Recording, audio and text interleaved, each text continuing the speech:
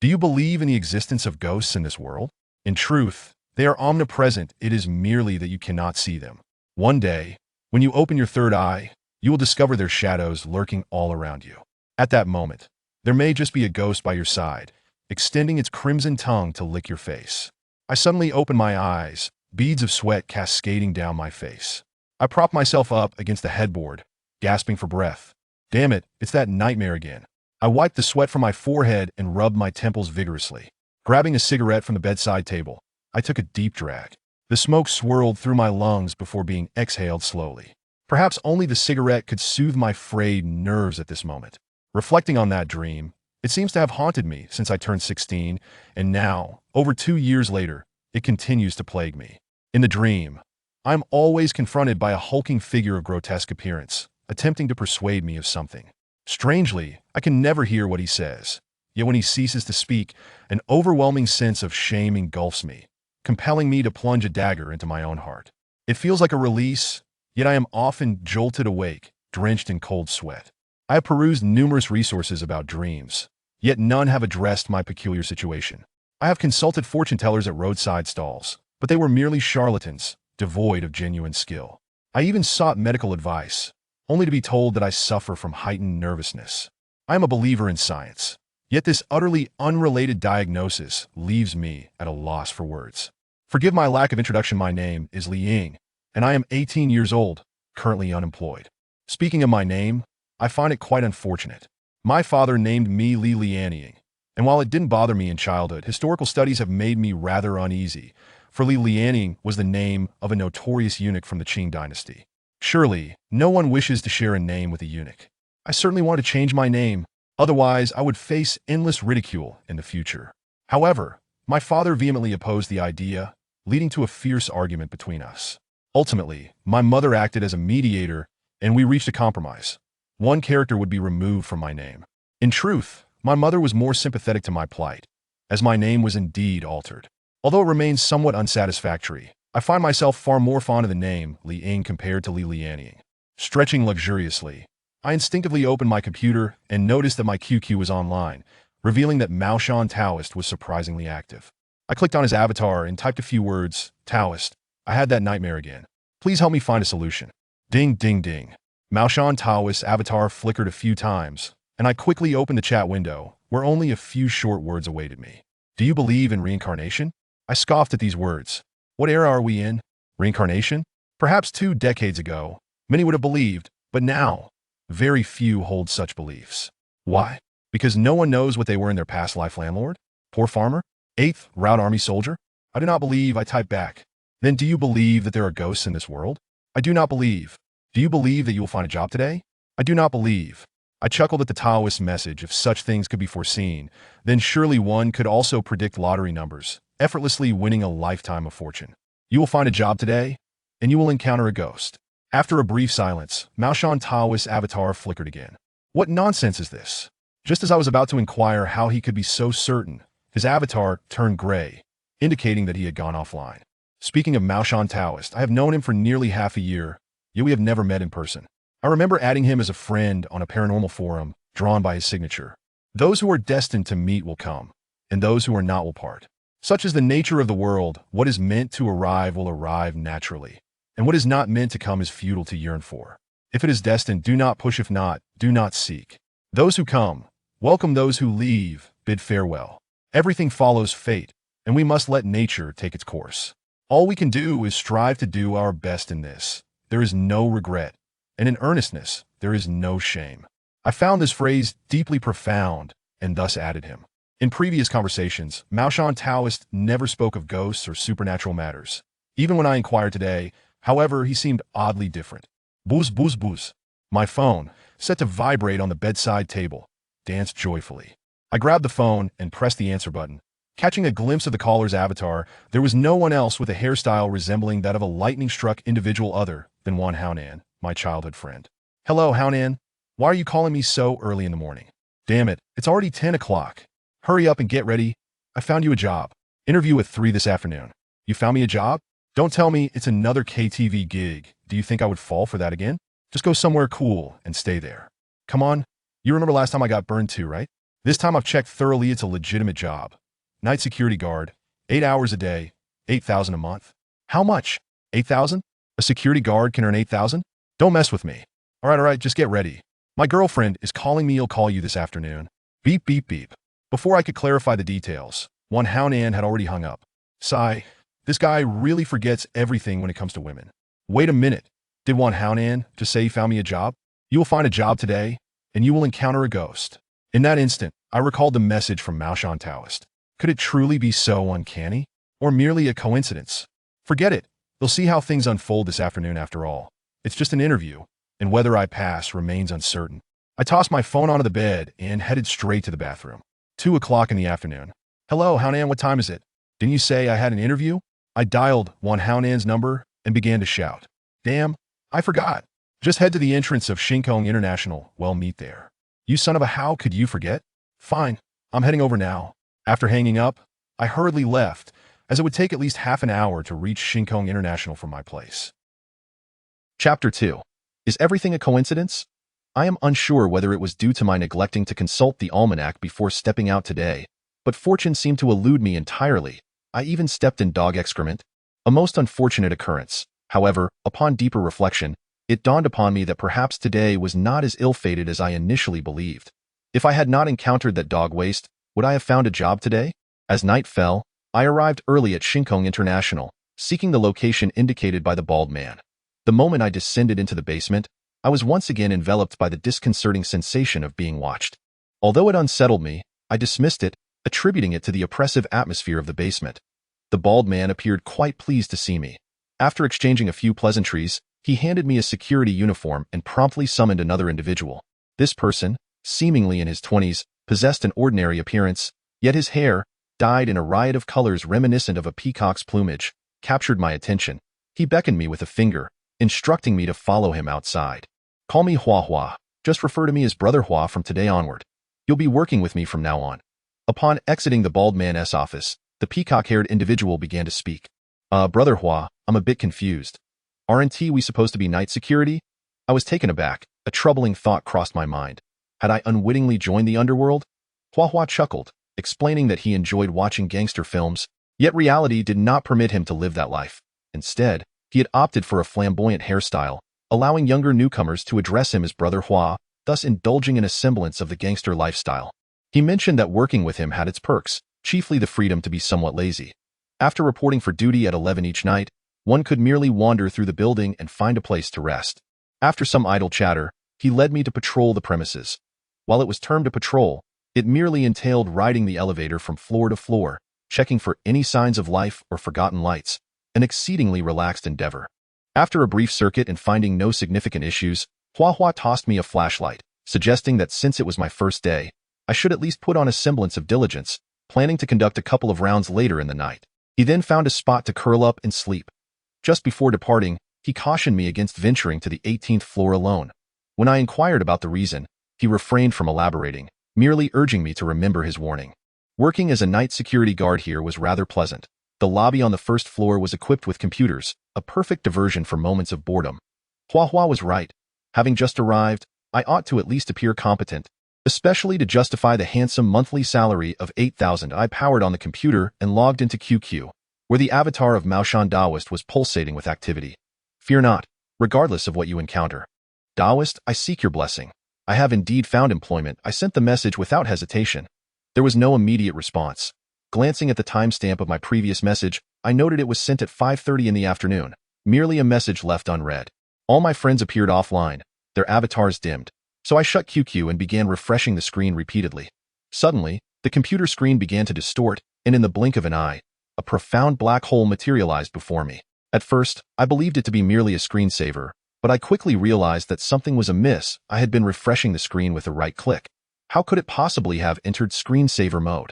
As I pondered this perplexity, I noticed the air around the computer screen beginning to spiral inward. Being an atheist, I had no inclination to believe in the existence of ghosts or deities. However, the inexplicable phenomenon before me piqued my curiosity. I cautiously leaned closer, eager to discern what lay within. Just then, a pair of ghastly white hands suddenly emerged from the computer screen. Those hands flailed desperately in the air, akin to a drowning person grasping for a lifeline. Goodness, is this a real-life version of the ring? But wasn't it supposed to be a figure crawling out of a television? Why, then, did hands emerge instead?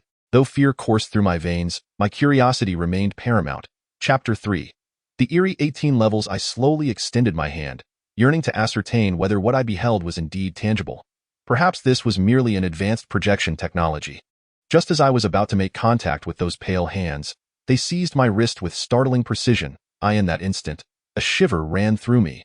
It felt as though I were not merely grasped by hands, but rather ensnared by a block of millennia-old ICM. Why curiosity evaporated, leaving only terror in its wake.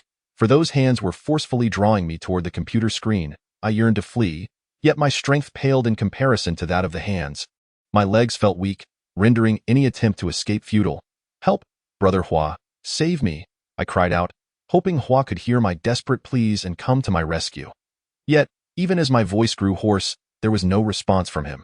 Perhaps he was sound asleep, or perhaps he had already fallen victim to some malevolent spirit. I had never believed in such supernatural entities, yet confronted with the stark reality, I found myself compelled to reconsider. My heart raced violently, threatening to leap from my throat at any moment. I struggled fiercely, attempting to break free from the grip of those hands, but to no avail. Gradually, I was being pulled closer to the screen. Closer, ever closer. Suddenly, a woman's face materialized within the swirling black void. Her visage, as pallid as the hands, bore no trace of color. She opened her mouth wide, unleashing a blood-red tongue that flicked across my face. The potential of a human is boundless, especially when life is at stake. I cannot fathom where I found the courage, but I rammed my head forcefully against her forehead. She screeched in response, releasing her hold on me. Seizing the opportunity, I leaped. I had overestimated my own abilities. My legs remained weak, rendering me powerless, and I collapsed onto the chair, tumbling toward the ground. Thud, my head struck the floor with a jarring impact.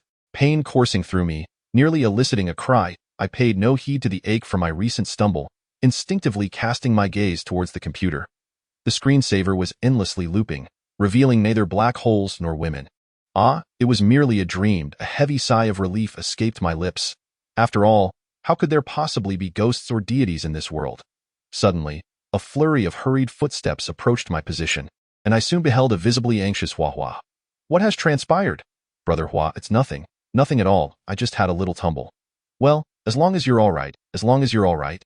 Remember what I told you before."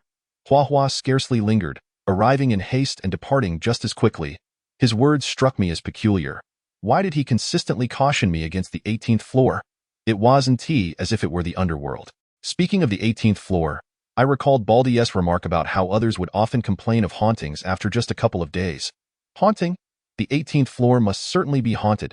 Is there truly such a thing as ghosts? The idea was rather chilling. I gently shook my head. Regardless of what others professed, I remained unconvinced. I glanced up at the clock hanging in the lobby, which indicated that it was now 1 a.m. Clearly, my prior slumber had lasted quite a while. I stretched lazily, seized the flashlight Hua had given me, and made my way towards the elevator. As Hua had suggested, on my first day of work, even pretense should be executed with some degree of authenticity. I meticulously inspected each floor, mirroring the manner in which Hua had previously guided me, finding no anomalies whatsoever. Not a soul was in sight, not even the shadow of a fly. When it came time to check the 18th floor, my curiosity was piqued. Should I venture up to the 18th floor? After a moment of hesitation, I decided against it and pressed the button for the 19th floor instead. 18th floor, 19th floor, 18th floor. Did the elevator malfunction? How did I return to the 18th floor? I mused, pressing the button for the 19th floor once more. Ding. As the elevator reached the 19th floor, the chime resonated in my ears. Perhaps I had merely imagined it or overthought the matter. I shook my head in resignation and exited the elevator. Upon glancing up, I was astonished to see a large 18 emblazoned on the floor indicator, meaning I was indeed on the 18th floor. What was going on? Wasn't this the 19th floor? I turned back to inspect the elevator's display, which indeed confirmed the 19th floor. How perplexing. But never mind that. Since I was here, I might as well conduct my inspection, regardless of which floor I was on. This level was as quiet as the others, devoid of any irregularities. Just as I prepared to continue my rounds, I heard the unmistakable sound of a toilet flushing emanating from the restroom. How odd. Who could possibly be in the building at this hour? Or had Hua come here? This warranted investigation. I should ascertain the situation. Lest something go awry on my first day, I hastened to the restroom door and called out loudly, "Who was there? Who was in the restroom?" The restroom was enveloped in silence, with naught but the fleeting echo of my own voice breaking the stillness. Who could possibly be inside? I called out once more, my voice reverberating through the air. Suddenly, the sound of flushing resonated back to me, distinctly emanating from the men's restroom. With that, my apprehensions dissipated, and I strode confidently into the lavatory. Inside, an eerie quietude prevailed, so profound it sent shivers down my spine. The dim light bulb overhead flickered sporadically, creating an unsettling atmosphere. I found it hard to fathom that such a place could exist within this modern edifice. Had I not seen the pristine urinals, I might have believed I had been transported to a dilapidated building from the 1980s. Hello, who remains in the building at such a late hour? I shouted once again, but my inquiry was met with an unsettling silence. It seemed likely that someone was playing a prank, or perhaps the individual who had just flushed was a thief. Now lying in wait in one of the stalls, silent after hearing my voice, my grip tightened around the flashlight in my hand. It served not only as a source of illumination, but could also function effectively as a weapon if need be. I treaded lightly, methodically pushing open the doors of each stall. Chapter 4. Encountering a ghost. Nothing. There was nothing at all. In the blink of an eye, I found myself before the last stall. I clutched the flashlight tightly once more, raising it above my head, prepared to strike should a thief attempt to resist. With a forceful kick, I flung open the final stall door, only to discover it was empty. Unwilling to concede, I squeezed into the last compartment to investigate. I refused to believe there was no one hidden within. Surely, someone was there, simply concealed from view. Yet, the stall was scarcely large enough to provide a hiding place. Had I misjudged the situation? Puzzled, I scratched the back of my head, unable to comprehend the unfolding events. Suddenly, the sound of flushing erupted from the toilet beside me, causing my legs to weaken as I nearly collapsed to the ground. Damn it! I instinctively cursed, realizing that the toilet had merely malfunctioned, leading me to entertain ominous thoughts and frighten myself unnecessarily. Were the toilet sentient, I might have been tempted to deliver it a good punch at that moment. Wiping the sweat that had inexplicably formed on my brow, I made my way to the sink, needing to splash some water on my face to regain composure. I in the mirror embedded in the sink. I beheld my pallid visage, resembling someone just recovering from a grave illness. I chuckled at my own reflection, muttering to myself, "Li Ying, when did you become so timid? And here you are, a staunch believer in science." I tucked the flashlight into my pocket and turned on the faucet, the rushing water once again shattering the restroom's tranquility. Yet, in contrast, my heart began to settle into a state of calm. In this world, there exists no such thing as ghosts or deities. If one were to claim the presence of spirits, it would solely reside within the confines of one's own mind. Much like the fear I had just experienced, a mere self-imposed terror, I cupped a handful of clear water and splashed it across my face, feeling a sudden clarity wash over me. Yet, with this awakening came an unsettling waft of coppery blood. Could it be that my nose was bleeding? I lifted my gaze towards the mirror. A sharp intake of breath escaped my lips. The reflection staring back at me was utterly horrifying, and my face was smeared with blood, which flowed incessantly down my cheeks. At that moment, the metallic scent intensified, becoming so overwhelming that I struggled to breathe. The faucet continued its relentless flow, but instead of clear water, it gushed forth a viscous, dark red liquid. Indeed, it was blood. Perhaps it was the blood of some creature, or perhaps that of a person, and my instinctive reaction was to flee. Despite my disbelief in the supernatural, the scene before me was exceedingly uncanny. I dashed towards the restroom door, but as if the heavens conspired against me, it refused to budge at that critical moment. In a panic, I called out for Hua Hua, hoping he might hear me. Yet it was all in vain. He was likely hidden away on the first floor, while I found myself trapped on the 18th. The infernal toilet added to the chaos, gurgling to life once more. Following that was a series of eerie creaks, reminiscent of an ancient wooden door recounting its history. Slowly I turned, as the creaking seemed to draw nearer to that instant. My legs finally succumbed to the weight of my fear, and I collapsed onto the floor, pressing my back firmly against the restroom door. It seemed the only way to find a semblance of safety. The scene before me defied belief, or perhaps had transcended the realm of scientific explanation. A woman clad in white was crawling towards me, each minuscule movement accompanied by that unsettling creaking sound. Her head hung low, long hair obscuring her face. Perhaps it concealed a visage of beauty. Or perhaps I dared not contemplate further, fearing the revelation of a ghastly countenance. Who are you? My voice trembled, hoarse and hollow. Even as the words escaped my lips, I could scarcely believe they were mine. The only response was the disquieting creaking that sent shivers down my spine. She continued her slow approach, drawing ever closer. Don't come any closer. Stay back. At this moment, I could distinctly hear the rapid pounding of my heart, its rhythm at least double that of usual in my frantic state. I grasped the flashlight, pulling it from my pocket without a second thought, and hurled it towards the woman. Whatever she was, I would strike first and ask questions later. If she were human, surely there would be a reaction. With a resounding thud, the flashlight struck the woman's head squarely. In that fleeting moment, regret washed over me, for she slowly raised her gaze in an instant. Her hair stirred as if caught by an unseen wind, revealing a face of startling pallor, devoid of any color, with two pitch-black eyes, void of whites, fixed intently upon me. Streams of blood-like tears flowed incessantly from her eyes, cascading down her cheeks and dripping onto the ground. Her lips curled slightly upward, as if she were smiling, and she began to emit a sound reminiscent of gasping for breath. Oh my goodness! Fear seized me, and I let out a strangled cry. My body trembling with increasing intensity, I shut my eyes tightly and turned my head away, unwilling to meet her gaze again. Moments later, I sensed something creeping toward me, akin to the gentle pressure of a beloved cat seeking a cozy spot to rest in the warmth of a blanket. Panic surged within me, my mental defenses teetering on the brink of collapse. I had to act, lest I be drained of my very lifeblood by that entity. Such scenes often unfold in movies, do they not?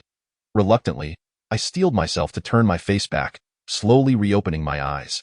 A ghastly visage loomed inches from mine, and all I could discern were two lifeless, obsidian orbs staring back at me. That moment, I seemed to forget how to breathe. I felt utterly shattered. My voice rising in frantic cries, my mind became a blank slate, save for a singular awareness urging me to push away whatever clung to me, lest I find myself in peril. It is said that ghosts are intangible, imperceptible.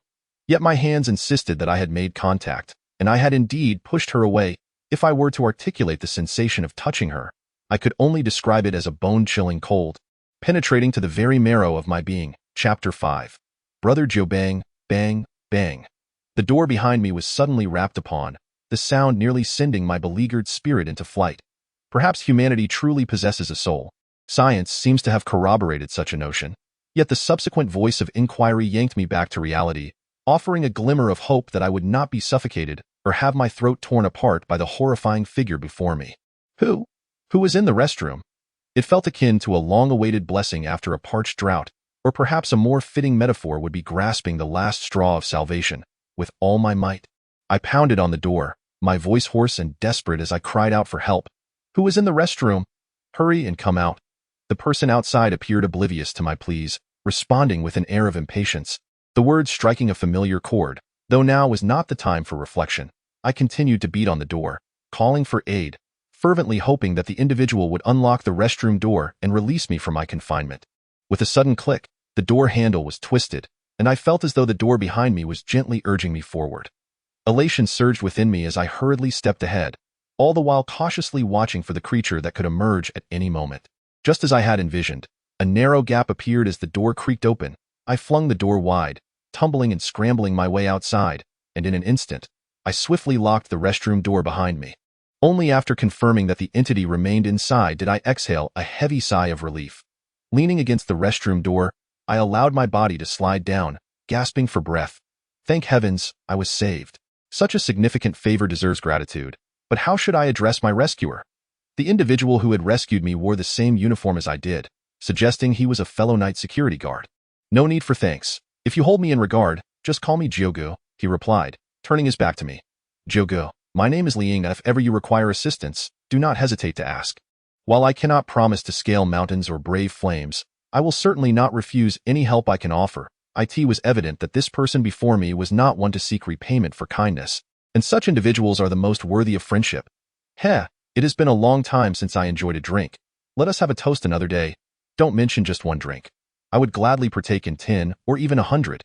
All right then, since today is your first day on the job, do not overexert yourself. Go rest downstairs. I will handle the remaining floors. My gratitude to you. Joga, I had indeed been thoroughly frightened in the restroom, and even now my legs felt somewhat weak, though moving around was no longer an issue. With a kind-hearted elder brother offering to patrol, I decided to head downstairs for a rest, planning to return in the morning to investigate the nature of the entity in the restroom. After bidding farewell to Jyogu, I made my way toward the elevator. I sensed something peculiar about Jyogu. Despite our lengthy conversation, he had consistently avoided facing me directly, leaving me unable to discern his appearance. However, that was of little consequence. According to Hua Hua, there were 6 of us on night duty, and knowing his name would surely allow me to find him again. As I stepped into the elevator, I instinctively glanced back toward the restroom. Jyogu remained there, waving his hand, perhaps to reassure me to rest without worry. His face remained obscured by the brim of his hat, leaving me still unable to see him clearly. Suddenly, a rope emerged from the restroom, wrapping itself around Yuji's neck with alarming precision. Witnessing this, I shouted a warning, but alas, it was too late. Before he could react, he was dragged back into the restroom. Damn! I muttered under my breath, steeling myself as I rushed back toward the restroom. Jyogu had just saved my life. Now he was in danger, and I could not stand idly by. Jyogu! I cried out his name as I bolted into the restroom, only to find it empty, devoid of any presence. The dim light flickered intermittently from above, and the faucet continued to run, though now it flowed normally. Free of the ominous crimson liquid. Jyogu? I called out tentatively once more, but the restroom remained silent, offering no response. Suddenly, I recalled the words of the Taoist priest from Maoshan, who had once told me on QQ, "You will find a job today, and you will also encounter a ghost." A shiver ran down my spine, as my previously steadfast belief in the non-existence of spirits began to waver. Remembering what Jyogu had just said, I felt a wave of sorrow wash over me. In a matter of mere minutes, Jyogu had been seized by a ghost. Had it not been for him, I might very well have been the one taken. I let out a deep sigh and hastily sprinted towards the elevator, not even bothering to turn off the faucet. What did it matter to waste a little water, compared to my life? Even wasting gold would be of no consequence in the blink of an eye. I found myself back on the first floor, calling out Hua Hua's name loudly. I wanted him to accompany me to rescue Jyogu. He had been here longer and might know what to do. Hua Hua heard my summons and emerged from somewhere, yawning and looking quite displeased. What are you shouting about? Are you going to let me sleep? Huagu, a brother has been taken by a ghost upstairs, I exclaimed as soon as I saw him. What nonsense is this about ghosts? Don't you know you shouldn't speak of such things at night? Hua Hua retorted, suddenly alert, his eyes wide open. I hurriedly recounted everything I had witnessed upstairs, including the creature crawling on the floor and the plight of Jyogu. Hua Hua's brow furrowed deeply, and he remained silent for a long time. Huagu, what is the matter? What should we do? Where has that brother been taken? Can we rescue him? Just find a place to sleep? Hua Hua finally spoke, seemingly reluctant to address the matter at hand, waving his hand dismissively as if to suggest I should rest. Huagu, we must find a way to save him. Frustration welled up within me as I grasped his shoulders and shouted, "Let go of me! What did I tell you before? Listen carefully. Jyogu has been dead for over a year." Hua Hua abruptly broke free from my grip, angrily striding toward the chairs in the hall. Dead for over a year? Then what I saw was that I dared not contemplate further. Oh, Hua Hua must know the truth. He certainly must. I strode determinately towards him. Huagu, I acknowledge my mistakes. What is truly going on in this building? Is it really haunted? Could you explain it to me in detail? I fished a cigarette out of my pocket and offered it to him. Hua Hua shot me a glance, took the cigarette, and placed it between his lips. I, understanding his cue, lit it for him. He took a heavy drag and then forcefully stubbed the cigarette into the ashtray. Chapter 6. The Date with Death. Do you believe in ghosts? Hua Hua asked after I settled in the chair beside him. I do not. I replied without a moment's hesitation, my response instinctive. If you do not believe, then there is nothing more to discuss. Find a place to sleep. What I witnessed upstairs moments ago compelled me to believe, for it was truly, how should I articulate this? It was astonishing beyond measure. Indeed, profoundly terrifying. Recollecting the events I just encountered sends chills down my spine, particularly the instant I made contact with that thing. Hua Hua subsequently informed me that the building is, in fact, somewhat tainted. However, the notion of it being haunted has only surfaced in the past 2 years. During this time, the night security personnel have changed repeatedly, with around 100 individuals passing through. The longest tenure was held by him, while the others scarcely lasted more than a month before resigning. The reasons for their departures predominantly revolved around witnessing things that ordinary individuals ought not to see, all claiming the building is indeed haunted. Among them, 3 succumbed to madness, and 1 tragically hanged himself in the restroom. This individual was none other than Jyogu, whom I encountered. Gradually, tales of the haunting proliferated, leading to a significant decline in job applicants. Ultimately, in a desperate attempt, an enticing monthly salary of $8,000 was offered to attract candidates. This high remuneration proved effective, drawing in numerous individuals. However, much like their predecessors, they too resigned shortly after. Fortunately, nothing occurs within the building during daylight hours. Otherwise, those working here would likely hastily vacate. I found myself curious as to why Hua Hua has endured so long without incident. He chuckled and remarked that a person of integrity has no need to fear shadows, and one who walks a righteous path need not dread the midnight knocks of spirits. This is merely a fragment of the truth. Possessing courage is paramount. Hua Hua recounted his own encounters with apparitions, but managed to withstand the ordeal.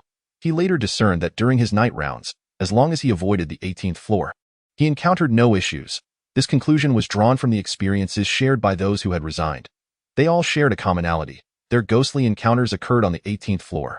Hua Hua also mentioned that upon meeting me, he felt a certain affinity, prompting him to caution me against venturing to the 18th floor. He refrained from explicitly stating it was haunted, fearing it might frighten me. Although he offered a warning, I ultimately found myself inexplicably drawn to the 18th floor, perhaps destined to confront those entities. When I inquired of Hua Hua why the building might be haunted, he suggested it could be linked to a so-called suicide case from 2 years prior. This notion piqued my curiosity, hinting at underlying secrets. Noticing my interest, Hua Hua began to elaborate with great fervor. He recounted visiting the scene of the suicide, where a woman in white was found hanging in the men's restroom on the 18th floor. The window was ajar, causing the body to sway gently with the breeze. It was said that her appearance was rather gruesome. Blood trickled down her face, dripping onto the floor, while her bulging eyes seemed to roll back slightly, giving the impression that they were fixated on anyone who entered. Her tongue protruded unnaturally long, exceeding the length of a human tongue, extending well past her chin, as Hua Hua described the woman's ghastly visage. An involuntary shiver coursed through him, as if he too were haunted by the memory. Suicide by hanging. But where did the blood originate? I inquired, filled with perplexity. Indeed, how could a person who committed suicide by hanging possibly have blood on their face? Those present at the scene had various opinions, and subsequently, in an effort to quell the escalating situation, the building management decided to send the woman directly to the funeral home. Upon hearing my words, Hua Hua seemed to find a kindred spirit, her excitement palpable. She continued, stating that the blood on the woman's face had been identified as that of a certain animal, though the specific creature remained undisclosed. The reason it was labeled a suicide case was that the blood had been smeared on her face after her death, with reports suggesting that this occurred at least 2 hours post-mortem. Nevertheless, in a bid to pacify the matter, the building management compensated the woman's family with a substantial sum, thus allowing the issue to fade into obscurity. However, from that point onward, tales of hauntings began to circulate. The world is indeed filled with the extraordinary. It seems to mirror the plotlines of horror films, where the woman was murdered by another, resulting in her spirit being unable to ascend to the Western paradise, instead lingering at the site of her demise, perhaps waiting for an unfortunate soul to take her place. Hua Hua, having lost her drowsiness, engaged me in conversation throughout the night. Individuals began to trickle into the building. Our shift came to an end. After having a modest breakfast together, we parted ways. Upon returning home, I found myself unable to sleep, not for lack of desire, but rather due to an inability to confront the events of the previous night. Do spirits truly exist in this world? Perhaps I had been mistaken all along. After a refreshing shower, I eagerly turned on my computer, yearning to converse with the Taoist priest from Maoshan. Noticing that his avatar indicated he was online, I felt a flicker of excitement and quickly typed, "Dao Zhang, can we meet?" "Why?" came his prompt response, likely due to his frequent online presence. "Last night, I encountered a ghost I know." Upon reading his acknowledgement, I was momentarily at a loss for words. My fingers raced across the keyboard, typing and deleting repeatedly in a cycle. After a considerable time, I finally sent the message, "Dao Zhang, am I in danger?" The elders often say that encountering a ghost, one might not die but will suffer greatly. Had it been a different time, I might have scoffed at such notions. However, given the current circumstances, the existence of spirits could lend credence to their words. A sense of apprehension began to creep in. "Do you believe in reincarnation?" The Taoist did not answer my question directly, but instead reiterated a query posed the previous day. "Yes," I typed without hesitation, sending the 2 characters. "If spirits exist, then surely reincarnation must also be a reality. Logically speaking, last night was supposed to be your time of death. However, someone intervened to shield you from this calamity, allowing you to sit here now, questioning me." The message from the Taoist left me wide-eyed. Was yesterday truly my destined day of demise? Chapter 7. Who was speaking? The message from the Taoist priest of Maoshan truly took me by surprise. What kind of situation is this? Is it an exaggeration? No, it is certainly not an exaggeration. From the moment I found a job to encountering ghosts, everything has transpired just as the priest had foretold, and all has become reality. At the time, I found his words utterly amusing. However, now I cannot muster a smile. Priest, was yesterday truly my destined day of demise? Who was it that shielded me from this calamity? In a state of great trepidation, I hastily typed a few words and sent them, my heart filled with anxiety. The one who helped you avert disaster has already passed away. Passed away? I racked my brain, recalling that it was just me and Hua Hua on the night shift last night. No one had died. Could it be Jiugu? But didn't Hua Hua mention he had been dead for over a year? Priest, no one died last night. Of course, no one died. The dead cannot die again unless their soul is shattered. The priest's words brought me a sense of relief. As long as no one had perished, that was good enough. But if no one died, how could I have been saved from calamity? Wait, something seems off. The priest's statements appear contradictory. He first claimed that the one who aided me had died, yet immediately stated that no one died last night. Could it be that a ghost had intervened to save me? The finger of suspicion seemed to point once more towards Jiugu. Priest, are you suggesting that I was saved by a ghost? Though I had speculated for quite some time, I still found it hard to accept the notion of being rescued by a ghost. Consider it as you saving yourself. Priest, could you perhaps simplify your explanation? I am feeling quite perplexed. I was genuinely confused. While I could accept the idea of being saved by a ghost, possibly Jiugu, the notion that I had saved myself was disorienting. Though put it simply, what you reap is what you sow. The causes you cultivate yield corresponding effects in your past life. You rendered him help. Thus in this life, he has returned the favor to you. Past life? What does it have to do with my past life? Oh, it dawned on me. No wonder the priest often inquired if I believed in reincarnation. So, this was the reason. What was I like in my previous existence? Priest, I think I understand. Could you tell me what kind of person I was in my past life? Suddenly, I found myself quite curious about my former self. Haha, you need only to live this life well. Matters of the past are behind you. The priest seemed reluctant to divulge the details of my previous life. Perhaps he himself was unaware. Priest, you have said so much, yet you have not answered my question. Can we meet in person? I abruptly remembered that the priest seemed to have digressed from the topic. Haha, now is not the time for us to meet. When the moment is right, we shall naturally come face to face. By the way, if you have made promises to others, remember to fulfill them. Otherwise, the consequences could be dire. After sending this message, the priest's avatar turned gray. I find myself at a loss for words. The Taoist priest behaves in this manner each time, engaging in conversation only to abruptly disconnect. I cannot fathom what he is truly occupied with. Could it be that he genuinely provides divination and fortune-telling services, guiding others in seeking auspiciousness and avoiding misfortune? As for the promises he made, I sat before my computer for quite some time, and it seems the only commitment I made was to drink with Jiugu. However, did Jiugu not already pass away? But the Taoist implication was that Jiugu saved my life. If a deceased person can still manifest, it signifies the true existence of souls. After pondering this for a while, I took out my phone and dialed Hua Hua's number. Hello, Brother Hua, this is Li Ying. May we meet now?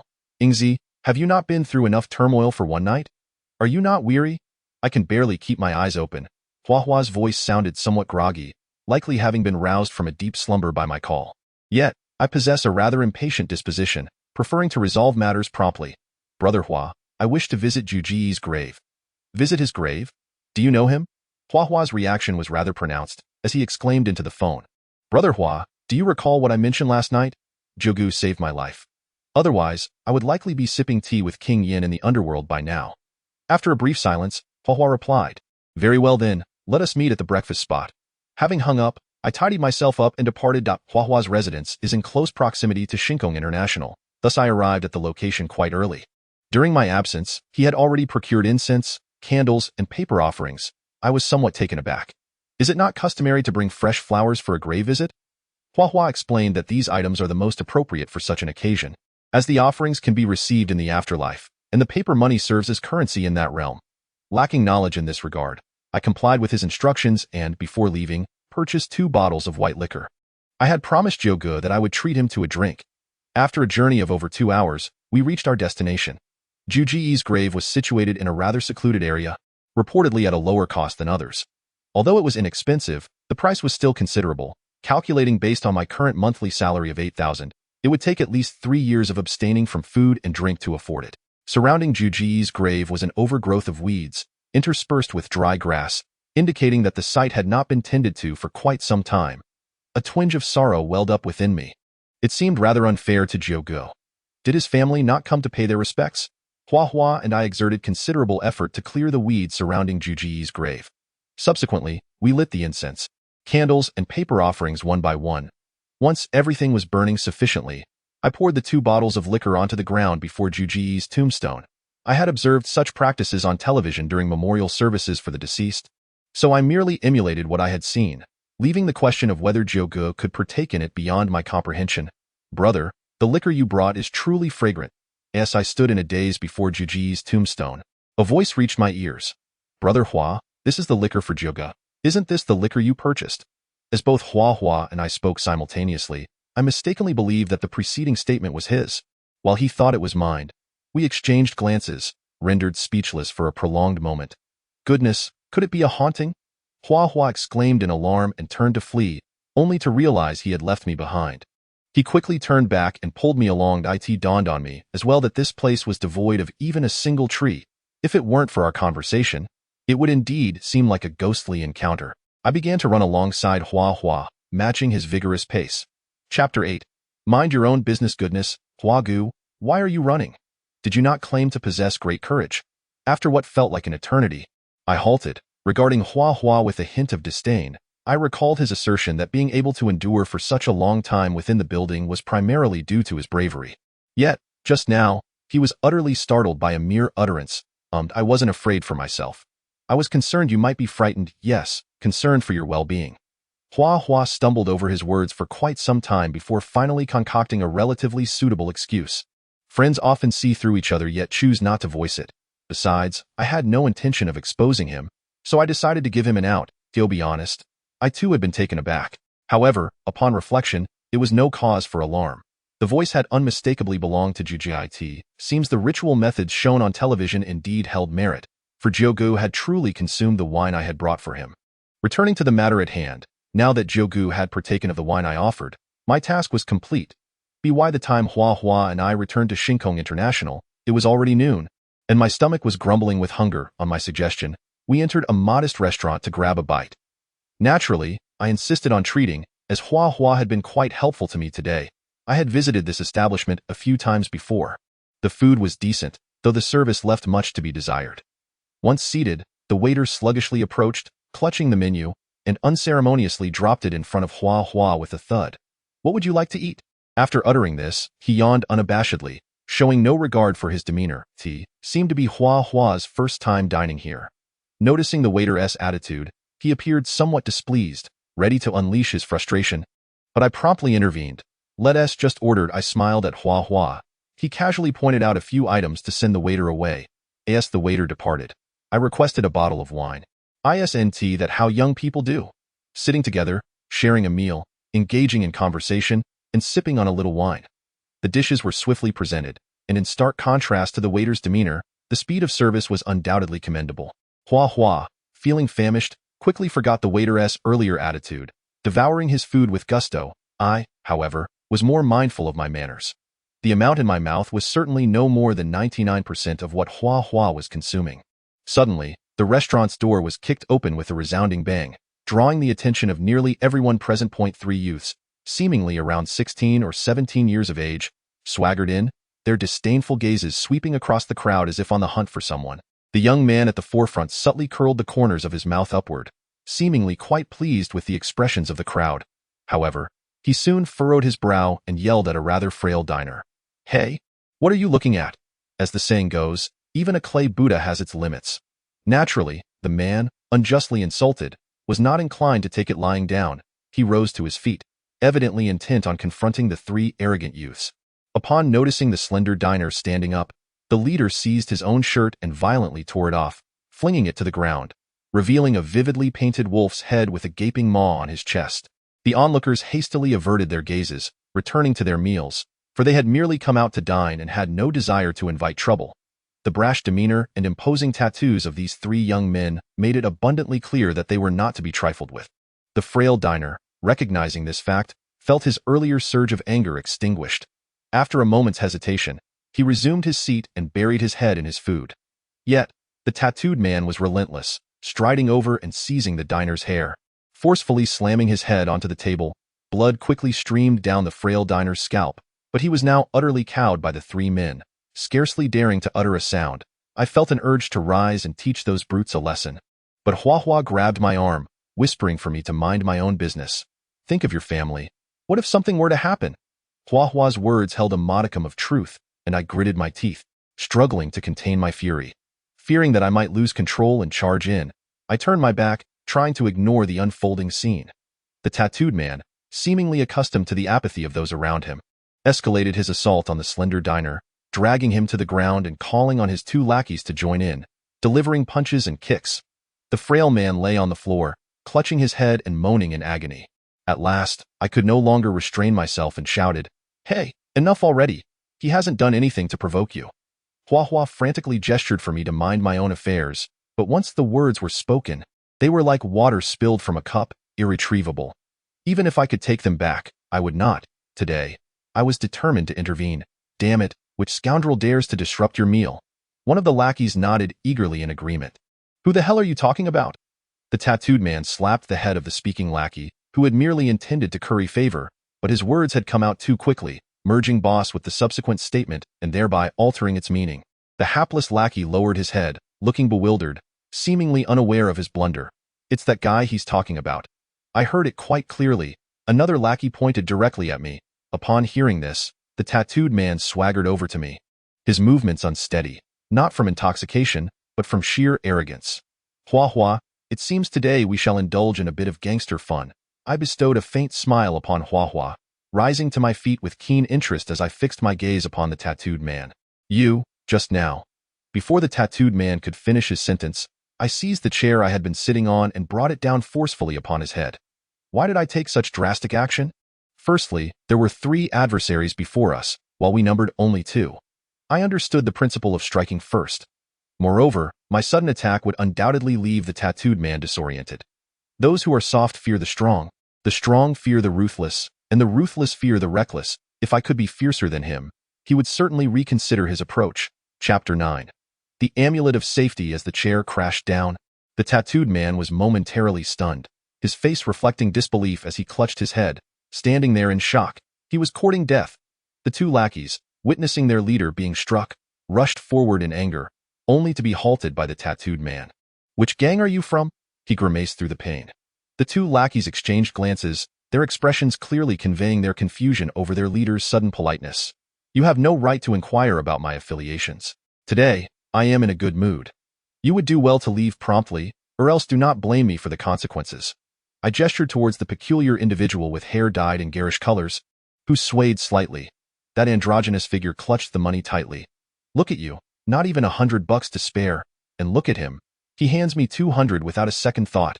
Humph. The lackeys, akin to loyal subordinates, seemed to bow to his authority. "No need for that. We shall drink another time, as we have matters to attend to."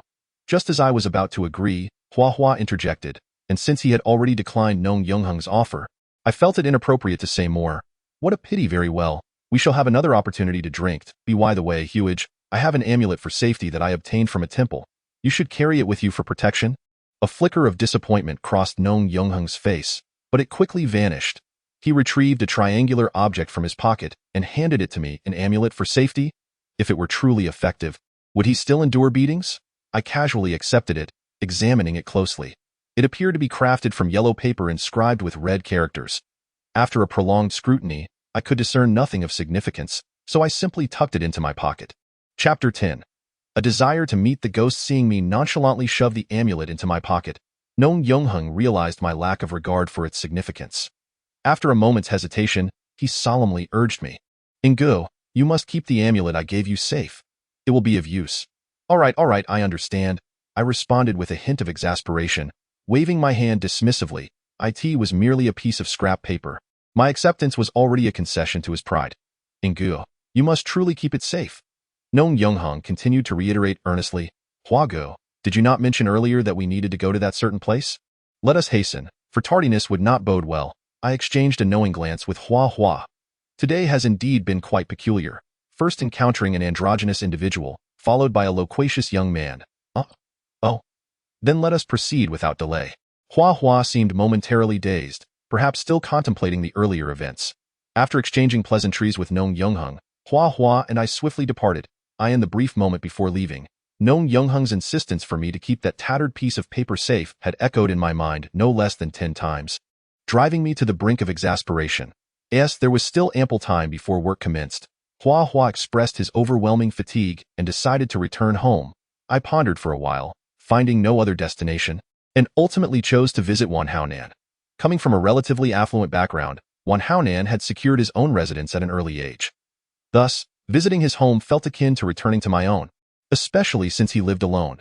We had playfully tousled his hair, which resembled something struck by lightning.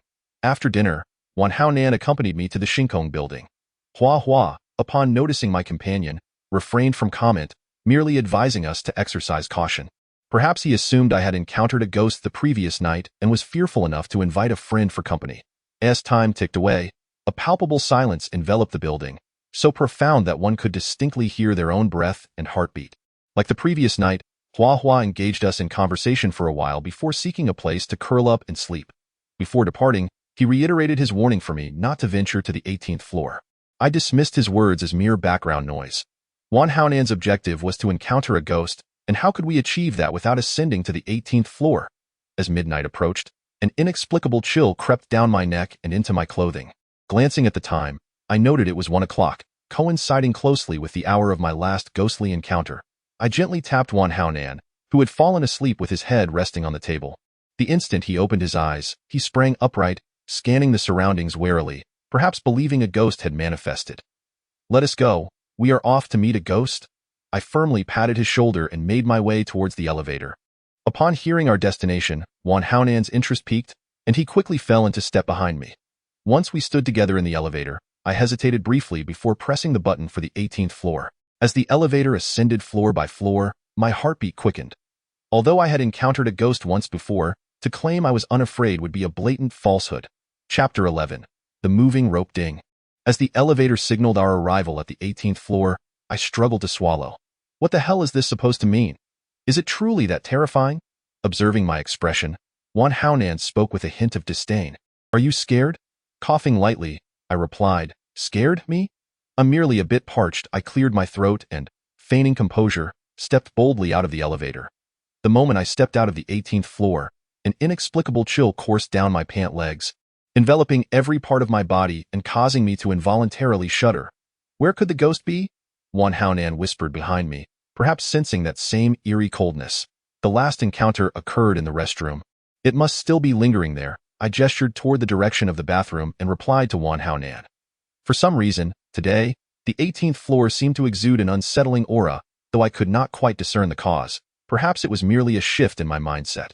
After all, I had previously been a skeptic regarding the existence of ghosts and spirits, but my perspective had changed upon witnessing them firsthand. Wanhaonan and I cautiously advanced toward the restroom.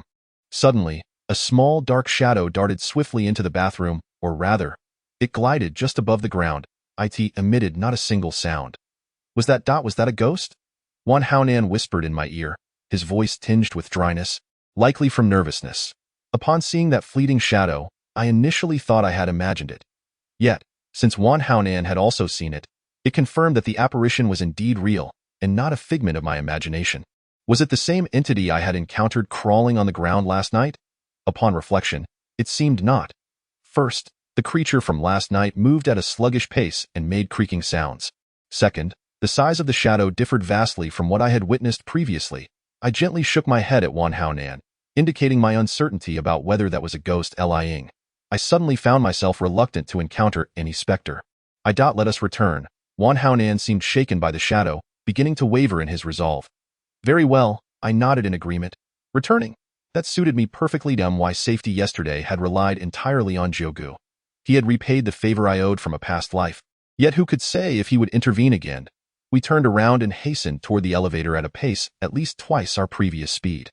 The corridor seemed to express its displeasure at our noisy presence. echoing our footsteps against the walls on either side. After a moment, I sensed something amiss.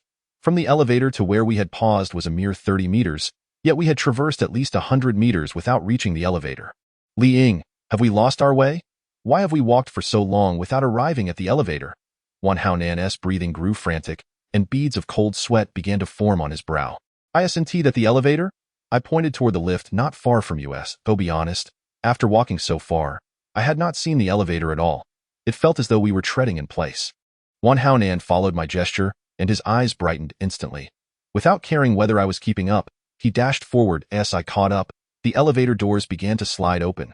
Without a moment's hesitation, we stepped inside. I gasped in astonishment as my perception was once again overturned. Just a second ago, I had entered the elevator with Wan Haonan, and in the blink of an eye, we found ourselves in the restroom. The dim light flickering on the rooftop seemed to convey the unsettling truth of our predicament, pulsating erratically. What on earth is happening? Wan Haonan clutched my arm tightly, exclaiming in a peculiar tone. Be quiet. Stay calm. The pain from Wan Haonan's grip jolted me into a state of composure. He appeared momentarily stunned by my outburst, falling silent yet maintaining a firm hold on my arm. I scrutinized the surroundings. Indeed, we had found ourselves in the restroom. This is intolerable. We cannot linger here, for that entity may yet manifest in the last stall. We must escape first. I struggled to articulate the bizarre situation before us, but one thing was certain. I had to flee this accursed place. As I turned, the circumstances seemed to repeat themselves. The restroom door was firmly shut. The door didn't budge. After several futile attempts, Wan Haonan spoke with a quavering voice. I refrained from attempting to open the door, fully aware of its futility. Observing Wan Haonan's distress, I felt no inclination to mock him. Under normal circumstances, I would have swiftly drawn my phone to capture this surreal scene. Yet the gravity of the moment rendered such actions impossible. I had regained my composure, yet my heart raced uncontrollably. I am merely an ordinary individual, and such occurrences that defy scientific explanation instill fear within me. My mind raced, recalling a similar scenario from somewhere. A horror novel or film might have depicted this. Wan Haonan and I were likely ensnared in a ghostly wall. However, the events portrayed in films are mere fabrications. Protagonists often find a savior in their time of need. But we are not in a movie, and no savior will come to our aid. Moreover, even if a savior did exist, they would be unable to enter this building, for the door is securely locked from the inside by us. Suddenly, the sound of the toilet flushing accompanied by Wan Haonan's scream pierced the air, nearly causing me to collapse in shock. A cold sweat broke out on my back, swiftly absorbed by my clothing. I did not blame Wan Haonan. Anyone would be frightened in such a situation. Damn it! Why does the toilet choose this moment to flush? I silently cursed in frustration. Wait, the sound of the flushing, does that mean? My legs began to tremble involuntarily. Creak, creak. Just as I dreaded, a sound that sent chills down my spine emanated from the last stall, leaving me at a loss for how to confront that entity. Should I strike it with the flashlight? Though there were two of us, Wan Haonan offered no semblance of courage. Instead, his presence intensified my fear. The rope? It moves. Wan Haonan seemed so terrified that he had forgotten how to articulate his thoughts, his eyes wide as he fixated on the direction of the final stall. The rope? It moves? A moving rope? The mere mention of the word rope instantly conjures the scene from last night when I bid farewell to Jyogu, who was ensnared by a rope around his neck and dragged into the restroom. Chapter 12. Overcome with fear. The moment I caught sight of that rope, my mind went blank. Wan Haonan may be oblivious to its origin, but I knew all too well. What should I do? I incessantly questioned myself. Ask Wan Haonan? Don't be ridiculous. If that lad were not clinging tightly to my arm, he would have likely collapsed to the ground in terror. The creaking sound persisted, and the dim light overhead seemed to flicker in time with the noise. I raised my arm to wipe the cold sweat from my brow, gritting my teeth as I made a difficult decision. Lowering my gaze to the flashlight in my hand, I resolutely moved toward the last stall of the restroom. Rather than remain idle and wait for something to happen, it was better to take the initiative. I inched forward, my legs somewhat weak, compounded by the presence of a nearly paralyzed Wan Haonan. His face was a mask of terror, his expression contorting as he desperately shook his head, signaling me not to proceed. I pointed to the flashlight in my hand, then to the last stall, mimicking a smashing motion. Wan Haonan understood my intent, but continued to shake his head vigorously, likely believing I was courting disaster. Yet, the truth, doing nothing would surely lead to our doom. The distance from where we stood to the last stall was a mere 7 or 8 meters, yet it took me a full minute to traverse it. Upon reaching the entrance of the final stall, I freed myself from Wan Haonan's grasp, wiped the sweat from my face once more, and gritting my teeth, kicked open the stall door. At the instant the door swung open, a dark shadow lunged out, darting beneath Wan Haonan's legs and swiftly vanishing into another stall. Wan Haonan let out a piercing scream and collapsed to the ground, his eyes rolling back as he fainted. The sudden appearance of that creature startled me profoundly, cold sweat instantly enveloping my body. Thankfully, I managed to grip the stall door tightly, preventing myself from collapsing. I had been forcing myself to remain composed, and I clearly saw what had leapt out, initially thinking it to be the entity from last night, only to discover it was merely a black cat. I gasped for breath, feeling a slight relaxation wash over me. However, I quickly realized that this was not the time to let my guard down. Firstly, the entity from last night had yet to make an appearance, and secondly, Wan Haonan lay unconscious on the floor. I hastily raised the flashlight in my hand, directing my gaze toward the stalls within the restroom. If that creature resided within, I would fight tooth and nail to vanquish it. Otherwise, not only would I be in peril, but Wan Haonan's life would also be at stake. I certainly did not wish for tomorrow's headlines to read, 2 young men mysteriously found dead in restroom, faces distorted, cause of death unknown, police conducting further investigation. The stall was utterly empty, save for the toilet itself. That is not right. There lies a relatively short rope on the ground. Frowning, I crouched down, attempting to pick it up, but it seemed to be snagged on something. A gentle tug would elicit a creaking sound. Suddenly, it dawned on me that perhaps Wan Haonan and I had merely been frightening ourselves. Our encounter with that entity last night was purely coincidental and unlikely to occur frequently. The thing we mistook for a ghost was merely a black cat playing with the rope on the floor in this partition. Yet, could it truly be so? How could a black cat possibly appear in this building? It was indeed a perplexing matter. Perhaps it had slipped in from somewhere. I could hardly afford to ponder further. I needed to rouse Wan Haonan. 2 minds would certainly devise a better escape than one. As the saying goes, 3 cobblers can outsmart Zhuge Liang. Haonan, wake up, for heaven's sake. What on earth are you still doing asleep? I shook Wan Haonan vigorously, but he showed no signs of waking, even snoring loudly. Damn! I couldn't help but mutter under my breath. Had this fellow truly fainted from fright? I raised my hand and delivered several sharp slaps to his face, my hand throbbing with pain, yet he remained unresponsive. I was tempted to kick him. Suddenly, I recalled that in television shows, when encountering someone who has fainted, they often pinch the acupoint between the eyebrows, reputed to be more effective than a slap. With a spirit of experimentation, I forcefully pinched Wan Haonan at that point. Sure enough, he slowly opened his eyes, but the sound he emitted was rather peculiar, causing my lips to twitch involuntarily. Ghost. Wan Haonan bolted upright, his face a mask of terror. For goodness sake, look at your demeanor. You fainted at the sight of a mere cat. I slapped Wan Haonan on the head, producing a sharp sound at a cat. Wan Haonan replied incredulously, clearly doubting my words as he spoke. He nervously scanned the surroundings. You don't believe me? Your expression makes me want to slap you again. Wan Haonan nodded silently. Then go see for yourself. I was somewhat exasperated. How could he, having grown up alongside me, doubt my words? I yanked him up and pulled him to the door of the partition where the black cat had vanished, suddenly flinging the door open and dragging Wan Haonan through. Open your eyes and take a good look. Ah! Wan Haonan let out another strange scream and then scrambled towards the restroom door. I shook my head in resignation. When had this fellow's courage diminished so? I had merely mentioned a black cat. Was it really necessary to make such a fuss? I walked towards Wan Haonan, and as I passed the partition, I instinctively glanced inside. Upon doing so, my hair stood on end. Within the partition, where one might expect to find a cat, there stood only a woman in white, her head tilted at an odd angle.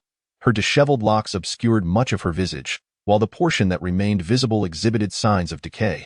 With a ghastly green eye carelessly hanging upon that rotting face, a blood-red tongue languidly swayed before her chest, as if stirred by an unseen breeze. Suddenly, the reason behind Wan Haonan's expression became clear. He had laid eyes upon this grotesque entity. My initial reaction upon witnessing this apparition was one of sheer terror, swiftly followed by the impulse to strike it with a fierce determination. I hurled my flashlight at it, much like the previous night, and it struck true upon its head. Chapter 13. Salvation? As the flashlight collided with the creature's cranium, I dashed towards Wan Haonan at the utmost speed. United in strength, we were 2 burly men, ready to confront this being if it came to that. Rather than succumb to despair, It was better to fight with abandon. The chilling sound of creaking echoed once more. But this time it was not the black cat playing with a string. It was that terrifying entity, but a wave of confusion washed over me. Where had the black cat vanished to? Or perhaps it had never existed at all. Lying. I want to go home. Wan Haonan's voice emerged, frail and laced with a quivering sob. I too yearned to return. But was it even possible? I shouted at Wan Haonan, my voice reverberating through the air. Perhaps my thunderous outcry had startled the creature. As the eerie creaking suddenly ceased, a flicker of hope ignited within me. It seemed the elders' adage that ghosts fear the wicked held a kernel of truth. While humans may fear ghosts to some extent, it appeared that the reverse was even more pronounced. When provoked, the supernatural would indeed retreat. Time had lost all meaning within the confines of the restroom, and I could not ascertain how long had passed. Though my wrist bore a watch, it lay inert, as if in a state of rebellion. Curiosity is a trait inherent to all, myself included. Logically, the absence of the creature should have been the most favorable outcome, yet I felt an irresistible urge to verify its departure. After much contemplation, I steeled myself and approached the partition from whence the entity had emerged, squinting as I peered inside. Remarkably, it seemed to have evaporated into thin air, leaving no trace behind. Still not entirely convinced, I meticulously checked each stall in the restroom before allowing myself to relax. It appeared that the creature had indeed been frightened off, and I released a heavy sigh of relief. At last, I could gather my thoughts and devise an escape from this haunted place. Surveying my surroundings, I determined that only two routes remained. The first was the restroom door, which stubbornly refused to budge. The second was to climb out of the window, a daunting prospect from the 18th floor, where a fall would surely spell disaster, leaving me unrecognizable even to my own mother. Both options seemed unfeasible, yet we could not afford to linger indefinitely. What if that creature returned? Regret began to seep in. Just yesterday, Hua had offered me a walkie-talkie, suggesting it could be used to call for help in times of peril. At that moment, I believed that an empty building could not possibly harbor any danger. Thus I dismissed the notion. In hindsight, I could not help but feel an overwhelming urge to slap myself repeatedly. What should I do? What can be done? Haonan, think quickly of a way out, I exclaimed to the trembling Wan Haonan, feeling increasingly at a loss. Perhaps he might possess a clever solution. Find a way. Out. Wan Haonan echoed my words, appearing utterly disoriented. We must hurry. If that thing returns, we will find ourselves unable to escape. Regardless of our intentions, I furrowed my brow slightly, realizing that Wan Haonan was indeed quite frightened. He must not be driven to madness. Return. Unable to leave. Wan Haonan continued to parrot my words. Alas, it seemed the onus was upon me to devise a plan. But what could I possibly do to effect our escape? Just then, as I was engulfed in despair, a sudden knocking resounded. Who could it be? Who was in the restroom? A voice, both unfamiliar and familiar, drifted in from outside the restroom door. Instantly, I relaxed my furrowed brow and a faint smile graced my lips. It was Brother Jiao. Perhaps salvation was at hand. Brother Jiao, help, it's Liang. I pounded on the restroom door with fervor, calling out loudly. Who on earth is in there? Brother Jiao's tone mirrored that of the previous night, tinged with impatience, as he seemed still oblivious to my cries for help. Click. Once again, the scene unfolded just as it had the night before. The doorknob turned, and the door opened a crack. The disoriented Wan Haonan, upon seeing the door ajar, shoved me aside and dashed out. I was momentarily taken aback, but quickly regained my composure. I could hardly blame Wan Haonan for his actions. Had I been in his position amidst such profound terror, I too would have rushed out at the first opportunity. Wan Haonan had bolted outside, yet he stood at the threshold, staring blankly ahead. His eyes devoid of focus. It was as if he had encountered something truly horrifying. Something terrifying? I inhaled sharply. Could it be that creature had ventured outside? What were we to do now? The flashlight lay abandoned within the restroom, leaving us defenseless. Wan Haonan was still out there, and I could not abandon him. Gritting my teeth, I stepped outside, casting my gaze in the direction he was staring. Before him lay nothingness. There was no ghost in sight, nor even a solitary black cat. Where is Brother Jiao? Wasn't he the one who was supposed to rescue us? How peculiar. Perhaps he wished to spare Wan Haonan from seeing him. Silently, I expressed my gratitude to Brother Jiao, planning to bring him a few bottles of wine as a token of appreciation at dawn. No, now is not the time for such thoughts. Our primary objective was to flee. Yes, to escape. Surely, we could not simply wait for that creature to claim our lives. Let us go, I urged Wan Haonan. then swiftly headed toward the elevator. After a few steps, I realized Wan Haonan had not followed. "What are you standing there for? Do you intend to continue your tour of that thing?"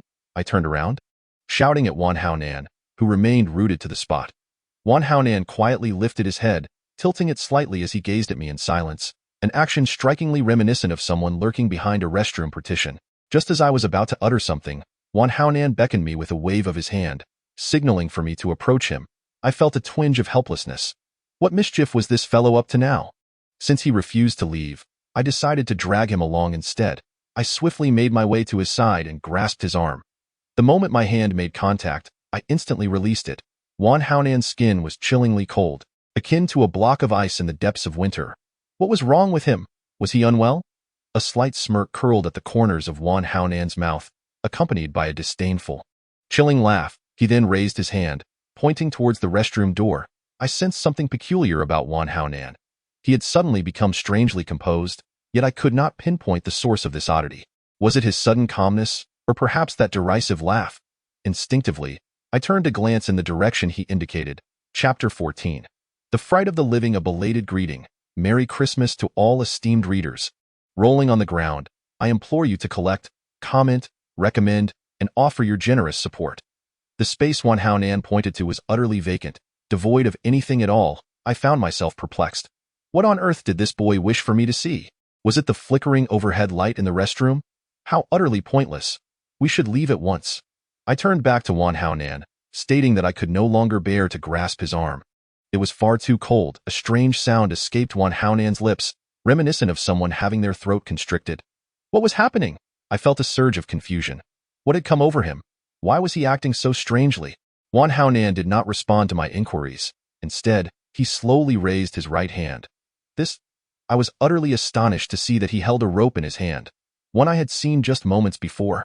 Being toyed with by a black cat, I had pulled on it with all my might, but it was stuck somewhere, refusing to budge.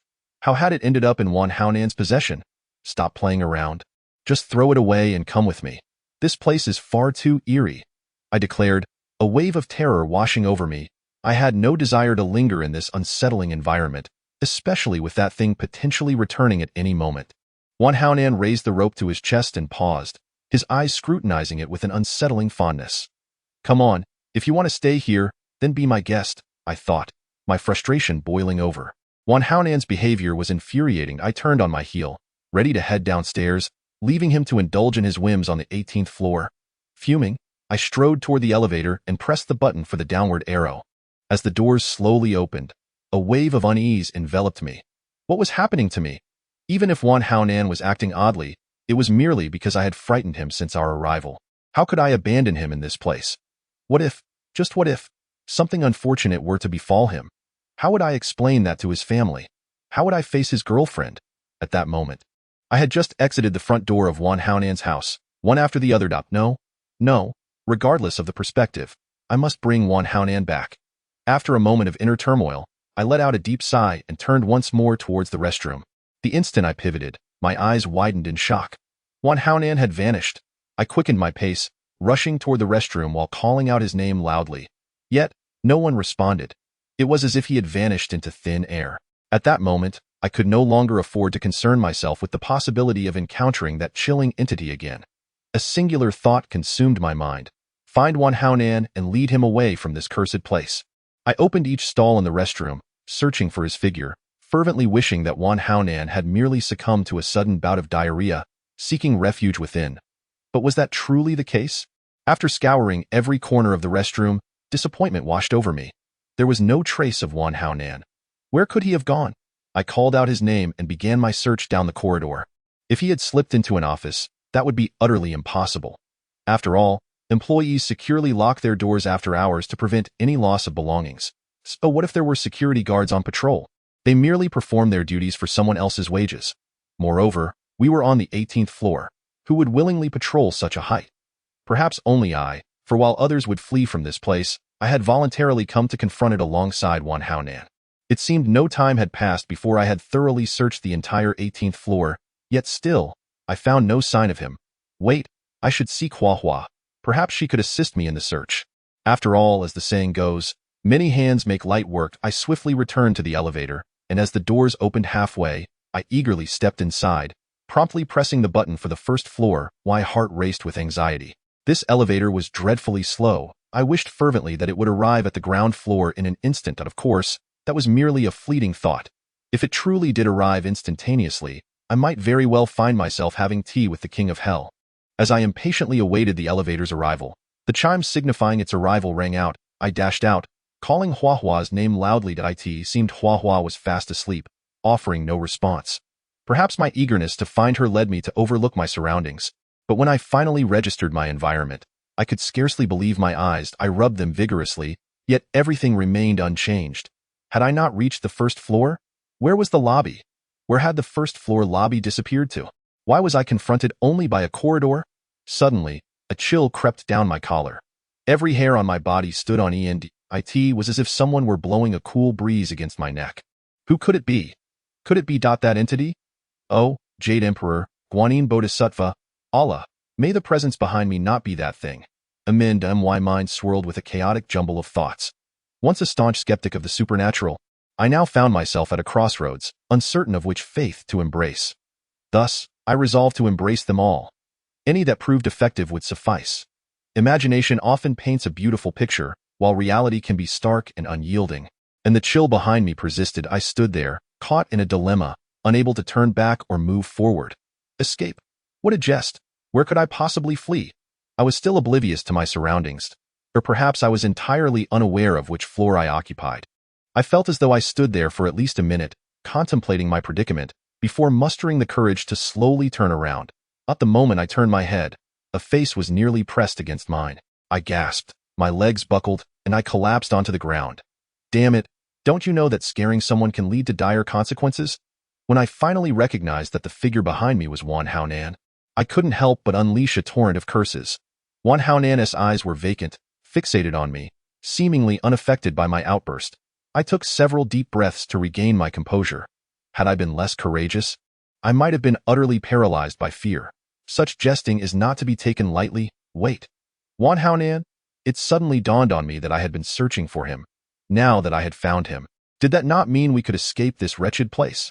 Chapter 15. Possession by a ghost. My legs felt as limp as noodles, lacking the strength to support my weight. After numerous attempts, I still could not rise. Before me, Wan Haonan stood like a wooden post, expressionless and staring. Were it not for his occasional blinking, I might have mistaken him for a wax figure. Looking at Wan Haonan, I felt a wave of shame wash over me. This was all my fault. I should never have agreed to bring him here to witness the supernatural. Now, the ghost had indeed made an appearance, but it had left him utterly dazed. After straining for what felt like an eternity, I finally managed to stand. Grabbing Wan Haonan's sleeve, I pulled him toward the direction of the elevator. To my relief, he obediently followed, though I dared not grasp his arm directly, the chilling sensation from earlier still vivid in my memory. As we approached the elevator, I noticed a large 18 emblazoned on the wall directly opposite.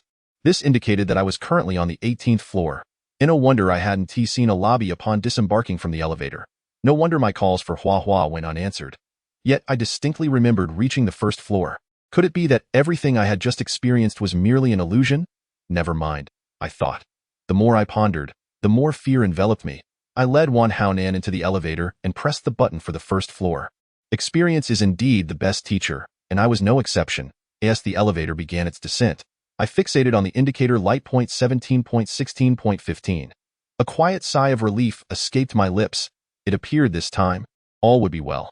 Haonan, we are finally safe, I addressed Wan Haonan, but scarcely had the words left my lips when I helplessly shook my head, realizing that he likely could not comprehend what I was saying. By chance, I cast a glance at the elevator doors, which clearly reflected our images. Yet, upon seeing the reflection of ourselves, my entire body stiffened in horror. The figure standing behind me was not Wan Haonan at all, but rather that entity that had vanished into the restroom. It slowly lifted its head, giving me a slight grin. When one encounters extreme stimuli, the brain instinctively resorts to protective measures. And what could be the best form of protection? It is to faint, much like Wan Haonan had done earlier. A sudden wave of intense dizziness engulfed me. However, I absolutely could not lose consciousness. Who knew what that thing might do while I lay incapacitated? Perhaps it would assault me or use me as a scapegoat. Or worse, drag me into an unknown realm? Indeed, anything was possible. With the remnants of my consciousness, I compelled my teeth to bite down on my tongue, a faint metallic taste flooding my mouth, quickly followed by a piercing pain. This pain drove the dizziness from my mind, and I instantly regained clarity. Even my previously frozen body was restored to freedom. I frantically pounded the buttons of the elevator, regardless of the floor, urging it to halt immediately, yet it seemed that all the buttons were malfunctioning, utterly ineffective. What to do? This elevator would not stop. Had it consumed some mystical energy? Just as I stood there in confusion, a series of raspy breaths echoed behind me, and that sound appeared to draw nearer. What should I do? If I were outside, I could flee, but in this confined space of mere palms, where could I escape? Panic and fear surged within me, cold sweat enveloping my body once more. Damn it. I had no choice but to fight. Though I was unarmed, I turned around, lifted my right foot, and forcefully kicked at the entity's abdomen. Thud. The creature was sent crashing against the elevator wall, rebounding and landing on the floor. The sequence of actions transpired seamlessly, from my turn to its fall, within the span of barely a second. A sense of smugness welled within me. I must be the first to have subdued a ghost in such a manner. Of course, I meant a normal person. Why did that figure sprawled on the ground appear so familiar? Juan Haonan? How could it be him? Just moments ago, I had seen distinctly in the elevator's reflection that what stood behind me was indeed that entity from the restroom. There could be no mistake. Yet, the reality before me was inexplicable. Why was Juan Haonan the one knocked to the ground, and where had that entity vanished to? Or was it possible that the entity resided in some alternate space, capable of swapping places with Juan Haonan at will? Was this some sort of science fiction film? Clearly not. But if it were not so, how could one explain this perplexing situation? Haonan. Upon seeing Juan Haonan sprawled on the floor, my urgency finally eclipsed my fear, and I shouted his name with fervor. It seemed he heard my call. Slowly rising to his feet, he remained silent, merely offering me a gentle grin. Hissed, I drew in a sharp breath. Juan Haonan's smile was utterly terrifying, eerily reminiscent of the expression worn by the woman in white. Suddenly, a thought struck me, and I instinctively turned my head to glance once more toward the elevator doors. As I suspected, the reflection in the elevator door revealed that the figure standing behind me was not Juan Haonan at all. Instead, it was that spine-chilling entity lurking in the restroom. It dawned on me that Juan Haonan must have been possessed by the malevolent presence from the restroom, which explained his sudden disappearance. Of course, coming to this realization did not imply my understanding of the situation. After all, isn't that how horror films portray it? To the naked eye, one appears as an ordinary person.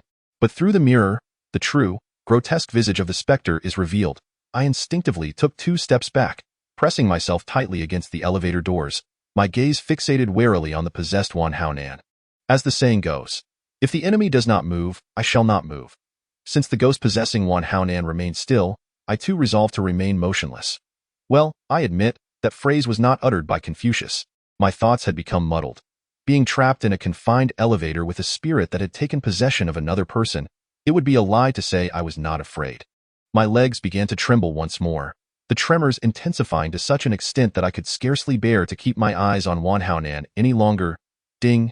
The elevator arrival chime suddenly rang out, startling me into a scream, and I stumbled out of the open elevator doors. Thank heaven, I was finally free. I scrambled and dashed away with all my might, seeking to escape the specter that haunted me.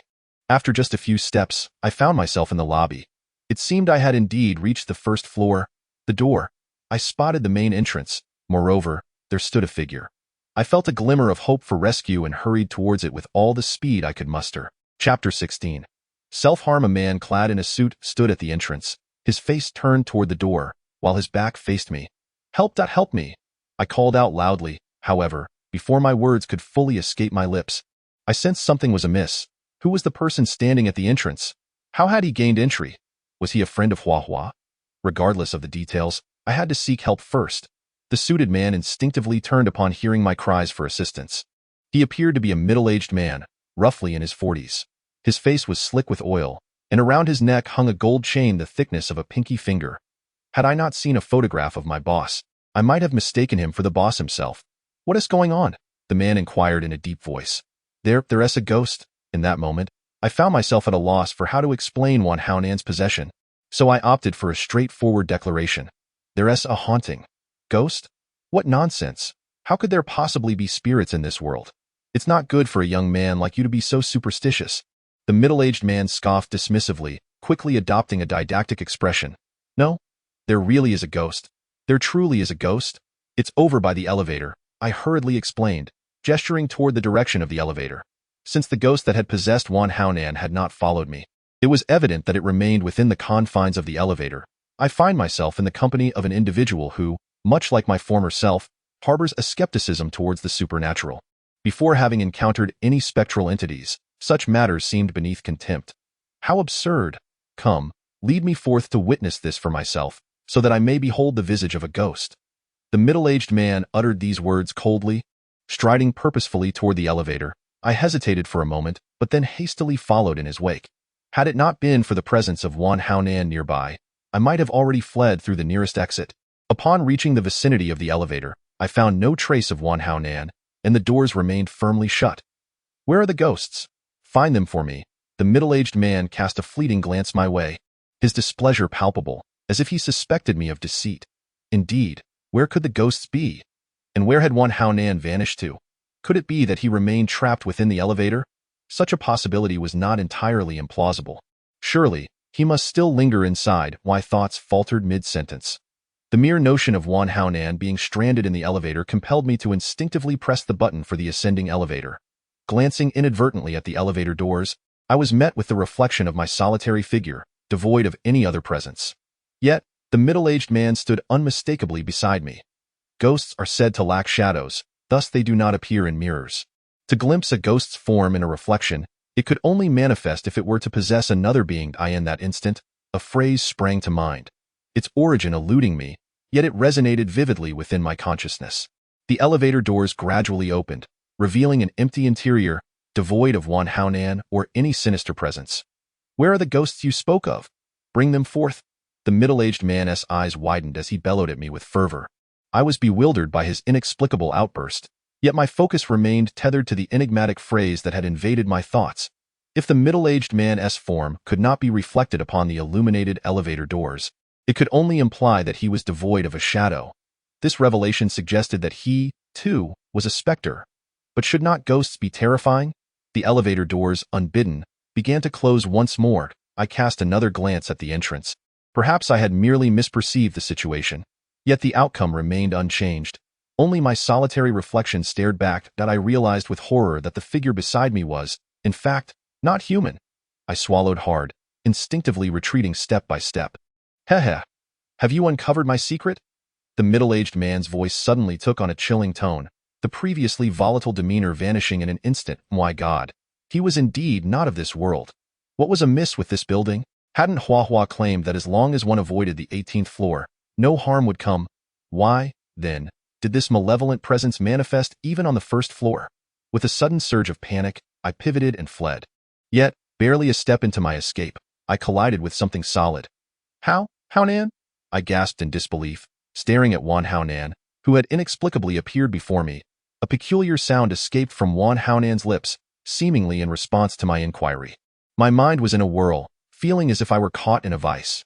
Truly, it was a predicament akin to facing a wolf in front and a tiger behind, leaving me in a dilemma. Flee, but could I truly escape? Thoughts raced through my mind, yet a plethora of solutions were dismissed until I finally settled on a relatively prudent course of action. I recalled that during my patrol, the door to an office on the first floor had been ajar. Perhaps if I could just slip inside, I would find safety. Gritting my teeth, I forcefully shoved Wan Haonan aside, then took off at a sprint. The elderly often say that spirits cannot abide the sunlight. As long as the rooster crows, they will seek refuge. This meant that once dawn broke, both Wan Haonan and I would emerge unscathed. As I ran, I glanced back to see if they were in pursuit. However, this fleeting look sent me stumbling, nearly toppling to the ground. In that instant, the middle-aged man had placed his hand beneath his chin and, with a sudden jerk, tore away a large piece of skin from his face. Was he inflicting harm upon himself? I was momentarily paralyzed by his grotesque action, involuntarily halting my steps, staring in bewilderment. It wasn't that my courage had suddenly swelled. Rather, I was driven by an insatiable curiosity about his intentions. Curiosity, they say, can lead to peril. Of course, the primary reason for my pause was that neither of them had followed me. I watched as the middle-aged man raised the skin he had ripped from his own face, brandishing it towards me before slowly bringing it to his mouth, chewing heartily. Viscous crimson liquid dripped ceaselessly down his chin. Witnessing this macabre scene churned my stomach like a tempest. I turned away, unable to bear the sight any longer, fearing I might succumb to the urge to vomit. With great effort, I stifled my nausea and darted into the office with the open door. I slammed the door shut with force and locked it, allowing myself a moment of reprieve. Sliding down against the door, I gasped for breath, struggling to steady my racing heart. "What are you doing?" A muddled voice suddenly pierced the stillness, causing me to leap to my feet in alarm. Chapter 17. The statue of Erlang Shinai felt on the verge of collapse. How could it be that specters lurked throughout this building? Was I destined to become the next victim, either frightened to death or driven insane? For heaven's sake, what was that ghastly noise? It was utterly disruptive to my sleep. That voice sounds so familiar. Hua Hua? Indeed. It was Hua Hua's voice. Hua Hua, is that you? I questioned hesitantly, my heart pounding. If it's not me, could it possibly be a ghost? His tone dripped with impatience, likely due to my interruption of his peaceful slumber. Hua Hua, there's a haunting. I yearned to elaborate on the situation, yet time was of the essence, so I opted for brevity. A haunting? Surely you haven't ventured to the 18th floor again, have you? That place is best left undisturbed. Hua Hua's voice was surprisingly calm, as if he were already aware of my reckless escapade. Indeed, has he not repeatedly cautioned me against venturing to the 18th floor? Yet his words seemed to contradict themselves.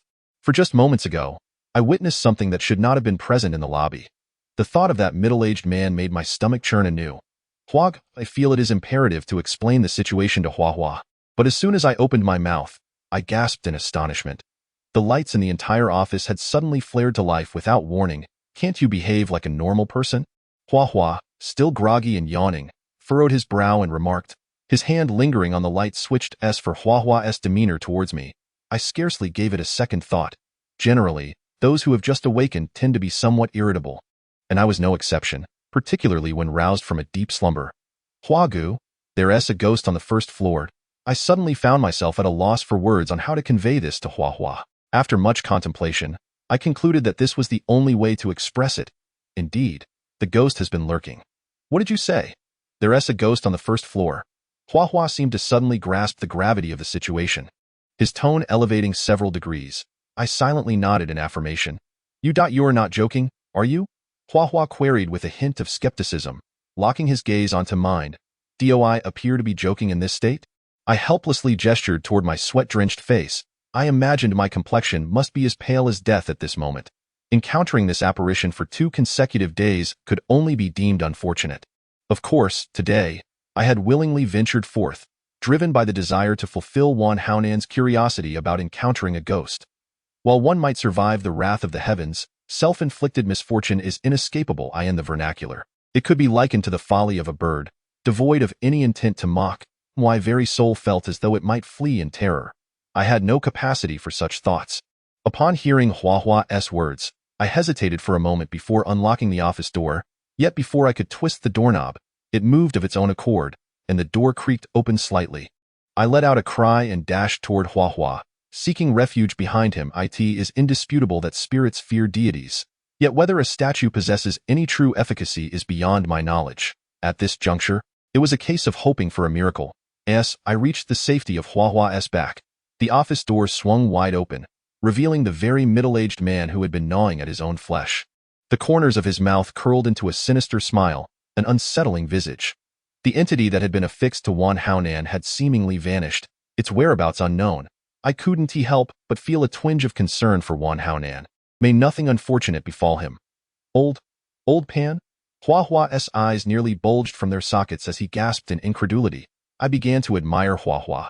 He could discern the identity of that individual from a face so gruesomely marred. Wait, Hua Hua knows him. Heh. Hua Hua, I feel so lonely. Won't you come down and keep me company? The middle-aged man let out a ghastly laugh, addressing Hua Hua in a chilling, eerie tone. As he spoke, he slowly beckoned towards Hua Hua. Accompany you. Hua Hua's voice trembled suddenly, and without hesitation, he hurled the statue he held at the middle-aged man. The forehead of the statue emanated a radiant golden light, striking the middle-aged man squarely upon him. With a peculiar cry, he vanished from sight, leaving one to wonder whether he had been frightened away or utterly annihilated. Clang, crash. Accompanied by the man's strange wail, the statue hurled by Hua Hua fulfilled its purpose.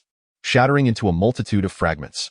Although the middle-aged man had disappeared, Huahua's actions appeared somewhat hasty, given that there was still another presence outside, clinging to Wan Haonan. Of course, I too bore some responsibility for this situation.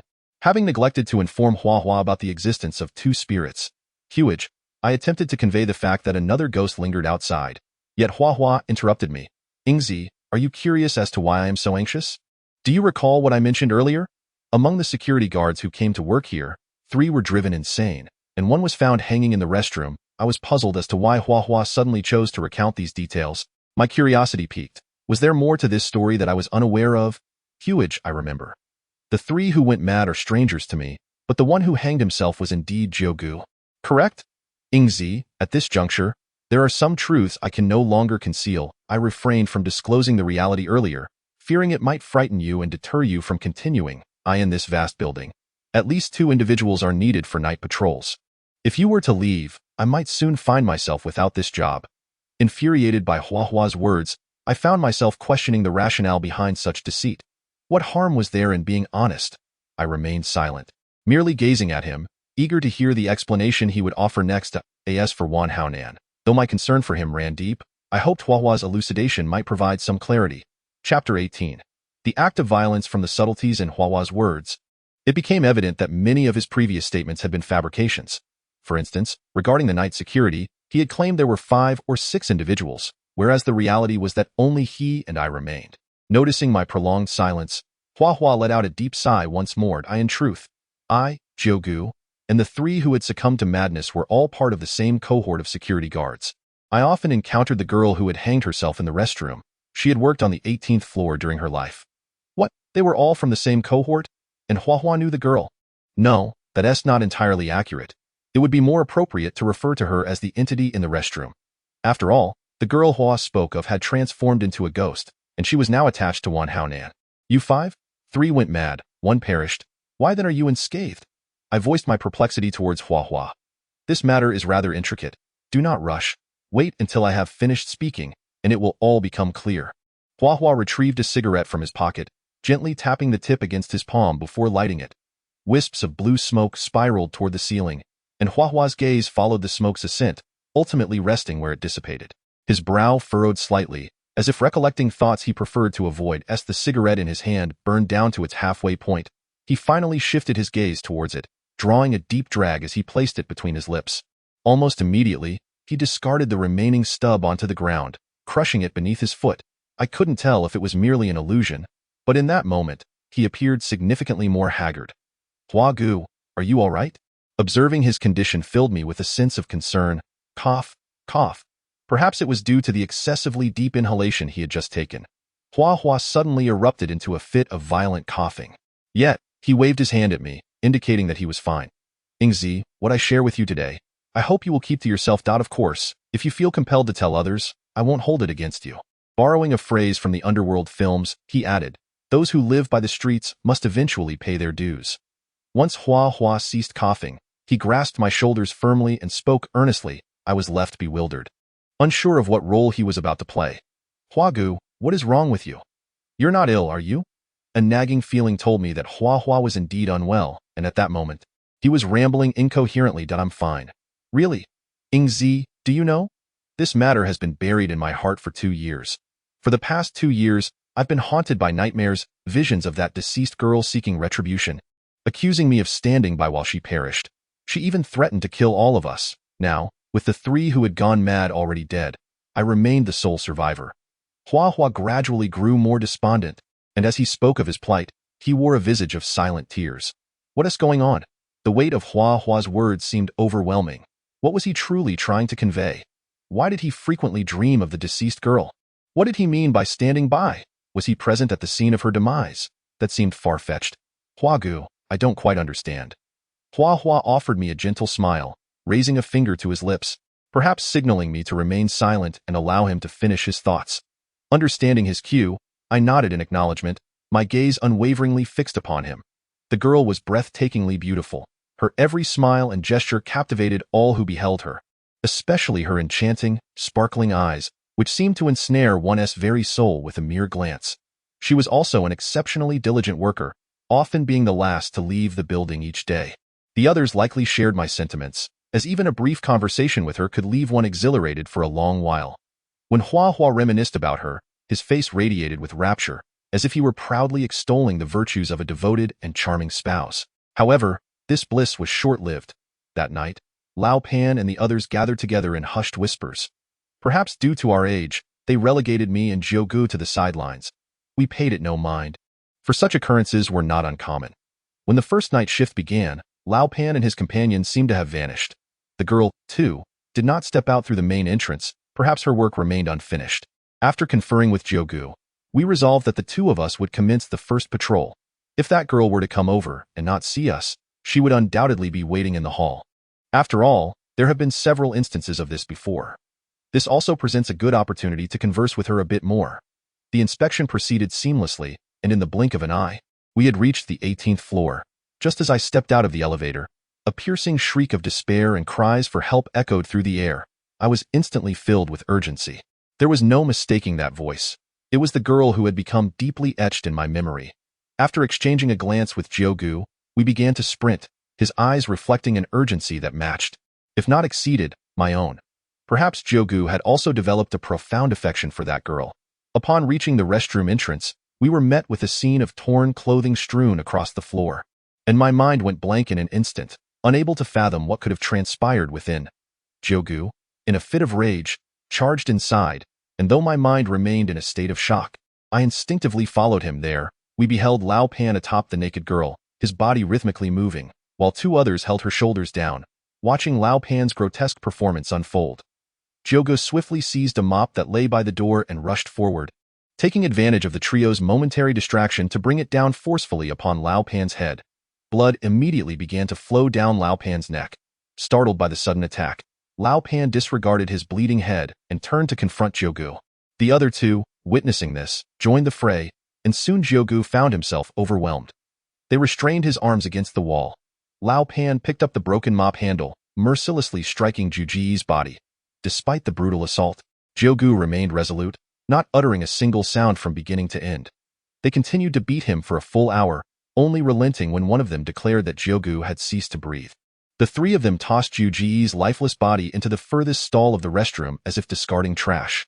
After casting a disdainful glance in my direction, they returned to inflicting violence upon the girl. I could only stand there, paralyzed with fear, utterly incapable of moving. Not only was I powerless to escape or call for help, but I couldn't even muster a single word. Chapter 19. The truth. Listening to Hua Hua recount everything to me was indeed horrifying.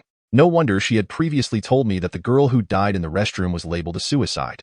It turned out that this matter was intricately linked to Lao Pan and his accomplices. I tried to steady my emotions as I quietly listened to Hua Hua continue her narrative. Lao Pan and his group took turns pinning the girl down, their mouths emitting a cacophony of lewdness. I was filled with rage. I longed to flay them alive, to rip their tendons, and to crush their bones bit by bit. Yet, I lacked the courage to confront them. I was afraid of meeting the same fate as Jiogu.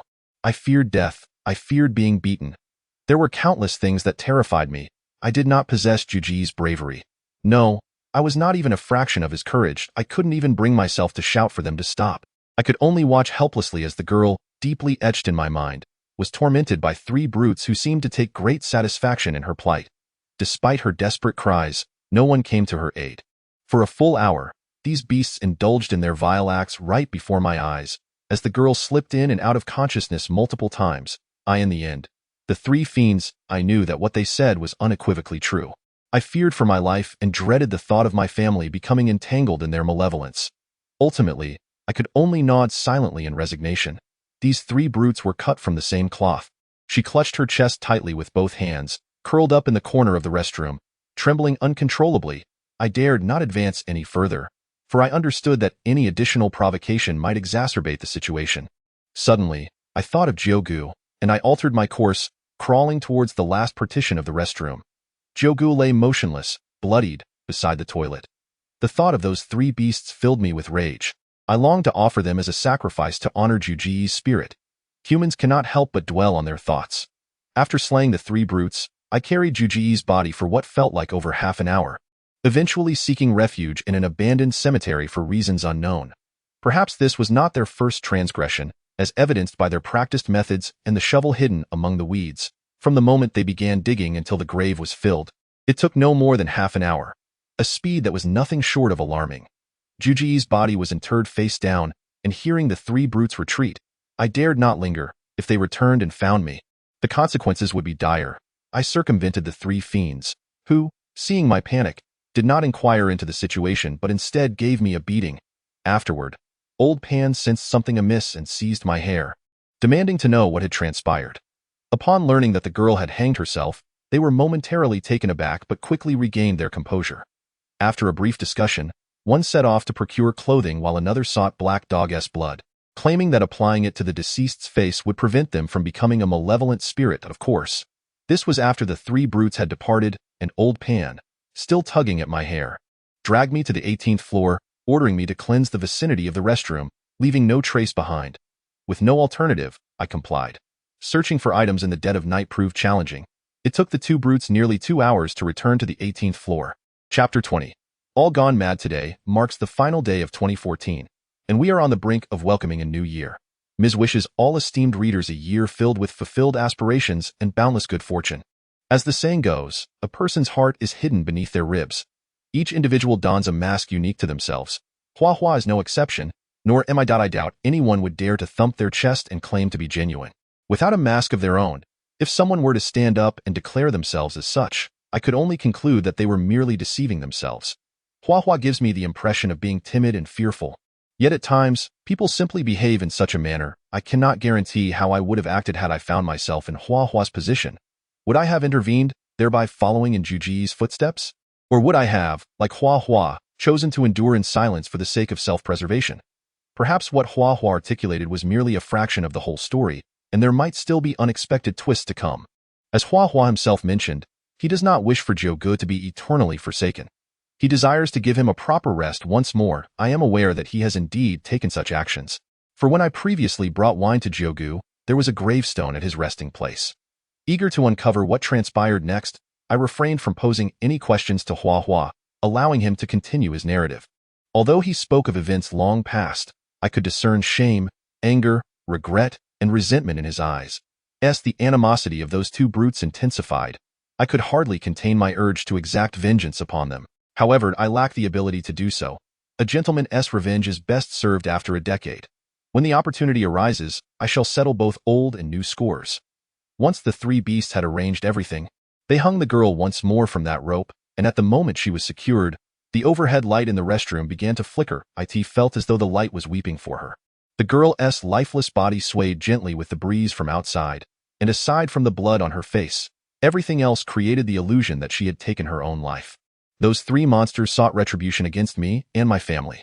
When the police, unable to glean any useful information, recorded my name, address, and phone number, they instructed me to report to their station the following day. The matter was handled swiftly. The police had the girl's body removed, claiming it was for forensic examination. As for the girl's family, despite their persistent uproar, they ultimately returned home reluctantly under the police's mediation. The building manager, known for his extensive connections, seemed to employ some means to ensure the matter faded into obscurity. It is rumored that the girl's family received a substantial compensation. Since that night, whenever I close my eyes, the haunting image of the girl swinging from the light fixture replays in my mind. Should I fall asleep, I dream of her descending from the noose, inching closer to me, accusingly declaring that I stood by while she perished, and demanding my life in return. I was oblivious to the fact that those three beasts had gone mad, and thus I no longer felt any trepidation. I feared neither their physical assaults nor the threat to my family's lives. I discovered the location where they had buried Jiugu and sought a relatively secluded spot to reinter him, erecting a gravestone in his honor. This was the only act of contrition I could offer as a brother. I feel remorse towards Jiugu and the girl alike. Upon learning of the fates awaiting those three brutes, I dashed against Jiugu's gravestone, sacrificing my life to atone for him. There is no difficulty in this world. Only a lack of determination can hinder one. Soon enough, I found my opportunity. I poisoned the food they consumed, watching with wide eyes as they merrily indulged in the tainted meal. I watched helplessly as they succumbed to the effects of poison. I was unaware of the troubles my actions would bring upon the psychiatric hospital. Yet I had avenged myself. Hua Hua paused at this juncture, retrieving a cigarette from his pocket, placing it between his lips, and igniting it without hesitation. He inhaled deeply, allowing the smoke to escape his nostrils languidly after a prolonged moment. My perception of Hua Hua shifted once more. It became evident that my previous judgment of him was misguided. He was not a timid soul, but rather a person willing to risk everything for his friends. It is well understood that taking a life warrants a life in return, and he fully recognized the potential consequences of his actions, yet he chose to proceed regardless, compelling me to re-evaluate my regard for him. Ingzi, why does your friend appear so pale? Suddenly, Hua Hua's gaze fixed upon something behind me. Chapter 21. Whose retribution is this? Esteemed readers, I wish you a joyous new year. May you enjoy good health and prosperity in the coming year. And while I'm at it, I humbly request your support in the form of recommendations, comments, and donations, and let us welcome the birth of our first alliance leader. Why friend looks unwell? What does that mean? Wait, my friend? Could he be referring to Wan Haonan? Since Hua Hua has noticed Wan Haonan, it signifies that he must. With a sense of confusion, I slowly turned around. Goodness! I instinctively exclaimed, stepping back several paces involuntarily. Wan Haonan had appeared behind me without a sound, like a wraith devoid of corporeal form. A ghost? Caught up in listening to Hua Hua recount the events, I had completely forgotten this matter. It would be strange if Wan Haonan looked well, for he was now possessed by that entity. In truth, after hearing Hua Hua's narrative, I felt a pang of sympathy for the female ghost inhabiting Wan Haonan. I even thought that the ire directed towards the security guard by those three brutes should have been aimed at me instead. Hua Hua, my friend is possessed by a ghost. It's that thing from the restroom. As I explained to Hua Hua, I pulled him back, retreating nearly 7 or 8 meters before coming to a halt. Are you implying that you ventured to the 18th floor again, and brought the ghost down with you? Hua Hua's expression darkened. That's about the gist of it. I nodded helplessly. Alas, seems my retribution has come. Hua Hua cast a glance at the dazed Wan Haonan, letting out a deep sigh. Retribution? What do you mean? I was somewhat bewildered by Hua Hua's words. What connection did Wan Haonan's possession have with him? I had dealt justice to those three vile creatures. I strode forward, exerting all my strength to pry Wan Haonan's hand away. Although his grip was cold as ice, I gritted my teeth and persevered. I could not relent. I had to save Hua Hua. Wan Haonan's hand was like a vice, and I could not budge it even a fraction. I found myself astonished. We had wrestled before on numerous occasions, and he had never been my match. But now, could it be due to the influence of the female ghost? Upon witnessing Hua Hua's face flushed with strain, I decisively released my grip. The method of forcibly prying apart Wan Haonan's hands was evidently futile. Time was of the essence, and I found myself bereft of the luxury to ponder further. In a moment of desperation, I seized a nearby chair and brought it crashing down upon Wan Haonan's back. To my astonishment, this act precipitated a miracle. Wan Haonan relinquished his tight grip on the ropes. However, I was immediately struck dumb. As his hands fell slack, his body collapsed limply to the ground. Surely, couldn't he have accidentally struck Wan Haonan dead? After a brief moment of shock, I hastily crouched beside him, extending my hand to check for his breath. I exhaled deeply, relieved to discover that Wan Haonan was unharmed, merely unconscious. Brother Hua, are you all right? I asked, somewhat exasperated by the bizarre antics of these two individuals. One possessed by a ghost, the other ensnared by the deceit of a wandering sorcerer, both eager for death. Hua Hua stood there, head bowed, clutching the rope he had torn from around his own neck, seemingly lost in contemplation. Brother Hua, it is merely the words of a charlatan. Why must you take them to heart? Look, is everything not well now? I rose to my feet and gently patted Hua Hua on the shoulder. Suddenly, an unsettling realization struck me. Why was Hua Hua's body also so cold? Before I could react, he unexpectedly looped the rope around my neck, tightening it with force. The sudden onset of suffocation drained me of all strength. I did not wish to perish. I could only struggle desperately. Haonan, oh Haonan, please rise and save me.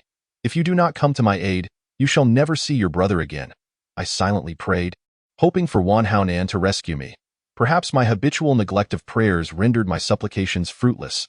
Wan Haonan, that rascal, not only remained slumbering but had even begun to snore. The sensation of suffocation grew increasingly intense, and I could see countless golden stars merrily dancing before my eyes. Perhaps in just a minute, or merely a few fleeting seconds, I would depart this fragrant world, destined to join the king of hell for a cup of tea in the ominous realm of the afterlife. It is said that during a crisis, an individual may unleash boundless potential, akin to an elderly woman lifting a car to rescue her granddaughter trapped beneath it. Yet, Why did such a phenomenon elude me? Were these merely tales distorted by hearsay? Or did I truly possess no latent potential? I found it somewhat amusing that, in this dire moment, I still had the presence of mind to contemplate such trivialities. Let me think, for it might save me from forgetting everything after sipping Ming Po's soup in the underworld. Alas, I cannot fathom the expression on my parents' faces upon losing me. They would surely weep inconsolably. It is said that a soul may return home on the 7th day after death. I wonder if that is true. If it is, I would have a chance to see my parents one last time. In truth, there are 2 regrets in my life. 1, never having found a girlfriend, and 2, not having witnessed the true visage of the Taoist priest from Maoshan, who must be a remarkable figure, not merely a wandering sorcerer. After all, he foretold that I would find a job and encounter a ghost, both of which have come to pass. Upon recalling the enigmatic sorcerer of the martial world, I am inexplicably reminded of that frail man who was beaten in the restaurant. What was his name again? Yes, it seemed to be Nong Yungheng. Indeed, at that time, I mistakenly believed he was a descendant of the divine Shin-Nong, the Emperor of Fire. Did he not instruct me to safeguard that talisman? He claimed it would ensure my safety. I wonder how he would explain the scene unfolding before me now. Chapter 22. Who rescued whom? The intense sensation of suffocation had reached an unprecedented level. I felt as though my eyeballs were on the verge of bursting from their sockets. In this moment, I found myself utterly forsaken. Neither heaven nor earth would heed my cries. This was the first time I comprehended the profound bliss of being able to breathe freely. Alas, this realization may have come too late. Perhaps I would never again have the chance to inhale the fresh air. Yet that I truly do not wish to perish. There are countless endeavors still left undone. Such is the nature of humanity. When life teeters on the brink of conclusion, one clings desperately to any opportunity for survival, akin to a drowning person grasping at a straw, fully aware of its futility, yet still striving with all their might. I, too, am no different. However, unlike the drowning soul, my sole hope rests upon the talisman bestowed upon me by Nong Yungheng. I am acutely aware of its ineffectiveness, yet I muster every last ounce of strength to clutch it tightly in my hand. Alas, my final glimmer of hope has been shattered. The talisman proved to be utterly useless. A bitter smile crept across my heart. It appears that I am indeed doomed. I have resigned myself to fate. Perhaps Hua was right. Everything is predestined. One cannot defy destiny. Should one dare to challenge the heavens, the outcome is all too predictable. Take me as an example. Had I not rendered Wan Haonan unconscious, allowing Hua to escape peril, I surely would not find myself ensnared at this moment. Of course, I understand that this was not Hua's intention. It was merely due to his being possessed, acting beyond his control. Perhaps Hua is entirely unaware of his actions. He may be akin to Wan Haonan, having succumbed to unconsciousness or slumber. Just as I was about to relinquish all hope, I suddenly felt a wave of warmth emanating from the talisman I held. This sensation stood in stark contrast to the icy grip of the rope around my neck. It was as if I had received a glowing ember amidst the depths of winter. The warmth swiftly enveloped my entire being, and in that instant, an unusual expression crossed Hua's face. One of confusion, astonishment, and perhaps even terror. Simultaneously, a faint hissing sound emerged around my neck, reminiscent of flames being extinguished by water or water vaporizing in the heat. Soon after, a delicate wisp of smoke began to rise from the vicinity of my neck. I was momentarily taken aback, perplexed by the origins of this smoke, as I felt no abnormal sensations around my neck. However, as the smoke ascended, Hua's hands that had been constricting my throat gradually loosened. Seizing the opportunity, I gasped for fresh air with fervor. In that moment, I longed to bellow with all my might. Being alive is an indescribable relief. Strength surged back into my body with the ease of my breath, and I suddenly yanked the rope from Hua's hands, delivering a fierce kick to his abdomen. Hua staggered back a few steps, tripping over the prostrate Wan Haonan, and fell flat on the ground. A dull thud echoed from the spot where Hua collapsed, followed by his anguished cries as he sprang upright, clutching his head and exclaiming in distress. Observing Hua's state, I felt a wave of relief wash over me. He was clearly no longer in danger. From my observations of Wan Haonan and Hua when they were possessed, I noted certain peculiarities. Their eyes would lose focus, leaving behind only a hollow, dazed expression. Moreover, the possessed individual would become chillingly cold. Speaking of that frigid sensation, I recalled the warmth I had just experienced and quickly glanced at my hand that had clutched the talisman. It was now devoid of any protective charm, merely coated in ash and soot. It seemed my salvation rested solely on that tattered piece of paper I had deemed worthless. I don't know. I meant that divine talisman. Regrettably, it had fulfilled its purpose and ceased to exist. My thoughts drifted back to the frail man named Nong Yongheng. Who exactly was he? Why had he been so adamant that this talisman would ensure my safety? Could he truly be a descendant of the legendary Shen Nong? Such a notion was almost unfathomable. Ingzi, what on earth is happening? Hua Hua approached me, his face a portrait of confusion, interrupting my reverie. Huh?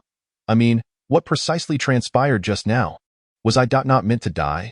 Die, my foot. You actually believed the words of a street sorcerer? If I hadn't been here today, you would have suffocated to death.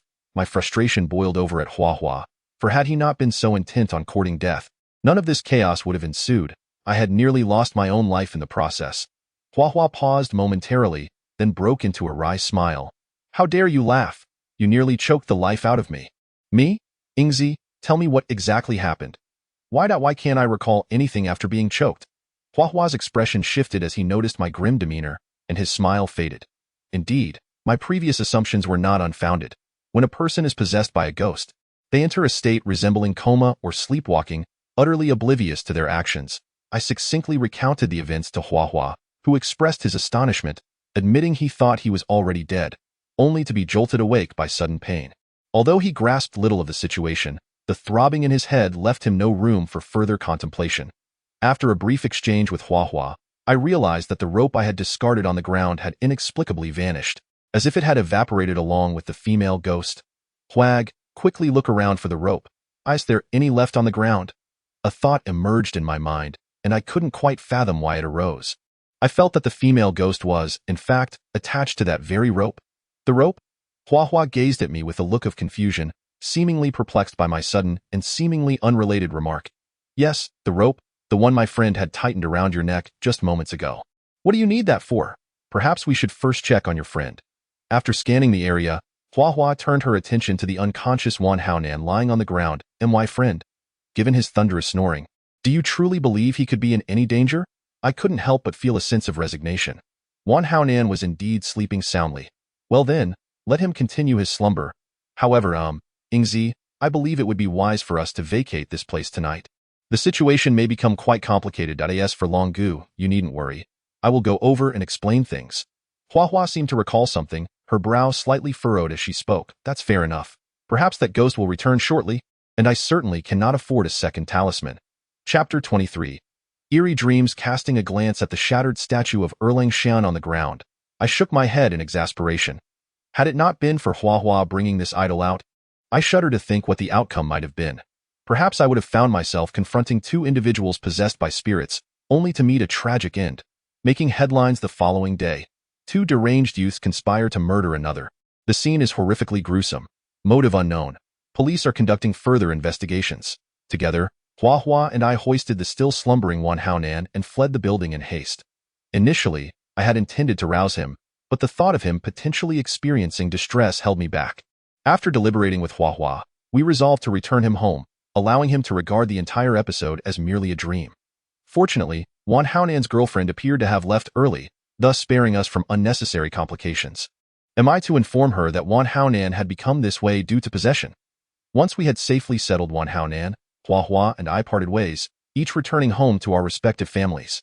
I was utterly exhausted. Upon my return, I didn't even wash my face, collapsing onto my bed and slipping into slumber within mere moments. Birds perched on the branches, joyfully singing, while in the emerald waters below, fish frolicked and played, creating ripples across the surface.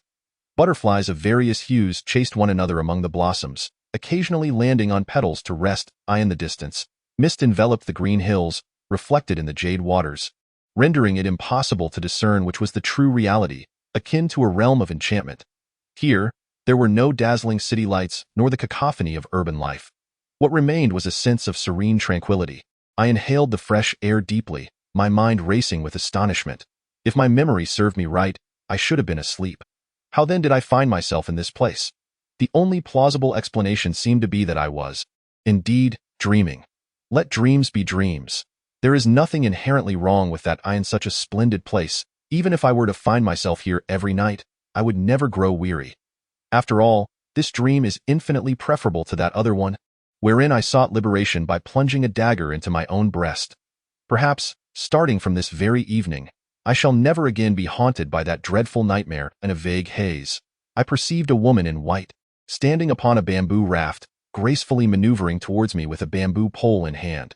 For reasons unbeknownst to me, a flicker of anticipation ignited within my heart. What was it that I truly yearned for? Was it the prospect of engaging in heartfelt conversation with this ethereal figure in such a dreamlike realm? Or was it something entirely different?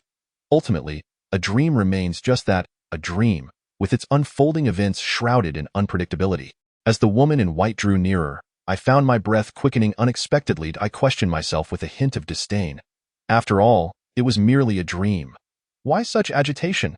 Her visage was exquisitely delicate, appearing to be no more than 17 or 18 years of age, exuding an aura of purity and grace. To paraphrase Du Fu, this maiden ought to reside among the heavens. How rare it is to find her in the mortal realm. When her bamboo raft gently touched the shore, I took a bold step forward, extending my right hand in a gentlemanly manner, accompanied by what I believed to be a charming smile. "My lady, allow me the honor of assisting you down." The woman in white tilted her head, a look of confusion gracing her features, seemingly unable to comprehend my words. "Dear lady, I mean no offense. The bank is slippery, and it would be prudent to exercise caution." I offered my most dashing smile once again. She responded with a sweet smile, placing her delicate hand within mine. A wave of chilling sensations surged through my palm, invigorating my spirit. It was merely a dream. I did not dwell on it, perhaps attributing the coldness to the frigid air above the jade pool. "I am Li Ying. May I inquire how I should address you?" "Fair lady?" I slightly inclined my body, enhancing my gentlemanly demeanor. Suddenly, an odd sound pierced the air, startling me. What was this? Why did that voice seem so familiar? Instinctively, I straightened up, intending to ask the enchanting woman if she had heard that peculiar noise. Yet, the moment I opened my mouth, I gasped in astonishment. She had vanished, replaced by a terrifying specter from the depths of the restroom. A chill ran down my spine as I realized that the ghost's hand was firmly clasped in mine. Though it bore the same icy quality, it was a stark contrast to the invigorating chill I had felt moments before. It was as if winter and summer shared the same temperature of 20 degrees, yet one felt warmth in a winter coat, while the other felt stifling in a summer garment. Cold sweat began to envelop my entire body, and I steeled myself to gradually release my grip on the ghost's hand. Yearning to escape this place, and no matter how beautiful the surroundings, the presence of such a being would utterly mar the scenery. It seemed the specter sensed my intentions. The instant I fully loosened my grip, it swiftly seized my wrist in a vice-like hold. I found myself exclaiming in exasperation, "Let go of me!" As I struggled fervently, my voice rising in a desperate roar. I was astonished by the audacity that surged within me, daring to confront it without regard for the consequences. Perhaps I was thrashing about with such intensity that something inexplicable fell from the specter's form, landing upon my arm. Upon closer inspection, I was nearly overwhelmed by terror. There, before me, lay a gruesome eyeball, glistening with blood. Fear enveloped me, a paralyzing dread, and with clenched teeth, I summoned every ounce of strength to deliver a fierce kick to the ghost's chest. I assure you, it was not my intention to strike its chest, but never mind. Explanations merely serve to obscure the truth, and obscuring is tantamount to fabricating tales. A sickening crack resounded as a bone shattered, and to my disbelief, the ghost's arm was wrenched from its socket, an unidentifiable liquid oozing from the severed limb, its nature indistinguishable, be it blood or something far more sinister. In that moment of shock, I realized that although the ghost's arm was detached, it still clung tenaciously to my wrist, resisting all my efforts to free myself. Was I now to become a veritable three-handed entity? The thought was exasperating. After a brief moment of bewilderment, I took off, sprinting in the opposite direction of the azure pool, oblivious to where my flight might lead me. All that mattered was to escape that accursed specter. Chapter 24. The eerie dream too. I dashed about like a headless fly, aimlessly fleeing without purpose. I dared not glance back to see if the wretched thing pursued me. Perhaps my focus was solely on the act of survival, for I felt no hint of fatigue. My sense of time had become utterly distorted. I could not ascertain how long I had been running, 10 minutes, perhaps an hour. Eventually, I halted to survey my surroundings, prepared to bolt once more at a moment's notice. A heavy sigh escaped my lips. The space behind me was empty, suggesting that the ghost had not followed. With a sense of resignation, I glanced down at my wrist, where the ghost's hand still gripped tightly. After such a prolonged endeavor, I wondered if this ghastly appendage had become an extension of my own arm. Scanning the area, I discovered a suitable stone and struck the ghost's hand with all my might, hoping to dislodge it. The adage that perseverance can transform a pestle into a needle rang true. After what felt like an eternity, I had gradually pulverized the ghost's hand. Though it was revolting, it was far preferable to having it clamped around my wrist. I scooped up a handful of dirt and vigorously rubbed it on my wrist, compelled to rid myself of the ghastly, dark purplish fluid that clung to my skin. Once the nauseating residue was nearly eradicated, I finally had the opportunity to assess my surroundings. The verdant hills were nowhere to be seen, nor the azure pool, nor the vibrant blossoms. All that remained were trees. It appeared that, unbeknownst to me, I had inadvertently sprinted into the depths of the forest. After wandering around the woods for a few circles, I woefully discovered that I had become lost. The birds perched upon the branches continued to sing joyfully, yet to my ears, their melodies transformed into mockery, as if they were ridiculing me for being lost at my age. Alas, what could I do? I am, after all, directionally challenged. I can be led to a specific location, but if tasked with discerning the cardinal directions, I am utterly at a loss. I once again found myself like a headless fly, aimlessly flitting about without a sense of direction. A flicker of hope lingered in my heart. Perhaps I might fortuitously stumble upon a way out. Perhaps it was divine providence that soon led me to a thatched cottage, with smoke curling upwards, indicative of human presence, and it seemed they were cooking at that very moment. My heart leapt with joy as I hurried towards it. Humans are inherently social creatures, and in desolate places, one quickly succumbs to feelings of loneliness and isolation, especially when lost as I was. I refrained from rashly entering. Instead, I stood outside the cottage and called out, inquiring if anyone was present. The smoke continued to waft upwards, yet the interior remained eerily silent, as if the occupant had left to attend to other matters after setting the pot to boil. I shouted for a while longer, and seeing that there was still no response, I hesitated before stepping inside. I reasoned that the owner could not have gone too far. I would rest within for a moment and inquire about directions before departing. Upon entering, I beheld a woman with her back to me, squatting by the stove, diligently adding firewood while murmuring to herself. She seemed lost in thought, completely oblivious to my presence. "Excuse me, I apologize for the intrusion, but I am lost. Could you kindly direct me?" I hesitated to raise my voice too much, fearing I might startle the woman tending to the flames. After all, the fire in the stove was roaring high, and one misstep could result in a scalding. The woman appeared not to have heard me, continuing to add logs to the fire. I was unaware of what was cooking in the pot, but since my entrance, I had been captivated by the enticing aroma wafting through the air, which promptly caused my stomach to grumble. I shook my head vigorously, chastising myself for entertaining thoughts of staying for a meal when my purpose was to ask for directions. Thus, I raised my voice, reiterating my request.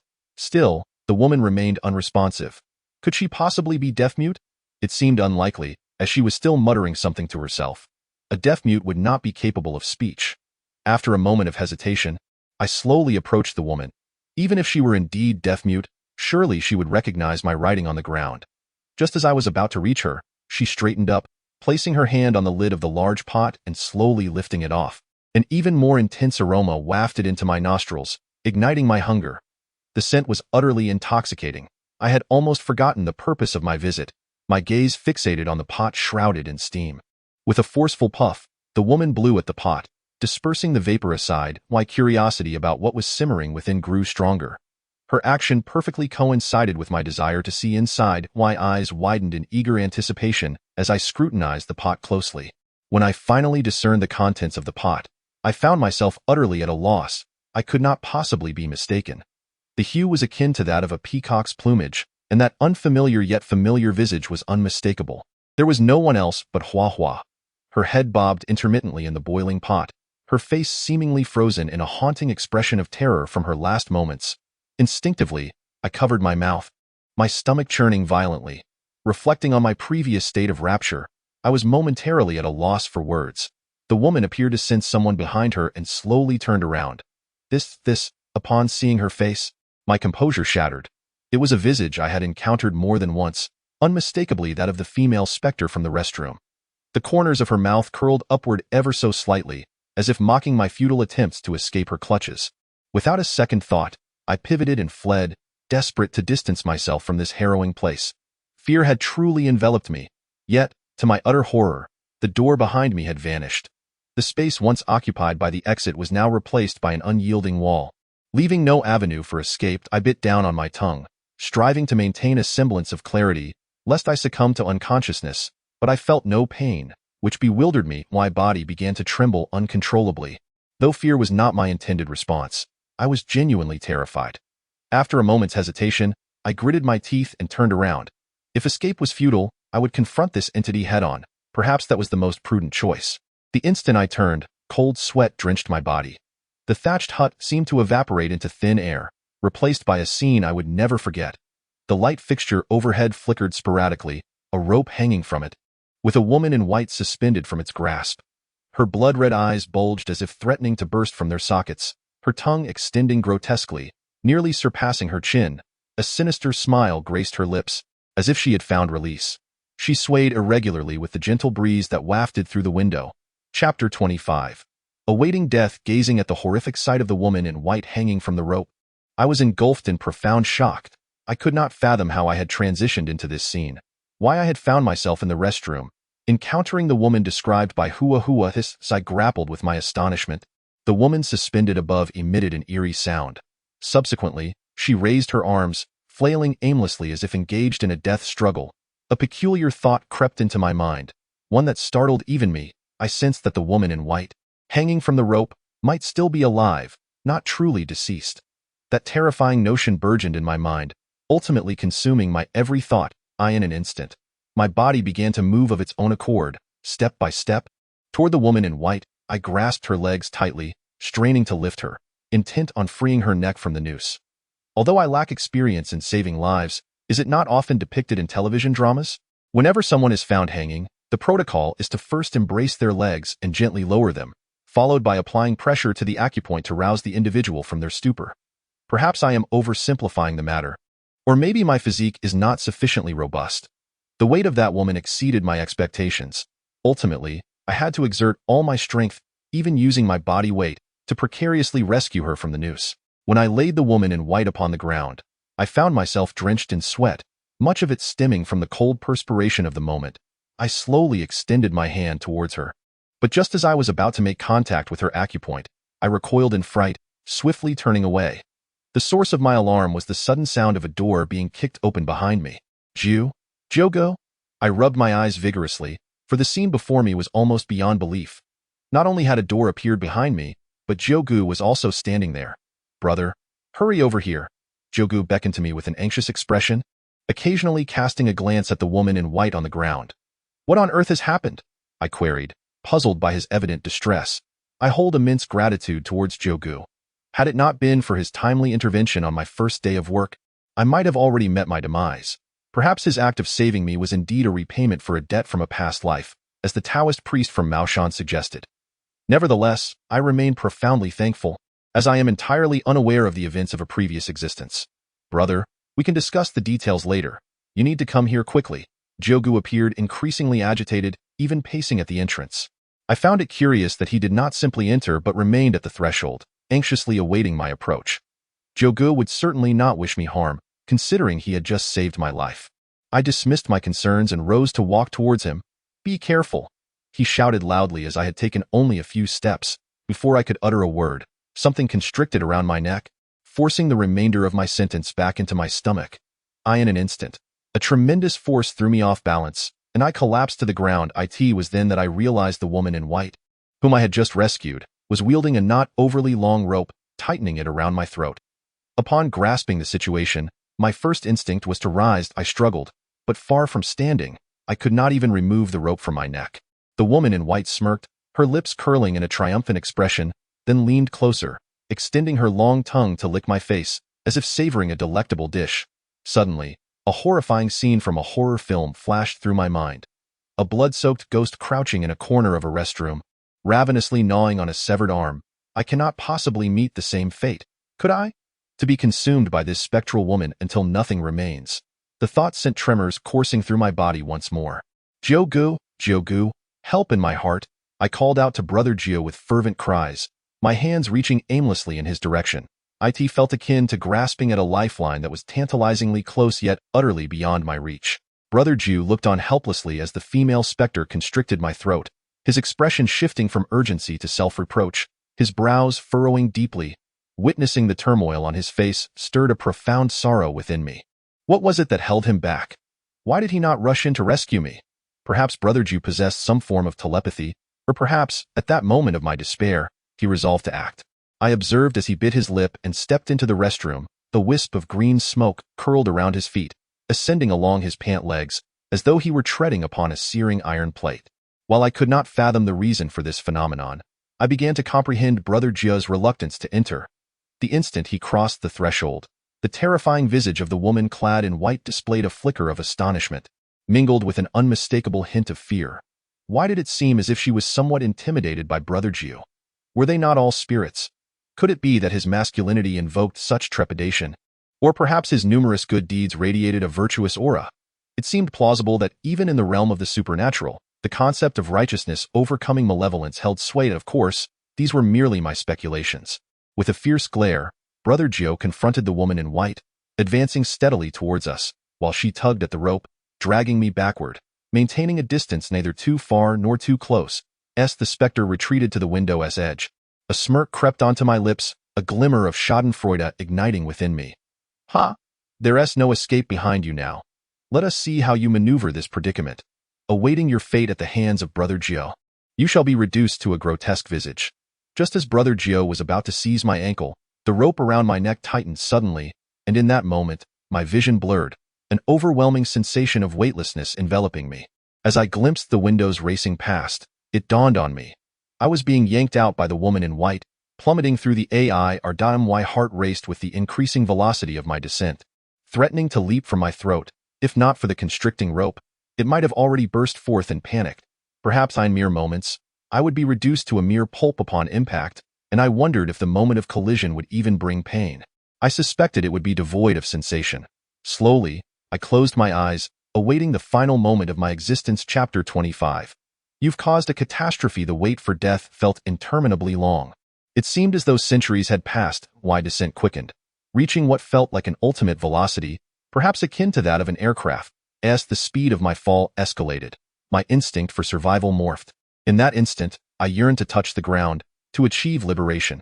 After all, enduring the agony of waiting for death amidst sheer terror was an excruciating torment, a psychological torment rendering one unable to seek life or embrace death. As I opened my eyes to the imminent ground below, a genuine smile graced my lips, a heartfelt expression of acceptance. I have finally come to understand why many who perish in despair wear a smile upon their lips. Indeed, it is a smile of liberation. Do I still harbor fear within my heart? The answer is an unequivocal yes. Although death at this moment represents a release, the thought of soon becoming mere flesh and pulp fills me with an undeniable trepidation. A dull thud resounded from the spot where I plummeted, and I found myself exhaling a heavy sigh of relief. Thankfully, that wretched torment has come to an end. Suddenly, a searing pain enveloped my mind, revealing the true sensation of falling to one's death. Was it not said that one loses all sensation upon death? Why, then, do I still feel pain? This is truly perplexing. It seems those who spoke of death had no true comprehension of its experience, merely echoing what they had heard. As I lay on the ground, I could distinctly feel the chilling cold of the earth beneath me. Yet, it mattered little, for perhaps in a few hours, my body would be even colder than the ground itself. My phone began to vibrate insistently in my pocket, almost as if it sensed my inability to answer. It vibrated with an extraordinary fervor.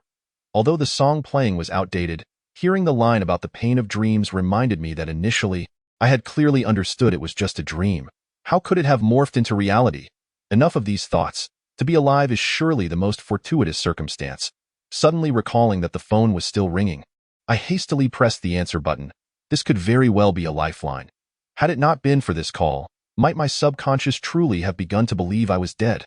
Would I have ended up as a vegetable, languishing in a hospital bed, awaiting the inevitable? Damn, are you really fooling around? Haonan, thank you. Hearing Haonan's voice filled me with genuine joy. Evidently, the events of the previous night had not left him harmed. Perhaps he truly regarded everything that transpired as a mere dream. I retorted playfully to Haonan. I also expressed my gratitude, although he surely did not comprehend the true nature of my thanks. Thank me? For what? Ah, right. It's nothing, really. What is there to thank a brother for? If you feel truly indebted, then treat me to a few rounds of drinks, as expected. Wan Haonan was utterly bemused by my gratitude, interpreting it in a manner entirely different from my intention. What the hell? If it weren't for your incessant requests for drinks, would we even have met? You were out cold before noon. Since Wan Haonan genuinely seemed puzzled about the events of the previous night, I decided to firmly assert that he had simply overindulged. Though a lie, it might be a blessing in disguise for him. Then tonight, take me to see ghosts. Wan Haonan hesitated before suggesting. Tio, witness your debauchery. Chapter 26. 2 Messages Causing Trouble. Causing trouble. It appears I have not truly instigated any chaos at all. I furrowed my brow, deeply contemplating, as I mentally retraced the events of the past few days. Yet I found no indication of anything amiss. Was it due to my altercation with that little thug? It was still because I had been surreptitiously observing the alluring silhouette of a beautiful woman as I made my way to Wan Haonan's residence. The one who caused the trouble should resolve it. Since it was the esteemed Taoist from Maoshan who indicated that I had stumbled into misfortune, why not directly inquire with him? Why waste precious time in futile contemplation? Thus, I hastily typed a few words and sent them forth. Taoist, what trouble have I caused? Beep, beep, beep. The avatar of the Maoshan Taoist sprang to life. Creating trouble from nothing, the Taoist sent back 4 words. Wu Shi Shang Fei. A woman surnamed Wu gave birth to Zhang Fei. Goodness, what am I thinking? Taoist, could you possibly express it in simpler terms? I truly do not grasp your meaning. I felt a wave of helplessness. Unsure if it was due to my still drowsy state, for I could not comprehend the message sent by the Taoist. The incident had seemingly passed, yet you stirred up trouble from nothing, nearly involving others and awakening forces best left undisturbed. After a brief silence, the Taoist sent a relatively lengthy message. It dawned on me that the Taoist was likely referring to the incident of bringing Wan Haonan to the building to encounter spirits. But how had it turned into a calamity? Taoist, my friend and I are perfectly fine. Perhaps it was merely a matter of the present being devoid of issues. I have 2 pieces of news for you. One bad and one good. Which would you prefer to hear first? The Taoist seemed reluctant to linger on the topic of my misfortune and swiftly shifted the conversation elsewhere. Let us begin with the bad news. I am one who generally prefers to endure hardship before enjoying sweetness, much like the process of savoring a meal. The bad news is that entity has followed you home. What in the world is this about? That entity returned home with me? What entity? Wait, could it be? Taoist, you can't possibly be referring to that thing, can you? I felt this revelation was somewhat abrupt. No wonder the Taoist's earlier message suggested that while I might currently be untroubled, it implied I could soon find myself in a predicament. You guessed correctly, you are indeed teachable. The Taoist's response was remarkably swift, and as soon as I sent my message, his reply arrived almost instantaneously. Upon reading the Taoist's message, I felt a wave of unease wash over me. When he confirmed that it was indeed that entity that had followed me home, every hair on my body stood on end. Nervously, I scanned my surroundings, but there was no sign of a female ghost. However, it made sense. In broad daylight, it seemed unlikely that any spirit would dare to reveal itself. Taoist, what is the good news then? You wouldn't be telling me that you've actually subdued the female ghost, would you? Suddenly realizing, the Taoist appeared exceedingly composed, which made my inquiry seem increasingly plausible. No, I possess no such ability to capture spirits from afar. I merely calculated certain matters pertaining to you. As for the good news, you are due for a stroke of romantic fortune soon. Romantic fortune? Could it be that my springtime is finally approaching? Is my 2-decade-long singlehood about to come to an end? This is indeed monumental news. Taoist, is that girl beautiful? Upon encountering the phrase peach blossom luck, I found myself momentarily elated, completely disregarding the accompanying term peach blossom calamity. I have expressed all that I wished to convey.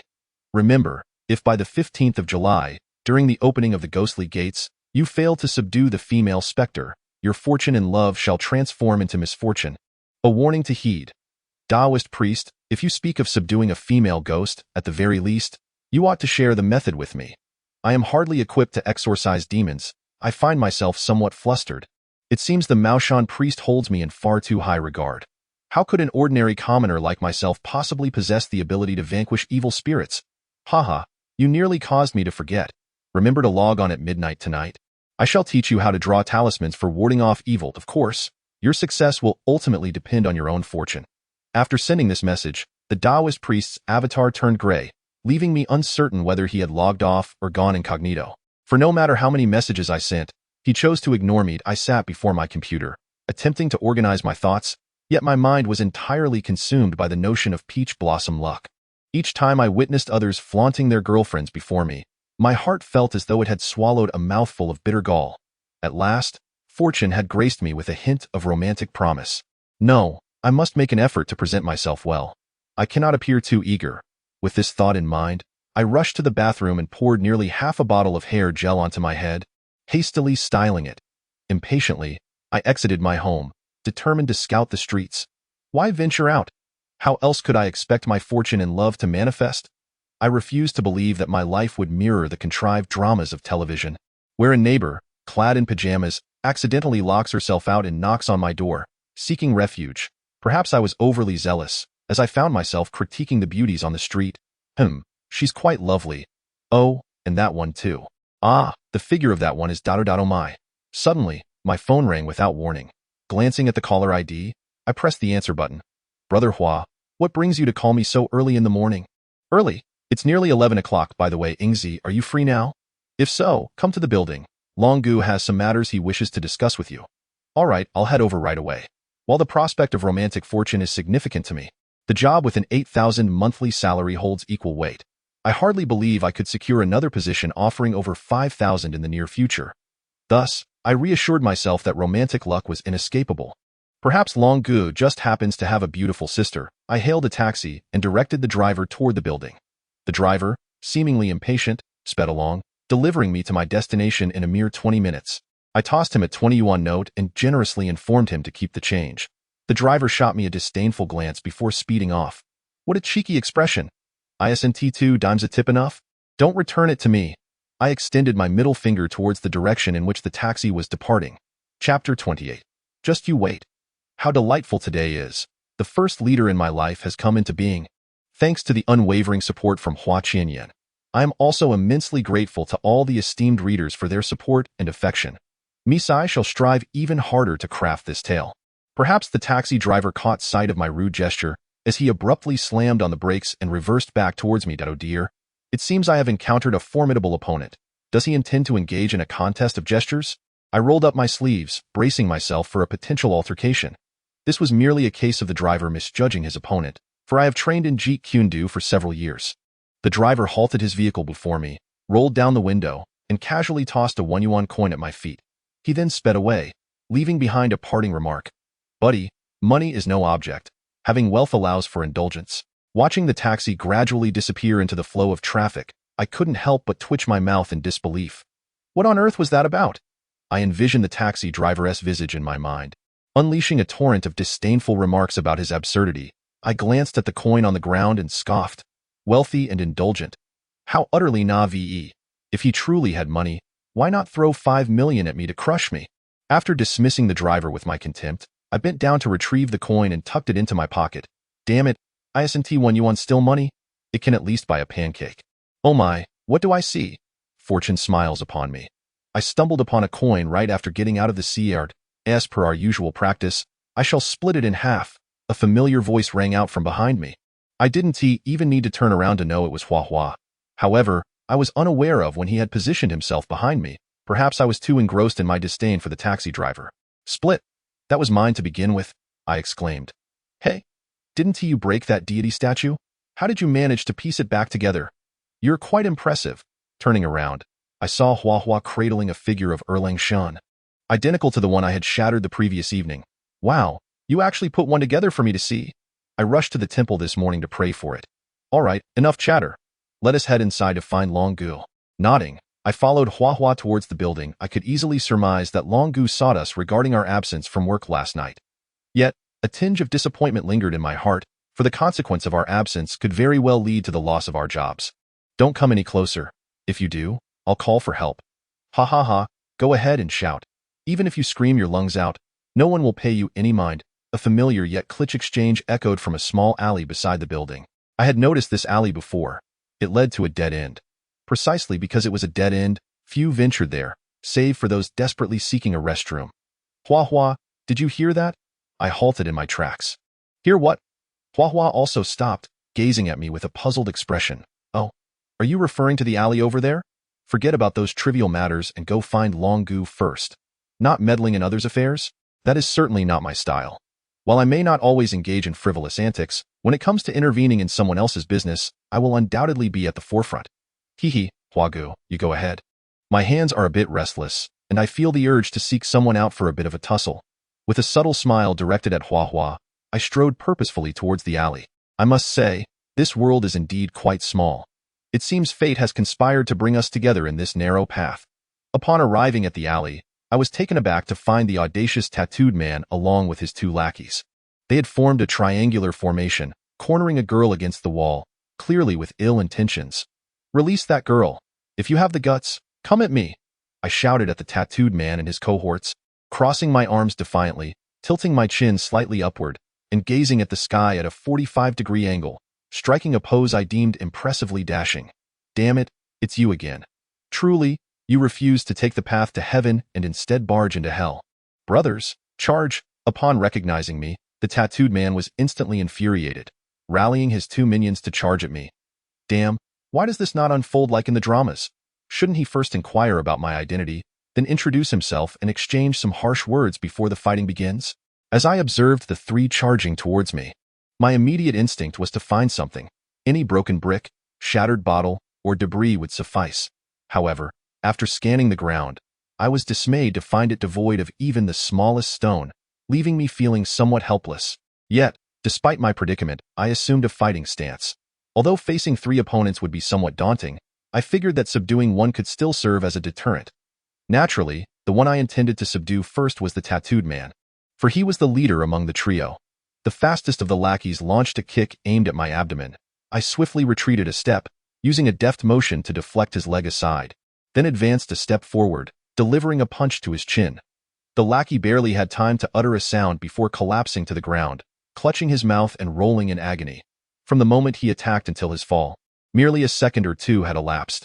Witnessing his minion crumple before me, the tattooed man appeared momentarily stunned, halting abruptly, his eyes wide in disbelief at how I had managed it. Meanwhile, the other lackey, seemingly oblivious to his leader's sudden stop, charged at me with reckless abandon, raising his right hand to strike at my face. I stepped back half a pace, crouching to evade his punch, then advanced once more, delivering a knife-hand strike to his neck. The lackey let out a strangled cry and followed in the footsteps of his fallen comrade, collapsing to the ground and writhing, this time clutching his neck. Brother, I was wrong. Please, in your magnanimity, let me go as if I were nothing more than a passing breeze. Clearly shaken by my actions, the tattooed man began to plead for mercy, inching sideways along the wall towards the alley's exit. Get lost. With a scowl etched upon my face, I hissed at him. Upon hearing the word scram, the tattooed man released his pace and bolted away as he halted approximately 20 meters from me. He turned back and vociferously shouted, Kid, if you have the guts, don't run. Just wait until I call someone to come and deal with you. I took a step in his direction, feigning an intent to pursue him. Upon noticing my approach, he fled towards the building without a backward glance, resembling a frightened dog with its tail between its legs. I paid no heed to his words. After all, who cannot utter threats? Was it not the same when I had previously bested him, and he had left with his own menacing remarks? Chapter 29. The Bear Saves the Beauty. Let us commence with a chapter. There shall be at least one more today. Why chronic procrastination has been cured and is swiftly recovering. Observing the two subordinates still writhing on the ground, I once again barked at them to depart, assuring them that they need not worry about my safety any longer. The girl seemed quite exhilarated, stepping forward to wrap her arms around mine, gently shaking me. How delightful it is to be the object of such affection. A wave of sweetness surged within me. Gazing at the girl beside me, I felt an overwhelming urge to shout to the world that I, too, am a man with a girlfriend. Eager to experience the warmth of an embrace with the opposite sex, I pulled her into my arms. Instantly, she ceased her playful antics, her delicate face reddening further. She shyly lowered her gaze, leaning against my chest. This sensation is utterly exhilarating. Humph. Wan Hao Nan, when I return, I shall flaunt my girlfriend before you, proving your assertion that I am incapable of finding a partner wrong. Should I continue holding her like this? Should something more transpire? After all, in television dramas, such moments typically lead to something significant. Like a heartfelt gaze followed by a kiss. Perhaps it seemed the girl could sense my thoughts, as she slowly lifted her face, gazing at me with deep affection. She then gently closed her eyes, her enticing lips slightly puckered, as if inviting me to savor the moment. Goodness, is this what they call telepathy? Can she truly hear my thoughts? Does she wish for me to kiss her? Might this be too hasty? After all, we have only just met, and I do not even know her name. Oh, divine intervention, please reveal to me. Should I kiss her, or should I kiss her, or should I kiss her? As I beheld her alluring cherry lips, I felt the heat rising in my face. My mouth parched. I struggled to swallow, attempting to quell the rapid drumming of my heart. Damn it, if I cannot even muster the courage to kiss her. What kind of man am I? I gently bit my lip, pouting my mouth, and leaned towards those tempting lips. Hey, hey, hey.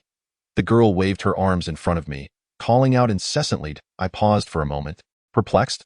What is happening? My arms remained in the embrace position, my lips poised as if to kiss. I hastily retracted my actions, simultaneously clearing my throat a few times to mask the embarrassment that welled within me. Goodness, what a disgraceful display I put on today. I had a feeling things would not unfold so smoothly in this day and age. Even a heroic rescue may not lead to the idyllic scene I had envisioned. Indeed, all that transpired moments ago was merely a figment of my imagination. Moreover, I must have made some rather peculiar gestures, undoubtedly causing the girl before me to perceive me as a lunatic. Alas, what a disheartening situation. That is to say, are you all right? I awkwardly scratched the back of my head. You saved me, so I suppose I am fine. But are you okay? The girl's expression was somewhat strange, seemingly confirming my suspicion that she regarded me as rather unhinged. Ahaha, how could I possibly be unwell? I am perfectly fine. Not a thing amiss. What a pity, truly. I had squandered what could have been a classic hero rescue scenario. As I spoke, I took a moment to observe the girl before me in detail. Her flowing tresses cascaded carelessly, partially obscuring her rosy cheeks. Her delicate, alluring eyebrows framed her eyes, which shimmered with a hint of intrigue. Her nose was elegantly sculpted, and her lips were a luscious shade of cherry red. Her skin was as fair and smooth as cream, and her figure was so alluringly proportionate, with a waist that seemed to invite a gentle embrace. Complemented by her long, enticing legs, no wonder she had attracted the attention of that tattooed man and his companions. If only I could not know. No, how could I entertain such base thoughts? Hey, what are you thinking about? The girl's brows knitted slightly, her expression one of confusion as she stared at me. Huh? I don't have Dotto. No, that's not it.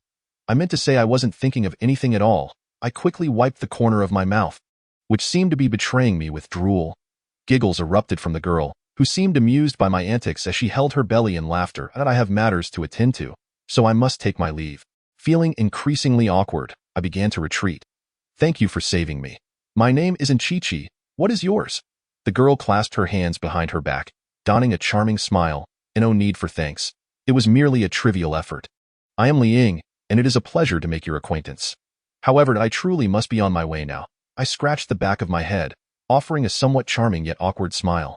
With that, I executed a graceful turn and made my way towards the building. As I walked, I shook my head in resignation.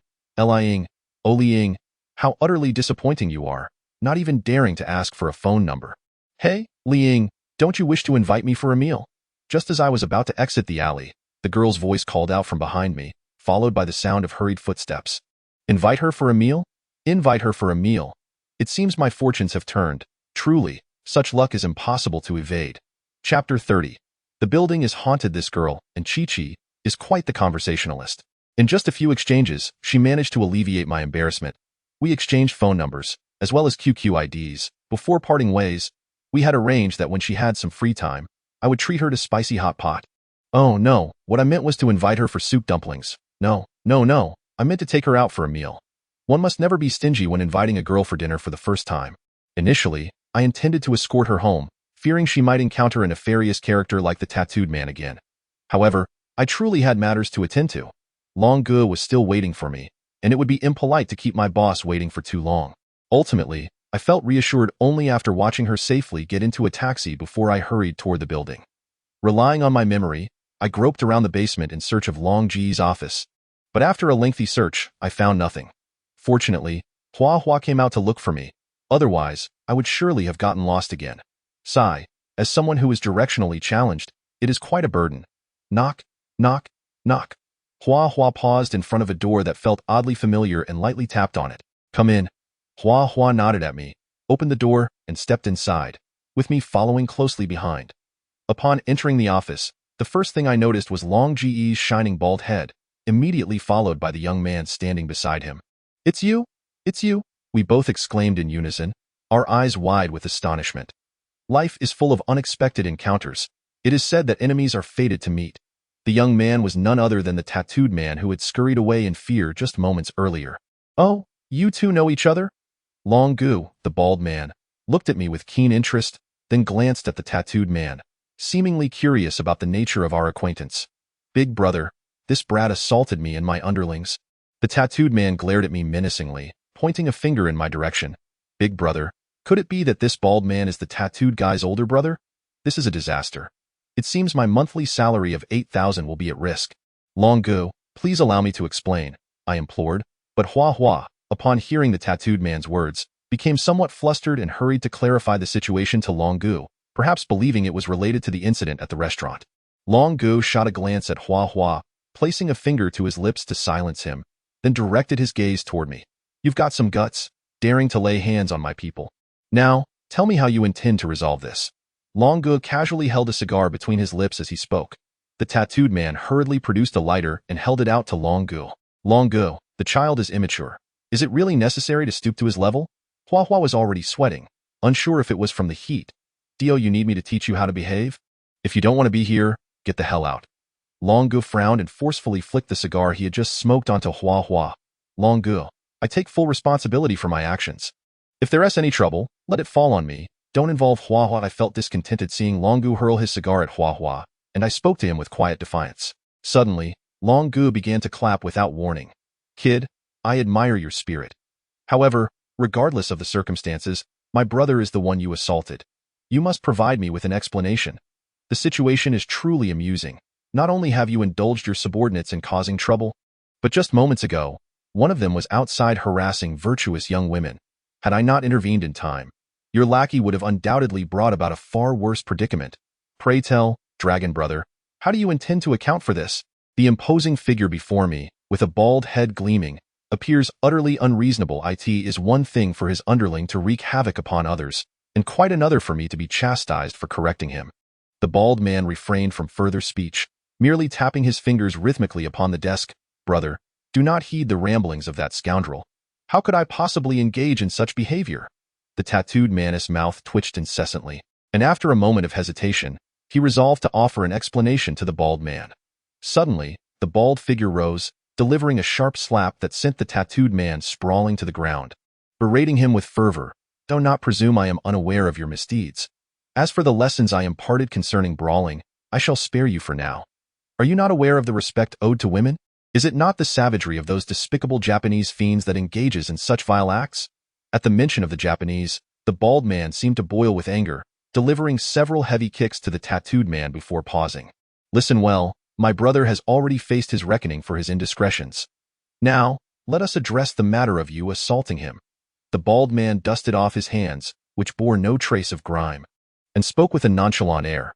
You may propose a solution, but it must not involve harming anyone in my vicinity. Previously, I had been puzzled as to why one Haonan appeared so fearful of this bald man. It became clear that he was no ordinary individual, but rather a figure of the underworld. Indeed, you possess a certain character. In my youth, I was much like you. However, since you have struck my brother, I cannot simply turn a blind eye. Here is my proposition. Engage in a duel with my brother. If you emerge victorious, I shall absolve you of any responsibility, attributing it merely to my brother's lack of skill. But should you falter, do not blame me for being unkind. It was evident that the bald man favored my side of the conflict. I found myself perplexed as to his motives. After all, we had only met a couple of times. Very well, propose your terms, but know this. Your brother and his two companions are no match for me. Now, let him face me alone.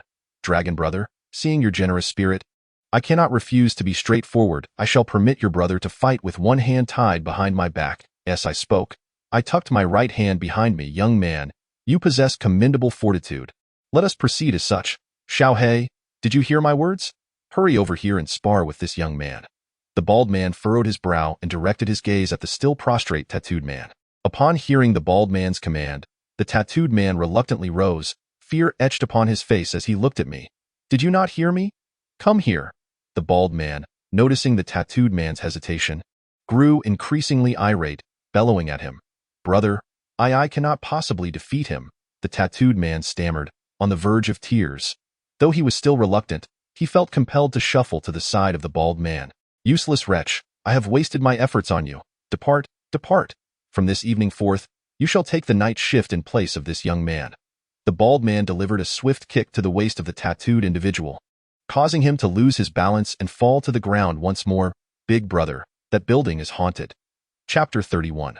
The peculiar dragon brother. The bald man appeared to harbor a strong aversion to the mention of ghosts. When the tattooed man spoke of the building being haunted, the simmering anger within him flared back to life. Get the hell out of here. How many times must I tell you not to bring up ghosts in my presence? Do you think I take your words as mere background noise? As he spoke, he aimed a few more kicks at the tattooed man. Big brother, I'm sorry, the tattooed man whimpered, his face contorted in pain from the kicks he had received. Leave. Faced with the bald man's genuine fury, the tattooed man scrambled to his feet with an almost superhuman speed and dashed out of the office. I stood to the side, silently observing. This bald man was exceedingly ruthless towards his subordinates. As for the tattooed man, I couldn't fathom what benefits he had received from the bald man that would allow him to endure such humiliation. Perhaps it was the allure of money. After all, even a mere night security guard could earn a staggering salary of 8,000. What more could be expected of those who served directly under him? Come, brother, let us sit and discuss this calmly. The bald man donned a rather grotesque semblance of a smile and forcibly guided me to a chair before the desk.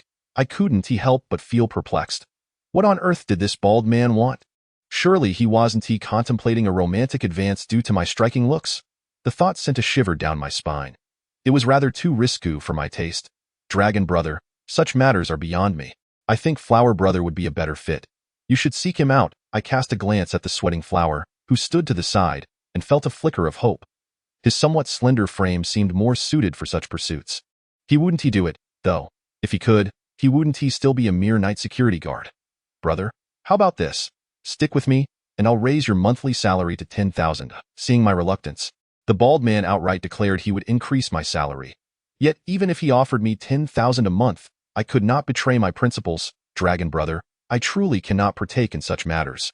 My expression darkened slightly. Damn it, how could I possibly resemble a submissive? With my handsome and dashing appearance, I am at the very least a dominant figure. Bah, I have no interest in men whatsoever. I say you're capable. Setting aside your physique, your ability to take on 3 individuals alone is sufficient to serve as my bodyguard. Bodyguard? Goodness, you nearly made me wet my pants. I thought you were preparing to proposition me. Dragon brother, please do not say that. I understand I set the salary that displeases you. Very well, I shall increase it to 15,000 a month. Rest assured, I will not treat you poorly. Before I could finish my words, the bald man interrupted me, clearly believing his perspective was universally shared, though in reality, that was far from the truth. Dragon brother? He shouted, cutting me off once again. He swiftly retreated a few steps, clutching the statue of Erlang Xian that rested on his desk tightly to his chest, his face a mask of terror as he gazed at me. Long Gu, please don't come any closer. It has nothing to do with me, nothing to do with me. The bald man interrupted me for the 3rd time, and the sensation was truly heart-wrenching. Could it really be that we can no longer enjoy ourselves? Observing the bald man's demeanor, I couldn't help but feel puzzled. Could this fellow be suffering from some form of mental instability or schizophrenia? Just moments ago, he seemed perfectly fine. What had caused this sudden transformation? Flower Gu, what on earth is happening? I approached Hua and leaned in to whisper in his ear, hoping he might have some insight into the situation. I have no idea what is going on, Hua replied, shaking his head, indicating his own confusion. As we spoke, the bald man's body began to tremble, his facial expression overtaken by fear, his eyes wide and fixated upon me. What on earth was this bald man up to? Why was he staring at me so intently? I attempted to shift my position slightly, and his gaze followed my every movement. Long Gu, what is wrong? I asked directly, furrowing my brow at the bald man. Don't come any closer. The one who was hanged has nothing to do with me. Those individuals are not my subordinates. Moreover, I have already given your family a substantial sum of money, enough to ensure their comfort in old age. Hanged? Compensation for the deceased? Was he referring to the female ghost found in the restroom? Realizing this, an involuntary chill ran down my spine. Could it be that the ghost was lingering behind me? I quickly scanned the surroundings but found nothing amiss. I and the office were just 3 people. Me, Hua, and the bald man. There was no sign of a ghost from the restroom, especially at this hour. Even if there were a ghost, it wouldn't be likely to appear in broad daylight. Yet, if there were no ghost, How could one explain the bald man's reaction? Was he truly suffering from a mental breakdown? The answer was all too obvious. Had this occurred before my encounter with the supernatural, I would undoubtedly have concluded that the bald man was simply deranged. However, having witnessed ghosts not once, but multiple times, my perspective had shifted. "Hua Hua, did you see that thing?" I inquired. "What thing?" Hua Hua asked, a look of confusion crossing his face, as if he did not grasp my meaning. "The thing in the restroom on the 18th floor. You mean that thing from the 18th floor? What are you saying? Are you implying that the female ghost is here?" Hua Hua's voice suddenly rose and pitched. As Hua Hua's tone escalated, the atmosphere in the office grew tense. Nervously, Hua Hua began searching the surroundings, seemingly intent on locating the ghost. The bald man continued to fixate on me, no matter where I shifted, as if I were the ghost he feared. Furrowing my brow, I reassured myself that there was indeed no ghost present in the office before pondering the situation further. Based on Hua Hua's previous reaction, it was clear that he, like me, could not see the ghost. From the bald man's expression and words, it was evident that he was the only one in the office who could perceive the ghost, and it was highly likely that the apparition was near me. What on earth is going on? Is the female ghost nearby? Wait, I seem to recall some pertinent details I remember during a conversation with the Taoist priest from Maoshan on QQ. He mentioned that the entity had followed me home. Since I am not currently at home, it is highly plausible that the ghost is lurking by my side. The mere thought of that spine-chilling presence being in my vicinity or behind me sent shivers down my spine, causing goosebumps to erupt all over my body. Chapter 32. The police capture a thief. The three individuals in the office fell into a profound silence. Hua Hua and I exchanged glances, momentarily at a loss for what to do. As for the bald-headed Longu, he cowered in a distant corner of the office, clutching the statue of Erlang Shan tightly, as if only by holding onto that idol could he find a semblance of security. After much contemplation, it seemed that leaving the office was the only viable option. No matter how formidable the ghost may be, it would likely not dare to confront the sunlight. Many have claimed that supernatural entities are averse to sunlight, and exposure to it would render them nothing but ashes. Without further deliberation, I seized Hua Hua's wrist and sprinted towards the office door. Hua Hua appeared bewildered, caught off guard by my sudden action, and seemed somewhat reluctant to follow. Pulling him along required considerable effort. I chose to disregard Longu, as his hands were firmly wrapped around the statue of Erlang Shen. I had witnessed the power of that idol. Embracing it guaranteed absolute safety. "Huagu, we need to hurry," I urged, sensing Hua Hua had halted in his tracks, which only heightened my anxiety. "Where are we going?" A peculiar tone escaped Hua Hua's lips. Suddenly, I was jolted by a realization. The voice that had spoken was not Hua Hua's. Who was it that had uttered those words? I turned my head towards Hua Hua, and to my horror, I gasped, abruptly releasing my grip on him. I stumbled forward, my legs trembling, and fell to the ground.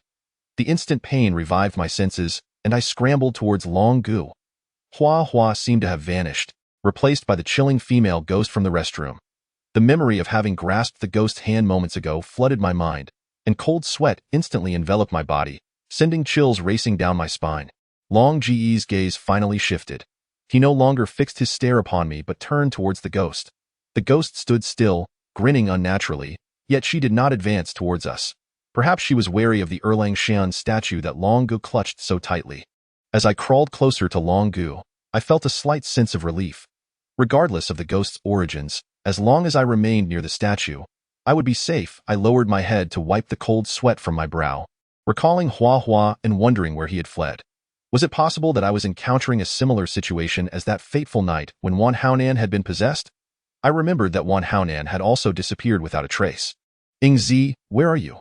Just as I pondered Hua Hua's whereabouts, his voice resonated directly in my ears. Following the direction from which Hua Hua's voice emanated, I turned my gaze and beheld Hua Hua standing in front of the female ghost. His face was a portrait of terror as he stared in my direction. I slowly turned my head to behold the bald dragon brother, clutching the statue of Erlang Shen. The moment I looked, a wave of fright washed over me, nearly causing me to lose control of my bladder. The terrifying visage before me was none other than that of the female ghost. I struggled to calm my racing heart, striving to maintain my composure. Gradually, I began to inch away from that ghastly face. As I distanced myself by a little over a meter, I suddenly sprang to my feet and dashed towards Hua Hua, rolling and crawling in my haste. Upon seeing me approach, Hua Hua's expression of horror deepened. "Brother Hua, quickly devise a way for us to escape," I shouted breathlessly, my voice rasping. perhaps due to the fright. Don't come over here. Stay back. Hua Hua suddenly took off running towards the female ghost. Brother Hua, the ghost is over there. Don't go towards her. Confusion enveloped me. What was happening? Why was Hua Hua afraid of me? Why was he rushing towards the ghost? As I watched Hua Hua nearing the ghost, she suddenly lunged towards me. Why heavens, chaos ensued. Everything was in disarray. Was there something about Hua Hua that frightened the ghost? Or was it, as the Maoshan Taoist explained, that the ghost was after me and, seeing me flee, had immediately given chase? I certainly wouldn't sit idly by. Since the ghost was coming for me, I had to escape. Should I open the door and run? What a joke. I had no time for that. If I could open the door, I would have fled long ago. Moreover, a significant part of my hesitation was due to Hua Hua. I didn't want to abandon him in this perilous situation, for that would reflect poorly on my character and was entirely unbefitting of my nature. Thus, a ghost and two individuals began a frenetic game of cat and mouse within the office. I lost track of time. Feeling my stamina wane, I was not alone.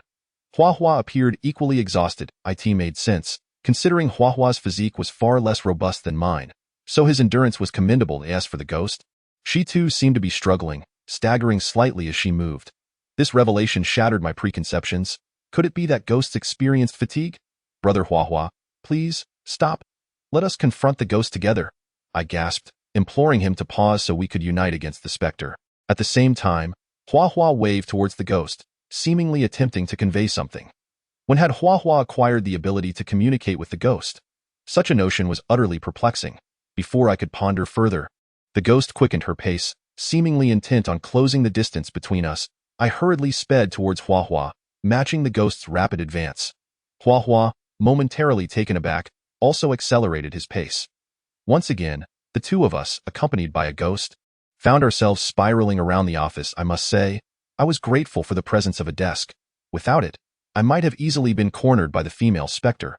After a while, she stumbled, collapsing to the floor in an awkward position. With a resounding crash, the sound of a pottery jar shattering reached my ears, and in an instant, the ghostly figure transformed into the bald-headed Long Gu. Before him lay a scattering of colorful ceramic shards, unmistakably remnants of the Erlang Shan statue. Chapter 33. Hallucination? As the statue lay in pieces, both Hua Hua and I came to an abrupt halt. I scanned the surroundings and let out a heavy sigh of relief, sinking down to the ground and gasping for breath. Though I could not fathom what had transpired, it seemed the female ghost had departed the office. The bald-headed Long Gu scrambled to his feet. A look of terror etched across his face as he frantically surveyed his surroundings, then flung open the office door and screamed as he bolted outside. Seeing his panicked demeanor offered me no amusement. I had been thoroughly frightened myself, the first time in my life being pursued by a ghost. I felt utterly exhausted, as though I had been running like a dog, at least for 2 hours. Long Gu has escaped. Indeed, that was a wise decision. Staying any longer would have been akin to courting disaster. Perhaps, after a brief interval, the female ghost would return, and I doubted I would have the strength left to circle the desk once more. Hua Hua, let's hurry, I shouted at the pale-faced Hua Hua, then dashed toward the office door. Hua Hua, seemingly paralyzed by fright, bent over, gasping for air, apparently oblivious to my call. In desperation, I rushed to his side, grasping his arm to pull him along. This time, I exercised caution, directing most of my attention toward Hua Hua, lest I foolishly lead the ghost by the hand once more. When we finally emerged from the building and beheld the blazing sun hanging high in the sky, my heart truly settled. I collapsed onto the ground, squinting up at the sun that enveloped me in warmth. For the first time, I found the sun to be utterly delightful. This was a sentiment that emanated from the depths of my being. How wonderful it would be if the sun could shine for 24 hours, allowing me to bask in its light without fear of any ghosts or spirits. Hua Hua, following my lead, unceremoniously lay down beside me. Breathing heavily, passers-by cast curious glances in our direction, perhaps deeming us to be mad. Yet, madness seemed preferable to being relentlessly pursued by a ghost. Hua Hua, why did you ignore me earlier? If we had joined forces, we could have confronted that ghost, right? Once my breathing steadied, I rose to my feet, brushing off the dust that clung to me. How dare you say that? Do you even realize where you were hiding at that moment? I was nearly gasping for breath, pursued relentlessly by that entity in the restroom, almost losing my life there. Hua Hua seemed to have emerged from her earlier state of terror, suddenly sitting upright with a gaze filled with profound disdain upon hearing my words. Her response left me momentarily taken aback as I delved into the recollection of the events that had transpired.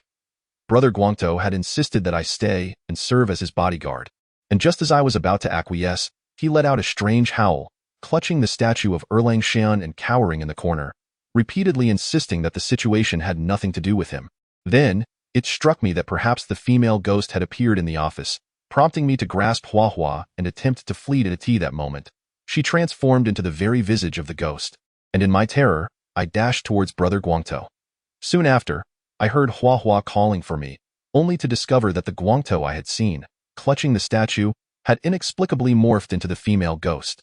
Frightened, I ran towards Hua Hua, who, with an expression akin to having encountered a specter, was sprinting in the direction of the ghost. Upon seeing Hua Hua approach, the ghost began to chase me, leaving me perplexed as to whether there was something about Hua Hua that instilled fear in the ghost. Wait a minute, if that were the case, where had Brother Guangto gone? Why was it that at the moment the statue shattered, he was on the ground? I distinctly recalled that the entity pursuing me was the very ghost itself. The situation appeared to be far more intricate than it seemed, but where exactly did the problem lie? Brother Hua, what was the atmosphere in the office at that time? Suddenly, a few questions bubbled to the surface. Perhaps the reality was indeed as I suspected. Hua Hua appeared momentarily stunned, wearing an expression of confusion, seemingly struggling to keep pace with my erratic thoughts.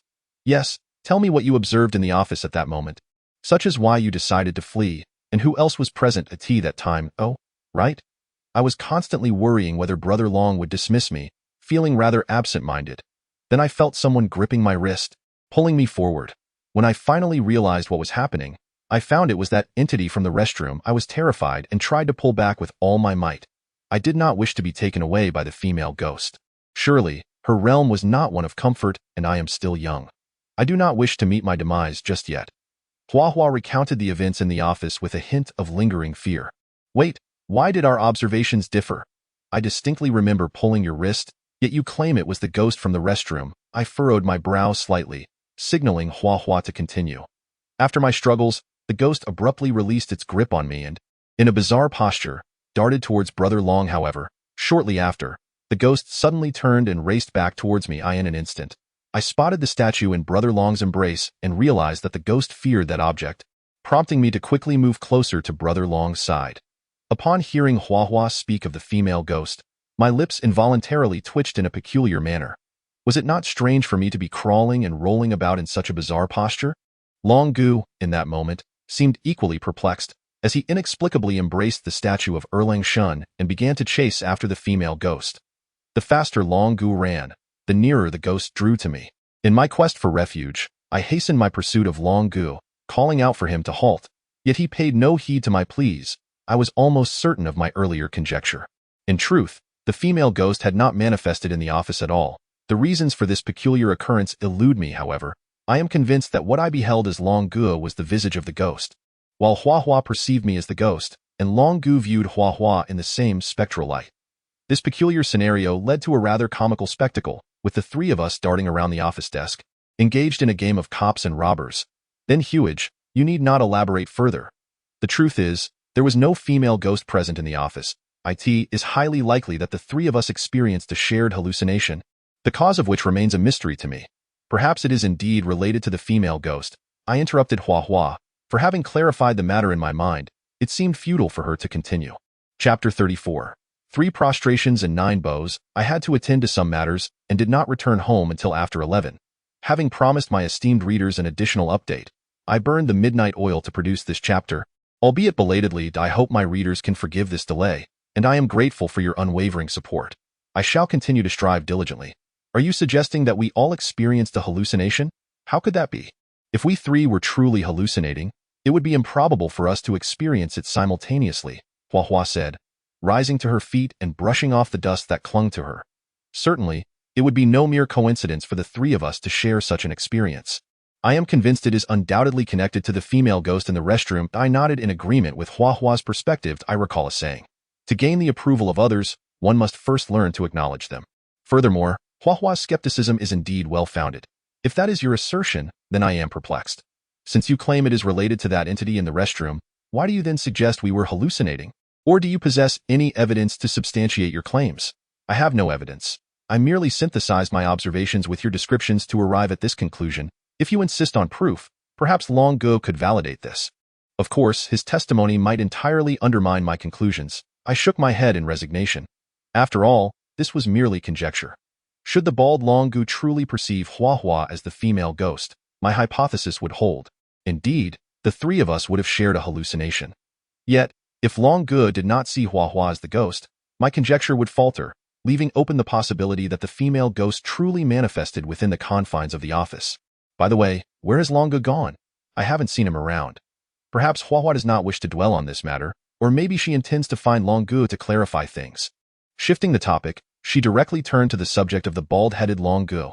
Who knows? He was the first to dash out of the office. Perhaps he has gone home. The thought of the bald-headed Long Gu stirs a flicker of concern in my heart. I distinctly recall the expression on his face when he left the office, a sheer terror that was palpable. Never mind, let us set aside the matter of Long Gu for now. If you have no pressing issues, would you accompany me to the Taoist temple? The statue of Erlang Shen I had previously prayed for has shattered, and I must seek another. While Hua Hua outwardly seems disinterested in Long Ji's affairs, it is likely for her own consideration. After all, the power of the Erlang Shen statue is widely acknowledged, and its efficacy in warding off evil is indisputable. Very well, since I have nothing urgent at hand, I shall accompany you. It will also provide an opportunity to visit the Taoist temple you mentioned. Indeed, I find myself at leisure. Visiting Wanhaonan is out of the question for now, and if I were to go, it would need to be after some time has passed to avoid inadvertently revealing anything about the recent events. Upon seeing me nod, Hua Hua promptly hailed a taxi, and after sharing an unfamiliar destination with the driver, she closed her eyes. I did not wish to disturb her, merely observing the swiftly retreating scenery in silence. I understood that Hua Hua was perhaps contemplating the events that had just transpired. The taxi wove through a labyrinth of streets, causing me to quickly lose my sense of direction. Of course, for someone as directionally challenged as I am, even a straightforward route would not yield clarity. After about an hour, the taxi slowed and came to a halt near a large tree. As I caught sight of a traditional tiled house that seemed utterly out of place with modern architecture, I promptly opened the door and alighted. This must be our destination. The large tiled house appeared to be the entrance to the Taoist temple. Two doors, faded beyond recognition, stood firmly shut. Peering through the cracks, I glimpsed a verdant interior shrouded in mist, evoking a sense of a hidden paradise. After paying the fare, Hua Hua joined me. "What do you think of this place?" she asked, patting my shoulder with a slight smile. Hua Hua seemed considerably more spirited than before. Perhaps she had not been mulling over anything during the car ride, but had instead drifted into slumber. It bore a resemblance to the Wuzhuang Temple from Journey to the West. Without a second thought, I remarked that while the environment here differed vastly from Wuzhuang Temple, the atmosphere of the Taoist temple was strikingly similar, tranquil and elegant. "Haha, your impression mirrors mine from my first visit here," Hua Hua exclaimed, her excitement palpable. "But Hua Hua, let's not get too carried away. Is this really the right time for our visit? The doors of the temple are tightly shut." I pushed against the heavy doors with all my strength, but they remained unyielding, as if something were bracing against them from within. Thud, thud, thud. Rather than responding to my query, Hua Hua knocked forcefully on the temple doors 3 times. "Brother Hua, allow me to knock instead. Your strength may not be sufficient, and I doubt those inside have heard you." Approximately 2 to 3 minutes later, noticing that the gate remained firmly shut, I was about to knock when Hua Hua suddenly seized my arm. "Ingzi, please exercise a bit of patience. We are not here merely for sightseeing. We have come to beseech the deity. If we cannot muster even a modicum of patience, how can we hope to bring the statue back?" Thud, thud, thud. As Hua Hua explained this to me, she once again struck the temple gate forcefully 3 times. Yet, the outcome was the same as before. The gate remained resolutely closed, and no one came forth to open it. However, after Hua Hua's words, my urgency dissipated. After all, I had ample time, and even if it felt like a waste, it wouldn't be significant. The primary reason for my calmness was the confidence I discerned on Hua Hua's face. Thud, thud, thud. After another 2 to 3 minutes, Hua Hua knocked on the temple gate for the 3rd time. While I pondered how many more times she would strike, the faded wooden door creaked open slightly, accompanied by a raspy grinding sound, just wide enough for a person to slip through. Hua Hua waved to me and was the first to slip inside the temple, and without hesitation, I followed closely in her footsteps. Creaked as I stepped into the temple, the wooden door behind me emitted that painfully grating sound once more. "Huage, why did it take 3 knocks for the door to open?" Is it possible that the inhabitants of this temple have some peculiar habits? This question had lingered in my mind repeatedly since the door opened, yet I could not arrive at a satisfactory answer. Hee, I knocked 3 times just now, each time 3 strikes. 3 times 3 equals 9. It can be seen as a simple form of 3 bows and 9 knocks. Adding 9 to it, if they still do not open the door after 9 knocks, it would only indicate that the people inside the temple lack proper decorum. Hua chuckled and began to explain with an air of mock seriousness. Huage, who taught you all this? I couldn't help but feel a twinge of skepticism. Although Hua's explanation was earnest, the words seemed somewhat incongruous with her character. Chapter 35. Sanqing Temple. Last night, I had indulged too much and slept soundly until now, resulting in no updates. I hope all esteemed readers can forgive me. Today, I seek nothing, left speechless. This is, of course, something I have pondered myself. Hua scratched the back of her head awkwardly, her tone laced with deep-seated insecurity. I remained silent, merely raising an eyebrow and gazing at her with a look of disdain. All right, this is what my friend told me. You really are something. Couldn't you let me maintain a facade for a moment? Hua, noticing my unwavering gaze, felt a twinge of guilt. You are truly remarkable, possessing such profound knowledge. I am in utter admiration of you. Do you know how boundless my respect for you is, like the ceaseless flow of the Yangtze River, or the uncontrollable flooding of the Yellow River? Could you perhaps sign your name for me? Would you be willing to take a picture with me? Since Hua wished to maintain her pretense, I, in a moment of benevolence, decided to indulge her modest desire. After all, I am a person of good heart. Scram. Hua laughed helplessly as she chided me. Omitba, benefactor, the pure land of Buddhism forbids the utterance of foul language. I replied earnestly, my hands clasped in prayer before Hua. The gates of the temple are truly formidable, and it is indeed a Taoist sanctuary. The atmosphere is intimidating. Infinite Lord, the sacred grounds of the Tao prohibit the utterance of foul language. With each hand forming a graceful gesture, I earnestly addressed Hua, saying, Brother, you are my dear sibling. Must I concede my error? Hua appeared thoroughly defeated, his expression one of silent despair. Indeed, a teachable child, I remarked with satisfaction, nodding at Hua. Damn it, he retorted, extending a finger towards me, before striding ahead with determination. A smirk crept onto my lips as I proudly followed in his footsteps. After traversing the temple for 4 or 5 minutes, we had yet to reach our destination. Doubt began to gnaw at my mind regarding the temple's master, wondering what manner of individual could occupy such a vast expanse in this era of precious real estate. Perhaps they are a being we can only revere from afar. As we rounded a massive cypress tree, a grand hall came into view, its red bricks and azure tiles exuding a sense of majesty, supported by 4 pillars about half a meter in thickness. The facade of the hall bore a somewhat faded plaque inscribed with the characters for Sanqing Guan. Although the plaque appeared aged, it did not detract from the hall's grandeur. Rather, it added an air of mystery. Flanking the hall's entrance were 2 wooden couplets. The upper line read, Since heaven and earth were born, tracing back to the ancient lamps of the temple, the ultimate is without ultimate. The lower line proclaimed, The Tao is the ancestor. Gazing towards the clouds where Wutai stands majestically, profound beyond profundity, I read the couplets repeatedly, yet their meanings eluded me. Just as I prepared to inquire if Hua had any insight, he unexpectedly abandoned me and stepped into the hall. Never mind, it was merely a couplet. Knowing its meaning was of little consequence. After all, my purpose in coming was to accompany Hua in seeking the statue of Erlang Shen. Seeing Hua enter, I followed suit, eager to discover what lay within. For if the exterior was so imposing, surely the interior would be even more magnificent. 3 statues, draped in crimson cloaks, stood at the center of the hall, towering at least 10 meters high. They gazed outward, seemingly observing the tribulations of humanity. For some reason, I felt a peculiar familiarity with these statues, as if I had encountered them somewhere before, though I could be certain that I had never seen such figures previously. I had been an atheist, often avoiding temples and shrines, and I distinctly recalled scoffing at the devotees, dismissing the statues as mere heaps of straw and mud, unworthy of reverence. Suddenly, I sensed the statues rising before me. The sensation akin to a time-lapse of plants growing on television. In mere moments, the 3 figures ascended into the clouds, leaving only their enormous, transformed feet visible. I was bewildered. What was transpiring? Why were the statues inexplicably growing taller? Where had the temple gone? Where was Hua? What place was I in? I rubbed my eyes vigorously, incredulously gazing at the surreal scene before me. My mind feels somewhat blank. and I have even begun to struggle with the act of thinking. Suddenly, I felt a heavy pat on my shoulder. Startled, I instinctively turned around. "What are you dawdling for?" "The Taoist priest has something to say to you. Hurry up and come with me." Hua Hua gazed at me with a hint of confusion, seemingly unable to comprehend what was so captivating about the three deities. I blinked desperately, finding myself in a state of bewilderment, before hastily turning back to gaze at the three statues that had seemingly ascended into the clouds.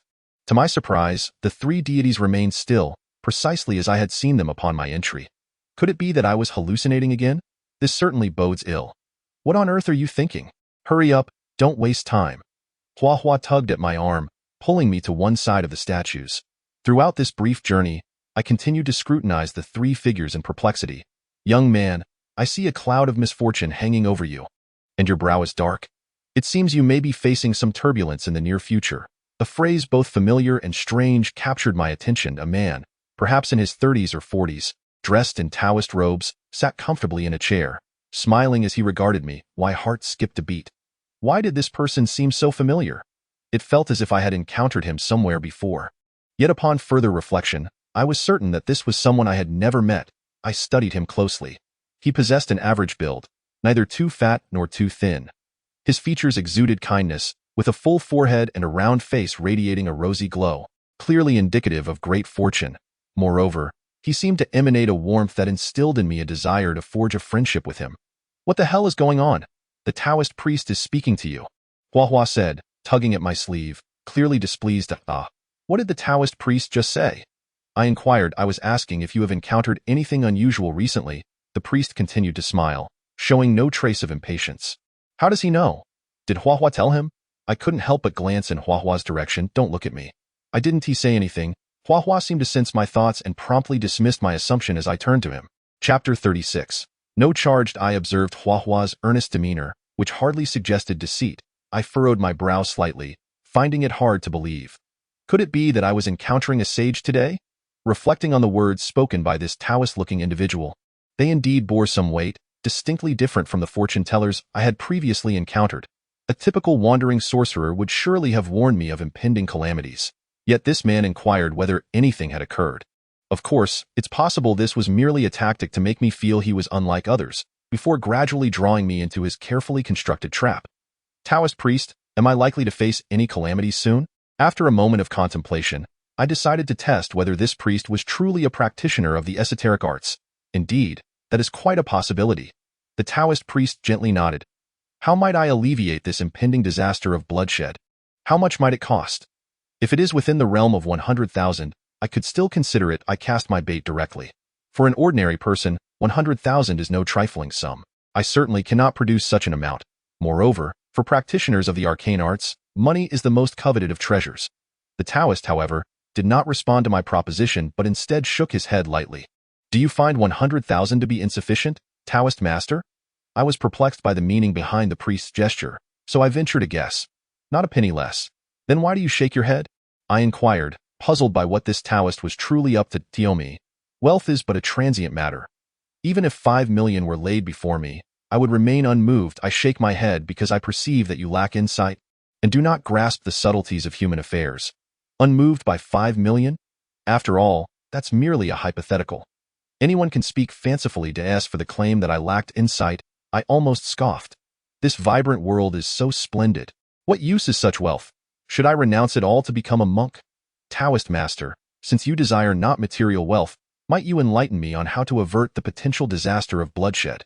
The Taoist's disinterest in money took me by surprise, leaving me uncertain as to whether I should continue probing. Thus, I shifted the conversation towards the looming threat of bloodshed. "Wherever the cart may lead, there shall be a way. Fate has its own design." The Taoist chuckled, presenting me with a riddle. "Goodness, where there's a will, there's a way." That's mere platitude, I thought. What difference does it make to say something so trivial? "Hey, Hua Gu, weren't you here to seek the divine statue? We must hurry. Our bus awaits, and this place seems rather desolate, perhaps making it difficult to catch a ride." I found myself at a loss for words with the Taoist before me and did not wish to continue the futile exchange. Thus, I redirected my attention to Hua Hua. I could not help but think that perhaps the Taoist was a bit unhinged, fervently beckoning Hua Hua to summon me, only to impart the wisdom of fate's design, which seemed utterly unreliable. Speaking of reliability, I recalled the Maoshan Taoist who was my contact on QQ. Though we had never met, his words had proven nearly prophetic, guiding me through job searches, encounters with spirits, and even matters of romance. Suddenly, I remembered the enchanting beauty named in Zhai, wondering when I would have the pleasure of meeting her again. Indeed, Taoist master, I wish to request another divine statue, for the one I sought earlier has been shattered. Upon my mentioning this, Hua Hua seemed to suddenly recall the purpose of our visit, offering an awkward smile to the Taoist. I understood that receiving the protection of the celestial beings is indeed a matter of fate. And considering that the destruction of a statue could ensure the safety of 3 individuals, it was undoubtedly worthwhile. A new statue had long been prepared. "Follow me," the Taoist said briskly, rising and walking towards a long table not far away. A massive yellow cloth completely draped the table, upon which myriad divine statues lay, most of them covered with red cloth. Although I had some uses for the red cloth, I did not voice my inquiries. Perhaps the purpose of the red cloth was to shield against dust. The Taoist priest lifted a deity statue from the center of the long table and handed it to Hua Hua, effortlessly pulling away the covering red cloth. "Why isn't this a statue of Erlang Shan?" I asked, perplexed, echoing the thoughts in my mind. "This statue is the foremost of the 3 pure ones, the Lord of Yuqing, Yuanshi Tianzuan. Upon your return, you must honor it properly, for it will ensure your safety," the priest instructed. "And remember, once the statue is placed in a location, do not move it at will. It will naturally protect you in times of danger." Perhaps the priest felt a sense of helplessness. If I were not mistaken, the statue that Hua Hua was now cradling must be the 3rd one he requested here, which explained the priest's particular emphasis on this point. "Brother Hua, how much is it?" "I'll cover the cost for you." Considering that the destruction of the previous statue was partly my fault, I resolved to assist Hua Hua in bringing this one back. "The priest doesn't accept money," Hua Hua said nonchalantly, as if the temple belonged to them, making it seem entirely natural to take an item from it. "Is this place a charitable hall that doesn't accept money?" I couldn't help but glance at the priest again. This felt exceedingly presumptuous. Reflecting on the vast expanse of the temple, I could only describe it as brazenly presumptuous. Indeed, having wealth can lead to such audacity. "Since you don't require payment, we shall not impose further. We must return early as we have a shift to catch," I stated. "Indeed, priest, Ingzi is correct. If we linger too long, we may miss our ride." Hua Hua chimed in. "Wait," the priest interposed, blocking my path. "Humph." I knew this Taoist must not have good intentions. Having declared no charge, he was now preventing our departure. "Is there something else you wish to convey?" My expression darkened, as I felt that if this priest insisted on obstructing us, regardless of who he was, I would certainly make him regret it. The priest merely glanced at me with a smirk before rummaging through his pocket. Moments later, he produced a piece of yellow paper and handed it to me. "Here, keep this talisman on you. It will ensure your temporary safety." A talisman for temporary safety? I glanced at it briefly before placing it in my pocket. This item might indeed prove useful, much like the one Nong Yungheng had given me. Chapter 37. Liang Yuiming. I gently patted the pocket where I placed the talisman but felt something was amiss. I withdrew the paper once more, scrutinizing it closely in my hands. The talisman appeared to be in order. Then it struck me what was odd. The priest's earlier statement. He mentioned that shattering a statue of Erlang Shan could guarantee the safety of 3 individuals, which seemed quite fortuitous. 3 individuals. Was he referring precisely to me, Hua Hua, and the bald-headed Long Gu? How could he possibly know about the situation? Had Hua Hua divulged it to him? No, Hua Hua had just told me he hadn't shared anything with the Taoist. Was he merely guessing? If so, his guess was remarkably accurate. The possibility of possessing such abilities is indeed plausible. "Hey, Huage, are you absolutely certain that you haven't disclosed anything to this Taoist?" I inquired quietly. Having once again stowed the talisman paper into my pocket, leaning closer to Hua Hua's it is prudent to verify certain matters, I assure you. "I have revealed nothing to the Taoist," Hua Hua replied earnestly. "If that is the case, then this whimsical Taoist indeed possesses genuine skills. Such individuals are a rarity in today's society, particularly those who comprehend the principles of the cosmos, the dualities of yin and yang, and the intricacies of the 5 elements and the 8 trigrams." I nodded at Hua Hua, my mind calculating. Since I had the fortune to encounter such an extraordinary figure, it would be wise to foster this connection. In the future, if relatives or friends encounter calamities, they could seek his assistance in resolving their predicaments. "He, Taoist, my name is Liang. May I inquire how you wish to be addressed?" I flashed a smile, grinning broadly at the Taoist. "Have you been kicked by a donkey?" Hua Hua interjected. "Ah, the Buddhist, no. I mean the Taoist sanctum is no place for foul language.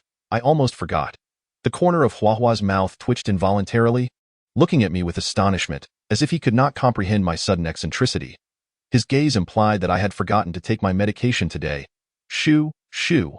I'm conversing with the Taoist. Little ones should refrain from interrupting and go play elsewhere. I gently pushed Huahua aside, waving him off with annoyance. Huahua shot me a disdainful glance before wandering off to a corner. I imagined that if he weren't holding the statue of the primordial supreme deity, he would have undoubtedly pointed a finger at me. Youth is truly a blessing, the Taoist remarked inexplicably, then gazed up at the sky outside the hall, seemingly reminiscing about some cherished memories. Perhaps he was reflecting on his childhood. I stood quietly by, patiently waiting. It is utterly impolite to disturb others when they are deep in thought or reminiscing. After a moment, the Taoist sighed deeply. My name is Liang Yueming. You may call me Taoist Liang, or Liang Uncle. Is he implying that he wishes to adopt me as his nephew? My goodness, such an unexpected stroke of fortune has befallen me. This feels utterly delightful. No, I must be overthinking. Given our age difference, it is only natural for me to address him as uncle. Yes, I am certainly overthinking it. Liang Uncle, that I decided against being overly formal. Since he invited me to call him that, I would oblige. For I would not suffer any loss, nor would a piece of flesh be taken from me. Good lad. You are called Liang, yes? Come, Liang Uncle has a little gift for you. The Taoist appeared quite pleased upon hearing me address him as Liang Uncle. He promptly thrust his hand into his pocket and began rummaging once more. Liang Uncle, this temple belongs to you, correct? Indeed. I manage this Taoist temple. Taoist Liang replied without a moment's hesitation. So, it turns out that Taoist Liang is the master of this grand temple. How impressive. Wait a moment. If that is indeed the case, what could the greeting gift be? Perhaps gold bars, silver, precious jewels, pearls, agate, lottery tickets worth 5 million, or even the keys to a sports car. I can feel my mouth watering in anticipation. Liang, Taoist Liang furrowed his brow, gazing at me with a look of perplexity, seemingly unable to comprehend what was transpiring. Uncle Liang, I lifted my sleeve to wipe my mouth and then grinned at Taoist Liang, chuckling mischievously. Here, take this. Taoist Liang thrust a large handful of something into my hands before I could even glimpse what it was. The sensation in my grasp felt paper-like. Could it be money? Wow, such a substantial amount. I must be striking it rich. Thank you, Uncle Liang. I bowed slightly to Taoist Liang, then swiftly stuffed the entire handful into my pocket. No need for thanks. Just come over to play sometime. Next time, I'll have your aunt prepare something delicious for you. All right, I won't keep you any longer. Hurry back before you can't find a ride. Sure thing, Uncle Liang. We'll head back now. When I have some time, I'll definitely come to sample Auntie's culinary skills. After exchanging pleasantries with Taoist Liang, I made my way towards Huaihua.as for Taoist Liang's invitation for his wife to cook for me. I didn't dwell on it. Monks are not allowed to marry, yet it seems Taoists have no such restrictions. Huago, let us get moving quickly. Go on. Do whatever you want. Just don't delay me while I'm busy urinating and playing in the mud. Huahua, clutching the statue of the primordial lord, shot me a disdainful glance upon my approach. Huagu, I was just joking earlier. Besides, you can't possibly be that stingy, can you? You, a chancellor, ought to have the capacity to accommodate. I have always regarded you as a role model for learning. Without hesitation, I placed an exaggeratedly high hat upon Huahua's head. Get lost, of course. I know you were joking. By the way, what did the Taoist give you? Huahua's expression of displeasure vanished as I spoke. What is it? Huahua asked, eager to know. I don't know. I haven't looked yet. It wouldn't be polite to inspect it in front of others. Let us check it out after we leave. I shook my head in resignation. Let us go. Let us hurry outside. It seems Huahua is quite eager to discover what the Taoist gifted me. Of course, I once revealed to Huahua that Taoist Liang actually bestowed upon me a hefty sum of cash. Whether he finds out will be a matter for later, outside the temple. I said no more and followed Huahua's lead towards the temple's entrance. The primary reason I was trailing Huahua was that I had completely forgotten the way here. In other words, I was utterly lost. Once we exited the temple, I too felt a surge of impatience to uncover just how much the Taoist had given me as a greeting gift. I pulled everything from my pocket in a rush. Gazing at the object in my hand, I found myself on the verge of tears, utterly bewildered by the absurdity of it all. Is this truly a gift for our meeting? Chapter 38. The interception. I stared at the so-called gift. My heart ached with despair. How miserly could Taoist Liang be? He possesses such an expansive temple, which, if converted to cash, would amount to at least hundreds of millions. Surely, tossing me a mere 1 or 2 million wooden to be excessive. Yet, the reality of the situation was starkly different. The Taoist had bestowed upon me an overwhelming stack of talismans. My eyes widened in disbelief, fixated on the gift in my grasp. Indeed, how miserly could one be?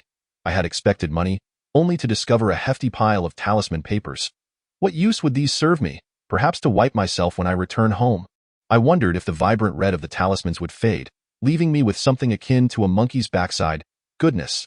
The saying having eyes yet failing to recognize fine jade must pertain to individuals like you. This is indeed a valuable item, something many would yearn for but cannot obtain. I was taken aback by the Taoist's generosity, casually handing over such a bounty. As Hua Hua spoke, he didn't even spare me a glance. His gaze still locked on the talismans in my hand. These are precious items, and I am not jesting with you. Your jesting is truly laughable. If you do not wish to keep them, it would be a waste to use them for such mundane purposes. Finally, Hua Hua withdrew his intense gaze from the talismans, regarding me with a look of disdain. If you truly consider them valuable, take them and no need to thank me. Simply refer to me as Lei Feng. I swiftly stuffed the substantial stack of talismans into Hua Hua's pocket. Having even one on my person was sufficient. Too many would only be a burden. You truly gave them to me? Hua Hua appeared utterly astonished, as if he believed I was jesting. Come now, the items are already in your pocket. Do you think I would play tricks on you? Besides, the Taoist has acknowledged me as his nephew, which implies that I may request as many of these as I desire in the future. I simply could not fathom why such a trivial stack of talismans warranted such an exaggerated reaction. Ah, the Taoist has recognized you as his nephew? No wonder. I was puzzled as to why he bestowed upon you so many protective talismans. I even entertained the notion that you might be his long-lost son. Hua Hua initially expressed surprise, followed by an expression of realization. What nonsense! You think I am his son? Are we leaving or not? Of course we are leaving. Why would we not? I must admit, our luck was rather fortuitous, as we did not have to wait long before a taxi arrived. After informing the driver of our destination, I settled into the back seat and closed my eyes. Hua Hua, however, was quite animated, torturing our ears with his off-key singing, reminiscent of a chicken being slaughtered, throughout the journey. Upon our arrival at the destination, the driver exhaled heavily, quickly fleeing the scene, seemingly eager to escape the clutches of the vocal demon that was Hua Hua. As Hua Hua observed the swiftly departing taxi, he turned to me and remarked, Ingzi, did I perhaps give the driver too much money? Why is he speeding away so briskly? Ha ha ha. The driver did not overcharge you. He fled because he was traumatized by your singing, which could make even a wolf weep.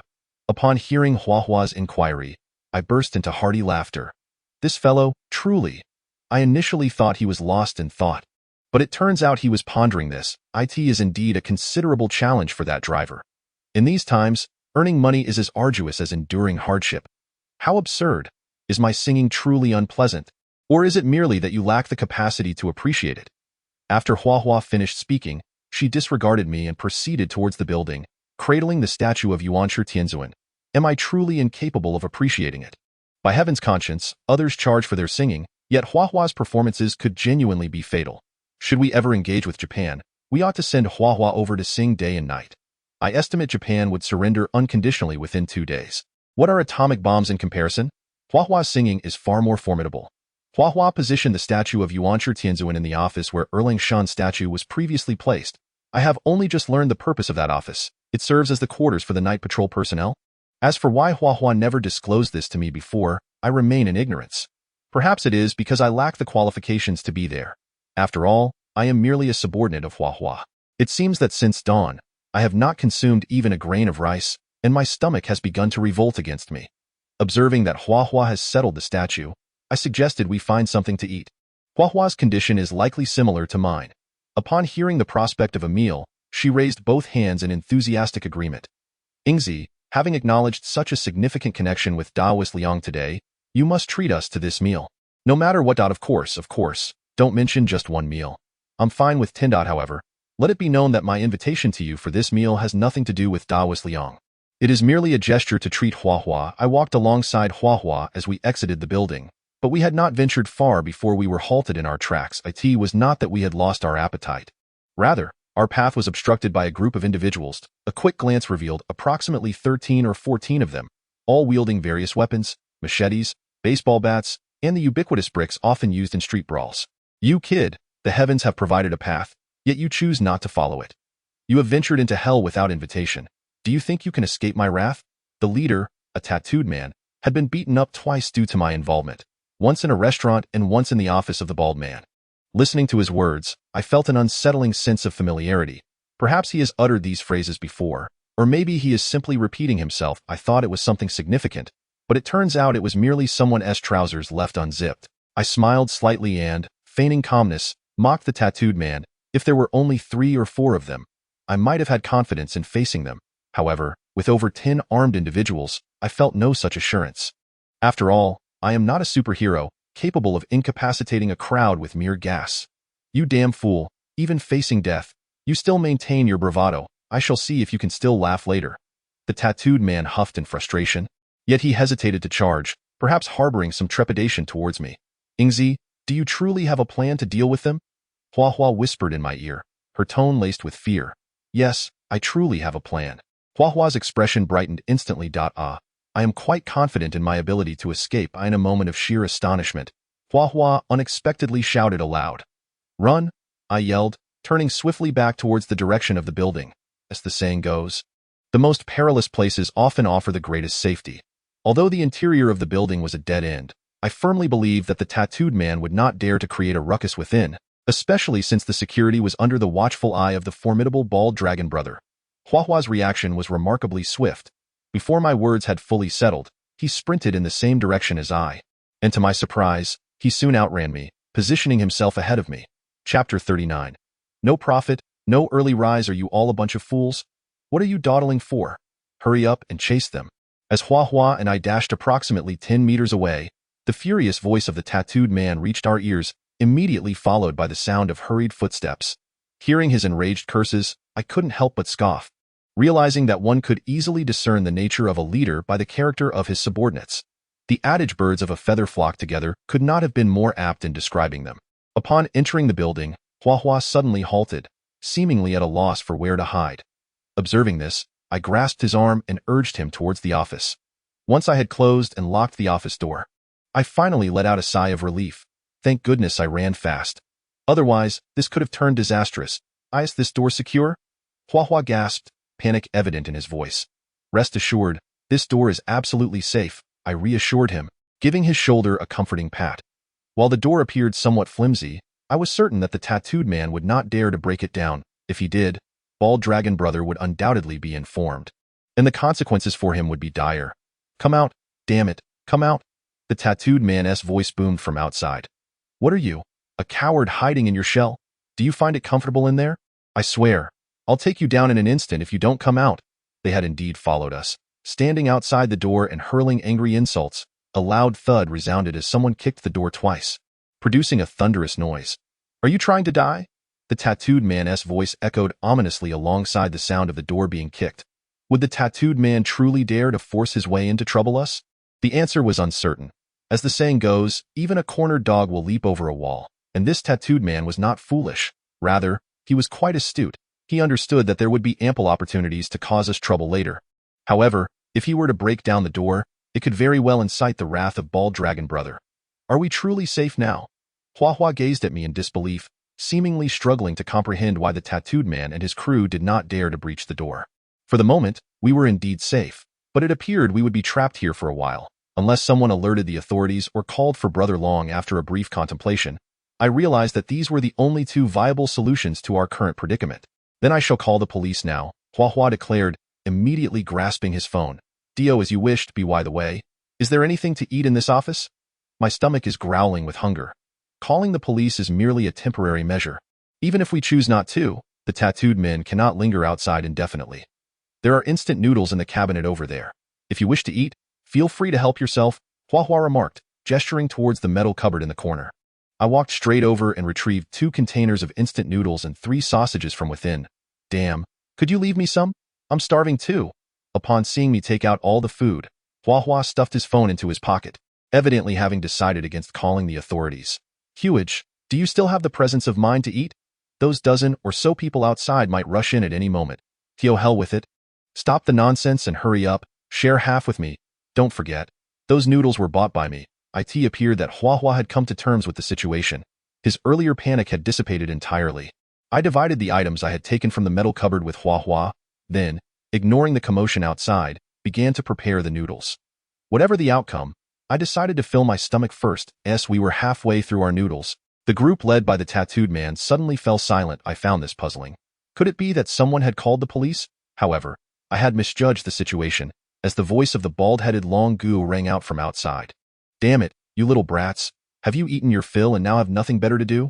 Get the hell out of here and stop being an eyesore. Long Gu, you shouldn't get involved in this today.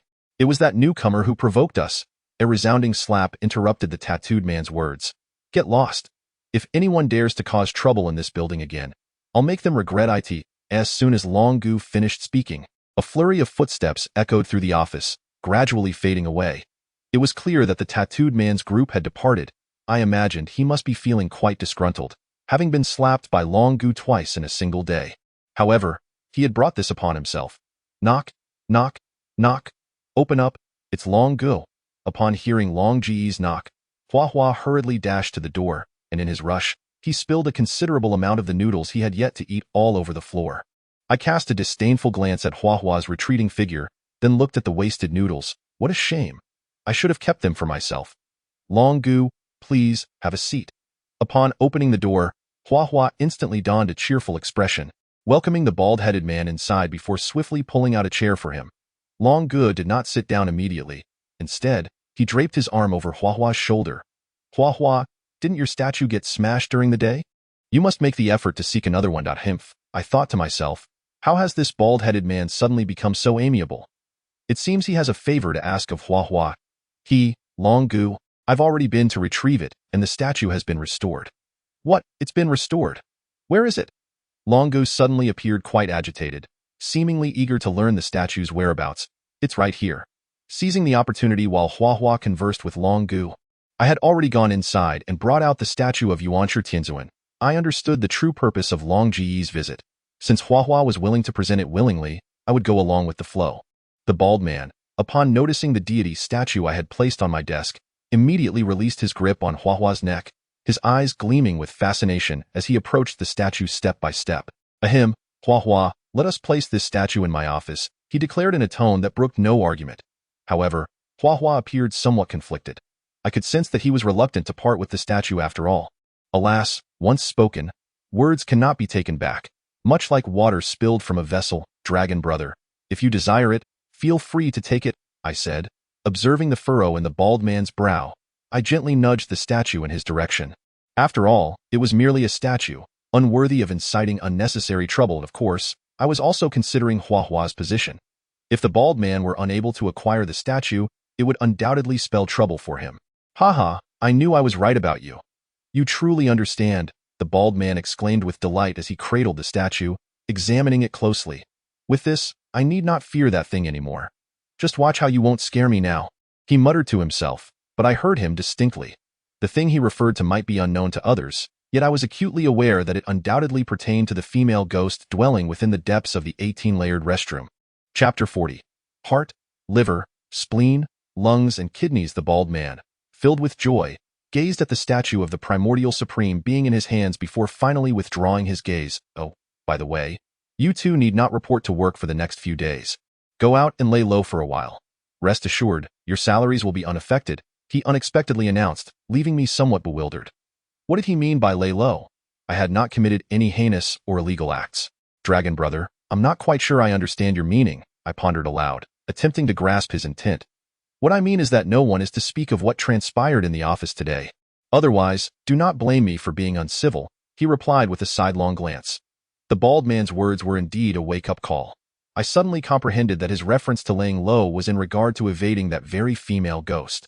Thank you, Dragon brother, I said, flashing a grin. Who wouldn't be pleased with a paid vacation? Hold your thanks for now. In the meantime, I need you to find me a reliable Taoist master to deal with that issue. Living in constant fear is hardly sustainable. The bald man waved his hand, stipulating his condition. Finding a reliable Taoist master was not an insurmountable task. I could reach out to Maoshan Taoist on QQ, or seek out Taoist Liang at the Sanqing Temple. Both seemed quite dependable. No problem, Dragon brother. Leave it to us, I assured him, patting my chest confidently. I knew I was right about you. Kid. Work hard, and I shall never shortchange you. Very well if there's nothing else. "I'll take my leave," he remarked, casting me an appreciative glance as he strode toward the office door, statue in hand. Just as I had taken a couple of steps, a sudden thud followed by a clatter echoed in my ears. Upon closer inspection, I found the bald, rotund figure of Long Gu sprawled on the ground, while the statue of the primordial heavenly master, which Hua Hua had just retrieved, lay shattered into fragments. Who on earth would carelessly drop instant noodles on the ground like this? Long Gu abruptly sat up, casting a furious glance at the culprit behind his slip, the instant noodles, and roared in rage. My lips involuntarily twitched as I lamented the loss of the statue that had just been recovered. A wave of helplessness washed over me as I recalled what Daoist Liang had said. Fate has its own design. Moreover, there was that other saying about not moving the statue once it was placed in a certain location. It would naturally protect us when danger approached. Yet, the peril had not yet materialized, and here lay the statue in ruins. Long Gu, are you all right? Panic was evident on Hua Hua's face as he hurried over to help Long Gu up, wiping the remnants of noodles from his clothes with his sleeve. Hua Hua, tell me, who the hell made this mess? Long Gu grabbed Hua Hua by the collar, his eyes narrowing as he questioned him in a low voice. It was me. It has nothing to do with Hua Gu, I quickly interjected, taking the blame upon myself. All right, kid. A true man takes responsibility for his actions. I admire that in you, Long Gu replied. But about that statue. His gaze shifted to the scattered shards on the floor, his intention clear.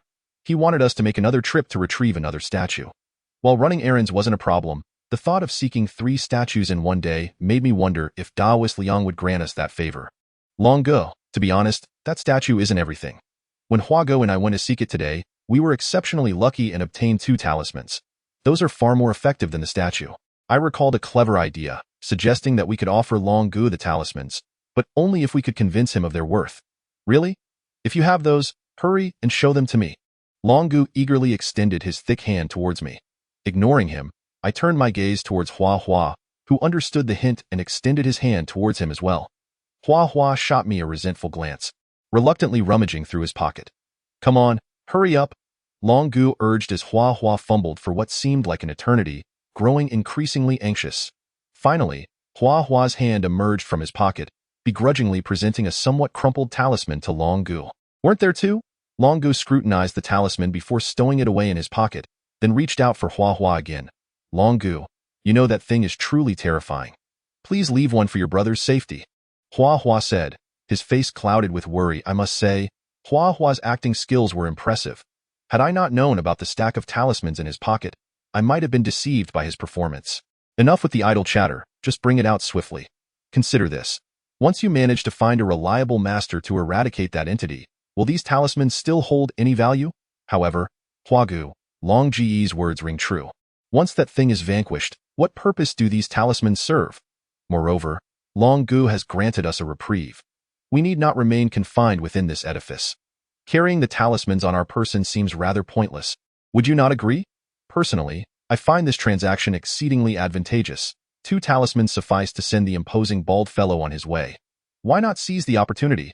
After a brief moment of hesitation, Hua Hua reluctantly fished out another talisman, wincing as she placed it into the bald man's hand. If you have no further business, I shall take my leave. I have a multitude of tasks awaiting my attention. The bald man, upon receiving the second talisman, gleefully departed, leaving behind a hasty remark as he exited the office. I remarked that Long Gu had already distanced himself, so there was no need for continued theatrics. Observing Hua Hua's still pained expression, I found myself perplexed. What theatrics? Those are 2 protective talismans. My heart ached at the thought. This was blatant extortion. After hearing my words, Hua Hua began to lament like a scorned spouse. Seriously, it's just 2 talismans. Is it really that significant? You still possess a considerable stack, do you not? A few less or more, what does it matter? I have numerous relatives. 1 talisman each one tea suffice, and my aunt, who is ever so kind, visits me monthly. I must at least procure 2 for her. Enough, please spare me this discussion. My stomach is still quite empty. Will you join me for a meal? Though I had just consumed instant noodles, my hunger persisted. I have no appetite for food. I shall not go. Hua Hua waved her hand dismissively and plopped down onto a chair, lowering her head to play with her fingers. To be honest, she certainly did not appear to be feigning her demeanor. Yet, could it be that Hua Hua is genuinely so stingy?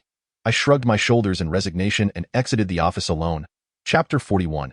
Is there a thief? The bald man, Longu, implied that we should take a few days to rest and steer clear of the female ghost's wrath.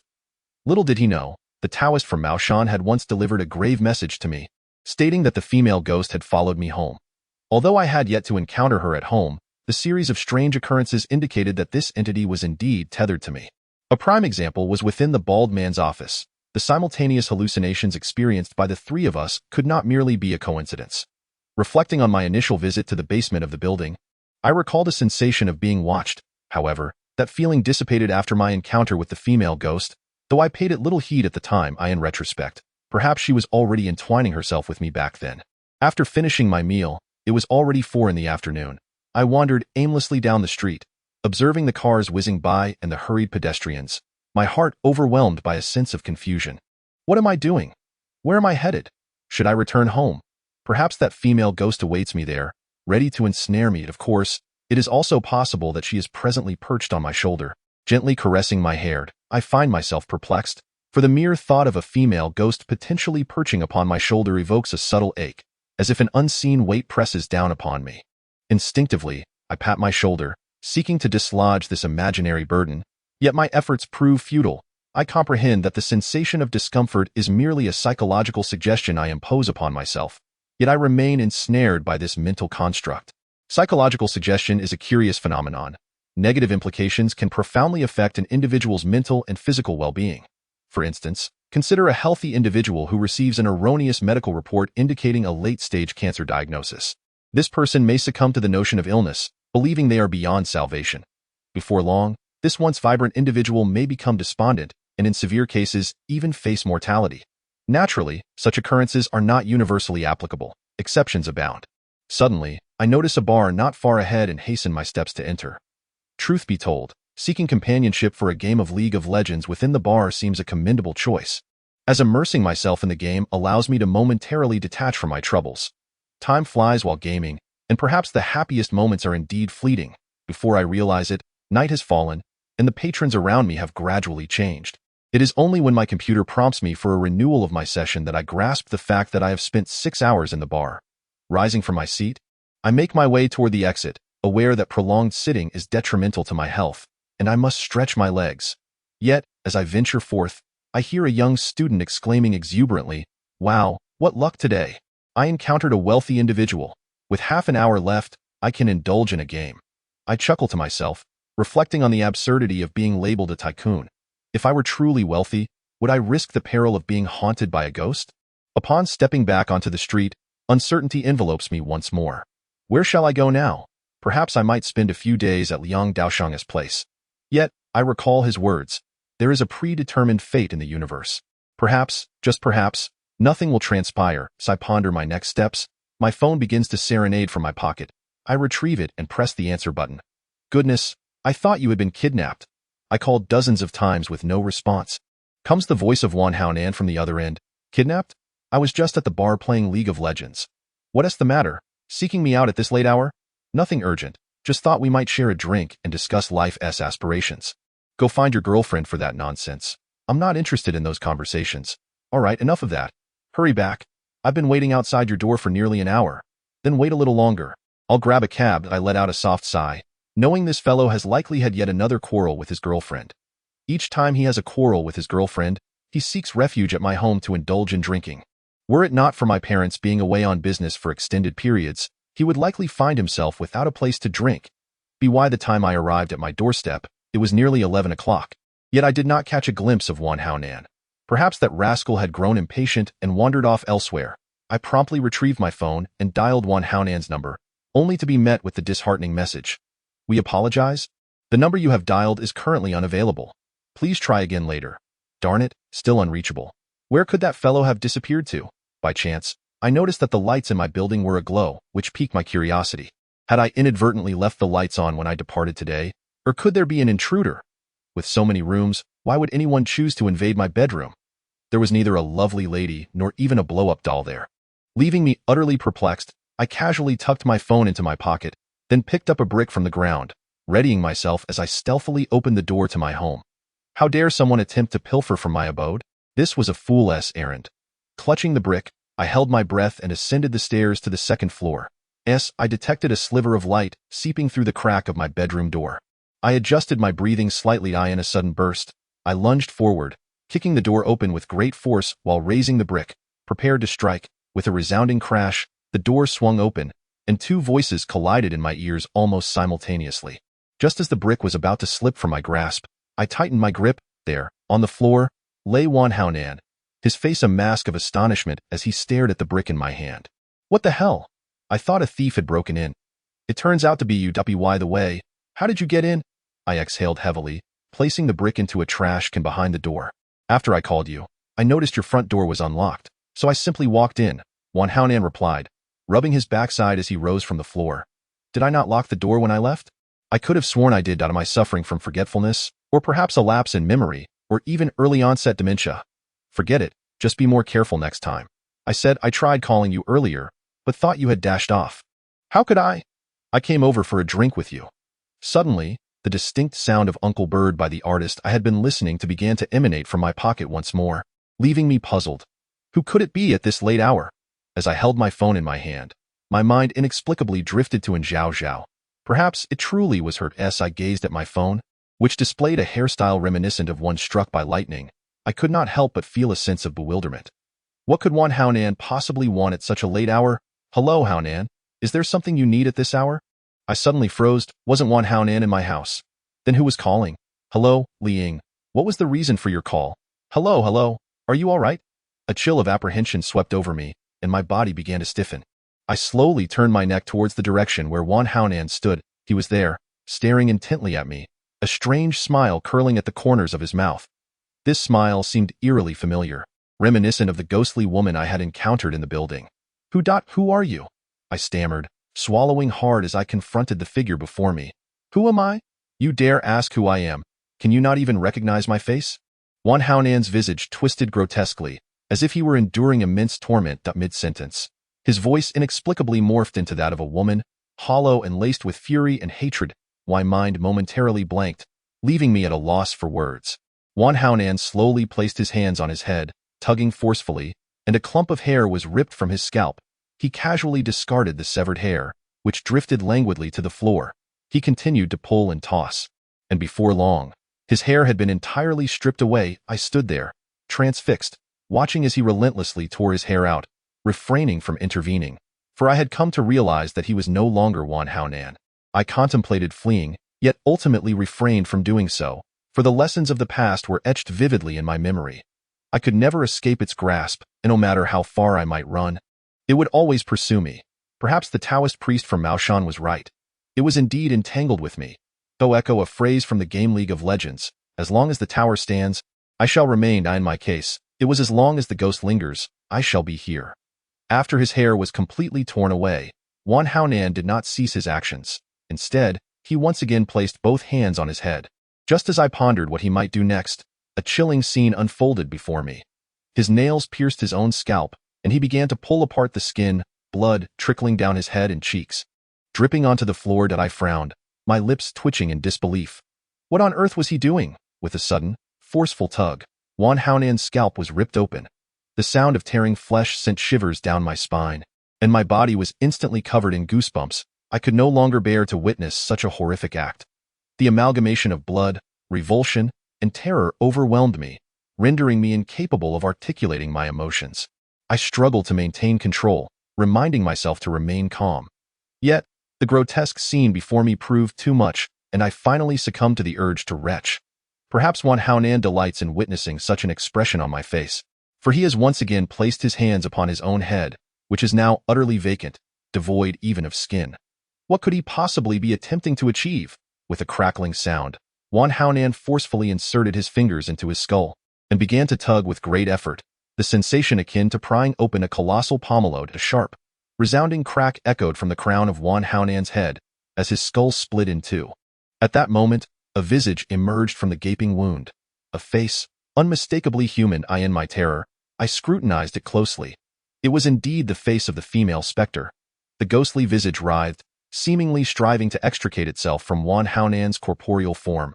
As it struggled, it coldly regarded me, its lips curling into a sinister smile. My heart trembled with fear, and instinctively, I hurled my phone at the specter's face. With a resounding crash, the phone shattered against the wall. Suddenly, a line from the charcoal cellar flashed through my mind. I fear not the shattering of my bones, for I leave behind my purity in the world. Yet now, in relation to my phone, it was more akin to I fear not the shattering of my device, for I leave behind darkness in the world. Just as the phone hurtled towards the specter, the lights in the bedroom extinguished abruptly. In that instant, the atmosphere turned palpably eerie. It felt as though I had descended into an endless abyss, where nothing was visible. I gasped for breath, cold sweat cascading down my cheeks. I hesitantly raised my hand, only to lower it once more. I yearned to wipe the sweat from my brow, yet I dared not do so, fearing that the specter might suddenly manifest before me, and that my hand would inadvertently graze its face. My heart raced with increasing speed, beating so rapidly that I could distinctly hear its rhythm. Time ticked by agonizingly slowly. I felt as though I was on the verge of suffocation. I longed to scream, to release the terror and oppression within me, yet I remained paralyzed by fear. I dreaded the thought of the specter forcing something repulsive into my mouth. What to do? This singular thought consumed my mind. Yet no solutions emerged. I pondered that anyone caught in such a predicament would feel utterly helpless. The talisman. I still possessed the protective charm bestowed upon me by Taoist Liang.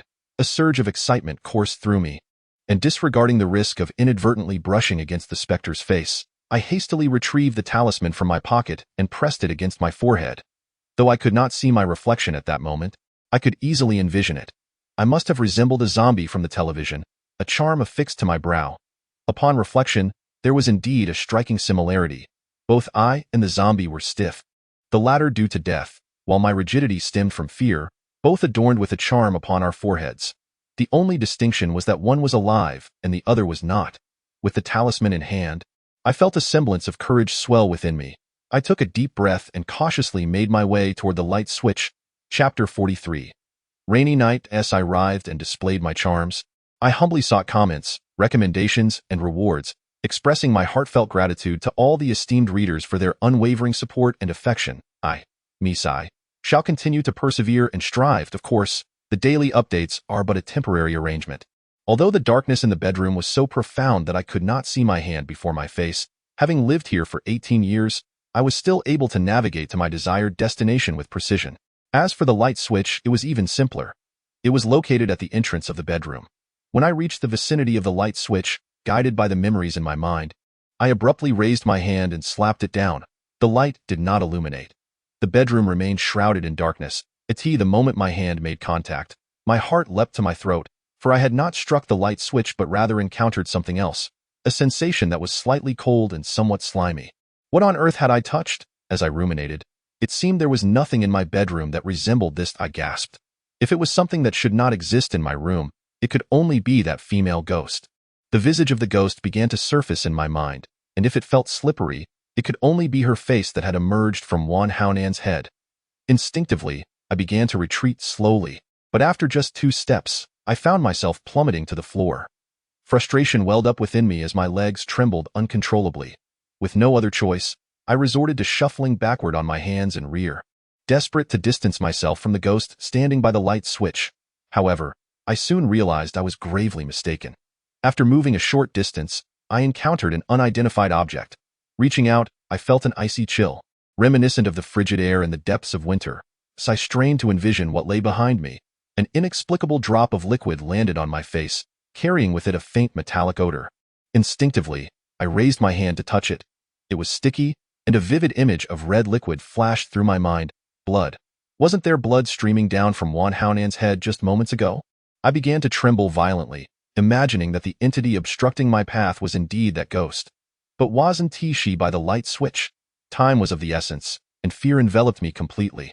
Yet, a flicker of hope compelled me to reach out toward the unknown object behind me once more. After a thorough examination, that last glimmer of hope dissipated, for I felt 2 legs, 2 chillingly cold legs. With a scream, I crawled frantically toward the bedroom door. Upon reaching it, I collided headfirst against the surface. This impact jolted me into a clearer state of mind. I recalled kicking the door open earlier and not closing it. Yet why was the door now shut? Had I crawled to the wrong place? The answer was a resounding no. Let us not forget, this was the place I had called home for 18 years. As I momentarily pondered, an eerie laughter suddenly echoed in my ears, accompanied by a chilling breeze brushing against my face. And why goodness, I gasped, instinctively leaping towards the direction opposite the sound, swiftly maneuvering my body. During this frantic movement, a refreshing sensation washed over my forehead. It was the talisman that gently swayed with my every shift. The talisman. How the female specter seemed to dread this object with determination. I tore the talisman from atop my head, gritting my teeth to rise to my feet. Though I trembled, I managed to avoid collapsing to the ground. Perhaps my ability to stand was entirely reliant on the courage bestowed upon me by the talisman. "Come out, you fiend!" I shouted, flailing my arms wildly in the darkness while clutching the talisman. I just imagined, that the specter was struck by my talisman-bearing hand. To my surprise, it appeared that the female ghost truly feared the talisman. As she vanished from sight, I danced like a madman in the dark, devoid of an audience. If one were to insist there was an audience, it could only be that very specter, perhaps standing not far away. Silently observing me, she was waiting, biding her time for the opportune moment to strike. I lost track of time, my arms beginning to ache, the fervor of my flailing gradually diminishing. This frenzied display had indeed allowed me to vent some of the pent-up anxiety within me. Yet my heart's terror only incrementally intensified. I yearned for light. Perhaps illumination would grant me a sense of security. I resolved to turn on the lamp once more, believing that if I used my talisman-bearing hand to press the switch, the ghost would not dare to interfere. I groped through the darkness until I located the lamp switch, and with the talisman in hand, I struck the switch. The light illuminated the room. As the room brightened, I gasped again, yet there was no sign of the specter. Only the familiar surroundings greeted me. I could not discern whether I had become neurotic from fear, but one thing was clear, the ghost had indeed vanished, though her whereabouts remained unknown. After scanning the bedroom several times, my attention fixated on the lamp switch. The talisman effortlessly adhered to its surface, having been soaked with my perspiration, rendering the inscriptions somewhat blurred. Glancing at my hand that had clutched the talisman, I noticed my palm stained crimson. Once I confirmed that the ghost was truly absent from the room, I slid down the wall by the lamp switch and gasped for breath. Thank heavens for my bravery. Had I been more timid, I might have sought an audience with the king of hell to discuss life's aspirations. Suddenly, a thunderous crack echoed, jolting me upright from the floor. My expression one of vigilance, my previously relaxed demeanor now taut with tension. After a moment, I exhaled again, cursing under my breath. Why must it thunder now of all times? Is the universe intent on scaring me to death without consequence? Returning to the matter at hand, if I were to perish from fright due to thunder, I would surely be inscribed in the annals of history as the first ordinary person to die from the sound of thunder. My attention was diverted by a series of erratic sounds emanating from the window. Has it started to rain? It seems that summer is truly approaching. The rain has arrived with remarkable swiftness. It appears to be a torrential downpour. The watermarks on the window are becoming increasingly dense, soon merging into lines that cascade down the glass. A rainy night possesses an inherent beauty, yet its timing feels utterly inopportune. Were it an ordinary day, I might have hastened to the window, tilting my head upwards to behold the sweet nectar bestowed upon the earth from the heavens. However, at this moment, I dare not approach, for I fear that when I stand before the window, that chilling visage might manifest outside. The mere thought of the ghostly figure sends an involuntary shiver down my spine. Chapter 44. Blood rain. The rain intensifies, pouring down as if buckets were being emptied against the window pane. I merely sit in silence, gazing distantly at the enchanting scene of the rain-soaked night. Suddenly, the window trembles slightly, reminiscent of a drenched passerby gently shaking it. Seeking refuge from the downpour, of course, if someone truly wished to escape the rain, they would knock on the door of the first floor, for my bedroom is situated on the second floor. I cannot bring myself to believe in the existence of a Spider-Man in this world. Watching the rain pound against the window without discernible direction, I realize that the wind has picked up, a common occurrence. As summer storms are often accompanied by strong gusts, a flicker of hope arises within me. Thankfully, my windows are of the sliding variety.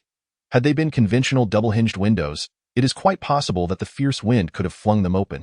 In the midst of my cautious optimism, the window suddenly opens a gap of approximately 10 centimeters, allowing rainwater to pour into my bedroom through the crevice. Staring at this scene, I am momentarily rendered speechless. How can a sliding window be blown open? Has the wind, indeed, grown hands? My immediate instinct is to rush over and close it. In that instant, my earlier trepidation is completely forgotten. I dash to the window, raising my hand to shut the blown open pane. My speed is considerable, yet the rain is swifter. In the very moment I close the window, my clothes are already drenched, but it matters little, as my garments were already soaked in cold sweat. Regardless, a change was inevitable. I swiftly shed my damp attire. However, midway through this process, I sensed something amiss.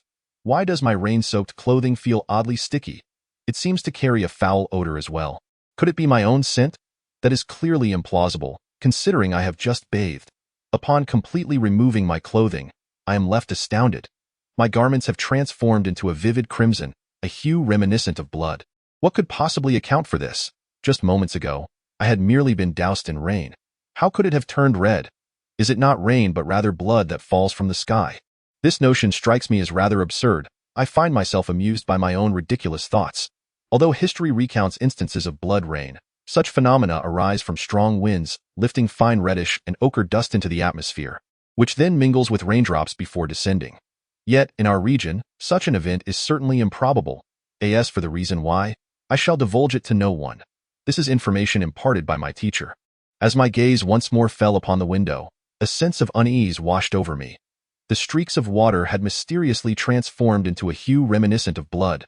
They cascaded down the glass, leaving behind small, delicate bubbles in their wake. The substance capable of leaving such bubbles on the glass could surely not be mere rainwater, and the nature of it piqued my curiosity. Discarding my clothing onto the floor, I leaned against the window, intent on scrutinizing this peculiar phenomenon.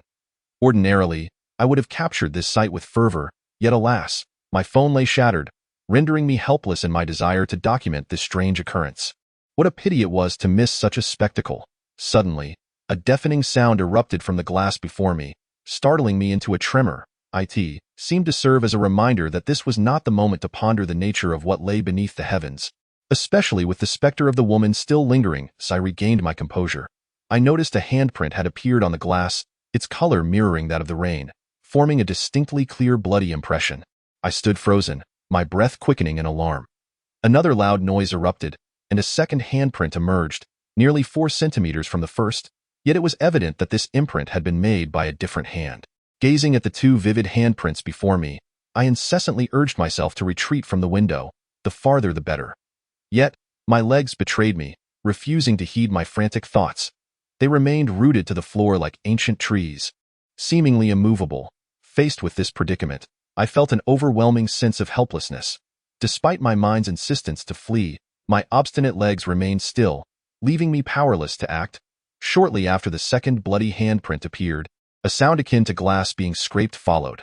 Squinting, I glanced towards the source of the noise, only to witness both handprints gliding toward the edge of the window. It resembled the action of windshield wipers, sweeping away the rain to grant the driver a clear view of the outside world. In my case, it afforded me a clearer perspective of everything beyond the window. The scenery outside mirrored that of a recent downpour, the only distinction being the color of the rain. In a sudden flash, a thought struck me. Perhaps all that lay before me was an illusion, a deliberate fabrication by the ghostly woman to instill fear within me. I raised my hands, vigorously rubbing my eyes, striving to expel everything illusory from my sight. Perhaps I had been too forceful, for when I withdrew my hands, darkness enveloped me, punctuated only by the sporadic appearance of golden stars. Moments later, my vision gradually returned, the inky blackness yielding to light. Summoning my courage, I inhaled deeply, fueled by a flicker of hope, and once more directed my gaze toward the window. A heavy sigh of relief escaped me. The downpour persisted, unrelenting in its chaotic descent upon the glass. There was no specter, no bloody handprints, and not even a hint of crimson rain. I turned back to glance at the talisman affixed to the light switch. Offering a self-deprecating smile, it seemed my courage had waned. Perhaps, in the very moment the light illuminated the room, the specter had already departed. As for everything I had just witnessed, it was merely a figment of my imagination. Perhaps with this realization, my legs began to obey my commands once more, and I took hesitant steps towards the bedside. I casually picked up the clothes I had carelessly discarded on the floor, and upon touching them, I found them somewhat damp, yet devoid of any crimson stain. Once I reconfirmed that all I had seen was simply an illusion, my heart finally eased. Chapter 45. The mirror gazing at the slightly damp fabric in my hand, I sank onto the bed, taking deep breaths to steady myself.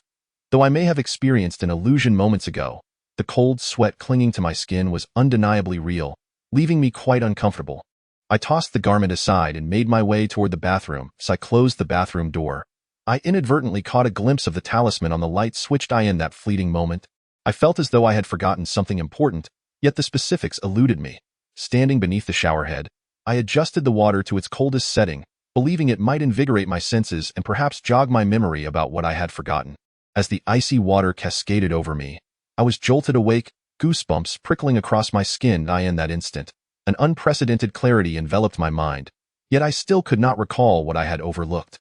Accepting that I might never remember, I recognized that often, the harder one tries to recollect something, the more elusive it becomes, while letting it go may suddenly bring it to light. I hastily donned my trousers and stood bare-chested before the mirror. Observing my reflection, I couldn't help but chuckle at my own predicament. It was evident that I had been quite thoroughly frightened. Even after the passage of time, my complexion remained pale as a ghost. I raised my hands, attempting to tame my disheveled hair, and instantly felt a surge of vitality. The hour was late. It was time for my evening routine, and to prepare for sleep, as I reached for my toothbrush, I inadvertently caught sight of a flash of pristine white behind me in the mirror. Had another illusion arisen? Instinctively, I turned around, scanning the modest bathroom, yet found nothing amiss. Was the ghost returning? No, it was merely a trick of the light. Indeed, it must have been an illusion. The specter had long since departed. I silently reassured myself, repeatedly reminding my mind not to attribute every occurrence to the ghost.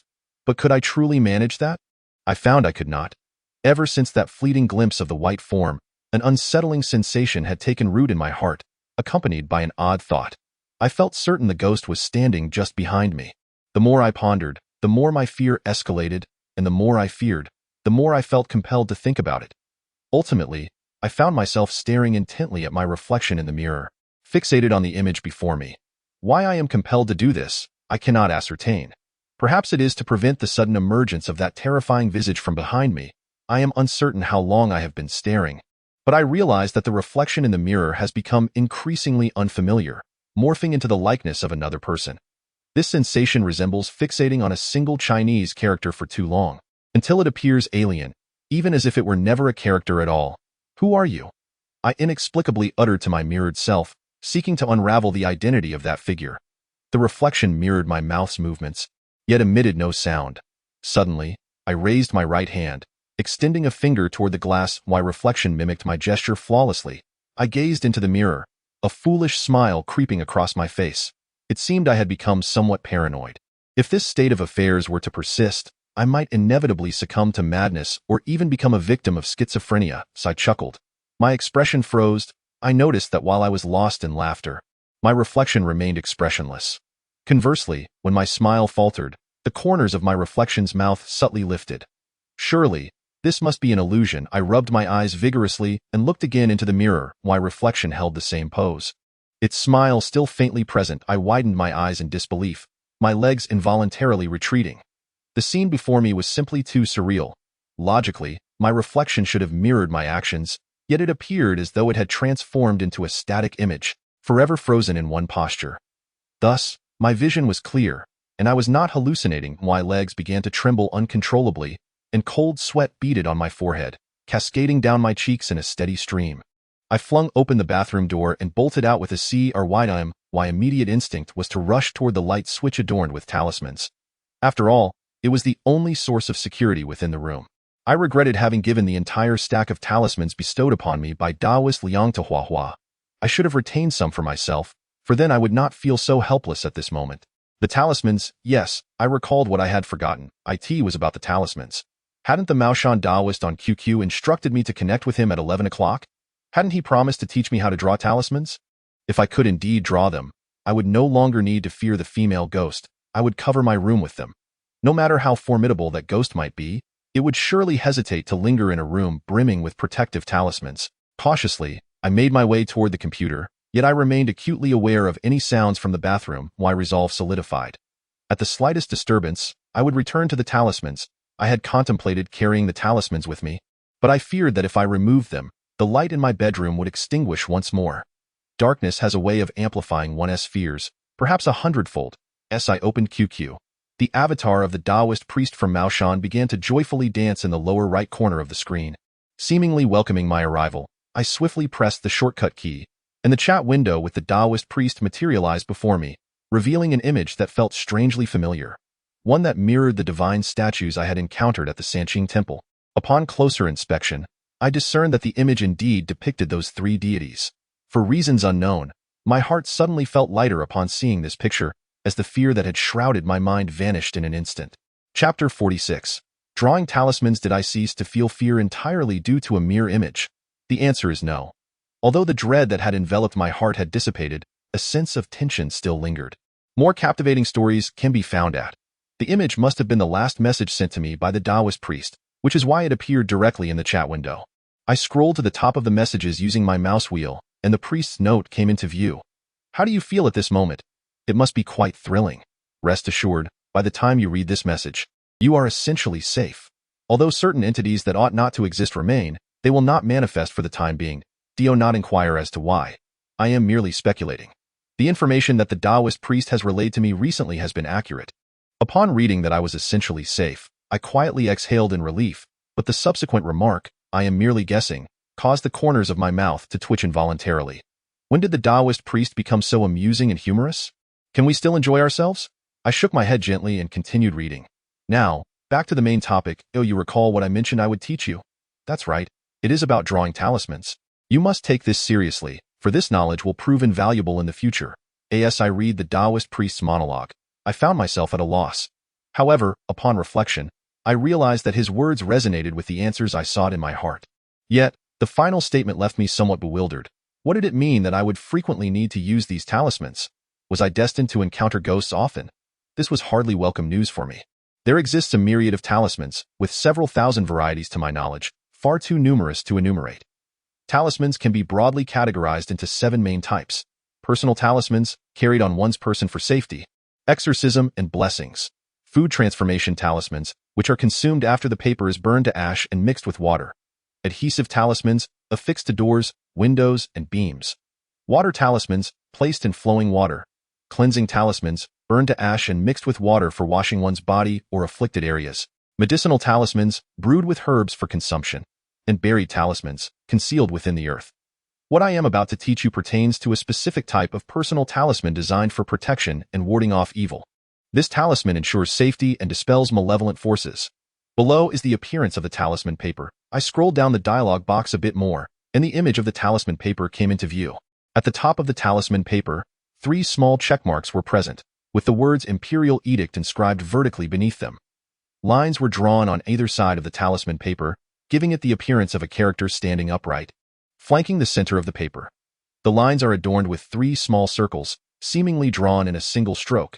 If one were to envision a square, it would resemble a longer version of a pig's tail with 3 curls. Between the 2 arcs, 8 horizontal lines are drawn, while a vertical line runs through these 8, creating an appearance akin to several characters for abundant stacked together. At the bottom of the talisman paper, there lies a solitary character, one that I recognize as the traditional form of protection. Suddenly, a wave of familiarity washes over me regarding this talisman paper, prompting me to instinctively glance towards the light switch. Indeed, the protective charm bestowed upon me by Master Liang is strikingly similar to the talismans I learned to draw from the Taoist priest of Maoshan. Remembering the words of Hua Hua, excitement bubbles within me. If this object is truly something that cannot be bought with money, does that not imply a fortune awaits me? Selling each for 100 yuan, producing 1,000 a day would yield a staggering income of 100,000 in a month, 3 million, to be precise. Goodness, I would instantaneously transform from an ordinary youth into a wealthy and handsome gentleman, embarking on a path to marry a beautiful heiress.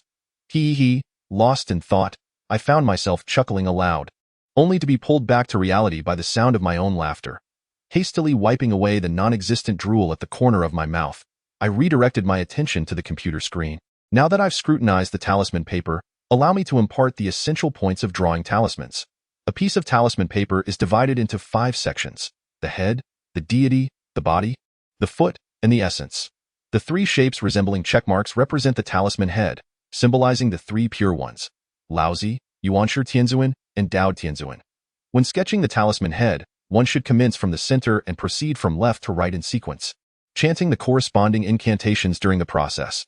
1 stroke, the world moves. 2 strokes, the master's sword. 3 strokes, fierce deities banished to 1,000 miles away. Each stroke must be executed with precision. This is what is referred to as treading the talisman head. Should one fail to achieve this precision, practice is essential. Otherwise, the resulting talisman will lack efficacy. Thus, this outlines the fundamental method of drawing talismans. However, it is worth noting that a skilled craftsman cannot work without materials. Before embarking on this task, one must prepare vermilion, yellow talisman paper, and a brush. Naturally, there are exceptions. In urgent situations where these materials are unavailable, one may substitute with their own blood and finger, inscribing the talisman on the palm. Additionally, given your current lack of spiritual cultivation, you must utilize the blood from your index finger. I read through the message from the Taoist priest of Maoshan in one breath and found that drawing talismans is not as daunting as I had imagined. If there is any challenge, it is merely the vermilion. In all my years, I have yet to encounter what it truly looks like. However, I recall a passage from a certain book stating that vermilion is a medicinal substance known for its ability to calm the heart, soothe the mind, and detoxify. It is said to be available at pharmacies. Having acquired the method, I felt a tingle of eagerness to try drawing a few talismans, especially given my current predicament which desperately calls for protective talismans. Yet, a dilemma arises. What shall I do about the 3 necessary items? I hesitated, pondering whether to prick my finger for the talisman. However, I have no inclination towards self-harm. Just then, a loud crash echoed from the restroom, sounding as though someone had shattered a mirror. Could it be that the female ghost has reappeared? In a flurry, I hastily set the image of the 3 pure ones, sent by the Taoist priest from Maoshan, as the wallpaper on my monitor, then proceeded to conceal all the icons on my desktop. However, feeling a lingering unease, I adjusted the monitor to face the bathroom door. I could no longer afford to hesitate. I needed to attempt drawing a protective talisman immediately. Should I succeed, I would be free from worry. If memory serves me correctly, there is a sewing kit in the storage box beside the window. Using a needle to prick my finger seemed a reasonable choice. I certainly would not be foolish enough to mimic the Taoist priests from horror films, who bite their own fingers. How excruciating that would be. Casting a glance at the window, I gritted my teeth and slowly made my way over, fearful that blood handprints might reappear. After a brief search, I indeed found it. It seemed my memory was still quite sharp.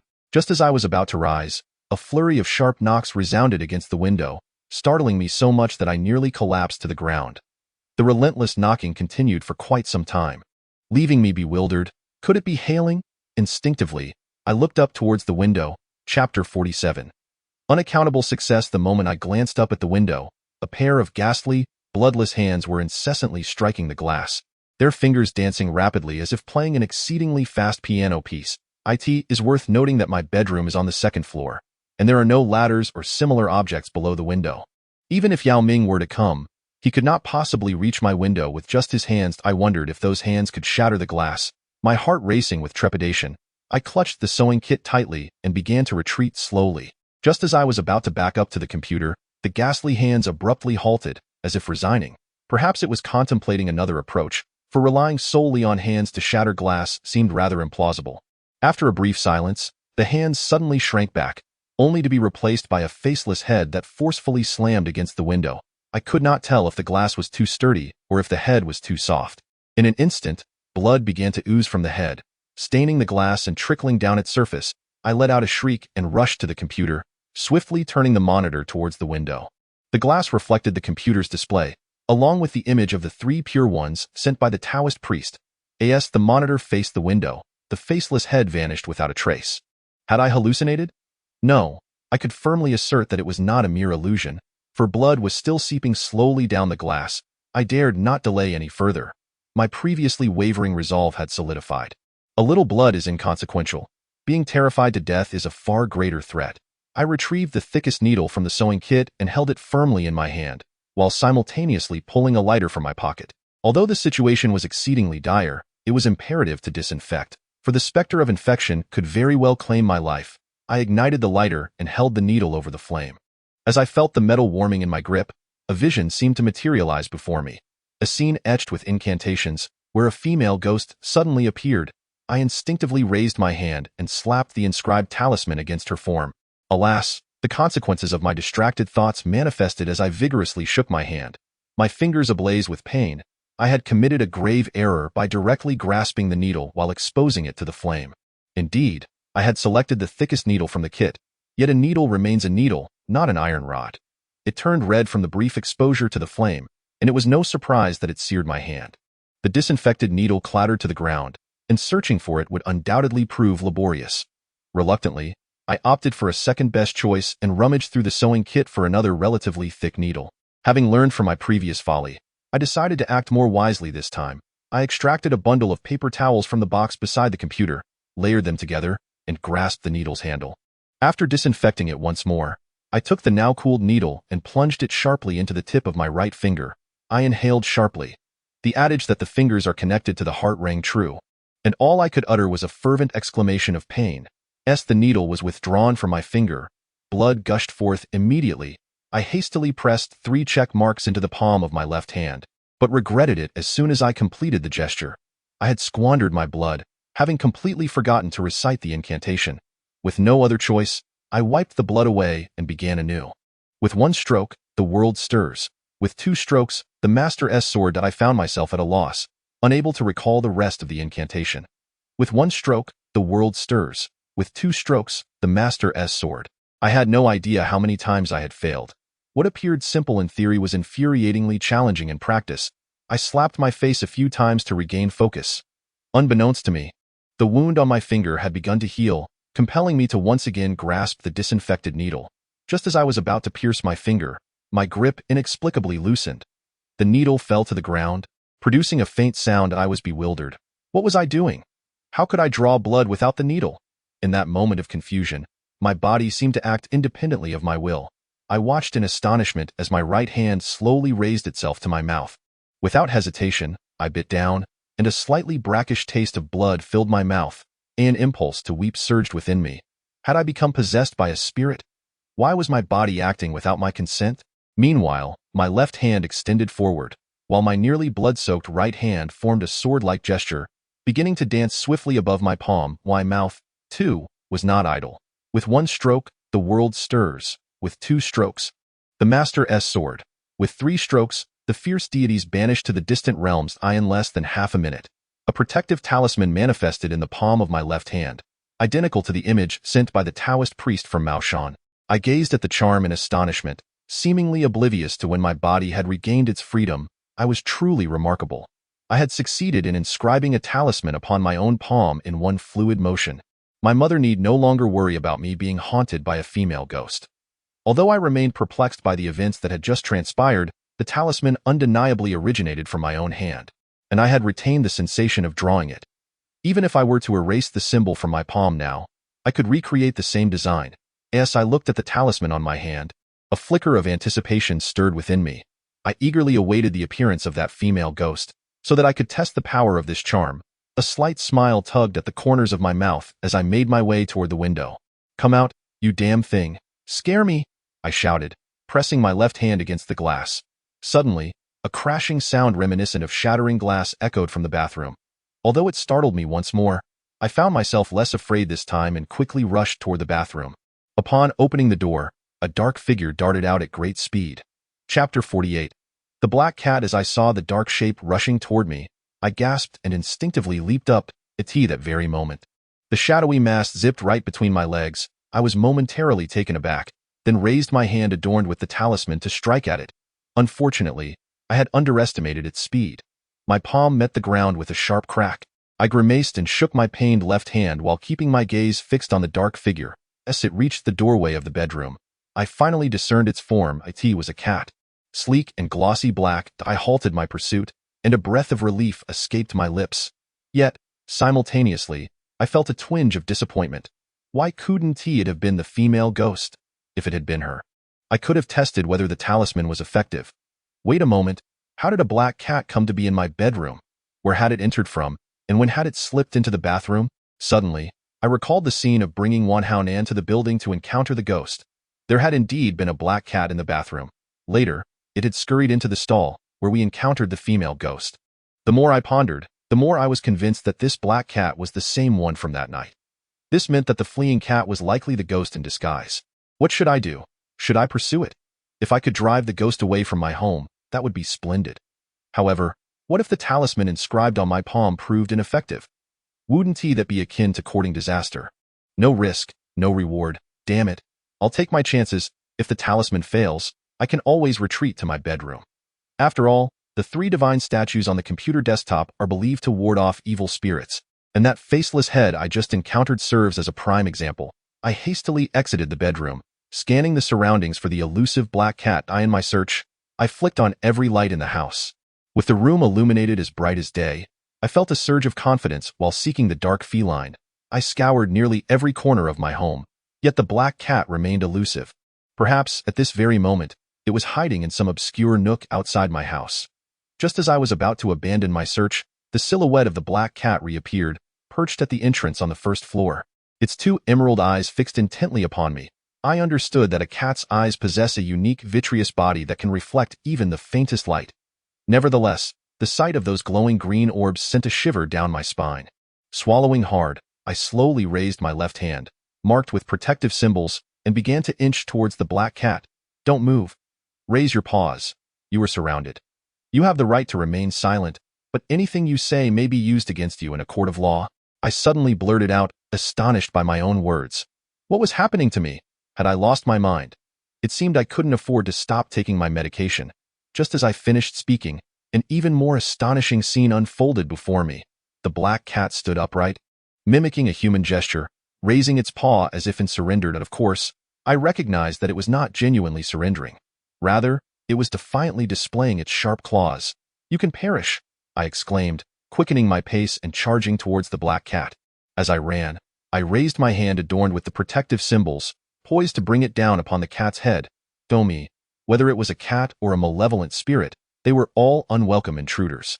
As the rightful owner of this abode, I possessed the authority to banish or eradicate them. However, the most favorable outcome would be to drive them away, as I had barely a fraction of confidence in my ability to eliminate them entirely. The black cat lowered itself to the ground, arching its back, its glossy black fur bristling, and its tail standing erect. It emitted a low growl, as if warning me that should I take another step forward, it would retaliate. Just as my palm was about to strike its form, the cat leapt back, executing a graceful turn, and bolted through the doorway with lightning speed. Damn it, where are you running to? I barely had time to think before I dashed out after it. In that instant, I collided with an indistinct object, stumbling and nearly toppling over. What the hell? Are you in such a hurry to cross over to the other side? An irate voice emanated from the mysterious figure. I steadied myself and looked toward the source, only to find Wan Haonan grinning while seated on the ground. Not this trick again. Does this spirit not realize that using the same tactic on a Saint Seiya for a second time is futile? No, I misspoke. I meant to say I would no longer be deceived. Haonan, what brings you here at this hour? I feigned surprise as I gazed at Wan Haonan, extending my right hand toward him. Wan Haonan cast a fleeting glance at me, grasped my hand, and rose to his feet, vigorously brushing off the mud that clung to him. Moments ago, I had abruptly slapped my hand, inscribed with incantations, against his forehead, interrupting his words. You still have a long way to go if you think you can outplay me. Goodness, are you out of your mind? Have you forgotten to take your medication? Wan Haonan swatted my hand aside, his expression one of utter bewilderment as he stared at me. Why is there no effect? Could it be that I was deceived by the Taoist priest from Maoshan? No, when my hand made contact with Wan Haonan's forehead, I felt no chill whatsoever. This indicated that the figure before me might not be the female ghost, but Wan Haonan himself. Who are you? I inquired, furrowing my brow and speaking in a low tone. Goodness, have you suffered a brain lapse, forgetting even your own identity? Wan Haonan gently nudged me aside and walked into the room, seemingly unfazed.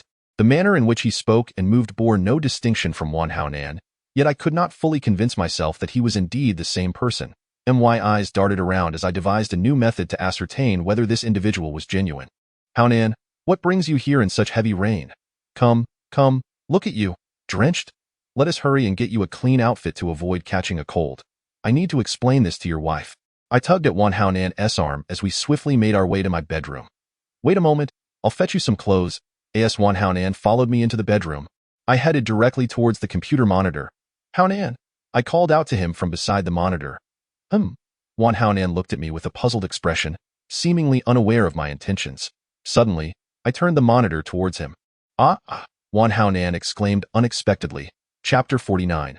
Look at your disheveled appearance. Wan Haonan's face abruptly lifted. Squinting as he fixed his gaze on the bedroom light, I regarded him with some surprise, then glanced down at the computer monitor, feeling a twinge of anxiety. What on earth is happening? Why isn't the image of the three pure ones working? Achoo. After a moment, Wan Haonan suddenly sneezed. startling me and nearly causing me to topple the monitor. Fortunately, my reflexes were swift, and I managed to steady the monitor just as it threatened to fall off the desk. Sneezing feels incredibly refreshing, Wan Haonan remarked, rubbing his nose and directing his gaze back to me. Hey, weren't you supposed to get me some clothes? Hurry up. Can't you see I'm about to catch a cold? For heaven's sake, sneeze away, but don't shout like a ghost. Are you not aware that scaring someone can be fatal? I scoffed, extending a finger disdainfully towards Wan Haonan before hastening to the wardrobe, where I rummaged through for a set of clothes. Wan Haonan, showing no pretense, swiftly discarded his mud-stained garments onto the floor and promptly changed into the outfit I had provided him. I inquired as to what had transpired.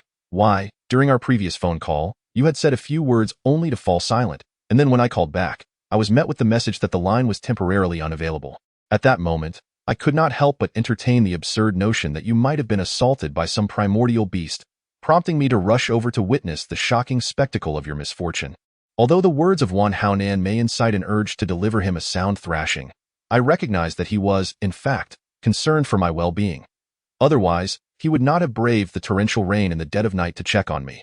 Earlier, you mentioned something about a wild cat that had somehow wandered into my bedroom. In my attempts to chase it away, I inadvertently damaged my phone, hence the reason for your inability to reach me. I hesitated briefly, fabricating a half-truth. Regarding the matter of the female ghost, I had no intention of disclosing it to Wan Haonan. Rather than both of us being engulfed in fear, I preferred to shoulder the burden alone. Moreover, the ghost was currently fixated on me, and revealing this to Wan Haonan would only serve to burden him unnecessarily. Wan Haonan raised an eyebrow, tilting his head in confusion, his expression clearly indicating disbelief. It must be true. My phone lies in tatters over there, I asserted, gesturing towards the remnants of my device on the floor. Very well, if we are to accept your claim, how do you explain the switch?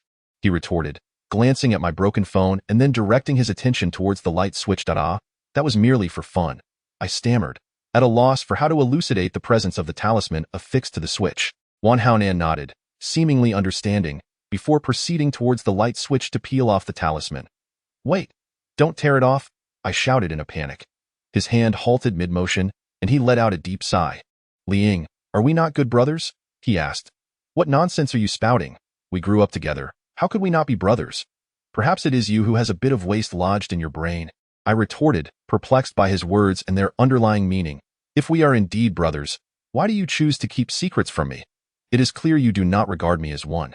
I furrowed my brow, pondering silently. Wan Haonan had always been light-hearted, yet today he seemed uncharacteristically off-kilter. Could it be that he had begun to grasp some semblance of the truth? Haonan, it is not my intention to deceive you. My actions are meant for your own good, to spare you from unnecessary troubles. I finally spoke after a long silence. Damn it, do you think I am afraid of trouble? Liang, if others fail to understand me, surely you do not lack insight. Throughout our lives, whether it was tormenting the deaf or teasing the mute, I have always been by your side. Have I not been involved in every mischief? Afraid of trouble? I am not Wan Haonan. His emotions began to escalate. Haonan, allow me to explain. Spare me your excuses. Just tell me what the hell is going on, he interrupted, his agitation palpable. Wan Haonan, with a darkened expression, waved his hand to interrupt my words. Sigh, very well then, since it is thus, I shall divulge the information, but you must brace yourself, for such matters are indeed beyond belief. After much internal conflict, I exhaled deeply, as if I had no other recourse. Wan Haonan was correct. Throughout my life, regardless of whether the events were fortuitous or calamitous, he was invariably involved. Perhaps this is what they mean by sharing both fortune and misfortune. Is it possible that the unbelievable occurrences are related to ghosts? Indeed, that entity. Do you recall the night we went to encounter the supernatural? In truth, we did not consume any alcohol that evening. I silently nodded and proceeded to recount the events of that night to Wan Haonan. As expected, I had been pondering this matter since awakening that day. Had I indeed indulged in spirits, I would undoubtedly have suffered from a headache the following morning. Yet, curiously, there was not a trace of pain in my head that day. However, what I did not anticipate was the gravity of the situation. Serious enough for you to affix talismans in your home for protection. As Wan Haonan spoke, he once again cast his gaze upon the talisman affixed to the switch. The situation was undeniably dire. The female ghost from Shinkong International had latched onto me and followed me home. When it comes to the ghostly lady, I felt utterly helpless. Whom did I offend to attract such trouble? Logically, grievances should have a source, and I should not be entangled in this predicament. Yet, that ghost defied logic and had latched onto me, truly unfortunate. She followed you back. Wan Haonan's lips twitched slightly, and he swiftly stood beside me. Think, look at you, if I hadn't told you, you'd say I don't consider you a brother. Now that I have, you're cowering like a frightened child. I truly wonder what goes on in your mind. I shook my head in resignation. I was utterly at a loss with Wan Haonan. Who is scared? I'm here to protect you, all right? Upon hearing Wan Haonan's explanation, I suddenly shouted at him. The effect of my shout was rather impressive. Wan Haonan jumped in fright, and in his descent, he happened to collide with the corner of the computer desk. Ha ha ha, look at you, still claiming you're not afraid. Observing Wan Haonan's pained expression brought me such joy that I nearly doubled over with laughter. However, when I glanced behind Wan Haonan, my expression froze. Chapter 50. The handprint on the mirror. Wan Haonan seemed poised to say something, but upon witnessing my frozen demeanor, he swallowed the words he was about to utter. What's wrong? Wan Haonan's expression also stiffened, his eyes wide as he stared intently to the left, as if trying to discern the situation behind him. Fortunately, the contours of his eye sockets limited the movement of his eyes. Otherwise, they might have darted to the back of his head. I did not respond to Wan Haonan's inquiry, but gently pushed him aside. Taking a few steps forward, I positioned myself beside the computer desk, gently caressing the monitor, which had been rendered a lifeless black screen by the collision with Wan Haonan. A wave of melancholy surged within me. Xiaoxian, what is the matter? You cannot perish. We have endured together, sharing joys and sorrows for over a year. I have cherished and cared for you deeply. Who could have foreseen that today? I would bid farewell to you, my beloved companion. If you must leave this world, at least return the three pure ones statue to me. I refuse to accompany you in death. Lying. Wan Haonan placed his hand upon my shoulder. Haonan, do not concern yourself with me. Hurry and position yourself by the talisman. The female ghost could materialize at any moment. I interrupted Wan Haonan, gesturing towards the light switched. No, I meant to say, you need not utter another word. Quickly move to that side. Let me see if I can repair the monitor. If it can be fixed, we shall be safe. Lying, for heaven's sake. Can you allow me to finish? We can discuss matters later. Right now, you must immediately stand over there. Damn it. I wanted to inform you that the power cable has come loose. I am aware of the power cable. It was only through Wan Haonan's remark that I noticed the power plug quietly lying behind the monitor. I swiftly connected it, and the monitor sprang to life as the image of the three pure ones reappeared before me. I exhaled a heavy sigh of relief. If you had seen it, why did you not mention it sooner? You nearly caused me a fright. Had it not been for the three pure ones on the monitor, that female ghost might still be lurking in the house. I turned to Wan Haonan, wiping away the beads of cold sweat that had yet to surface. The fowl has perished, leaving only the goose. Should I have been the one to inform you, while you consistently interrupted me? Wan Haonan cast me a disdainful glance. His words left me momentarily speechless, unsure of how to respond. With a resigned shrug, I decided to change the subject. By the way, when I collided with you at the door, did you happen to see a black cat darting out? I did not notice any black cat at that moment. I saw your front door ajar and intended to enter directly, only for you to unexpectedly dash out from within, nearly causing me to meet my demise. Given that, you might as well abandon the name Liang and simply call me Li Maniu. The absence of the black cat was indeed perplexing. I had distinctly chased after it, yet I collided with Wan Haonan the instant I exited the door. Where could the black cat have vanished? Had it simply disappeared, or was it that Wan Haonan, caught up in his own thoughts, failed to notice anything else? Perhaps the latter was more plausible. Hey, where are you? As I pondered this, I raised my head only to find that Wan Haonan had vanished. A startled exclamation, accompanied by the sound of a door slamming, resonated in my ears almost simultaneously. Moments later, I witnessed Wan Haonan frantically rushing to the talisman affixed to the switch, tearing it down and raising it high towards the direction of the restroom. Observing Wan Haonan's unusual behavior, my brow furrowed slightly. It seemed that only a female ghost could instill such fear in him. However, did not the female ghost transform into a black cat and flee? I cast a fleeting glance out the window, then quietly oriented the monitor towards the direction of the restroom. What am I afraid of? My left palm still bears the talisman, does it not? Just a moment ago, I was feeling despondent for having failed to capture the ghost. Now, I shall test if the talisman is effective. An opportunity has arisen. I raised my left hand, gently kissed the hand inscribed with the talisman, and strode purposefully toward the restroom. I lifted the talisman-etched hand and suddenly pushed open the restroom door. It was utterly empty. Apart from the usual fixtures, there was not a single extraneous item in sight. In other words, not even a shadow of a ghost lingered within the restroom. Haonan, what in the world are you yelling about? I poked my head out of the restroom, addressing the slightly trembling one Haonan. Mirror, mirror. I re-entered the restroom and turned my gaze towards the mirror. To my astonishment, two distinct handprints had appeared on its surface. The prints were oriented downwards, as if someone had previously leaned against the ceiling and crawled downwards along the mirror. A chill ran down my spine. Could it be that besides the female ghost, there were other spirits present? It certainly seemed that way. Just outside the window, was there not a face devoid of features? I stood beside the mirror, momentarily dazed, then pressed the talisman-etched hand against the mirror's surface. Regardless of the consequences, I would first leave a mark with the talisman. When my hand withdrew from the mirror, a handprint was unmistakably present, accompanied by a faintly inscribed talisman. Haonan, it's all right now. Stop trembling, for heaven's sake. Moreover, do stay here for the night. My bed is spacious enough that two can lie together without feeling cramped. After confirming the conditions within the restroom once more, I stepped out. Truly, there is nothing to worry about. If you doubt it, go take a look for yourself. Wan Hanan, half convinced, pushed open the restroom door and, gripping my arm, leaned his head in, but soon after, he yelped and retracted his head, abandoning my arm to scurry back to the light switch. I was puzzled. Having already torn the talisman and held it in hand, why retreat to the switch? Damn it, could you not be so dramatic? I smacked Wan Haonan's forehead, squinting my eyes as I spoke.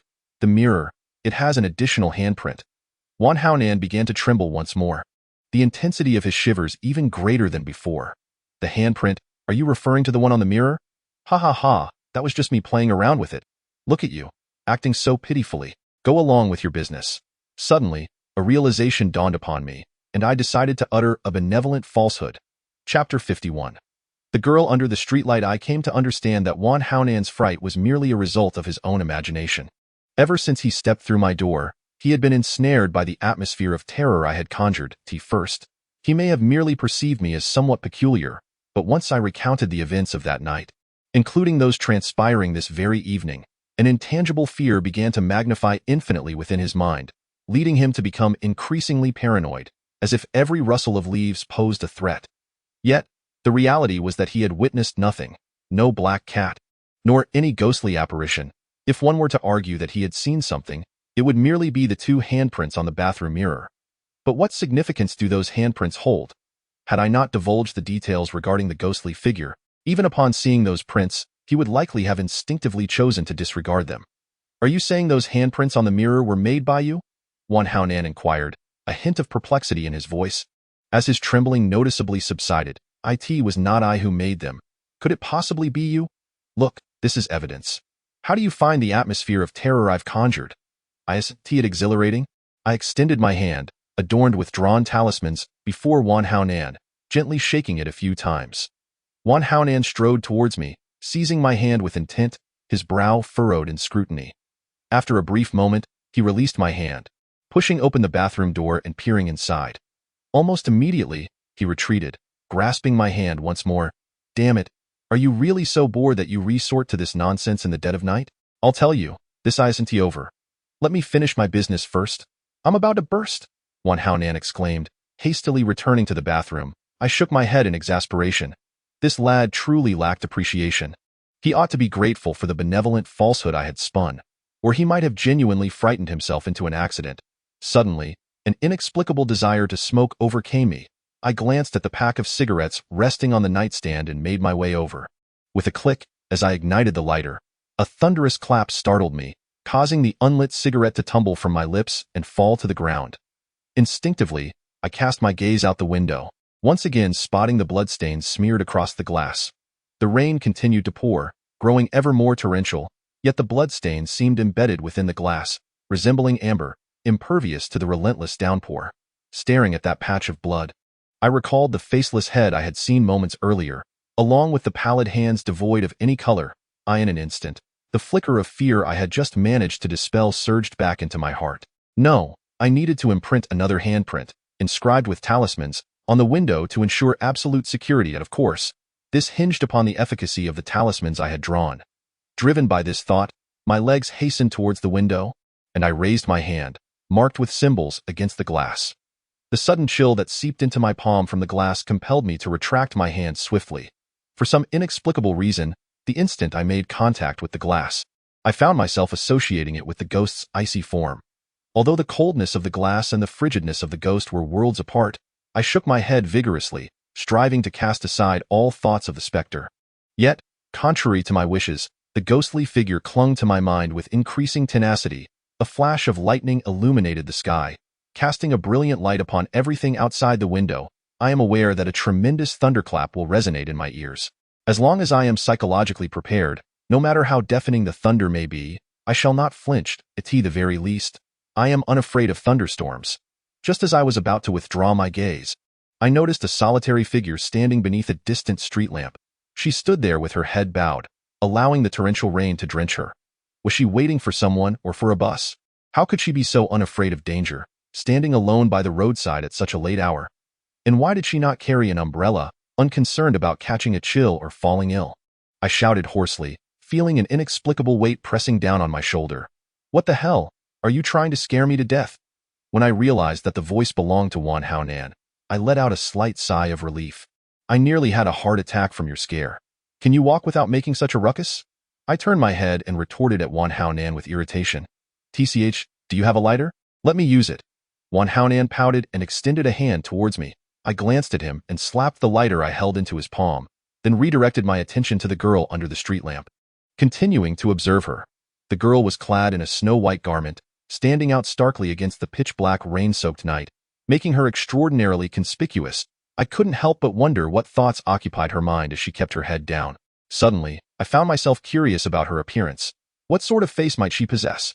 A round face atop a pair of chicken drumstick-like legs, perhaps? Maybe it was due to her white clothing that I unconsciously associated her with the character Xiaolong knew from the Return of the Condor Heroes. What kind of face could that be? What are you looking at?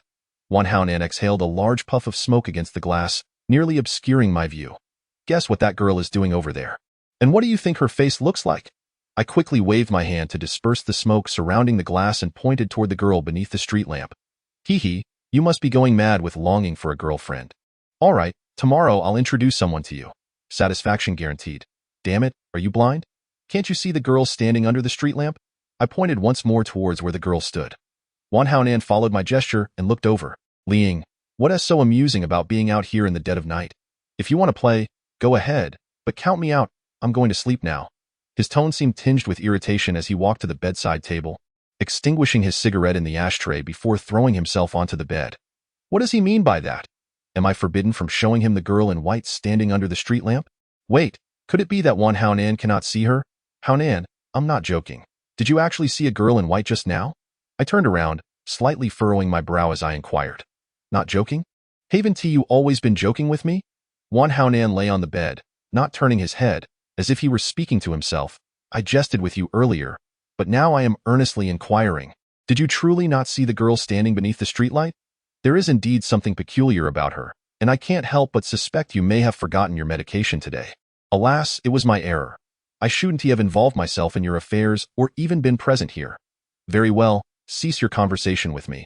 I am in need of sleep. Though Wan Haonan's tone was laced with profound impatience, I am certain he was not lying. Haonan, did you genuinely not see the girl standing under the streetlight?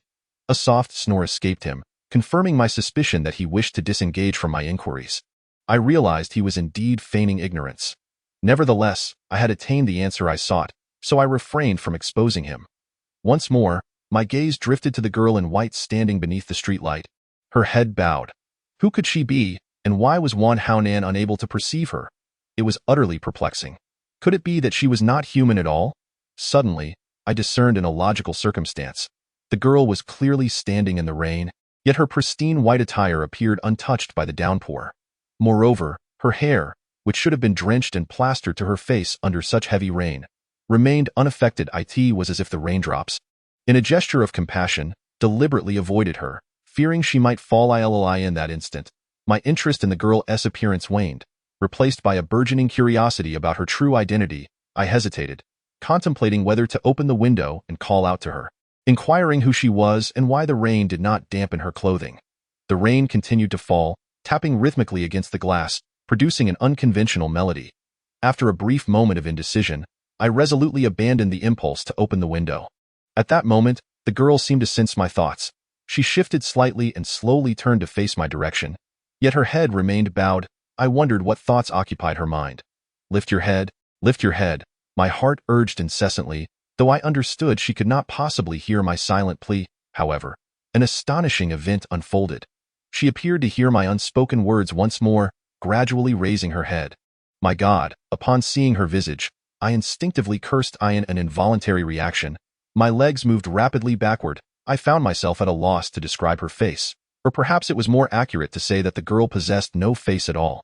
In that fleeting moment when she elevated her gaze, I recognized a ponytail identical to the one she bore from behind.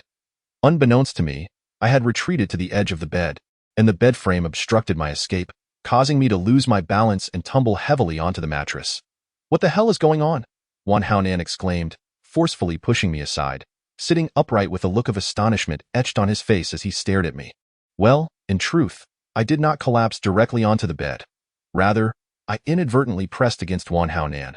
The window was of no concern. I had merely gone to fetch a cigarette when I tripped over the bed.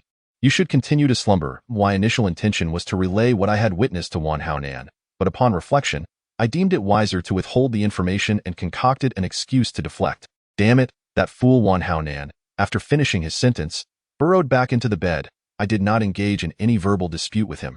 Instead, I circumvented the bed and approached the nightstand to light a cigarette. I then crouched beside the bed, taking deep, satisfying puffs as the smoke swirled through my lungs before being released. I found a modicum of tranquility in watching the curling tendrils. When the cigarette finally extinguished, my heart's trepidation subsided somewhat. I casually extinguished the butt in the ashtray and rose to my feet, making my way to the computer desk. Perhaps nothing could truly grant me peace of mind like the 3 pure ones displayed on the monitor. I turned the screen toward the bed and then lay quietly down beside it with the divine figures standing guard for me. My heart was freed from much of its anxiety. Perhaps due to my taut nerves, I unknowingly slipped into slumber. This was indeed my most fervent desire, as sleep would render my thoughts dormant. I could not ascertain how much time had passed when an odd sensation gradually stirred my consciousness.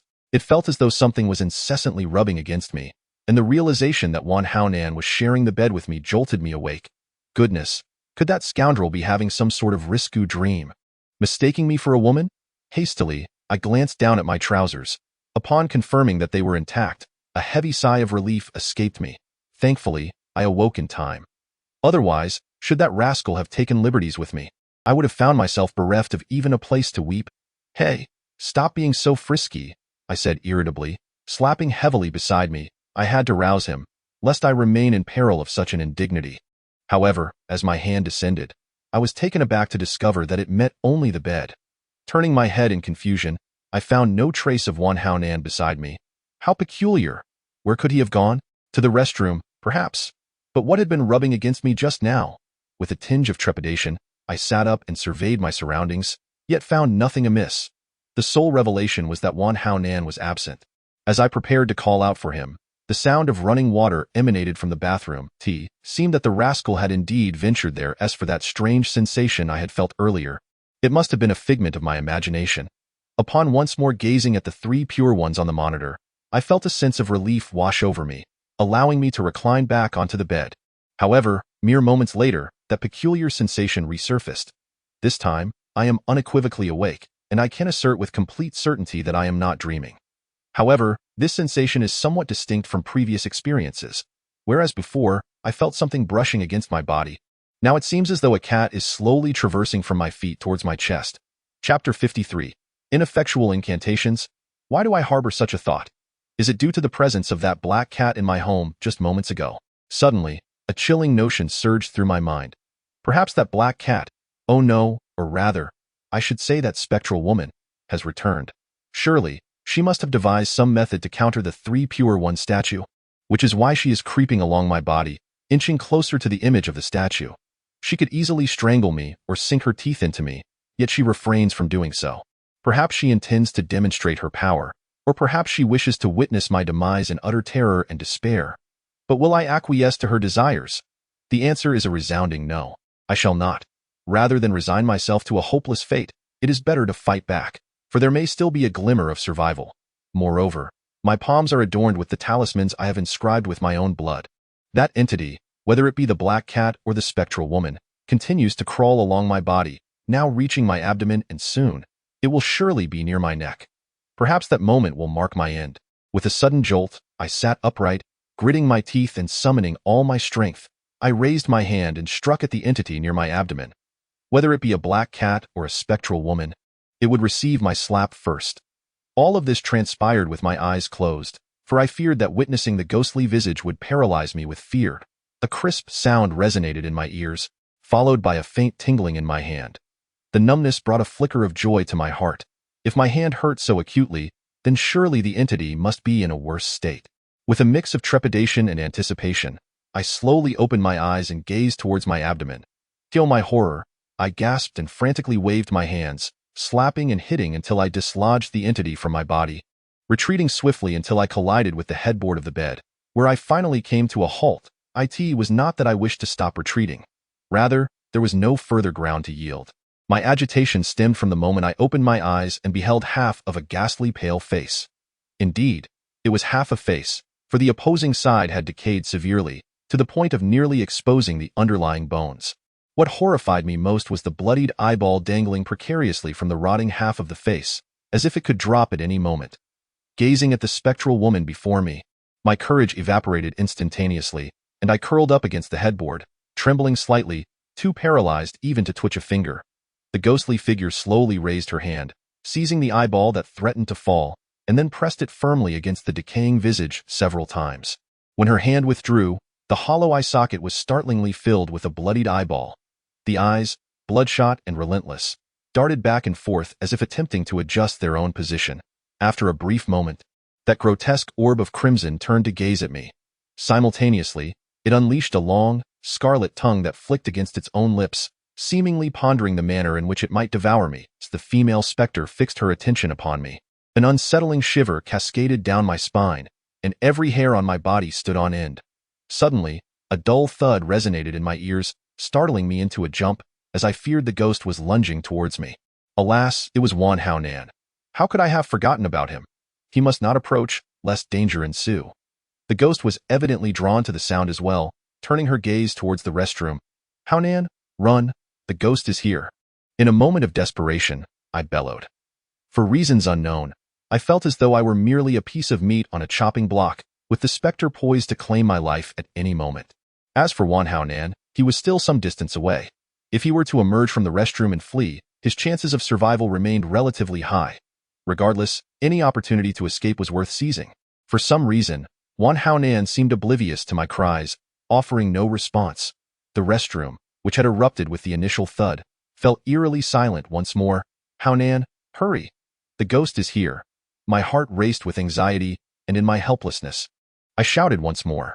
Yet, Wan Hao Nan continued to remain unresponsive, as if he had vanished into thin air. That I longed to continue calling out, determined to inform him to leave my home at the fastest possible pace. However, just as I uttered a single syllable, my body froze abruptly. I felt something constricting my ankle.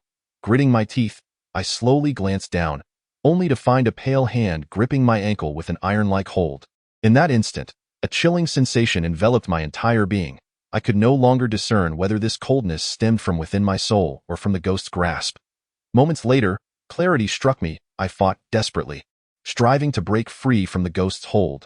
But that ghastly hand was like a vice, rendering my struggles futile. The talisman. My hand still possessed a talisman. I hunched forward, striking at that spectral hand with all my might. Yet the results were disappointing, if not wholly ineffective. Damn it, I shall not cower. I resolved to fight back. I lifted my unbound foot and aimed a kick at the ghost's face. Just as my foot was about to make contact, she leisurely raised her other hand, effortlessly seizing my ankle with precision. My heart sank. Both of my legs were now ensnared by the ghost. This was far from advantageous. The prospect of escaping her grip was a mere fantasy. Given her unimaginable strength, after struggling for a brief while, I finally subsided into stillness. This did not signify surrender. Rather, I was biding my time, awaiting the moment to escape her clutches while observing her next move. The female specter gently lifted the corners of her mouth, and then began to retreat. Perhaps she was smiling at me, yet to my eyes, that expression appeared exceedingly sinister. Under the ghostly pull, my body gradually moved towards the foot of the bed. Soon, my legs hung in midair, followed by my waist, then my back, and finally my neck. Chapter 54. Dreams and reality. As the ghost grasped my feet, dragging me towards the edge of the bed, I realized I was on the brink of falling to the floor. I had initially intended to seize the opportunity to escape, but once again, I struggled desperately. After all, I remained oblivious to the specter's true intentions. As my neck dangled, supporting the weight of my entire body with just my head, a fresh wave of terror surged within me. In that fleeting moment, I fell silent once more. It seemed I had discerned the ghost's plan. She intended to pull me to the bedside and let me plummet to my demise on the floor. But what good was this realization?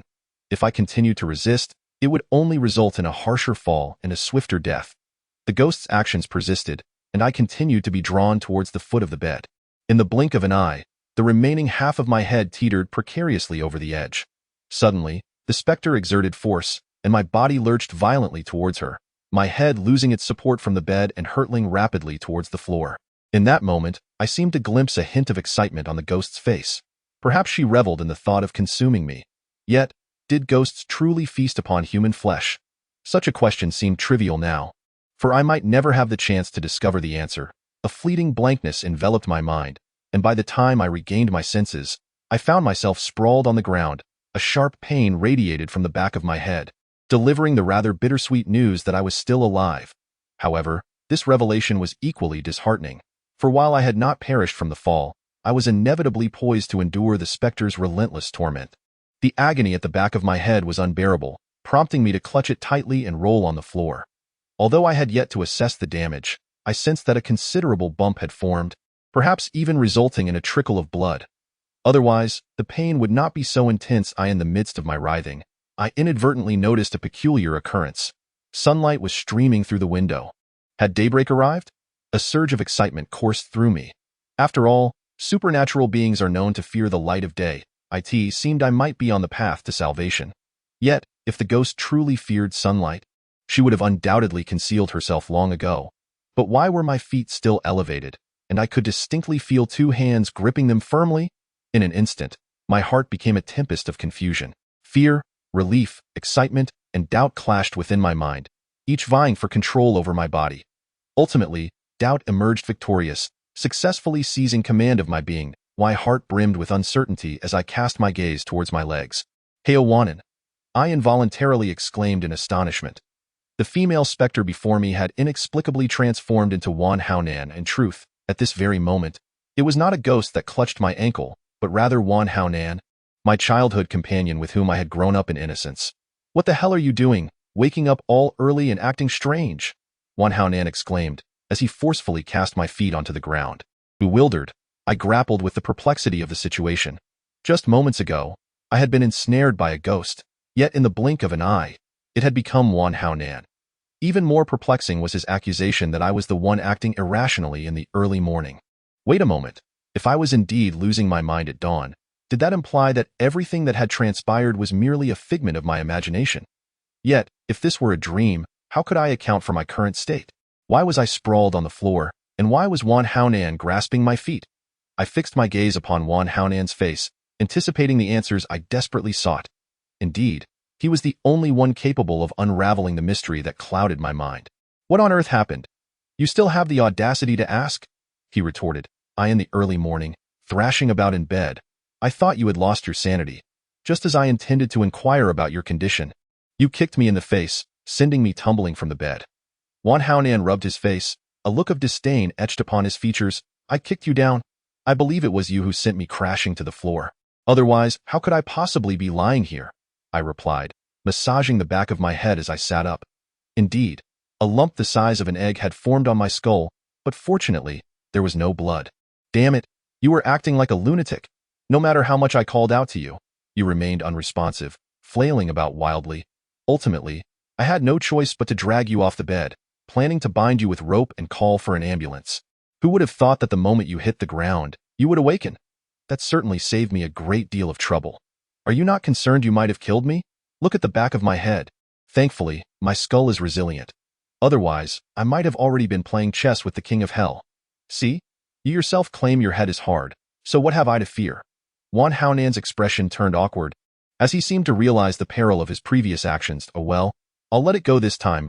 Your elder brother possessed the magnanimity to overlook this. By the way, hurry and tidy up. We need to go buy a new phone. Gazing at the scattered remnants of my phone, I felt as though I had swallowed bitter gall. My heart was heavy with regret. Why did I have to be so careless last night? Of all things to toss, why did I have to throw my phone? Wan Haonan nodded in understanding and made his way toward the bathroom. Meanwhile, I searched amidst the shards of glass for the elusive SIM card. If memory served me right, most of my contact information was stored on that card. When I finally located the SIM card, Wan Haonan had yet to emerge from the bathroom. I took the opportunity to approach the window, gazing out at the familiar scenery beyond. Sunlight streamed through the glass, enveloping me in a warm embrace. Typically, the sun's rays during this season could evoke a sense of irritation, yet at this moment, I felt an overwhelming sense of serenity. Last night's events felt utterly surreal. Were it not for the faintly visible talisman etched in my palm and the indistinct bloodstains on the window pane, I might have thought it all a mere figment of my imagination. By the time we stepped out the door, nearly 40 minutes had elapsed. The distance from my home to the mobile phone market was approximately 2 kilometers. Initially, we intended to take a vehicle, but Wan Haonan dismissed the idea, claiming the distance was trivial and perhaps we might serendipitously encounter a beautiful woman along the way. Remarkably, Wan Haonan's fortune proved true. Not long into our journey, he spotted 2 alluring silhouettes in the distance. Chapter 55. 3 hands. Upon noticing the enticing figures not too far ahead, Wan Haonan became visibly animated, quickening his pace significantly. "Hey, are you in such a hurry to reincarnate?"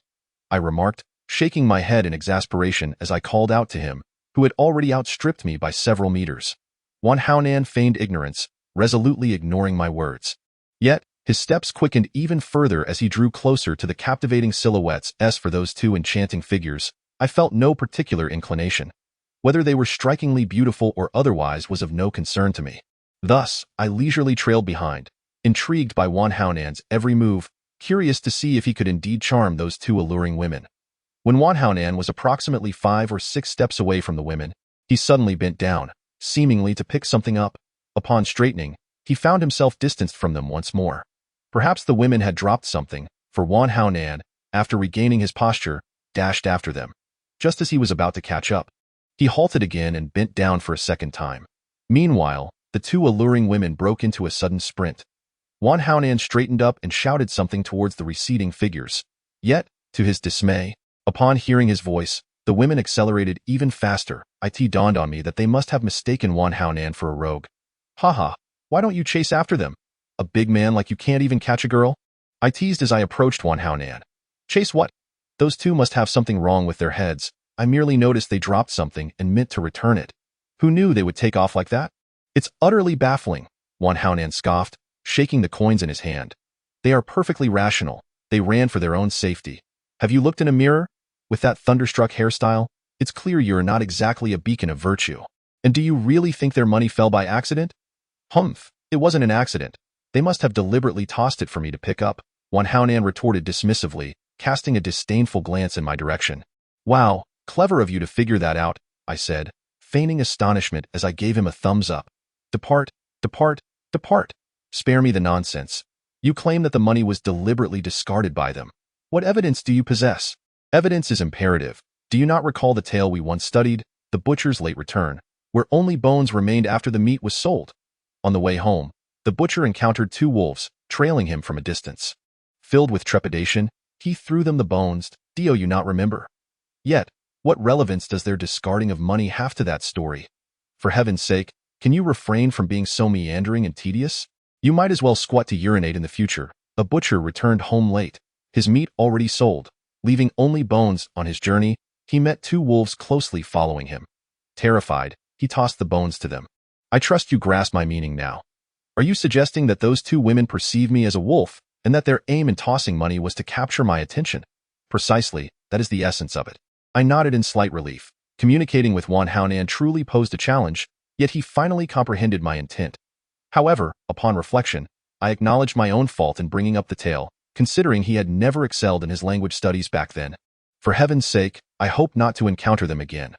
Otherwise, what then? I might just follow in their wake, effortlessly accruing $21 in a heartbeat. What could be better? Wan Haonan once more waved the money in his hand. Chuckling as he stuffed it into his pocket, I must admit, sharing laughter with Wan Haonan is indeed a delightful experience, allowing me to temporarily set aside my worries, such as the matter of the female ghost. I resolved once more to keep Wan Haonan out of the ghostly affairs. Should he inquire again, I would feign ignorance, or if necessary, claim that the ghost had been vanquished. The 2-kilometer distance is neither overly far nor particularly close. It seems we arrived at our destination in a relatively short time. Perhaps it is due to the fact that this marketplace is the largest in the city, thus the foot traffic is no mere exaggeration. Standing amidst the throng of shoppers in the bustling mobile phone market, I felt overwhelmed. Were it not for the absence of my own phone at that moment, I would have certainly turned and walked away. As the saying goes, where there are many, hands become entangled. Wan Haonan and I had barely finished surveying a single brand's models when we noticed a thief, deftly using tweezers to pilfer from an elderly gentleman's pocket. The thief, a seasoned practitioner, took merely 4 or 5 seconds from the moment I witnessed him insert the tweezers into the old man's pocket to the moment he successfully acquired his prize. Clearly, he had been eyeing that pocket for quite some time. Otherwise, such swiftness would be improbable.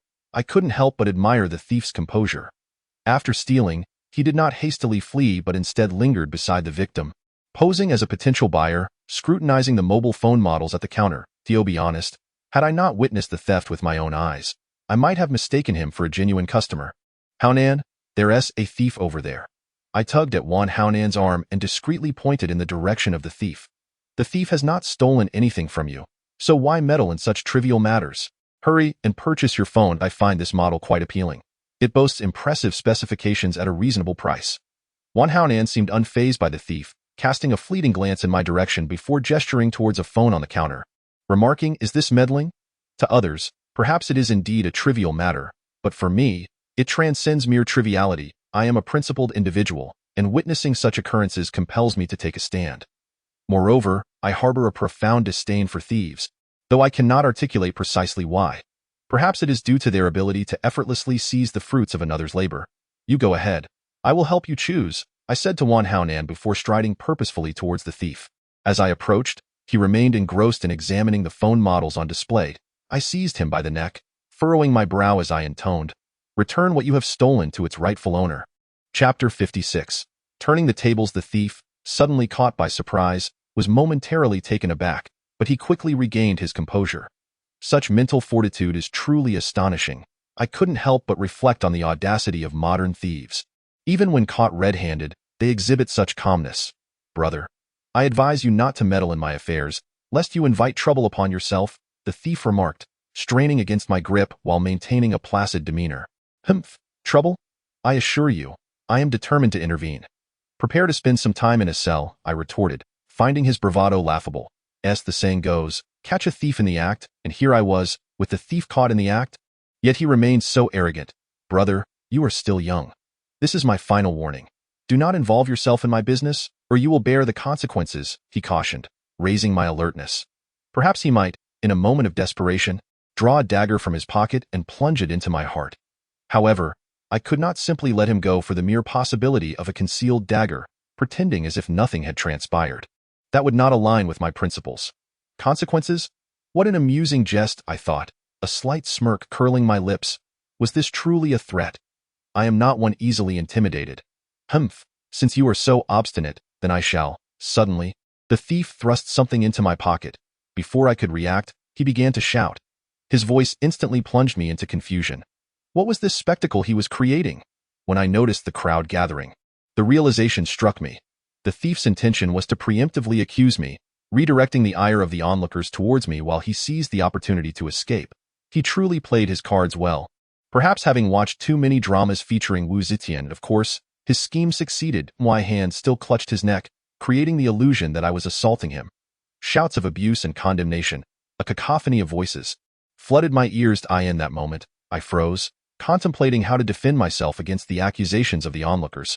Could it be that I should directly accuse the person before me of being a thief? As the saying goes, what is heard is often illusory, while what is seen is reality. They witnessed my hand gripping the thief's neck, yet they did not observe the act of theft itself. Therefore, I cannot hastily provide an explanation. Otherwise, I might inadvertently complicate matters and be branded as a thief crying out to catch a thief. After pondering for a moment, I released my grip on the thief's neck and conceived a solution to the present predicament. First, I must make it known to the crowd that I am not a member of the city management. Next, I shall inform them that the individual I have apprehended is indeed a thief. Everyone, please be silent and listen to me. "I am not a city inspector," I shouted at the top of my lungs, utilizing the fullest extent of my voice to address the onlookers.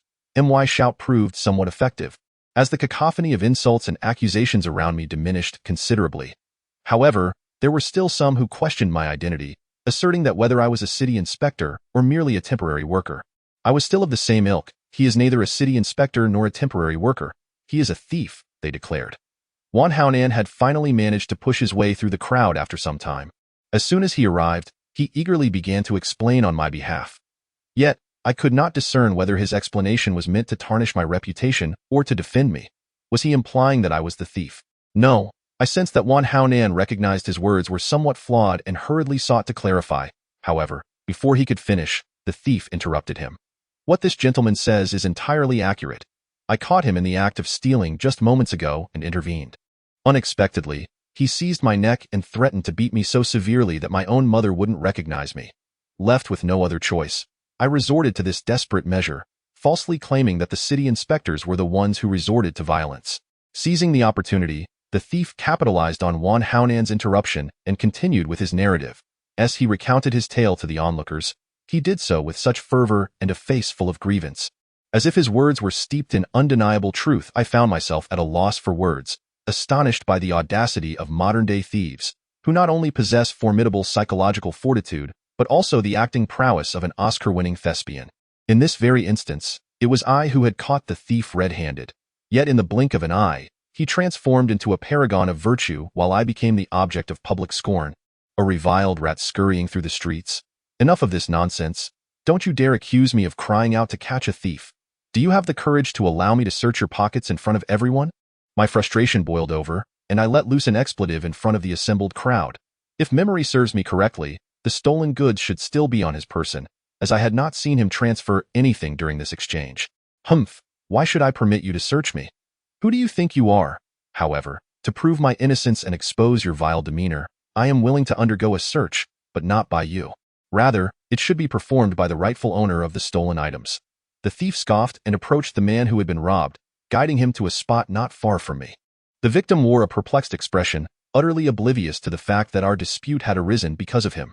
"Sir, please check if you have lost anything," the thief said with a slight smile directed at the man.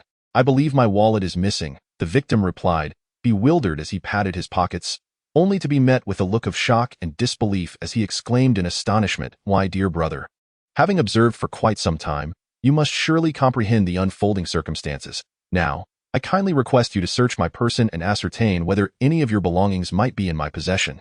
The thief cast a fleeting glance in my direction before once again directing a smile towards the elderly gentleman. Perhaps it was the elderly man's urgent predicament, having lost his wallet, that spurred him into action. Without further ado, he commenced a search of the thief's person. After a brief moment, he gently shook his head, indicating that nothing had been discovered on the thief's person. I was somewhat astonished. How could it be that the thief had not transferred his belongings elsewhere? Suddenly, a jolt of realization struck me. I recalled a particular movement made by the thief when I seized him by the neck.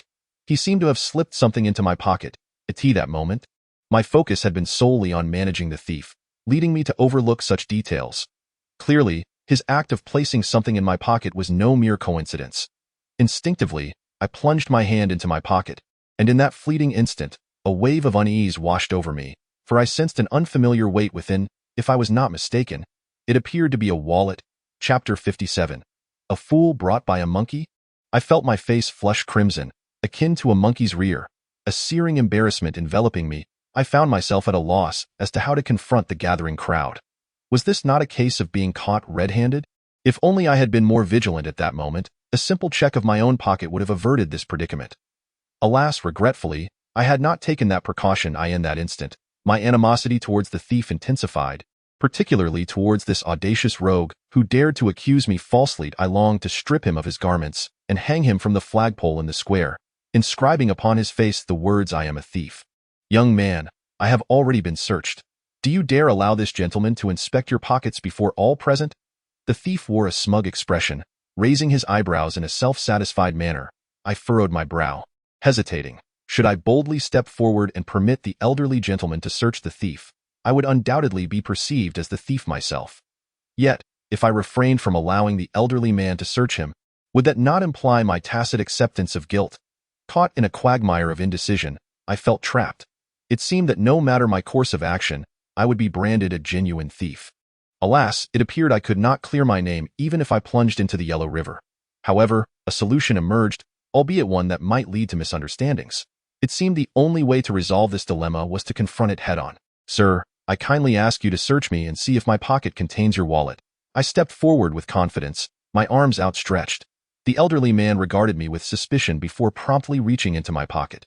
I could almost envision the impending scenario. The elderly gentleman would undoubtedly extract the wallet from my pocket and proclaim, "You are a thief," following which, the crowd would descend upon me, pinning me to the ground.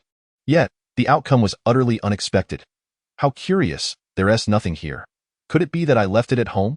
Suddenly, a realization dawned upon me. Oh, yes, I remember now.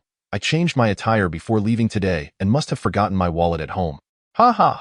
The young man withdrew his hand, a look of awkwardness spreading across his face as he chuckled nervously.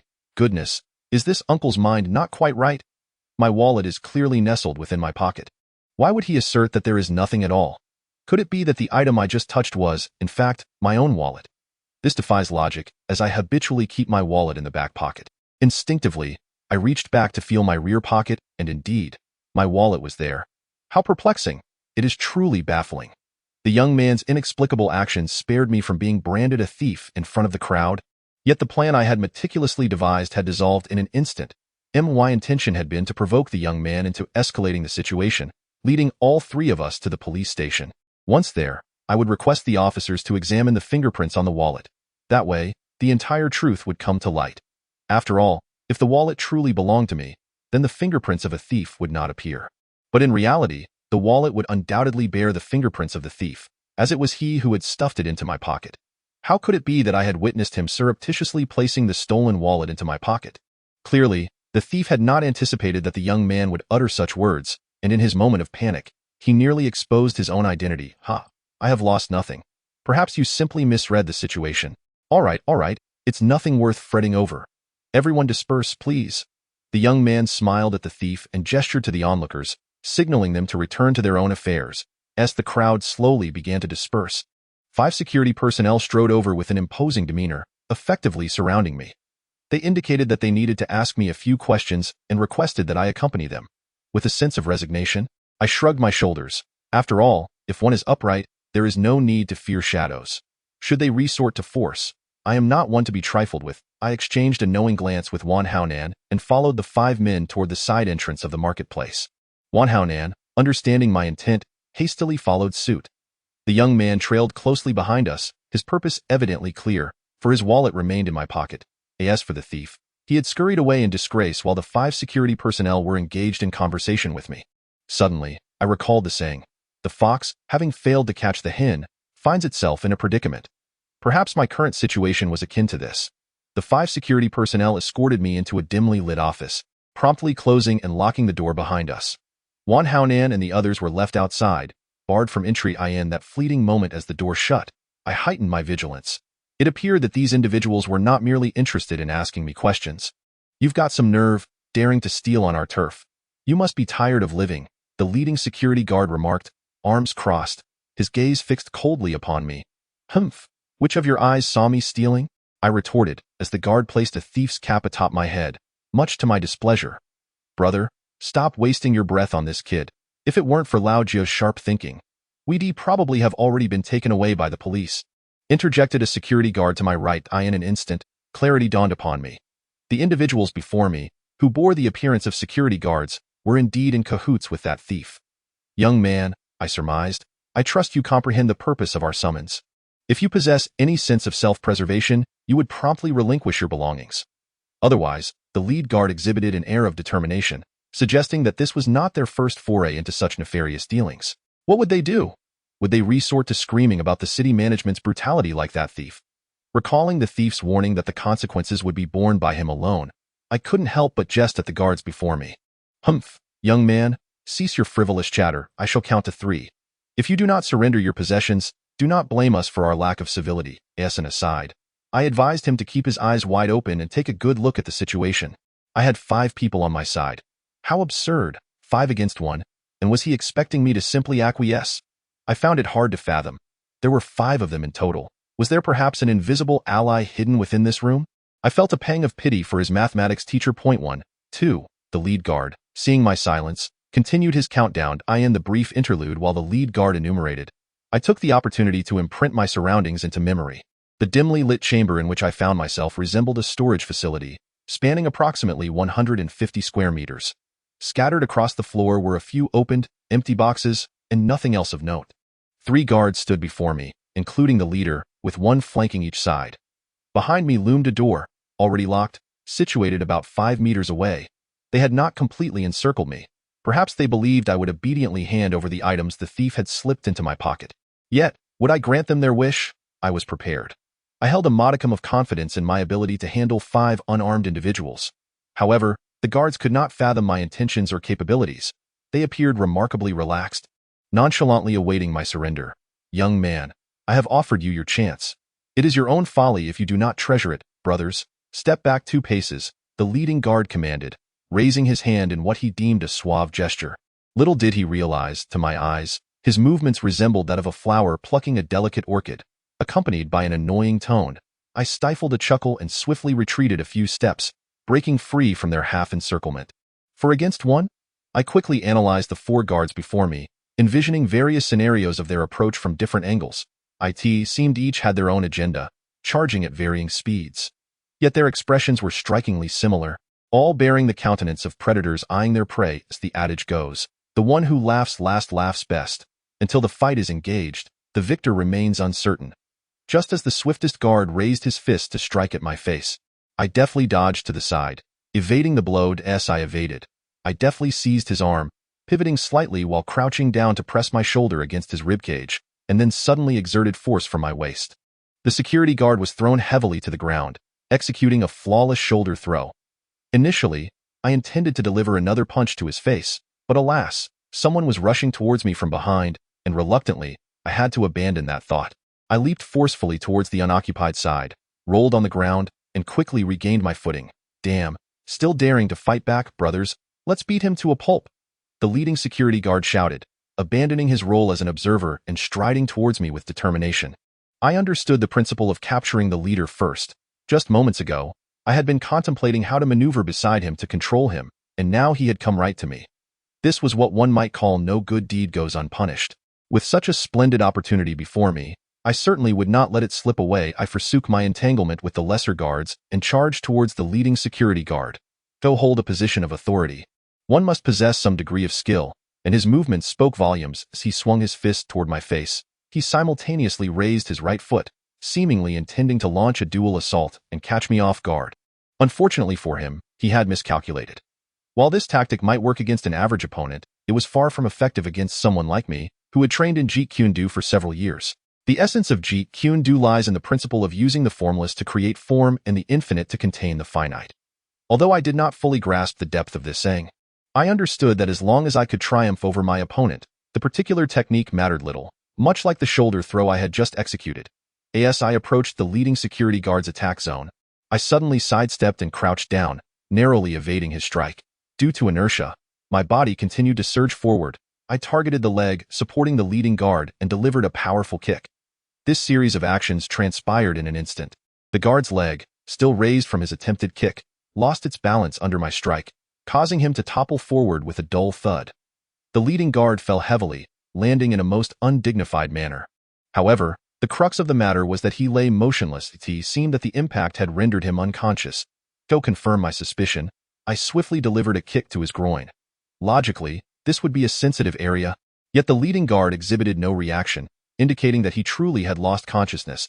I quickly assumed a defensive stance, preparing to face the remaining 3 guards, while the one I had thrown to the ground continued to roll about helplessly. Dear sirs, we have underestimated your prowess. Might you grant us mercy and let us go?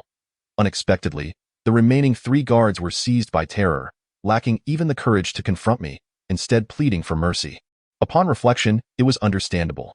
Within less than half a minute, I had already dispatched 2 of them, one being their leader. Now you wish to beg for mercy. Where was this sentiment earlier? I relaxed my vigilance slightly and coldly remarked to the 3 security guards as they slowly retreated. Dear brother, this truly has nothing to do with us. It was he who compelled us to act this way, one of the security guards asserted, pointing at the head of security sprawled on the ground, while the other two nodded in fervent agreement, signaling their complete concurrence with his statement. Honestly, I feigned a look of bewilderment and inquired, "Is that so?" "Indeed, indeed, brother. How could we dare deceive you?" The three of them bobbed their heads like chicks pecking at grains. "Given that, then, you all better squat down with your heads in your hands and sing conquer." A slight smirk curled at the corners of my lips as I softly admonished the trio. Without further ado, the guard who had spoken to me dropped to the ground, clutching his head. The other two exchanged glances, hesitating momentarily before mimicking the first guard's posture. "You are thus conquered, all paths severed. My narrative has reached its conclusion, and my loves and hatreds are interred." The three guards sang conquer in a pitch that was far from harmonious, their voices akin to a weasel grasping a chicken's neck. I felt as though my ears were being assaulted, prompting me to stride towards the door. However, just a few steps in, I turned back and squatted beside the leading guard, checking for signs of life. Once I confirmed he was not deceased, I rose, swaggering as I opened the door and stepped outside. "What did they ask you?" they all inquired. Wan Haonan approached me with an anxious expression. Chapter 59. Dignity and assurance. They did not pose any questions, merely inviting me inside to enjoy their songs. Nevertheless, I lacked any artistic sensibility and found it impossible to appreciate their melodious voices. "Listening to songs? What nonsense! Hurry up and tell me what they asked you," Wan Haonan remarked, evidently skeptical of my words, looking at me with disdain. Meanwhile, the older gentleman seemed equally intrigued, drawing closer to me in a manner reminiscent of Wan Haonan.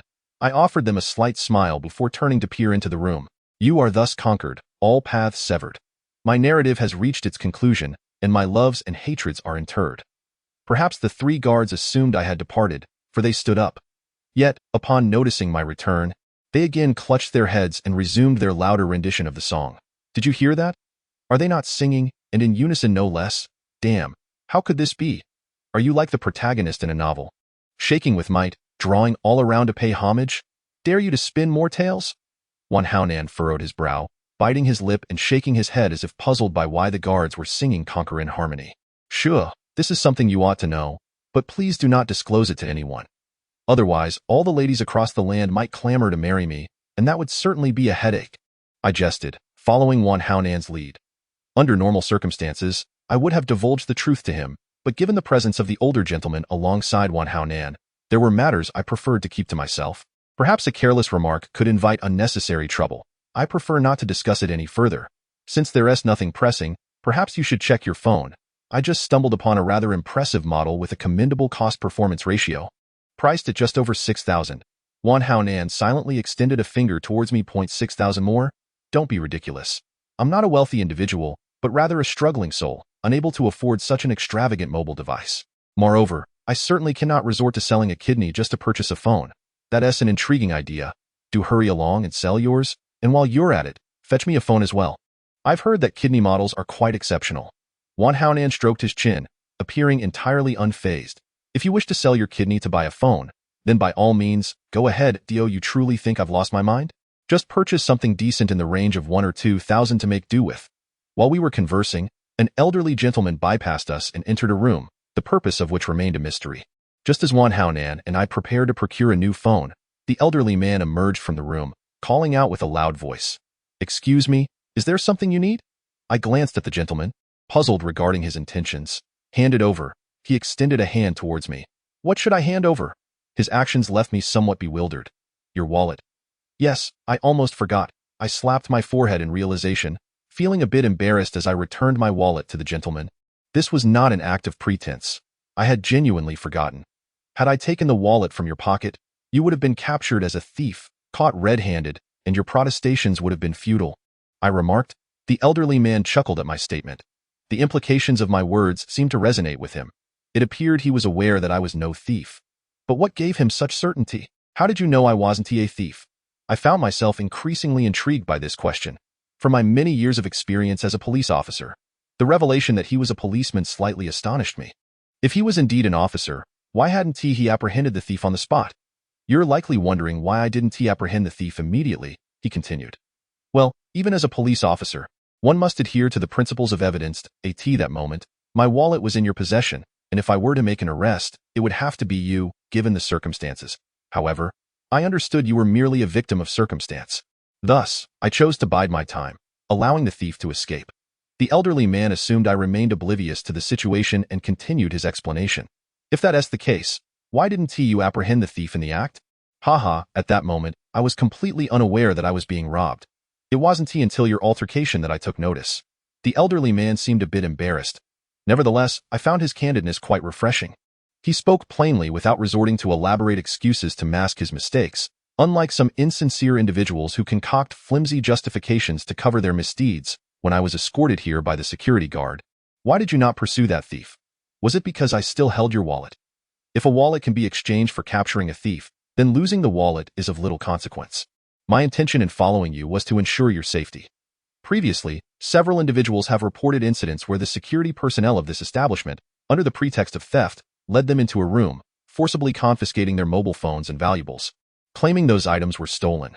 Will you not take any action regarding this? Or is it that your chief has received some form of benefit and is in collusion with them? I furrowed my brow. Feeling incredulous, if only one person reported such a case, it might be dismissed as fabrication. However, multiple individuals recounting similar experiences at different times should not be overlooked. We have approached this matter several times, engaging in discussions with the management of the establishment, yet it has ultimately come to naught. In the absence of substantial evidence, our hands are tied. As for your insinuation about the chief receiving benefits, that is entirely unfounded. Nevertheless, rest assured, I solemnly assure you, in the name of my dignity as a police officer, this matter will be resolved. The dignity of a police officer? For some reason, my heart chose to trust the words of Uncle Nien. Perhaps it would not be long before these individuals face justice. Uncle, I believe in you. Haha, faith is good. Here is my business card. Should anything arise, feel free to call me. I have some matters to attend to, so I must take my leave. With a cheerful smile, Uncle Nien handed me a business card and walked away without looking back, muttering softly about how such skills should not go to waste in the police force. If our team had more young individuals like him, the crime rate would undoubtedly decrease significantly. Watching Uncle Nien vanish into the crowd, I lowered my head in silence, gazing at the business card. It prominently displayed the logo of the Sunset City Public Security Bureau, with the name in Zhang, Chief. Chapter 60. A major incident. Wan Haonan, noticing the card Uncle Nien had given me, leaned in closer. Upon seeing the printed information, he exclaimed, "Damn, this is incredible. He is the chief of police. Tisich, what is the big deal? So what if he is the chief of police? He has still had his wallet stolen by a thief." I cast a disdainful glance at Wan Haonan's reaction. "No, you don't understand my point. If you ever get into trouble and end up inside, you might still be able to pull some strings." What nonsense. I'm as clean as a whistle. How could I ever get into trouble? Inadvertently, I quoted a line from a skit. Fortunately, there was no one around. Otherwise, I would have wanted to find a hole to hide in. Halua, halua, one vine, 7 flowers, unafraid of wind and rain. La la la. Just as Wan Haonan was about to say something, his phone suddenly rang. He pulled it out, glanced at the screen, and quickly pressed the answer button. "My beloved, why have you called upon me? I am currently accompanying Li Ying to purchase a mobile phone." "Very well, we shall meet in 20 minutes. I assure you I will return. Should I be even a minute late? I would willingly kneel upon an electronic scale, if that suffices." Wan Haonan hung up the phone, a look of exasperation crossing his face. "Li Ying, I must hurry back. Otherwise, you know the consequences. So, do purchase something to use for yourself. Begone, begone. Your kind, who forsake loyalty for fleeting desires, irritates me." I feigned impatience, dismissively waving my hand at Wan Haonan. To be honest, I longed to tell Wan Haonan that those who flaunt their affection only hasten their demise. Alas, what can I do, being but a solitary, hapless individual? After a brief exchange with Wan Haonan, I hastened toward a taxi parked by the roadside. The vehicle gradually set off, swiftly disappearing into the flow of traffic. How unfortunate. I had originally intended for Wan Haonan to serve as my advisor, yet now I must rely solely on my own judgment. Nevertheless, it matters not. It is merely a phone, as long as it can make and receive calls. After approximately half an hour, I emerged from the marketplace with a new phone that boasted delightful ringtones. Just as I pondered what I ought to do next, my phone rang. Who could it be? So fortunate as to call me right after I acquired a new device. I glanced at the screen, where the name Hua Hua appeared. "Hello, brother Hua Hua. What brings you to call?" "Oh heavens, oh earth, Avalokiteshvara and the Jade Emperor." At last, Ingzi's call has connected. The voice on the other end was filled with palpable excitement. "Brother, what is the matter? Have you forgotten to take your medication today?" Upon hearing Hua Hua's exclamations, I instinctively teased him. Ingzi, where are you? I urgently need to find you. I sensed something was amiss with Hua Hua today. Based on my understanding of him, he would typically engage in playful banter if I jested. Yet, he did not, and his tone seemed laced with urgency. Brother, what is it? I put aside my humor and asked earnestly, "It's a matter of life and death, concerning that female ghost." Ingzi, it is of utmost urgency. Regardless of whether you are occupied or free, hurry over. I am currently at the base of Shinkong International. Alternatively, if you tell me your location, I can come to find you. Then let us meet at Shinkong International. I promptly ended the call and hastened to the roadside to hail a taxi. Driver, to Shinkong International, please hurry. I could not fathom why Hua Hua was in such a state of anxiety, but truth be told, I was genuinely fearful. I am particularly concerned about anything related to that female ghost. Perhaps Hua Hua has discovered a means to vanquish her. Throughout the journey, I incessantly urged the taxi driver to hasten, yet he continued to ramble about current speed checks and the penalties for exceeding limits. Watching the speedometer crawl at 30 miles per hour, I felt an overwhelming urge to kick the driver out of the vehicle. Approximately 25 minutes later, we finally arrived at Shinkong International. From a distance, I spotted Hua Hua, a cigarette dangling from his lips, pacing with an anxious expression. As I approached, I noticed that the ground was littered with at least 13 or 14 cigarette butts. This suggests that these may have all been smoked by Hua Hua during the past 20 minutes. Damn, you finally made it. Upon noticing my presence, Hua Hua quickly came to greet me. Brother Hua, what on earth has transpired? Have you found a way to eliminate the female ghost? Eliminate? Nonsense. Something serious has occurred. One of Haizi's subordinates was driven mad last night while on patrol. Even when he was taken to the hospital, he kept shouting about ghosts. I paused momentarily, feeling incredulous. What could this mean? Wasn't the female ghost present in my home last night? Could it possibly possess the ability to be in two places at once? I couldn't immediately recall who Haizi was. Isn't he the one you fought with at the restaurant that day? Ah, the sleazy tattooed man. No wonder that name sounds so familiar. However, I found myself puzzled as to why Haizi's subordinate's madness concerned us. Shouldn't it be a good thing for us? Yet, why was Hua Hua so agitated? If it didn't involve us, I would have been indifferent, but the crucial point was that I had encountered that female ghost in my home last night. Were it not for that stack of talismans, I wouldn't even be alive to converse with you now. Furthermore, Longo called me early this morning, insisting that we find a way to eliminate the female ghost within 3 days.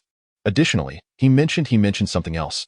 Noticing Hua Hua hesitating, I understood it was certainly no good news. He also said that if we failed to eliminate the female ghost within 3 days, we would be forced to leave Sunset City forever. Damn, who does that bald guy think he is? He talks about us leaving without even considering whether he possesses the ability to make such demands. Upon hearing Hua Hua's words, I was instantly enraged. Is that security head of a building truly so arrogant? What a ridiculous display of arrogance. I doubt even the mayor would dare to utter such words. Shoo, keep your voice down. Ingzi, you haven't interacted with him much, so you don't understand his character. In any case, let me assure you, he is capable of making it happen. Hua Hua, looking visibly anxious, scanned the surroundings, and only when she saw that no one was around did she quietly breathe a sigh of relief. I was taken aback by Hua Hua's revelation. I hadn't realized that the bald man possessed such formidable power. Who exactly is he? Ingzi, let's not waste any more time. We should head to Sanqing Temple to find Daoist Liang. Alright, time is of the essence. Let's go now. As we mentioned Sanqing Temple, I instinctively nodded. Regardless of Hua Hua's insistence, I needed to pay Daoist Liang a visit. After all, the best defense is a good offense. If we do not eliminate that female ghost, our future days may be far from peaceful, and we might even lose our lives. Chapter 61. Let's fill our stomachs. First, the journey to Sanqing Temple with Hua Hua was relatively smooth. But just as we were about to arrive, a voice like a thunderclap erupted from Hua Hua's direction. The suddenness of the sound startled me, causing me to sit upright abruptly and bang my head against the car ceiling. Meanwhile, the driver executed a sudden brake. Master, why have we stopped? Hua Hua inquired with a hint of perplexity, gazing at the taxi driver. The driver silently retrieved a cigarette from his pocket, igniting it and inhaling deeply. Brother, did you indulge in meat last night? The remark seemed to carry an air of grievance, as if it were a protest against injustice. Come now, master, don't jest. I hardly let out a sound. Is it necessary to speak so elegantly? You've misunderstood my meaning. What I intended to convey is that the aroma of what you consumed is rather pungent, leading me to believe we had a flat tire.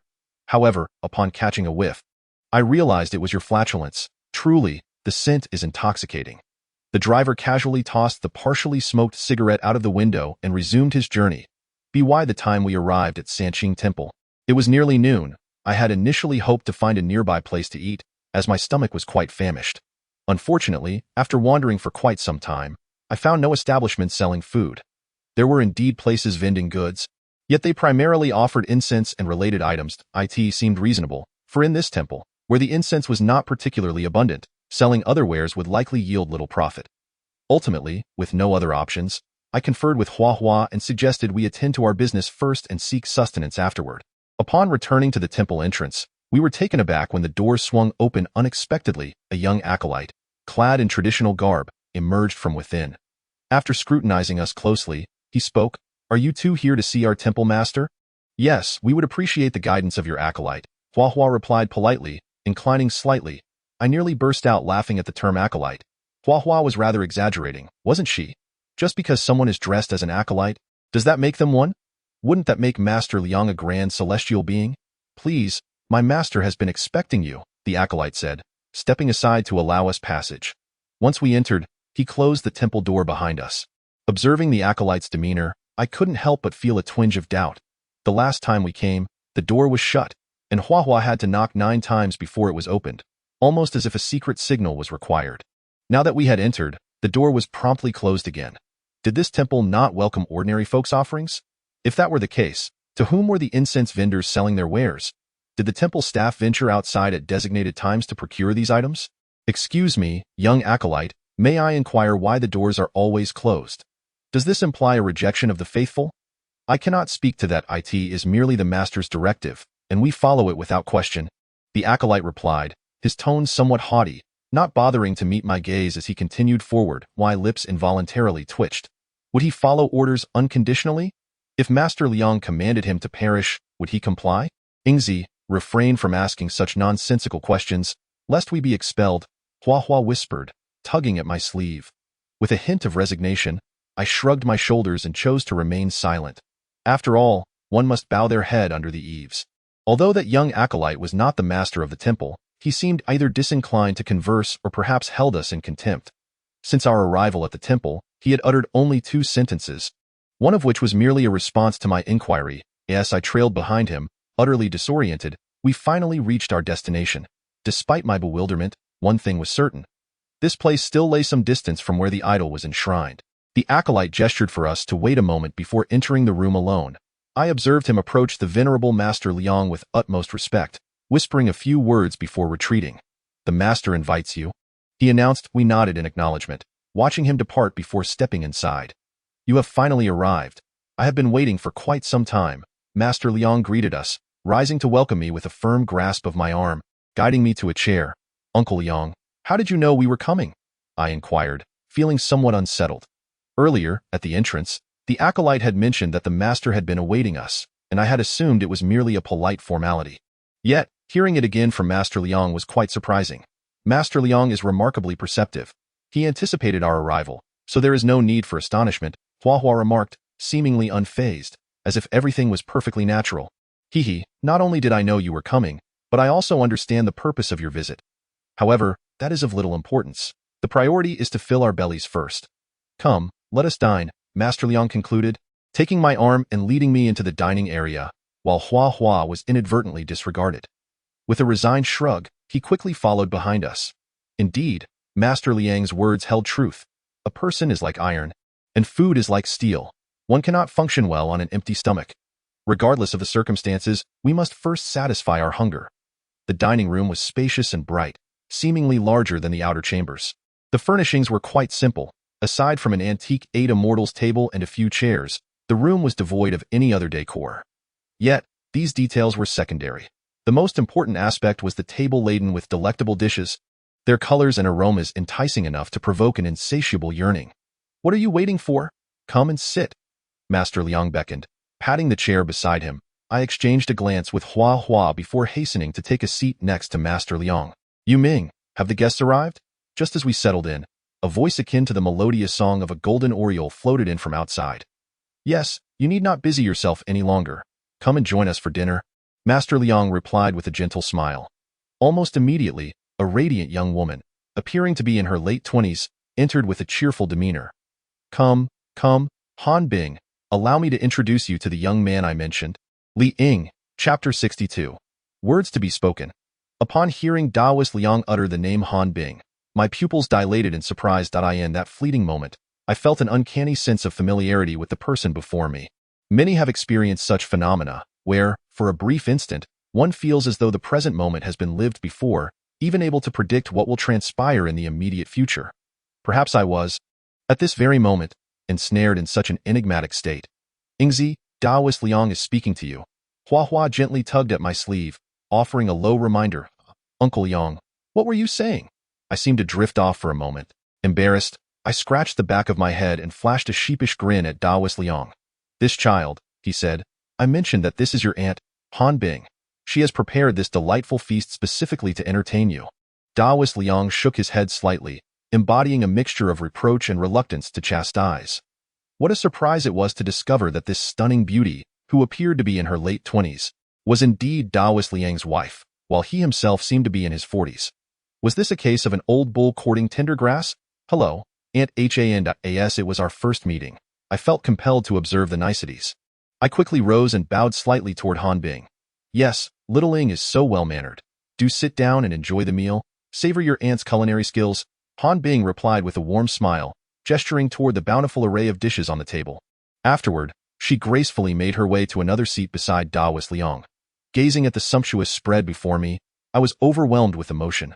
Goodness, in the future, I too must find a wife who excels in both the parlor and the kitchen. Someone who would inspire envy when we are out and provide delicious meals at home. Of course, a handsome and principled man like myself is a rare find. Any girl fortunate enough to marry me would surely lead a life of great comfort. Ying, why are you not using your chopsticks? Hurry and eat before the dishes grow cold. And you, Yuming, why aren't you serving Ying any food? Taoist Liang continued to converse with Han Bing while filling my bowl with food. Thank you, Uncle Yang. Thank you, Aunt. I can manage on my own. Truth be told, I was quite famished and decided to abandon my pretenses. Digging into the meal with gusto, I must say, the flavors were exceptional, rivaling even those of the finest chefs in luxury hotels. Suddenly, a thought struck me. In my recollection, wasn't it a tenet that Taoists refrained from consuming meat? Yet here before me lay a table laden with rich meats, with hardly a vegetable in sight.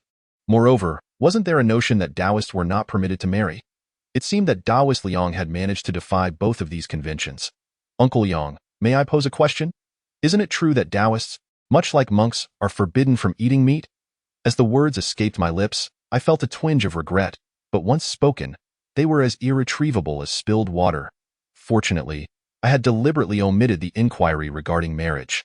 Otherwise, I might have inadvertently broached a taboo, leading to an even more awkward situation. Yingzi, why have you returned again? Did we not previously agree that you would refrain from speaking indiscriminately? Hua Hua discreetly cast a glance at Taoist Liang, then furrowed her brow and addressed me. Immediately, she donned a smile and remarked, Taoist Liang, my brother here is quite the chatterbox, prone to speaking without a filter. Please do not take offense, he certainly would not mind. In his youth, he too was often unrestrained, his words flowing freely without caution. Regardless of the setting, whenever he encountered something intriguing or perplexing, he would invariably voice his inquiries without hesitation. Han Bing shot a sidelong glance at Taoist Liang, grinning as he spoke to us. Well, Han Bing, some matters should not be discussed in the presence of the younger generation. Moreover, if one does not delve deeply into issues and seek clarity, they will remain bewildered when faced with similar circumstances in the future. Thus, it is imperative to ask questions when one is uncertain. All right, I may not be able to argue with you, but perhaps you could elucidate for Xiaoing why you are permitted to indulge in meat and marry. I suggested. Very well, allow me to provide a brief explanation. There exists a distinction between ordained and non-ordained Taoists, broadly categorized into two main sects, the Chuanjin and the Zhengyi. Chuanjin Taoists are ordained, abstaining from meat and marriage, with long hair and beards. Conversely, Zhengyi Taoists are not bound by such restrictions. They may marry, have children, and partake in meat. The two sects differ significantly in their teachings and rituals. For instance, Chuanjin practitioners focus on internal alchemy, while Zhengyi Taoists employ talismans and incantations during their rituals. Taoist Liang intended to keep his explanation brief, yet he spoke for nearly 10 minutes, leaving me utterly perplexed. However, I did grasp one point. His sect imposes fewer restrictions, allowing for marriage, procreation, and the consumption of meat. Hua Hua appeared equally bewildered, as evident from his expression, yet he refrained from voicing any questions regarding his confusion. Why are you all just sitting there? Eat up. This lavish spread was prepared with great effort by your aunt. Let it not go to waste, Taoist Liang urged as he noticed our hesitation to eat. Uncle Yang, we have nearly finished our meal. We replied. I had intended to suggest that Uncle Yang and the others should also hasten their eating, but my words were cut short by Huahua's interjection. Realizing he had something to say, I nodded resignedly. You two young men have barely touched your food.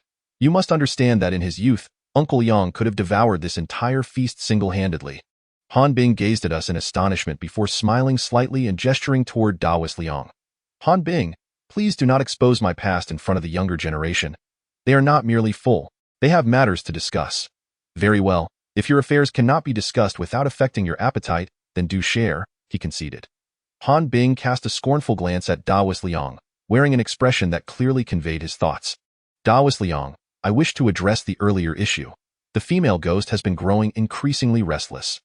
Previously, she merely lingered on the floor, but now it appears she can roam freely throughout the building. Huahua set down his chopsticks, straightened his posture, and spoke solemnly to Taoist Liang. Is it merely permissible to roam freely within the edifice?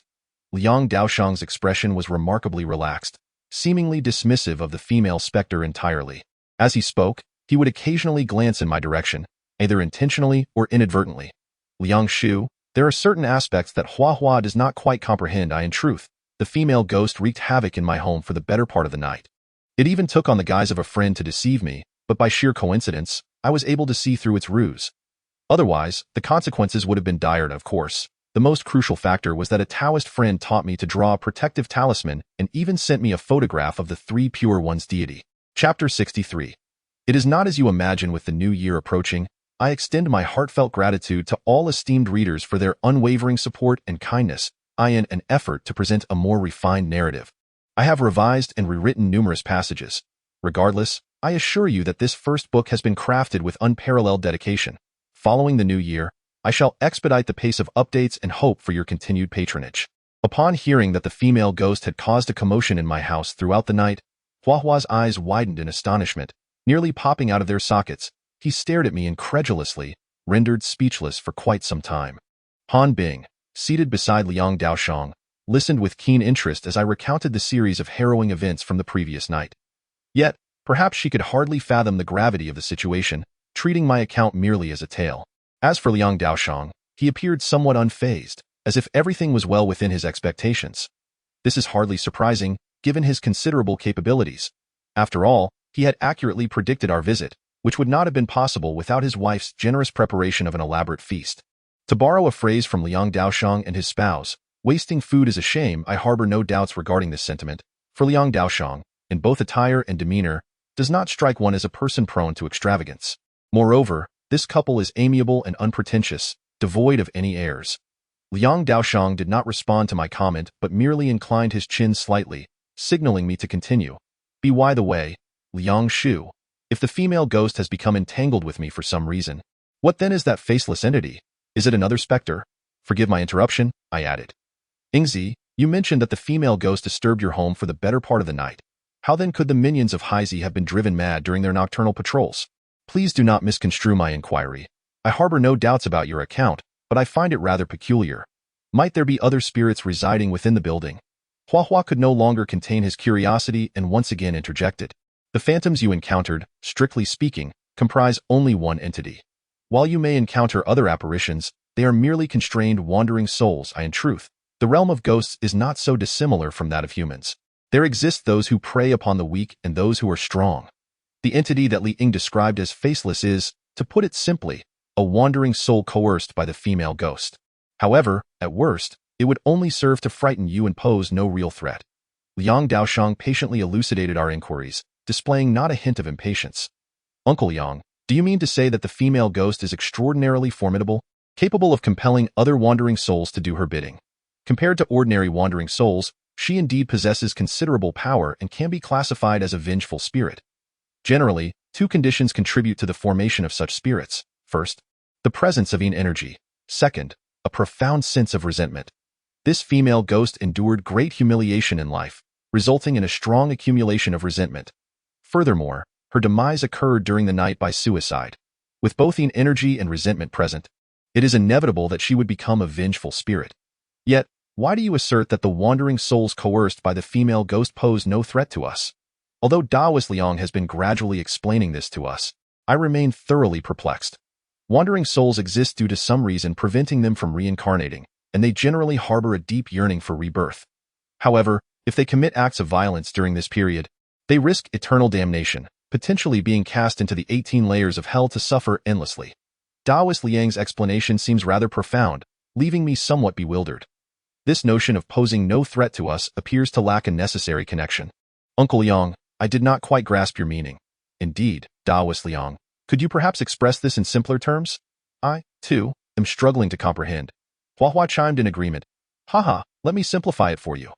Imagine you are walking down the street when suddenly a criminal holds a knife to your throat and demands that you harm another. Under such duress, would you exert all your strength to inflict harm on someone else? Even if you were coerced, should the victim suffer injury as a result of your actions, you would still bear the weight of culpability. In other words, the female ghost is akin to that criminal, while the wandering souls are comparable to the hostage. Do you understand now? With Daoist Liang's elucidation, I finally comprehended. The female ghost is akin to a desperate outlaw, having already committed unforgivable sins. Adding to her transgressions matters little, as she has nothing left to lose. Conversely, the wandering souls resemble captives, striving to ensure that no harm comes to others, thereby avoiding the fate of eternal suffering in the depths of hell. Daoist Liang, I seek your assistance. Hua suddenly cleared his throat, drawing everyone's attention to him, and then began to request help from Daoist Liang. However, for reasons unknown, he stammered midway through his plea. He cast a beseeching glance in my direction. Uncle Yang, we have come today to implore you to subdue that female ghost. Otherwise, in 3 days, Hua and I will be expelled from Sunset City. I truly fail to comprehend Hua's hesitation. Whether we succeed or fail, it is a matter of fate, but the prerequisite is to have the courage to voice it. I am fully aware of what you are saying, but there are certain aspects you perceive rather narrowly. Chapter 64.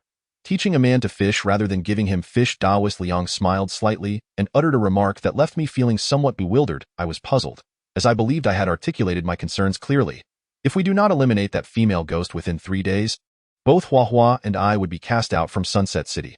Perhaps for Master Liang, that bald figure is merely an inconsequential presence, which is why he remarked that I have a narrow perspective. Indeed, differing viewpoints yield distinct outcomes. Uncle Yang, while one's myopic view of circumstances can gradually transform, the most pressing matter at hand is to vanquish that female specter. Setting aside the concern of being expelled from Sunset City, merely being tormented daily by the ghost is enough to make one's head spin. Liang, I believe you have misconstrued my intent. You may consider being haunted by a ghost to be an unfortunate and distressing ordeal, potentially leading to expulsion from this city. Yet, have you contemplated that this experience may serve as a form of tempering for you? Without the tempering of jade, it cannot become a vessel. You are currently an unrefined gem, and to truly shine, you must endure numerous trials. Master Liang's words have left me increasingly perplexed. His statements seem reasonable yet miss the point entirely at this moment. My foremost desire is to learn how to eliminate the ghost that haunts me, and I have little interest in the notion of refining a gem. Uncle Yang, please stop beating around the bush and tell me what to do. I imagine that dispatching a mere female ghost would be effortless for you. You are such an impatient child. To eradicate a minor vengeful spirit is indeed a trivial task for me, but I shall not intervene directly, as such an approach would be detrimental to your growth. Master Liang gently shook his head, displaying an expression of helplessness. When Master Liang mentioned me, Han Bing cast a glance his way, seemingly on the verge of speaking, yet ultimately refrained. I sensed she might have intended to expose some flaw of Master Liang's, but was held back for some unknown reason. Uncle Yang, why can't you take direct action against the demons and spirits? I assent at your duty. Upon hearing Master Liang's refusal to intervene directly, I felt a surge of urgency. I have always considered the exorcism of demons and spirits to be an obligation I must fulfill. But that pertains to ordinary citizens. For you, this matter necessitates your own efforts, as you will encounter far greater and more formidable monsters in the future. If you cannot even manage this ordinary vengeful spirit, your time may be limited. Master Liang slightly furrowed his brow, his tone rising a notch, his face revealing displeasure. His words startled me. What did he mean by suggesting I would face even more powerful demons in the future? Could it be that I have unwittingly disturbed someone's ancestral grave, and they intend to torment me throughout my life? Master Liang, please calm down. My brother did not mean it that way. He previously mentioned that living in Sunset City was of little consequence, As his family often conducts business elsewhere, at worst, he could relocate to the city where his parents work. His harsh words towards you stemmed from concern about my potential expulsion from Sunset City, leaving me without a refuge. Hua Hua, noticing Master Liang's anger, quickly took all the blame upon herself. What Hua Hua said was not mere fabrication to evade responsibility. It was a reflection of the truth. Comparatively, my concern for Hua Hua outweighs my worries for myself. Alas, I am not truly angry. I am merely frustrated by your lack of progress. It is better to teach a person to fish than to simply give them a fish. His life is destined to be anything but ordinary, as he will encounter numerous experiences that the average person might not come across in a lifetime, or even several lifetimes. As for what exactly he will encounter, I have already mentioned it earlier. Daoist Liang sighed and cast a deep glance at me. Does teaching one to fish imply that Daoist Liang intends to accept us as disciples? Haha. Ingzi, did you hear that? Daoist Liang said he would take us as his apprentices. Clearly, Hua Hua also grasped Daoist Liang's implication and excitedly shouted towards me. However, I sensed that Hua Hua might have misunderstood. It seemed that Daoist Liang had no intention of accepting him as a disciple. After all, Daoist Liang had just stated that I would encounter extraordinary occurrences in this life. I do have the intention of taking on disciples, but whether one can join my ranks will depend on passing a series of tests. Daoist Liang appeared momentarily taken aback, but soon regained his composure. It was evident that he had not anticipated Hua Hua's interjection. Nevertheless, experience is invaluable, and he quickly devised a solution. The acceptance of tests, after all, is ultimately at his discretion. Observing Hua Hua's exuberant expression, I hesitated to dampen his enthusiasm.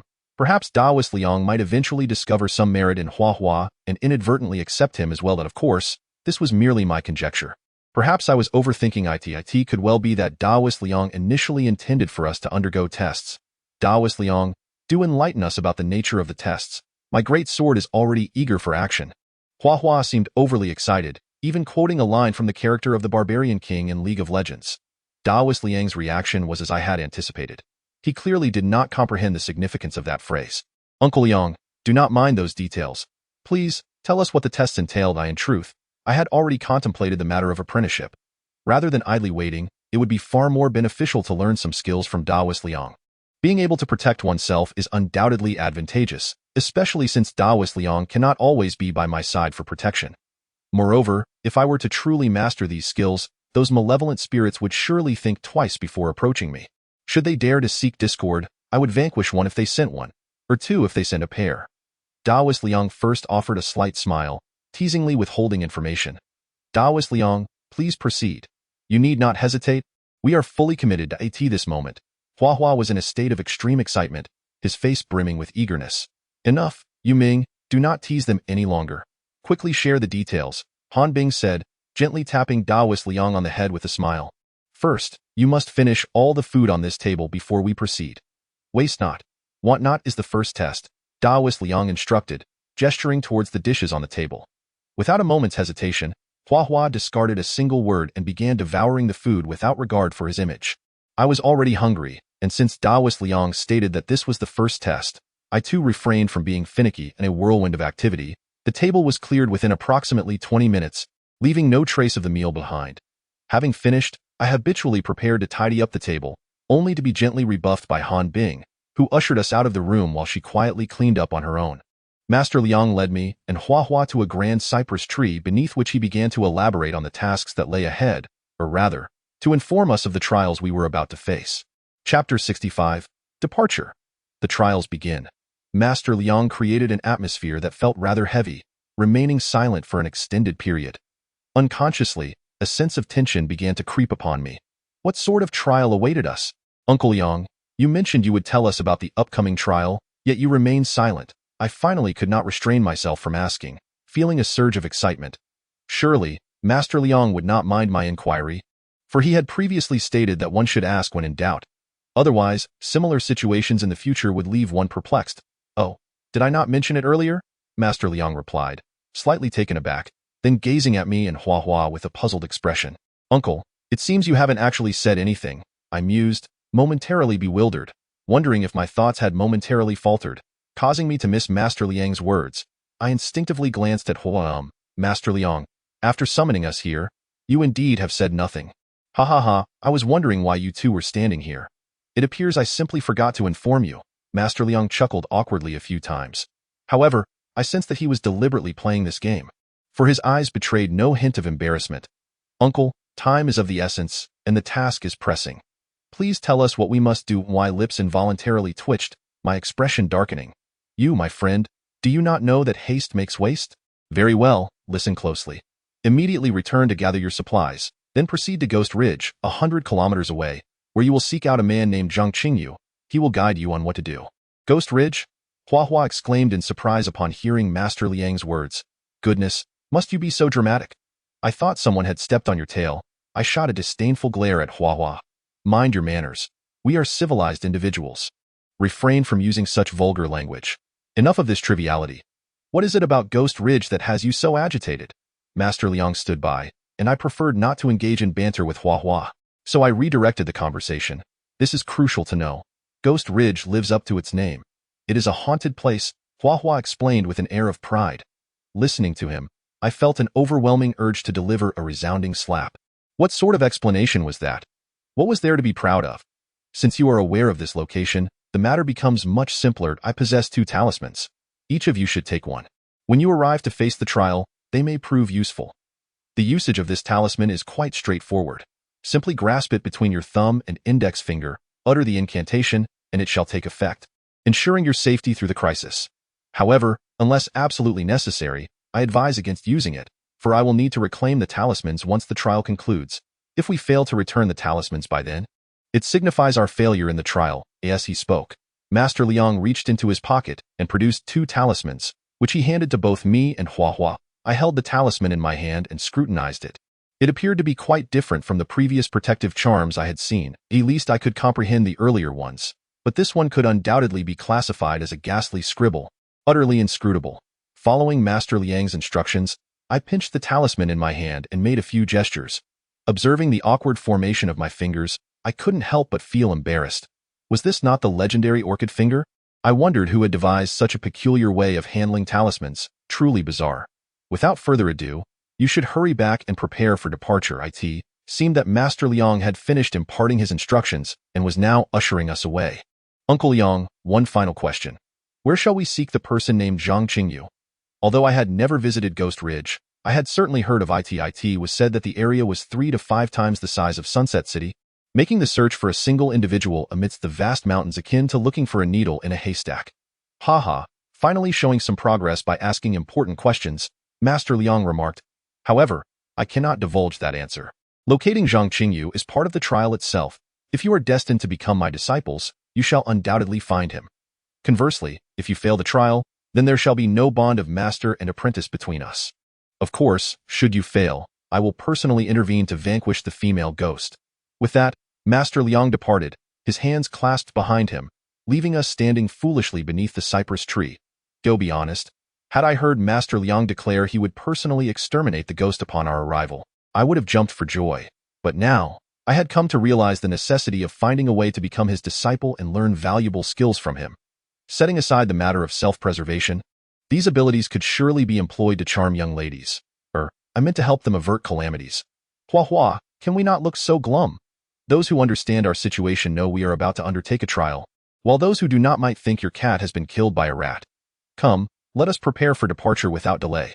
Ingzi, perhaps we should reconsider going at all. After all, Master Liang has no way of knowing whether we actually went. We could simply return in a couple of days, hand over the talismans, and claim to have passed the trial. Hua Hua furrowed his brow as he walked alongside me, and after a long pause, he suddenly expressed a thought that left me incredulous. Master Liang is not a fool. Do you truly believe your idea is feasible? If you do not wish to go, I shall venture forth alone.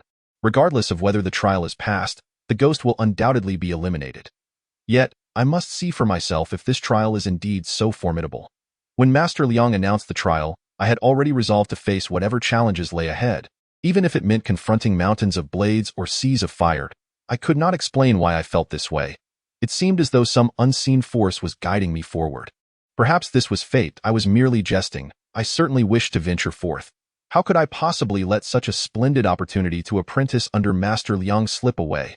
Such an occasion is one that others would yearn for in vain. Hua Hua seemed to realize her faux pas, awkwardly scratching the back of her head. The current season in the mountainous terrain is not excessively cold, So Hua Hua and I did not prepare an abundance of supplies. Aside from bottled water and instant noodles, we packed only a few items that might prove useful in the hills, such as a flashlight, alcohol, bandages, and floral water. We boarded the last bus to Guiling. It was already 4:30 in the afternoon. Chapter 66. The driver's gift. The bus was not particularly crowded, with merely 13 or 14 passengers in sight. Most opted to doze off, save for 2 or 3 young individuals engrossed in their mobile devices. After exchanging a few casual remarks, Hua Hua declared that she was feeling somewhat carsick, and, like a magician, produced 2 white pills which she promptly swallowed with a sip of water. Before the bus had even left the city limits, Hua Hua had already succumbed to a gentle snoring. I couldn't help but feel puzzled. I had traveled with her on several occasions before, and she had never exhibited any signs of motion sickness. Perhaps long-distance travel was not her forte. A distance of 100 kilometers is neither particularly far nor close, yet on this bus, which could only be described as crawling, it would take at least 3 hours to reach Guiling board beyond measure. I took out my phone and opened the QQ reading app, navigating to the supernatural category. Do you believe in ghosts? In truth, they are omnipresent. You simply cannot see them. This phrase caught my attention and stirred a profound reflection within me. Indeed, ghosts may be everywhere. They are merely invisible. In the past, I would have scoffed at such assertions, dismissing the author as a fanciful storyteller. However, ever since my encounter with a female ghost and the subsequent peculiar events that followed, I found myself compelled to concede that this statement possessed a remarkable depth of truth. My name is Liang Yueming, born in a remote and impoverished rural area, a place where even chickens do not lay eggs and birds do not defecate. I opened a novel titled Awakening to the Sight of Ghosts. The first sentence captivated my attention deeply. Could Liang Yueming be the same Master Liang of Sanqing Temple? Perhaps it is merely a coincidence. After all, the author of this book is a character named Mr. Du, whose name bears no resemblance to Master Liang's. Having read only a few chapters, I promptly bookmarked it and closed my phone. I felt the narrative was far too authentic, resembling not so much a work of fiction as a recounting of the author's personal experiences. I dared not continue reading, fearing that excessive contemplation would ensue, especially since we were en route to Guiling, which, according to Hua Hua, is purportedly haunted, as the sun dipped below the horizon and darkness enveloped the sky. The bus, which had initially been moving slowly, decelerated even further. Hua Hua was now in a deeper slumber, and I hesitated to rouse her for conversation. Finding myself exceedingly bored, I ventured to the front of the bus to engage the driver in conversation. Excuse me, how much longer until we reach Guiling? I casually handed the driver a cigarette and assisted in lighting it. Should take about another 40 minutes, he replied. The driver took the cigarette, inhaled gently, and then spoke, but immediately thereafter, he seemed to realize something, staring at me in astonishment. You're heading to Guiling? He asked. I replied, Master, please focus on the road. There are still so many people around. Noticing the driver gazing at me, I hastily reminded him, what a joke. Driving without watching the road can lead to fatalities, can it not? We haven't even reached our destination, and I don't want to end up in a car accident. Listen to me, young man, if you intend to venture there, it would be wise to turn back. That place is far from safe. It is notorious for its hauntings. People have been known to die there at the drop of a hat. It is said that in the past 6 months alone, 7 or 8 individuals have gone missing, their fates unknown. I replied, Master, you must have heard that from others. How could such a place be so sinister? Perhaps there are just wild beasts lurking around in this world. Rumors spread like wildfire. It's quite possible that Guiling is merely an ordinary mountain range, its name giving rise to these ghostly tales. Would you believe me if I said that 5 out of those 7 or 8 missing individuals were passengers in my car? The driver did not argue but simply shot back a question. Seriously? You believe that? His expression suggested he was not lying. But what did he mean by that? Did it imply that those who rode in his car were exceptionally unlucky? Was it as if anyone who ventured to Guiling would surely go missing? The weight of this information was staggering. I nodded silently, uttering just 2 words. Oh, you actually believe me? Young man, since you have chosen to believe me, it would be best for you to get out now. There should still be a bus leaving from there at this hour. The driver's expression was slightly astonished. He seemed not to expect my belief in his words. To be honest, I also did not anticipate that I would trust him. Master, I have no interest in adventures whatsoever. My reason for going there is purely out of necessity. Perhaps that place will mark a turning point in my life. Thus, I must go, even if it means risking my life. If it is my fate to perish there, then so be it. Since you have your reasons for going, I shall not say more. Just be cautious once you arrive. By the way, I have a fan here. Take it with you. It may prove useful. The driver produced a folding fan from beneath his seat and pressed it into my hand. As I stood there, torn between the decision to accept the gift or not. I opened the fan and noticed the intricate symbols painted upon it. I felt a sudden stirring of interest. I had seen such an item before at the temple of Master Liang. It seemed to be called a magic fan. Master, this must be the magic fan, but I cannot accept it. After wrestling with my conscience, I ultimately decided it was best to return it. I understood the principle of not receiving favors without merit. Ah, quite impressive that you recognize it. If you know what it is, it indicates a connection between you and the fan. Accept it. What kind of reasoning was that? Just because I recognized it, I was deemed worthy of keeping it? I knew many things, after all, such as the names of various adult film stars. I cannot simply rush up to them and shout loudly, "We are fated to meet. Come forth into my embrace." I inquired of the driver while toying with the ceremonial fan in my hand. To brush past someone in this lifetime requires the culmination of countless glances exchanged in previous incarnations. The mere fact that you are able to ride in my vehicle amidst this vast sea of humanity signifies that at least one of us must have risked a broken neck to facilitate this moment. Therefore, what is amiss in bestowing a token upon a kindred spirit? If you truly wish to decline, then cast it out the window. After all, I shall have no further use for it. The driver took a deep drag from his cigarette and then tossed the still glowing stub out of the window, seemingly demonstrating his point. "Why will you no longer need it?" I inquired, curious. This fan was a talisman I sought many years ago at a temple, intended to ensure my safe passage across the treacherous Ghost Ridge while driving. However, today marks my final journey on this route. I shall never again traverse Ghost Ridge, rendering this fan as good as obsolete. Just as fate would have it, you must now venture to Ghost Ridge. Hence I shall gift it to you directly. The driver's words ignited a swirl of questions within me. He appeared to be in his 40s, far from retirement age. "Master, are you being reassigned to another route?" I asked. "If you are being transferred, surely the fan could accompany you." No. Should I be reassigned, I could never part with this treasure. The only reason I bestow it upon you is that I shall never drive again in this lifetime. Upon uttering those words, a shadow of melancholy crossed his face. "Master, if I may be so bold as to inquire, please do not take offense if I overstep. Have you been afflicted by an illness that prevents you from driving in the future?" The possibility of sickness seemed to be the only explanation, for a driver would hardly speak of never driving again unless compelled by dire circumstances. It is akin to a healthy person declaring they shall never walk again. "Do you believe in fate?" The driver countered, his gaze piercing. "Indeed," I replied without hesitation. Though I had previously dismissed the notion of spirits, I held a firm belief in destiny. I have always regarded my life's events as preordained, from discovering money along the road to encountering certain individuals. Even this very moment, conversing with the driver, felt like a matter of fate. Life unfolds like a novel, with its plot predetermined from the outset, dictating all that is to come. Since you believe in destiny, then cease your speculations or inquiries. All is written in the stars.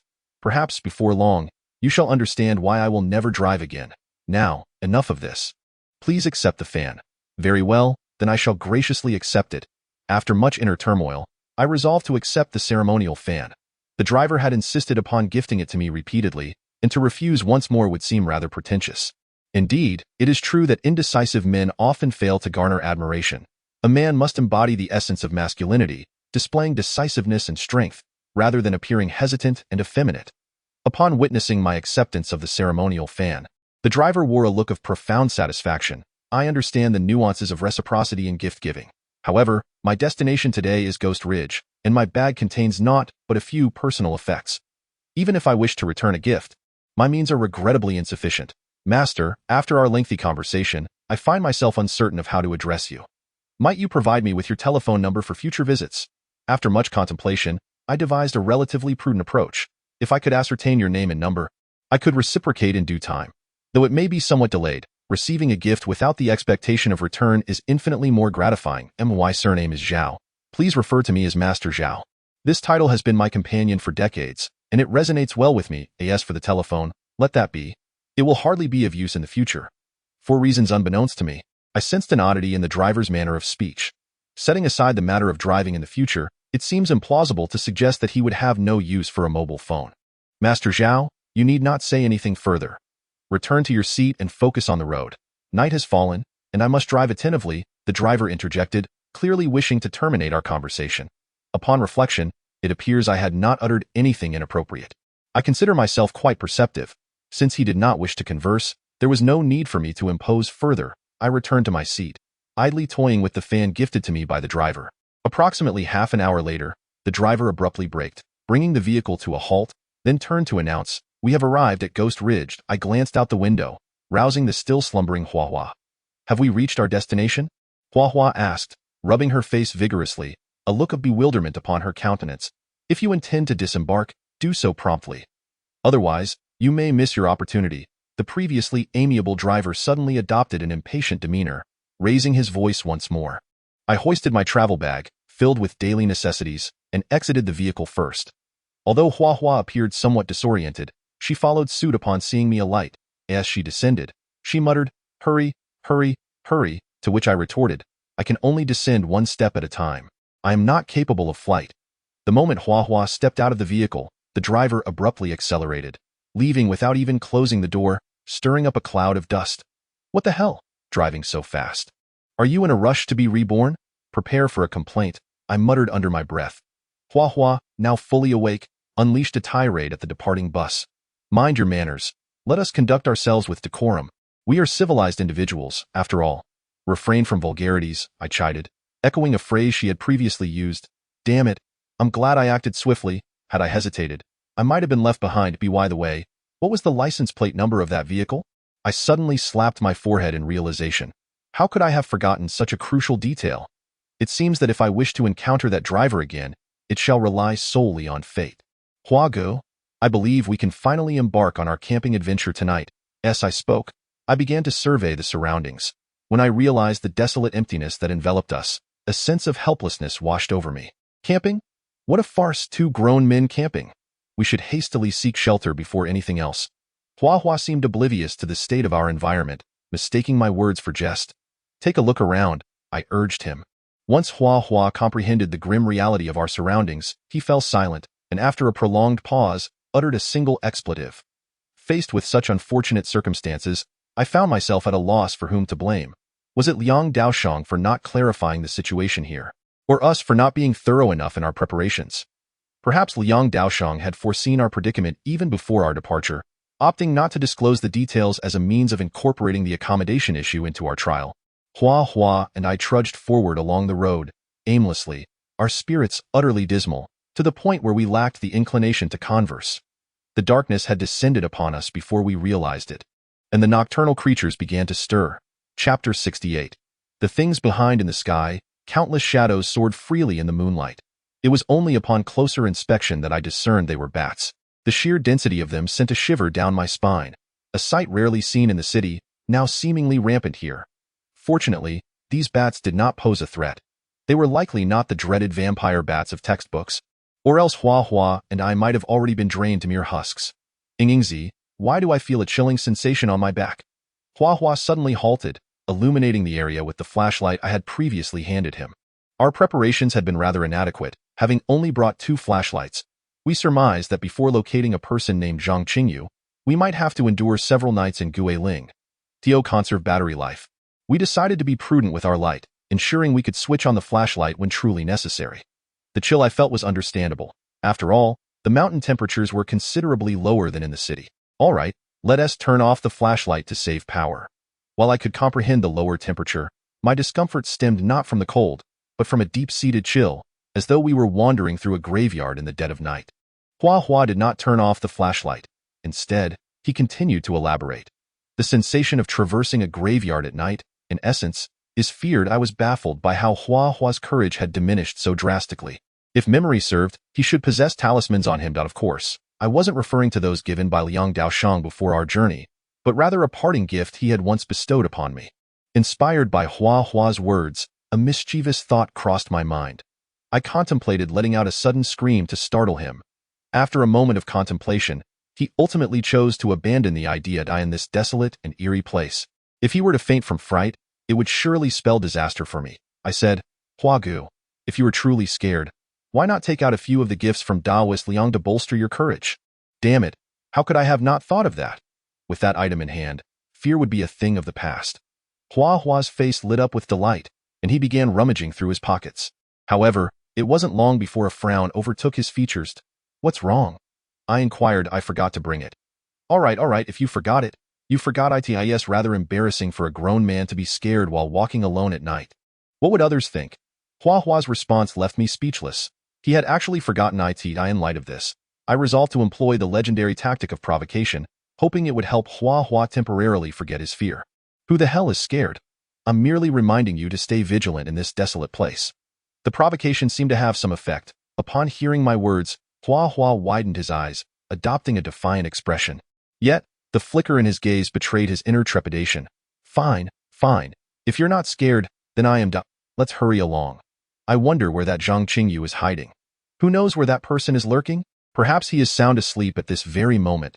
I couldn't fathom why anyone would choose to dwell in such a cursed place, forcing us to wander in this forsaken area in the dead of night. Utterly twisted. Upon hearing the name Zhang Qingyu, Hua Hua began to complain and curse. Huagu, as the saying goes, one should not speak of people during the day nor of ghosts at night. It is considered ill-fated to mention ghosts while walking at night, as it is said to attract unclean entities. Pa, aren't you the one who isn't scared? Hua Hua shone the flashlight onto his own face and adopted a scornful expression. The beam's angle cast an odd shadow upon his visage, rendering it somewhat ghastly. I paid little mind to Hua Hua's demeanor. If he wished to scoff, so be it, so long as he didn't attract any potential malevolent spirits.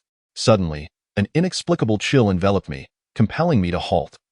This sense of dread seemed to emanate from behind me, as if something were trailing closely in my wake. Of course, it was merely a feeling, as I heard no sound accompanying it. Instinctively, I switched on my flashlight, illuminating a broad area around me. What is wrong? Hua Hua, noticing the sudden light, paused and turned, his face a mask of confusion as he regarded the 4 to 5 meters that now separated us. Nothing, I just felt it was too dark to see the path clearly. Much better now. I did not divulge the truth to Hua Hua, opting instead for a casual excuse. The moon in the sky seemed to conspire with my words. Stealthily retreating behind the clouds, the once vaguely discernible surroundings faded into obscurity with the moon's disappearance. Suddenly, Hua Hua froze, his gaze fixed intently behind me. It was as if I had caught sight of something truly terrifying. In that fleeting moment of shock, every hair on my body stood on end. It appeared that something sinister was indeed lurking behind me, silently trailing my every move, and capable of instilling such dread in Hua Hua that he was rendered speechless. It could only be a ghost. Hua Hua, what is it? I stammered, forcing myself to swallow hard as I faced him. He raised a trembling finger, quivering with fear, pointing ominously behind me. My heart raced with dread. What could possibly be there? I felt my thoughts begin to freeze. I wanted to turn around to see what lay behind me, yet I was paralyzed by fear, terrified of encountering something I could not bear to accept. Running was my only option. What else could I do? Suddenly, my legs surged with strength, and in an instant, I rushed to Hua Hua's side, gripping his arm as I sprinted forward. I had no idea how long we ran. But finally, I mustered the courage to glance back, just a fleeting look, when I discovered that the space behind me was empty, devoid of anything. I exhaled deeply, relieved and silently thanking my lucky stars. I halted, set my backpack down, and plopped onto the ground, gasping for breath. Seeing me stop, Hua Hua mirrored my actions and sank to the ground, panting heavily. Hua Hua, what did you actually see? I inquired. I don't even know what it was. It looked like 2 lanterns. I was momentarily at a loss for words, having expected something horrific to be lurking behind me, only to learn it was merely 2 lanterns. However, I quickly realized that lanterns had no place in this desolate wilderness. Perhaps, Chapter 69. The missing Hua Hua. I dared not delve further into that thought. After all, this was reality, not a science fiction tale. It was inconceivable for a creature with eyes as large as lanterns to exist. If such a being were to appear, would Ultraman not also make his presence known on Earth? During our rest, I vigilantly scanned the surroundings, wary of any inexplicable entities reappearing. Hua Hua, did you manage to see that thing clearly? I found myself still preoccupied with the mysterious presence from earlier. Though shaken, my curiosity prevailed. I couldn't see it clearly. It was about 100 meters away from us, he replied. How can you be so nonchalant about it? I thought, exasperated. 100 meters is still quite a distance. At that moment, I had believed it was right behind me, nearly paralyzing me with fear. It seemed to resemble 2 floating lanterns, much like the eerie opening of the old version of Strange Tales from a Chinese studio. It was undoubtedly a ghost. Hua Hua's reference to the old version of Strange Tales must have been the 1986 adaptation, which I had watched during idle moments. Its opening theme featured two lanterns swaying gently. This fellow was truly something. Seeing two lanterns had utterly terrified him. Continuing to discuss it seemed futile, as the lantern-like apparition had already vanished. After a brief interlude of rest, we resumed our journey along the road. It is indeed peculiar. Since our descent from the vehicle, we have traversed an extensive distance. Not to mention the absence of any human presence, even the shadow of a single car has eluded us. Could it be that this place is truly as haunted as the rumors suggest, which is why no pedestrians or vehicles pass by? Unconsciously, the notion of ghosts began to amplify in my mind. What once was a tranquil scene started to take on a sinister hue in my perception.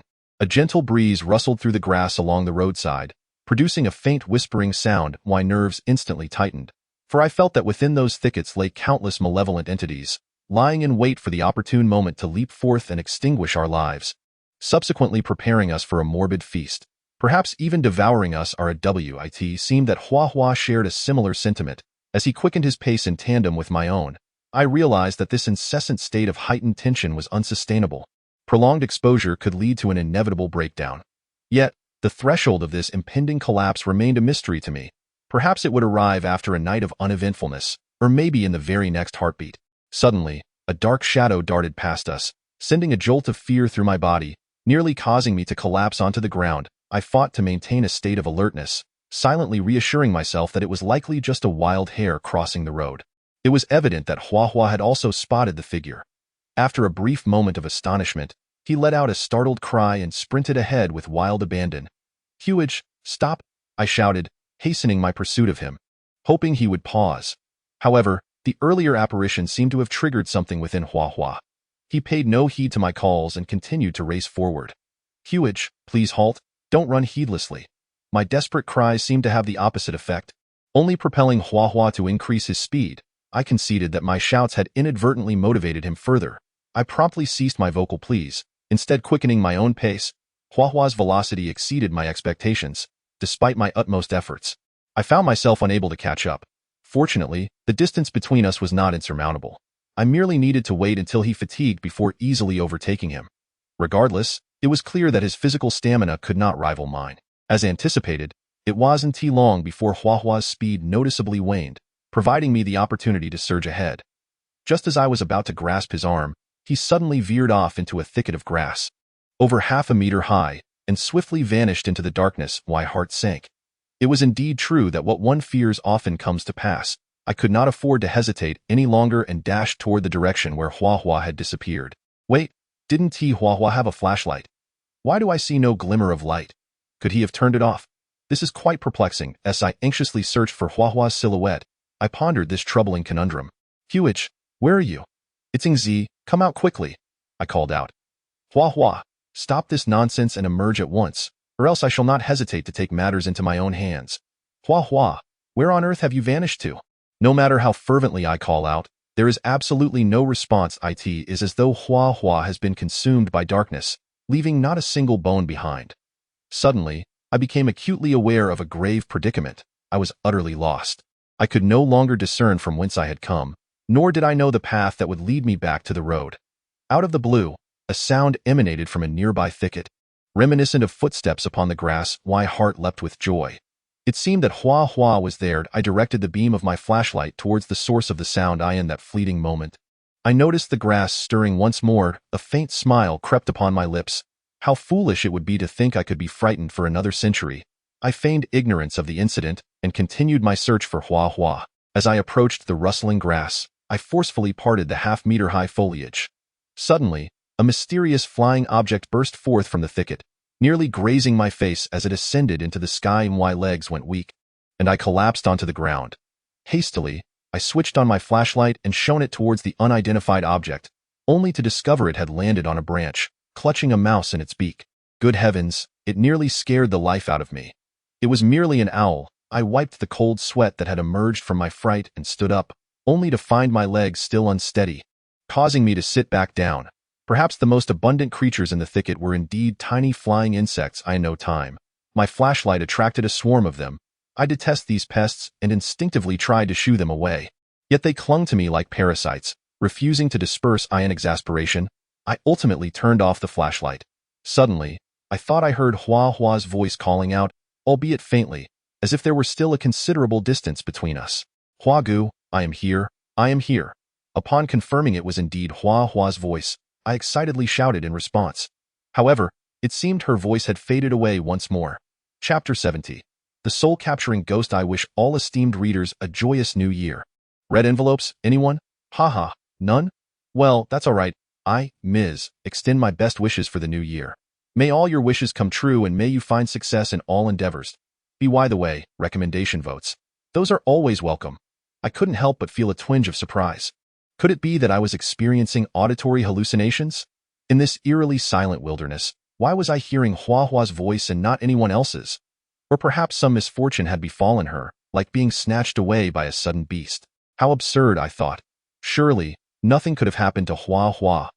Hua Gu, Hua Gu. I vigorously shook my head, casting aside those chaotic thoughts, and once more raised my voice in a desperate call. Yet, apart from that fleeting sound I had just heard, there was no further response from Hua Hua.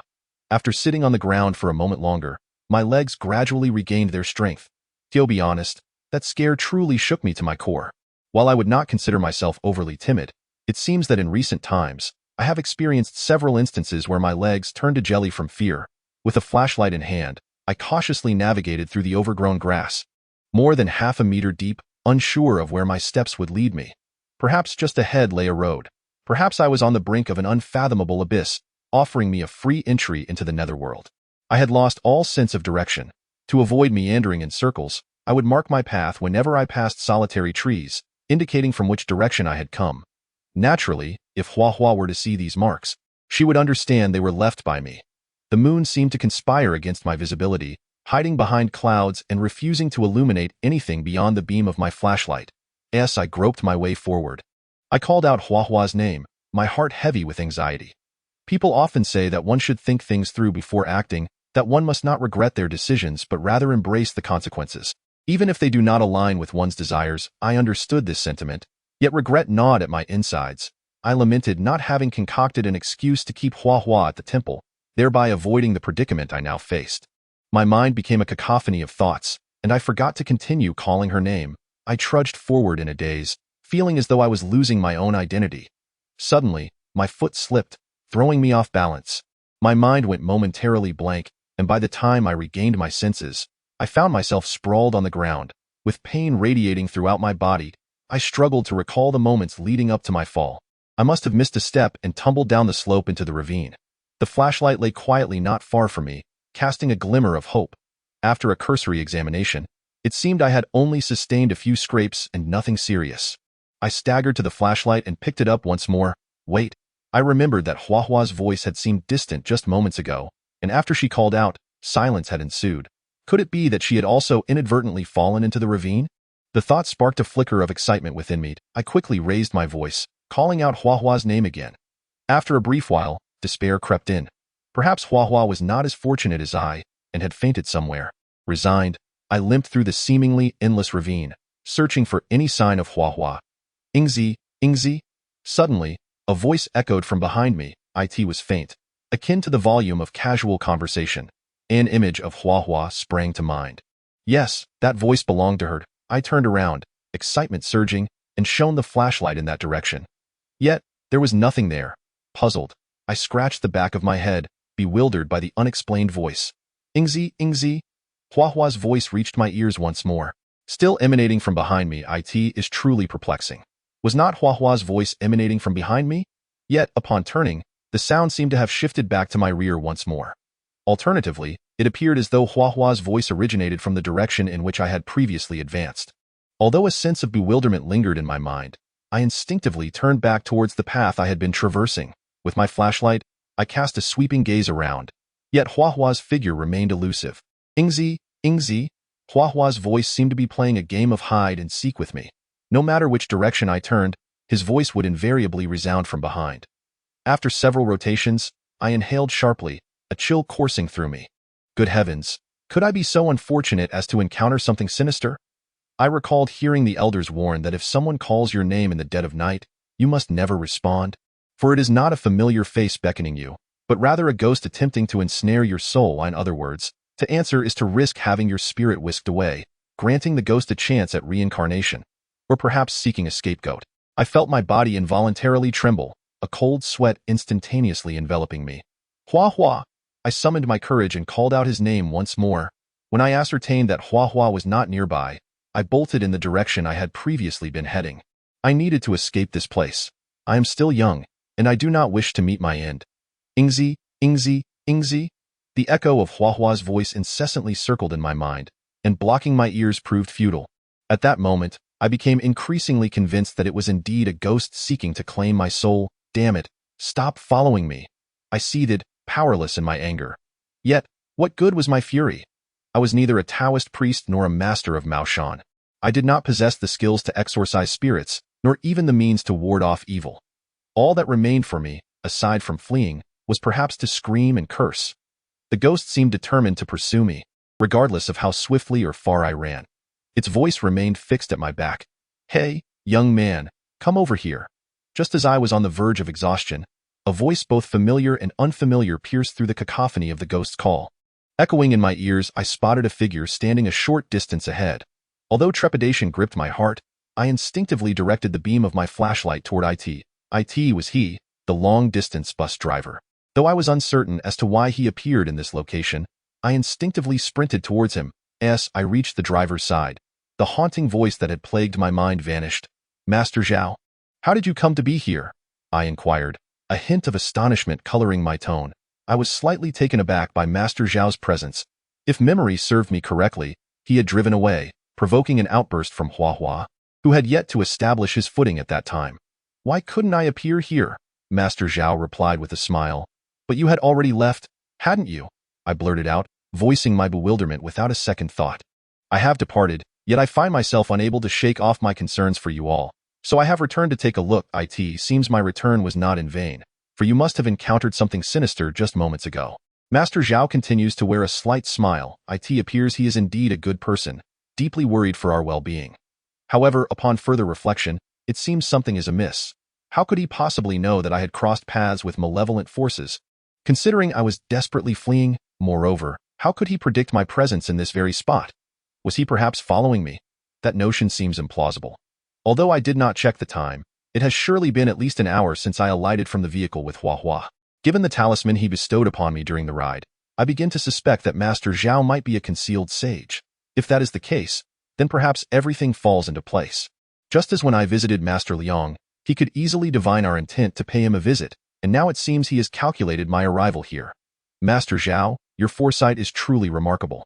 I did, indeed, encounter something foul moments ago. It mimicked my friend's voice, calling my name, perhaps attempting to ensnare my spirit as a substitute.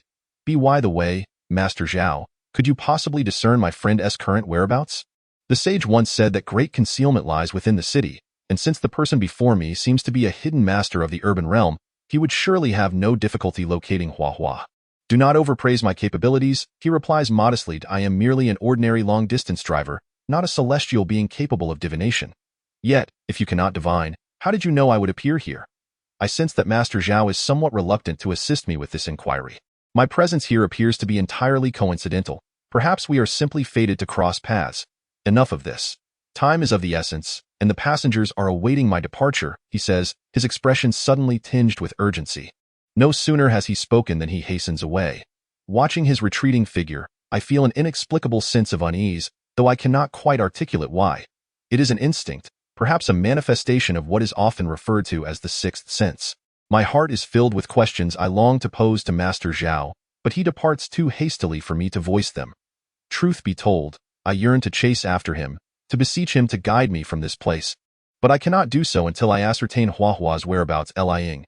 You may follow the path I took to exit. Rest assured, your friend is safe, and there is no need for you to worry. Master Zhao calls back to me from a distance of approximately 50 meters. Before turning to board a suddenly appearing long distance, to say it appeared abruptly would be an understatement, as my flashlight had been illuminating Master Zhao's path all along. And I had not seen the bus's presence until now. I cannot help but wonder if the bus has employed a skill akin to the flash ability from League of Legends, instantaneously transporting itself from one location to another. This is not quite right. Did Master Zhao not just claim to be an ordinary driver? Why then did he suddenly assure me that Hua Hua is quite safe? Moreover, a crucial point. I currently stand in a mountain ravine. How did Master Zhao manage to navigate his vehicle to this place? After a moment's hesitation, I resolved to pursue him and inquire about Huahua's whereabouts. However, as I hastened towards the direction of the long-distance bus, the vehicle had already started, slowly making its way forward. Although the bus was not traveling at a rapid pace, chasing after it was evidently an unrealistic endeavor. Drawing from my previous experience, I silently noted the bus's license plate number, R12345. I paused momentarily, then proceeded in the direction the bus had departed, reasoning that since Huahua was now safe, I should first extricate myself from this wretched place. Ingzi, Ingzi. Approximately 10 minutes later, Huahua's voice once again reached my ears. Of course, I understood that the voice's owner was not the genuine Huahua. Damn it, here it comes again. What on earth is this ghastly thing, so annoyingly reminiscent of a fly? I inwardly cursed as my pace involuntarily quickened. Though that voice belonged to Huahua, it sounded entirely different to me. I realized it was merely a trick of the soul-snatching spirit. I dared not turn back, nor did I wish to. I feared that upon looking back, I would encounter a terrifying visage. I resumed my sprint towards the direction where the bus had vanished. In the distance, I discerned flickering flames to my right. My heart became entangled in confusion. Should I heed Master Zhao's advice and follow the path of the long-distance bus, or should I investigate the source of the flames? After all, it was improbable for flames to appear in such desolate wilderness. Since there was indeed a fire, it was highly likely that Huahua had ignited it to draw my attention, enabling me to locate her amidst this impenetrable darkness. The spine-chilling voice left no room for me to pause and deliberate on my actions. Instinctively, I raced towards the flickering light. Perhaps this was simply a human instinct, a yearning for light amidst the darkness. As the saying goes, a horse runs towards the mountain, and it was no exaggeration.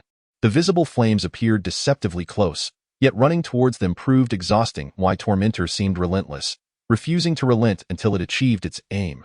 Despite having run so far, it continued to mimic Huahua's voice, calling my name.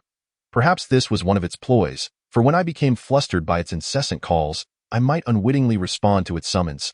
Get lost. Do not follow me any longer, or I shall not be courteous. I abruptly halted, drawing forth the talismanic fan gifted to me by the long-distance bus driver. Chapter 72. The green-faced, soul-snatching spirit. Today, I received hundreds of birthday wishes for Mrs. Special Day. I extend my heartfelt gratitude to all the esteemed supporters for your unwavering kindness and affection. Thank you immensely. As I held the talismanic fan in my hand, I was instantly enveloped by a sensation akin to bearing a golden bowl to beg for alms. Though I possess a treasure within, I remain oblivious to its potential utility. With a talismanic fan in hand, my confidence swells immensely. The voice of Ingzi, Ingzi, and Huahua once again graces my ears. However, this time, it appears to resonate closer than before. I casually unfurl the fan and, with a sudden pivot, I instinctively exclaim in shock, retreating several steps involuntarily. I am uncertain if it is due to the fan. But in that fleeting moment of turning, I discern a shadowy figure standing roughly a meter away from me. As an ordinary young man. Despite the fortitude granted by the fan, when confronted by the supernatural, my bravado seems utterly eclipsed by an overwhelming dread. Am I afraid? Indeed, I am. Surely, there is no one unafraid of ghosts, save for those who specialize in exorcisms, like Master Liang and his ilk. Who are you? I muster the courage to inquire of the figure not far from me. Yet, before my words fully escape my lips, the apparition begins to move, circling me in a small arc, nearly brushing against my body as it glides behind me. As it passes, my skin erupts in goosebumps, and every hair on my body stands on end, akin to soldiers on parade. Unintentionally, I recall Wan Haonan. Perhaps my current hairstyle resembles his, as if struck by lightning. The root of my terror lies in having clearly seen the figure's face, an ashen visage akin to a bruise, darkened and ghastly. Its lips, reminiscent of blood, starkly contrasted with its pallid complexion. The creature's eyes, devoid of pupils, bore an eerie resemblance to dead fish, rendering its countenance all the more grotesque. Most unsettling of all, it possessed no nose. Once more, the voices of Ingzi and Huahua echoed from behind me. In that instant, I found myself paralyzed with uncertainty. The talismanic fan was already unfurled, yet the ghastly figure seemed to regard it with utter disdain, as if it were of no consequence whatsoever. Or perhaps, the fan bore not a shred of efficacy. Could it be that Master Zhao, in his quest for this fan, had procured a mere counterfeit? This seems the only plausible explanation, as in the years Master Zhao has driven, he has encountered no true specters, leaving him ignorant of the fan's authenticity. His intention in gifting it to me was not a jest, but rather a heartfelt desire to assist, considering that Hua Hua and I are destined for this cursed place. Ghost Ridge. What should I do? What should I do? Should I flee with all haste? The answer is painfully obvious. Such a course is futile, for I realize my legs have begun to tremble uncontrollably. Ah, my pocket still contains the talismans bestowed upon me by Master Liang for trials. Tearing one could ensure my temporary safety. As this thought crosses my mind, my hand instinctively reaches into my pocket. Retrieving the talisman, I must tear it open quickly. As soon as I do, I shall be safe. It is imperative that you do not tear the talisman. If you were to rend it asunder, your trial would be deemed a failure. Consider, in the dead of night, what has compelled you to venture to this place. Was it not your desire to take Master Liang as your mentor? You must hasten to tear the talisman, for if you lose your very life, how could you ever seek his guidance? Reflect carefully. Should you become Master Liang's disciple, you would gain access to knowledge that ordinary individuals could never fathom, and in due time, you could employ the 5 Ghosts wealth transporting technique to amass a considerable fortune. Furthermore, when you encounter the goddess, envision casting a spell that would prompt her to embrace you. Is that not a delightful prospect? As I prepared to extract the talisman bestowed upon me by Master Liang, 2 diminutive figures, identical in appearance to myself, seemed to materialize in my mind, engaged in a spirited debate over whether or not to tear the talisman. Both arguments appeared compelling, yet upon hearing one of the figures mention the goddess's embrace, I found myself swayed by his reasoning. Consequently, I returned the talisman to its original place. The blue-faced specter seemed to be observing my every move. Just as I secured the talisman in my pocket, that familiar sound emerged once more. Gritting my teeth, I slowly turned around, searching for the silhouette of the blue-faced ghost. However, it had reverted to its previous state, manifesting only in sound, with no visible form. The absence of the ghost filled me with unease. Had I not glimpsed its visage earlier, I might have felt less perturbed. Yet, the truth remained that I had seen it, and it had circled behind me. Instinctively, I turned again. My subconscious insisted that the blue-faced specter had not departed. In that fleeting moment of turning, I sensed something resting upon my shoulder. It was an odd sensation, neither warm nor heavy. It felt peculiar. If there was naught upon my shoulder, I could distinctly sense a weight. Yet if something were there, it bore no tangible heft. Slightly tilting my head, I glanced at my shoulder, and upon doing so, my legs buckled and I found myself seated on the ground. There, I beheld a shadowy, blue face resting against my shoulder, its eyes mere whites, fixed upon me with unwavering intensity. A scream erupted from my throat, shattering the stillness of the night. When my voice grew hoarse and parched, only then did my shrieks cease. It must be said that such frantic cries, in ordinary circumstances, might serve as an outlet for pent-up anxiety and unrest. Yet, given the present situation, when my screams subsided, the terror within me diminished considerably. I straightened my posture, intent on locating the blue-faced specter. Just as I did, I caught sight of it standing approximately a meter away. Grinning at me with an unsettling smile, a sudden wave of intense dizziness struck me, and I felt my body slowly collapsing to the ground. Chapter 73. The Long-Distance Bus in the Sea of Flames. Beep, beep, beep. As I fell, a discordant cacophony of car horns shattered the night's tranquility, followed by the blinding glare of 2 powerful beams of light illuminating the grass, which stood half a meter high. I fought to muster my senses, striving to remain alert. In this desolate wilderness, losing consciousness could very well spell an imperfect end to my life. Setting aside the potential presence of wild beasts, even a soul-harvesting specter could easily snuff out my existence. With the remnants of my awareness, I commanded my right hand to deliver a sharp slap to my face. This was merely a stopgap measure. As many have claimed that pain can restore clarity to a fogged mind, I must admit, although my cheek burned with pain, the effect was remarkably evident. Just as I was on the brink of unconsciousness, I found myself startlingly awake. More alert than ever before, I forced my body to rise slowly, eager to comprehend the source of the blaring horns and the 2 beams resembling headlights. However, as I stood, darkness enveloped my vision, and I nearly collapsed again, my heart racing at an alarming rate. The cause of this was a large bus speeding past me, barely brushing against my body. Instinctively, I took 2 steps back, a flicker of confusion igniting within me. Was there a road traversing this ravine?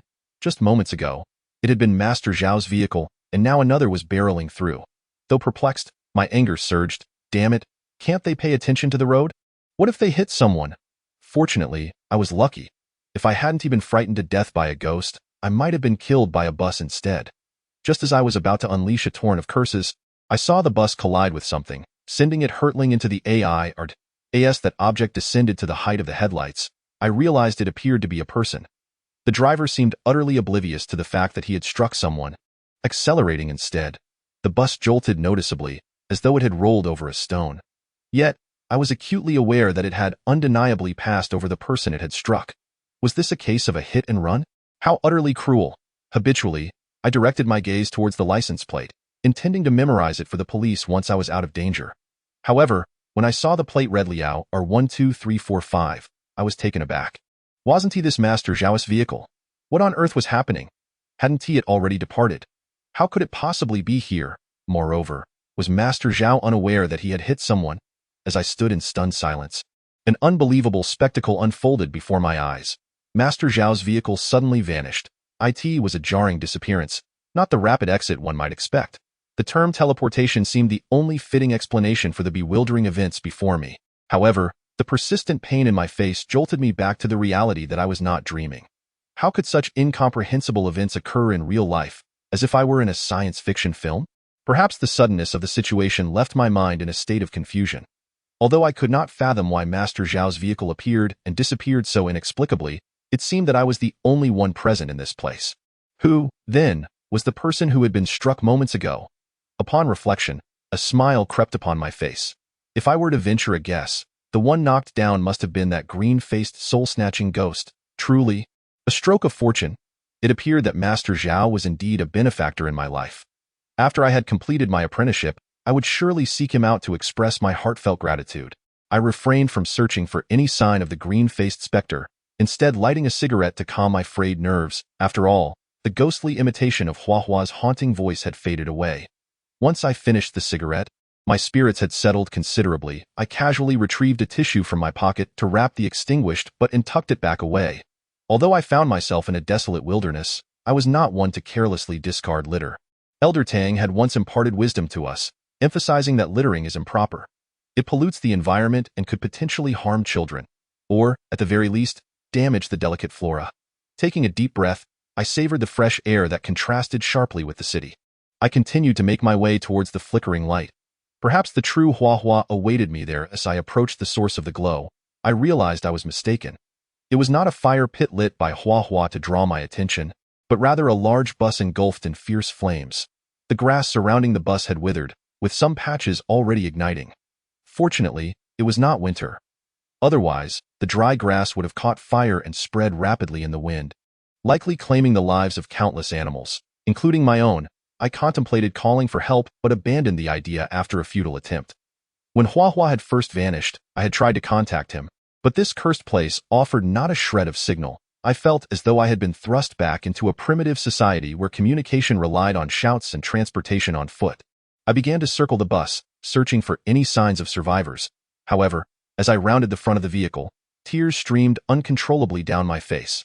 The burning bus bore a discolored license plate marked R12345, confirming that this was indeed the long-distance coach driven by Master Zhao. Through the flames, I could faintly discern a figure slumped over the steering wheel.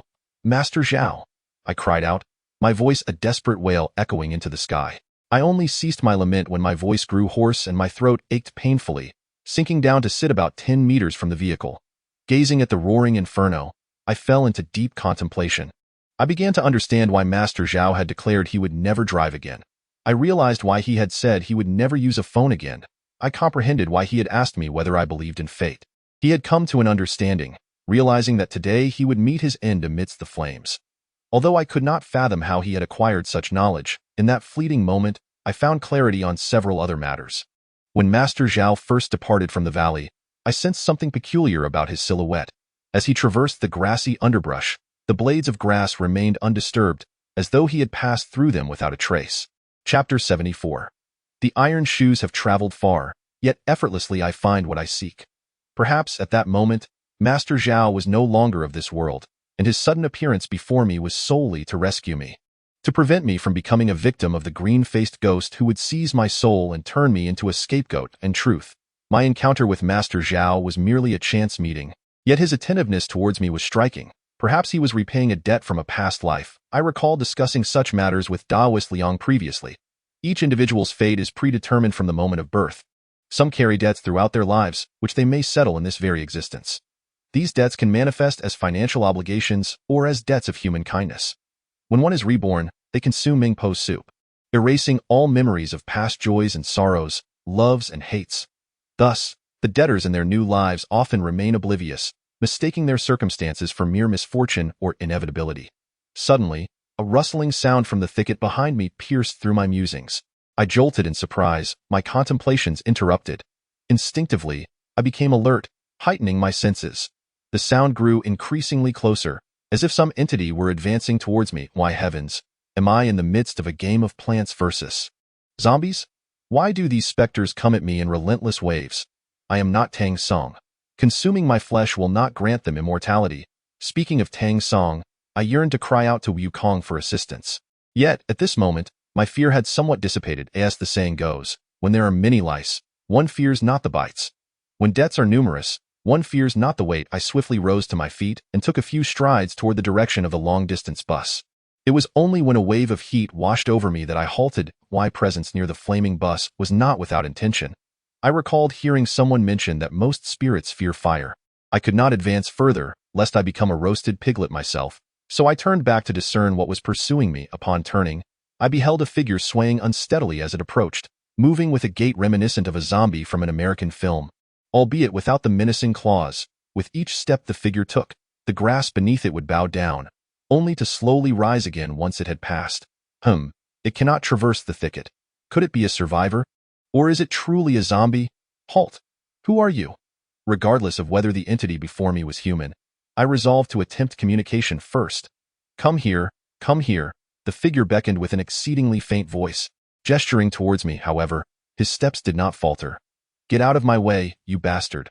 Why should I heed your command? If you have the courage, do not obstruct my path. What a farce! I am not a fool.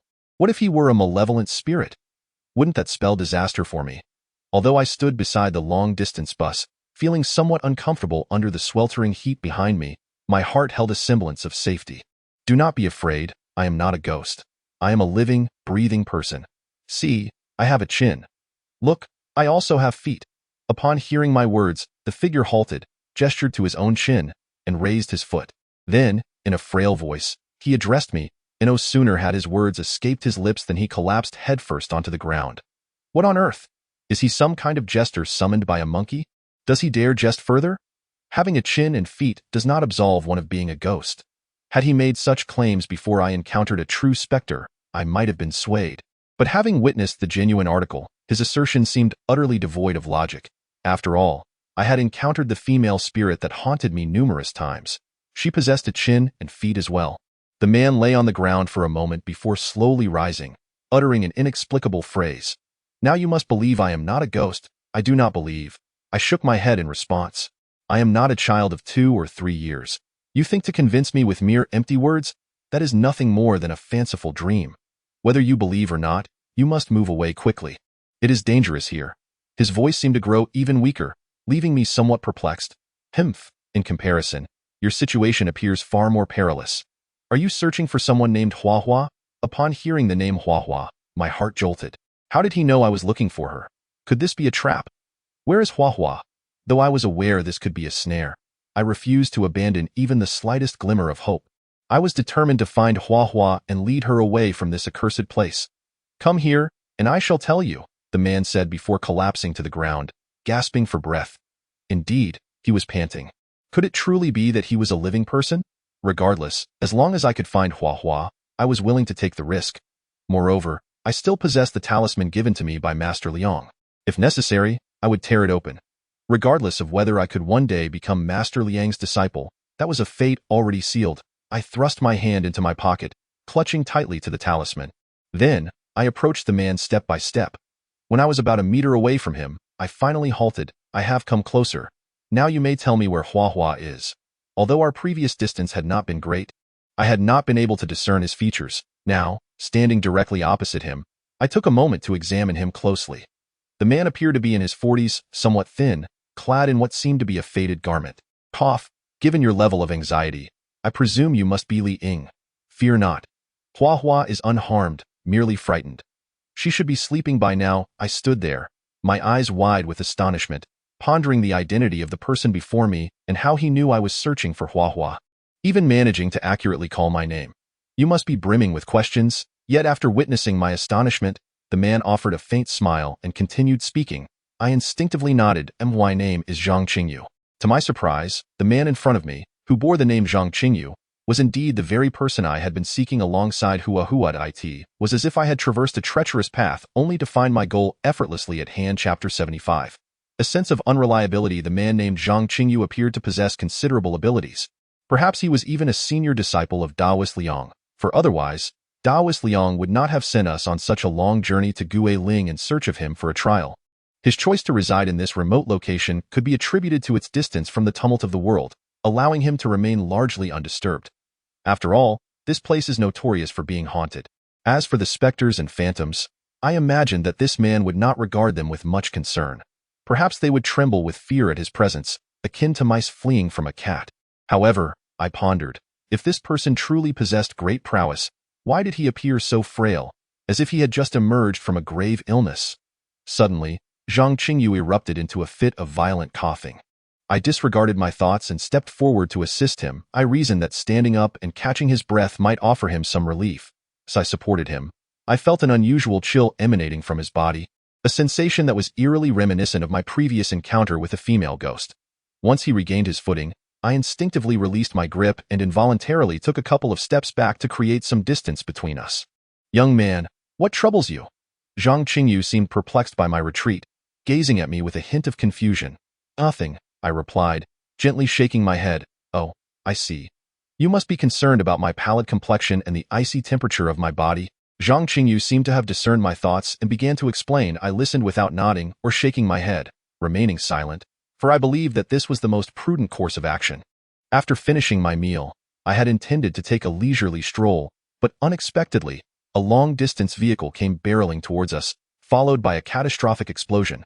Fiery flames shot into the sky, and I yearned to rescue those trapped. Yet I found myself powerless against the overwhelming inferno that prevented any approach. Noticing my lack of response, Zhang Qingyu continued his explanation.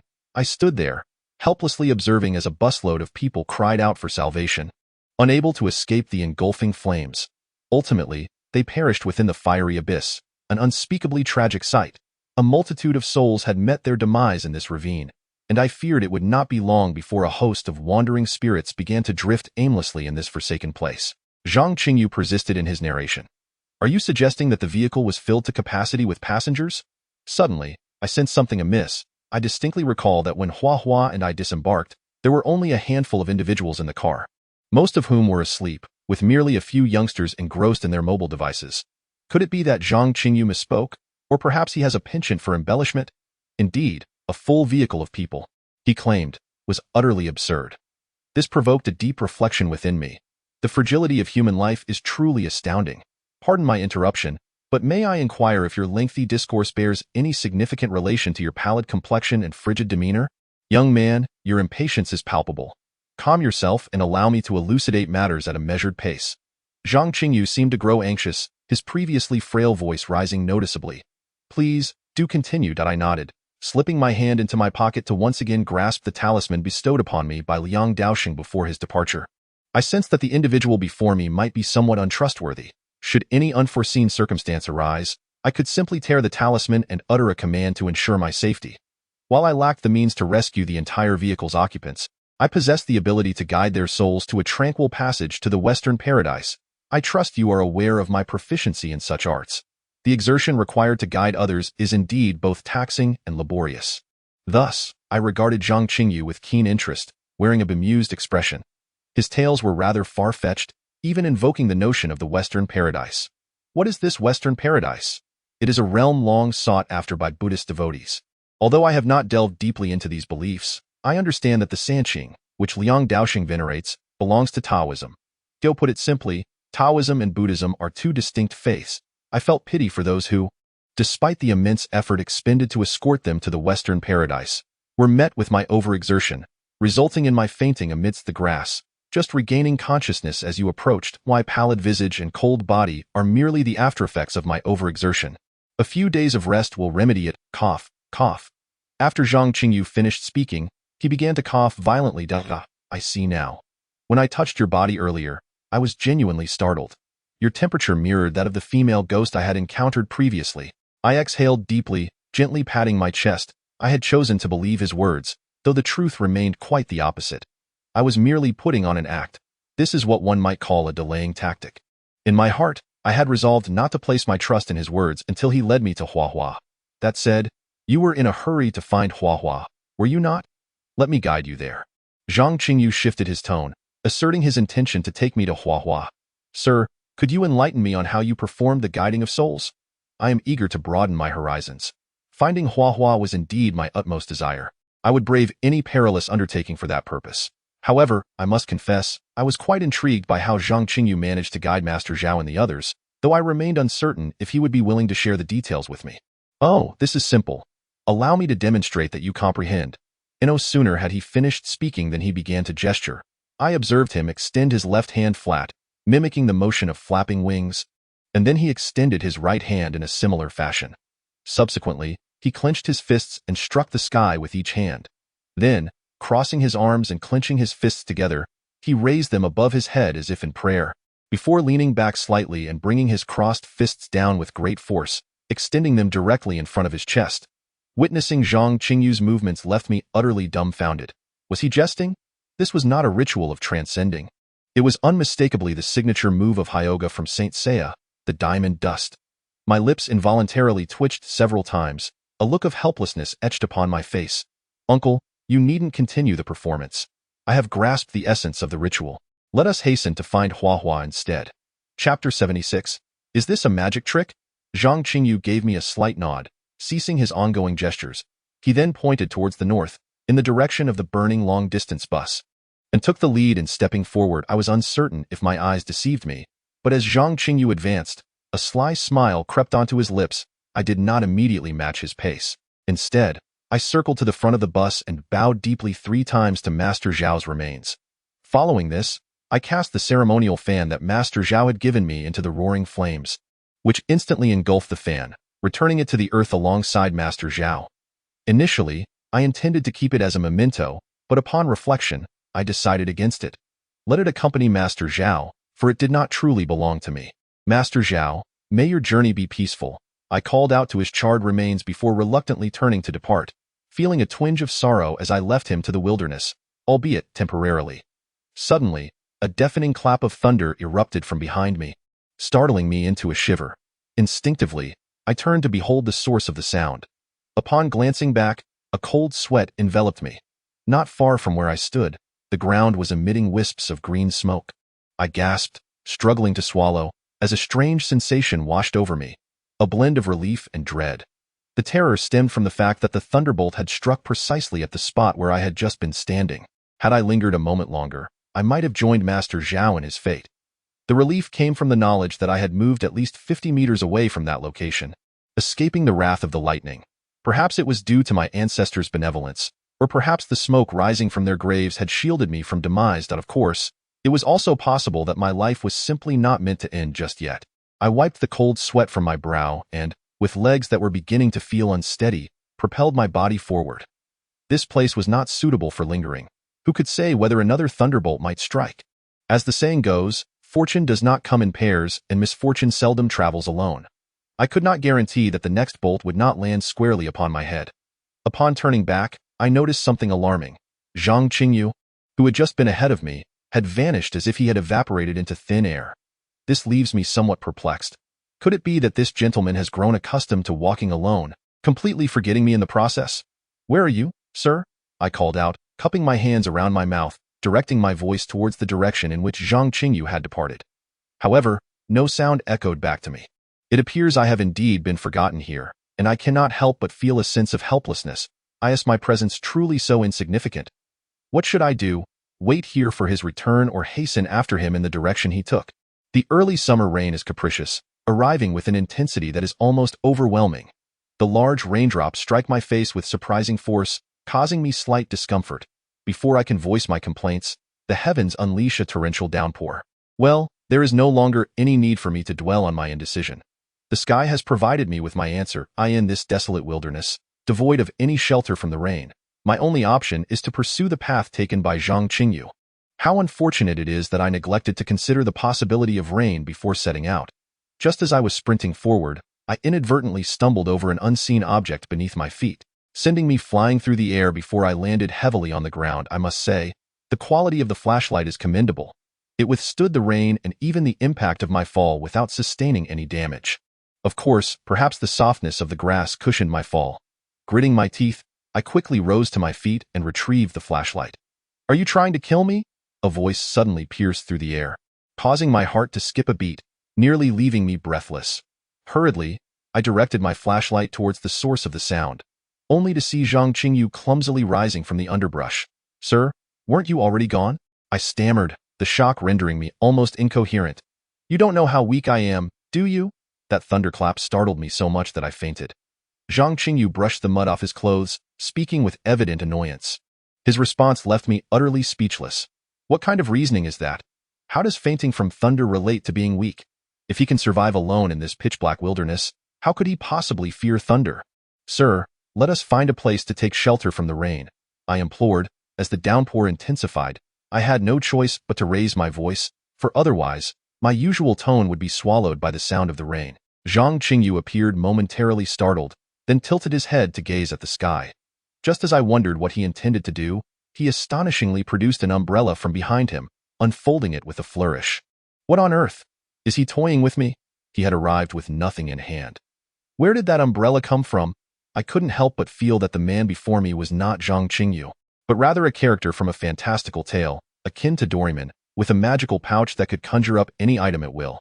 Seeing him open the umbrella, I took a few quick steps to slip beneath its cover. Yet, before I could even wipe the rain from my face, he stepped aside, leaving me once again exposed to the downpour. "Uncle, what on earth are you doing?" I find myself utterly perplexed by Zhang Qingyu's antics. Ahem, I have a bit of a cleanliness obsession. If you need an umbrella, please use this one, as Zhang Qingyu spoke. His gaze flickered evasively, leaving me wondering what thoughts were swirling in his mind. Simultaneously, he performed what seemed like a magic trick, producing an umbrella from behind him and presenting it to me. Without a moment's hesitation, I opened the umbrella and swiftly darted behind him, eager to uncover the source of his mysterious possession. To my astonishment, his back was completely bare. There wasn't even a bag, let alone pockets. Puzzled, I scratched the back of my head, struggling to fathom how he managed that. Could it be that he truly possesses a magical pouch from which he can conjure any desired item? Or perhaps he has cleverly stashed everything within his undergarments.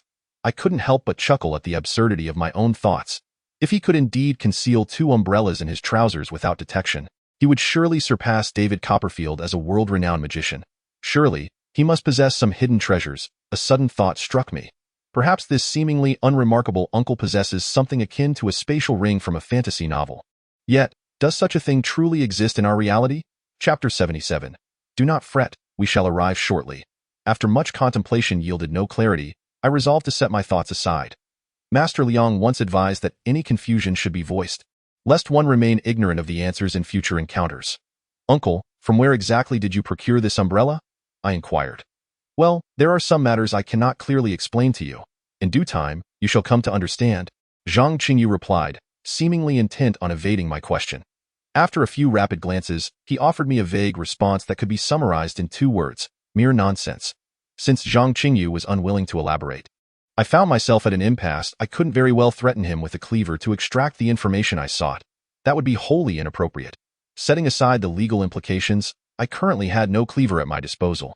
Zhang Qingyu walked ahead of me, maintaining a distance of 4 or 5 meters, as though deliberately keeping me at arm's length. Whenever I quickened my pace, he matched it. When I slowed down, he did the same. Although I couldn't comprehend the reasoning behind his behavior, I refrained from questioning it further, silently trailing behind him. To be honest, I still found this individual somewhat unreliable and was at a loss as to why Master Liang had directed us to seek him out for a trial. "Uncle, how much farther until we find Hua Hua?" I asked, having trudged through the rain for what felt like an eternity. Despite the umbrella, my clothes were thoroughly soaked, sticking to my skin and causing considerable discomfort. When a gentle breeze swept through, I involuntarily shivered. "Do not worry. We are almost there," Zhang Qingyu replied without turning his head, continuing his solitary advance. "Oh, dear sir. This marks the 27th time you have proclaimed that we are nearly there. Just how much farther do we have to go? Almost there, almost there. Zhang Qingyu's response left me utterly speechless. It seemed he had nothing to offer but those repeated reassurances and the phrase, "Do not worry." Were it not for the pursuit of Huahua, I would have no desire to brave this wretched place, trudging through the rain-soaked grass. Yet, there was no other option, for he alone knew Huahua's whereabouts. As we pressed on, a sudden wave of intense unease surged within me, an ineffable sensation that I could scarcely articulate. It was a tumultuous mix of agitation, fear, loneliness, and anxiety. My chest felt constricted, as if a colossal weight were pressing down upon me. I struggled to breathe, akin to the legendary Sun Wukong trapped beneath the Five Elements mountain.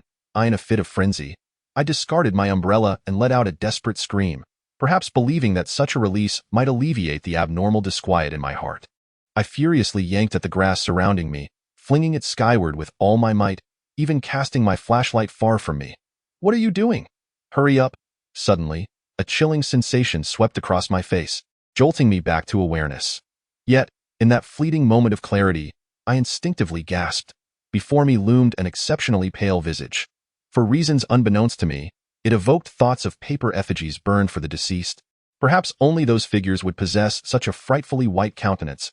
As I stepped back to discern the identity of the figure, I inhaled sharply. It was none other than Zhang Qingyu. However, why had his face turned so ghastly pale? When I first encountered him, his complexion had already been unnaturally white, but now it was excessively so. Could it be a lingering effect of exorcising spirits? "Sir, are you unwell?" "Your face." "I'm fine. Let us continue." Zhang Qingyu replied coldly, shaking his head slightly before distancing himself from me by several meters. Standing with his back toward me and the umbrella raised, I exhaled heavily, wiping the rainwater that streamed down my face. I retrieved the umbrella from the ground, along with the flashlight that lay alone and glowing in the distance, and resumed my pursuit of Zhang Qingyu. The peculiar unease still lingered, though it was less acute than before. As we walked, I noticed the grass beneath us growing sparser, the earth gradually yielding to rocky terrain. Shining the flashlight ahead, I discerned what appeared to be a modest hill not far off. "Are we nearing our destination?" I inquired. This time, Zhang Qingyu chose to ignore me, continuing his solitary advance. "Are we almost there?" I raised my voice, assuming he had not heard me. Yet, he persisted in his forward march, showing no sign of stopping. Goodness, has Zhang Qingyu stuffed his ears with donkey fur? How could he not hear me shouting so loudly? In a sudden burst of determination, I quickened my pace, racing toward him. This time, it was evident that Zhang Qingyu had not anticipated my move, allowing me to effortlessly reach his side. Yet, as I reached out to grasp him, my foot suddenly slipped into an abyss, causing my body to lose balance and plummet uncontrollably downwards. The intensifying sensation of weightlessness filled me with dread, as if my heart had shifted its position to my throat. I clenched my jaw tightly, fearing that if I opened my mouth, my heart would escape from my lips. This feeling was eerily familiar, reminiscent of a dream I had once experienced, where I was pursued by a ghostly figure and fell from a building in a state of desperation. However, that night had merely been a figment of my imagination. While my current predicament was starkly real, I was uncertain of where I would land and dared not contemplate the outcome. All I could do was silently pray, beseeching the heavens not to claim my fragile life. With a sudden splash, darkness enveloped me, followed by an inexplicable liquid pouring into my mouth and nostrils. The beam of a flashlight flickered before my eyes, seemingly assuring me of my continued existence.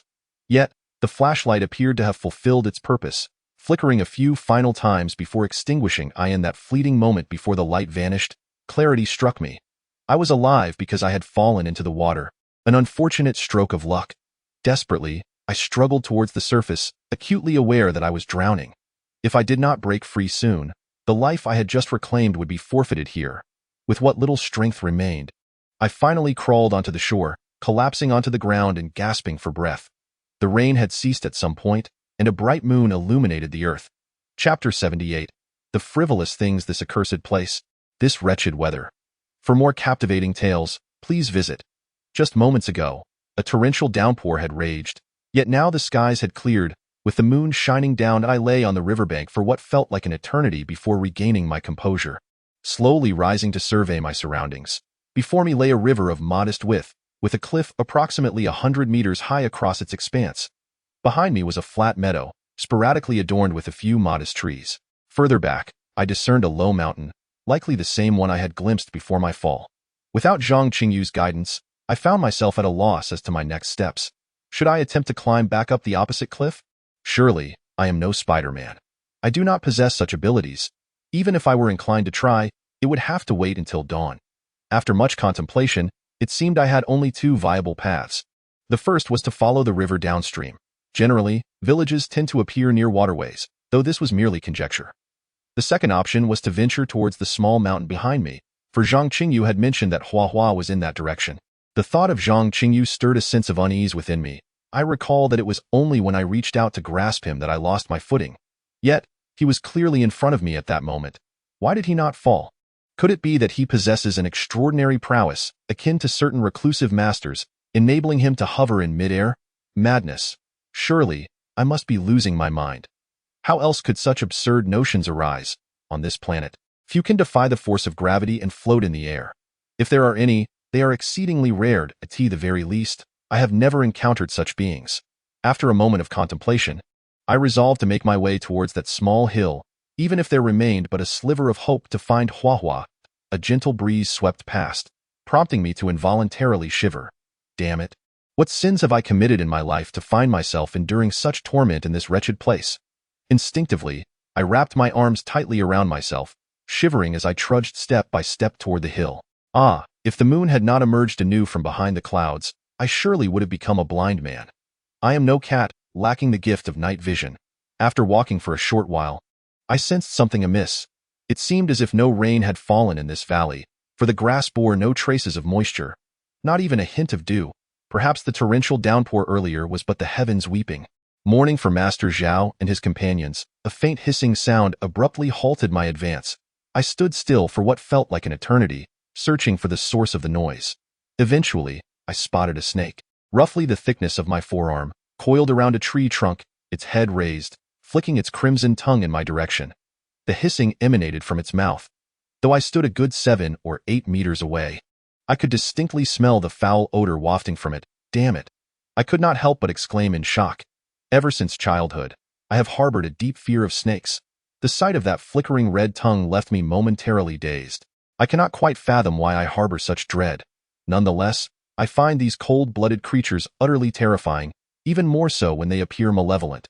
Summoning every ounce of resolve, I cautiously began to retreat.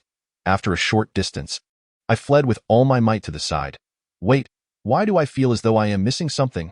I gently shrugged my left shoulder, then my right, and finally reached behind to pat myself down.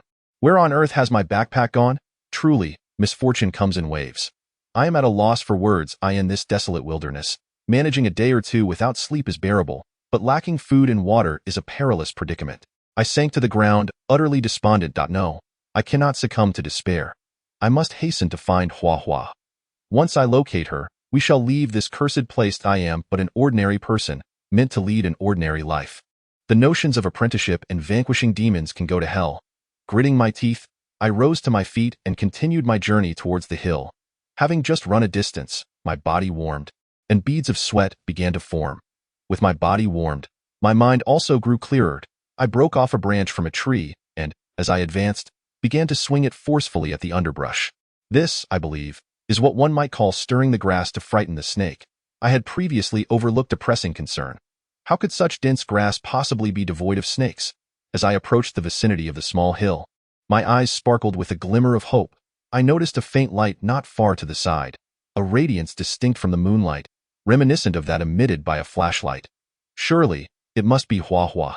Overjoyed, I dropped the branch I had been holding and dashed eagerly towards the source of the light. As I drew closer, the illumination intensified, mirroring the growing fervor of hope within my heart.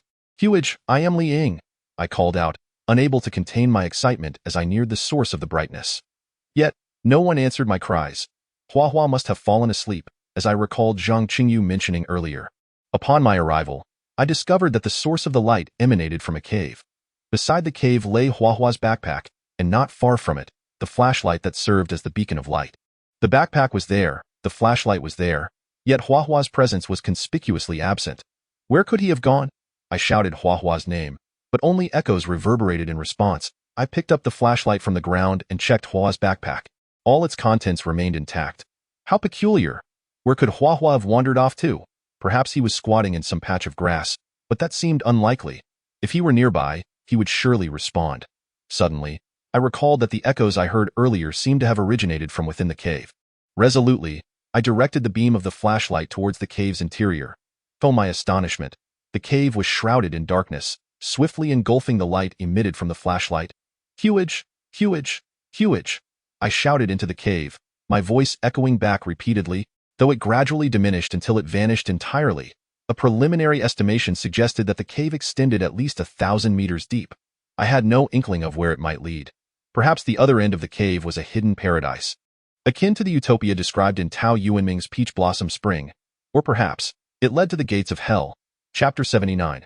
Startled by my self-exploration held no allure for me.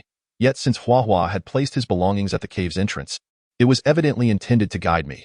He wanted me to know he was nearby, or perhaps on the other side of the cave. Coupled with Zhang Qingyu's earlier remark that Hua Hua might be asleep, a bold hypothesis took shape in my mind. What if the other side of the cave was Zhang Qingyu's dwelling, and Hua Hua was there? Perhaps the other end of the cave was indeed a hidden paradise. I found a stick and inscribed a message on the ground. Hua Hua, I am Ling. If you see this, come find me in the cave. I then shouldered Hua Hua's backpack and, flashlight in hand, cautiously ventured deeper into the cave. Walking alone in such a vast, pitch-black cavern was undeniably a test of courage.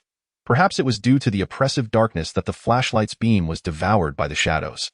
The remaining palm-sized illumination merely allows me to discern the path beneath my feet. One would suppose that my courage is not overly diminutive, yet the echo of my footsteps sends a shiver down my spine, instilling within me a persistent sensation of being followed. Unbeknownst to me, I have turned my head countless times, but behind me lies nothing but darkness. Perhaps, indeed, there is something lurking in my wake, concealed in the shadows, silently observing my every move. Deep down, I am aware that there may exist some unknown entities within this cavern, yet they remain elusive, not presenting themselves before me, and why fear, I realize, stems solely from my own imagination. What is there to fear in the echo of my footsteps? I cannot say. Regardless, an unsettling feeling gnaws at my heart, and my scalp prickles with unease. I clear my throat and instinctively hum a tune, fortifying my resolve. As long as I divert my attention from those spectral thoughts, I shall naturally become less afraid. After a few lines, I deliberately pause, somewhat astonished at my choice of melody, Black Sunday. It is hardly a cheerful composition. Legend has it that numerous souls abroad have succumbed to despair upon hearing the last notes of my humming fade. A sudden cacophony erupts ahead of me, resembling pebbles striking the cave walls before cascading to the ground. Startled, I swiftly raise my flashlight, directing its beam toward the seemingly deeper shadows ahead, yet the light is instantly engulfed by darkness, rendering the situation indiscernible. Who is there? My voice reverberates through the cavern, but all that follows is silence. The earlier sounds of falling stones having vanished, a frown creases my brow as I halt my advance. Given the uncertainty of what lies ahead, I dare not proceed recklessly. The only recourse is to keep the flashlight raised, straining my ears to observe and listen intently to the depths of the cave. In pursuit of absolute silence, I even hold my breath as seconds stretch into eternity. Cold sweat begins to trickle down my cheeks, while once dry clothing clings to my skin anew. Yet I make no move to wipe away the perspiration. I remain still in quiet contemplation. After a moment, I exhale softly in relief. Perhaps I have been overly suspicious. That sound might have merely been a small stone dislodged from the cave's ceiling. Drawing a deep breath, I steady my heartbeat and resume my journey deeper into the cavern. But just a few steps in, the sound of stones clattering to the ground reverberates once more. This time, it seems closer. Lying. Relax.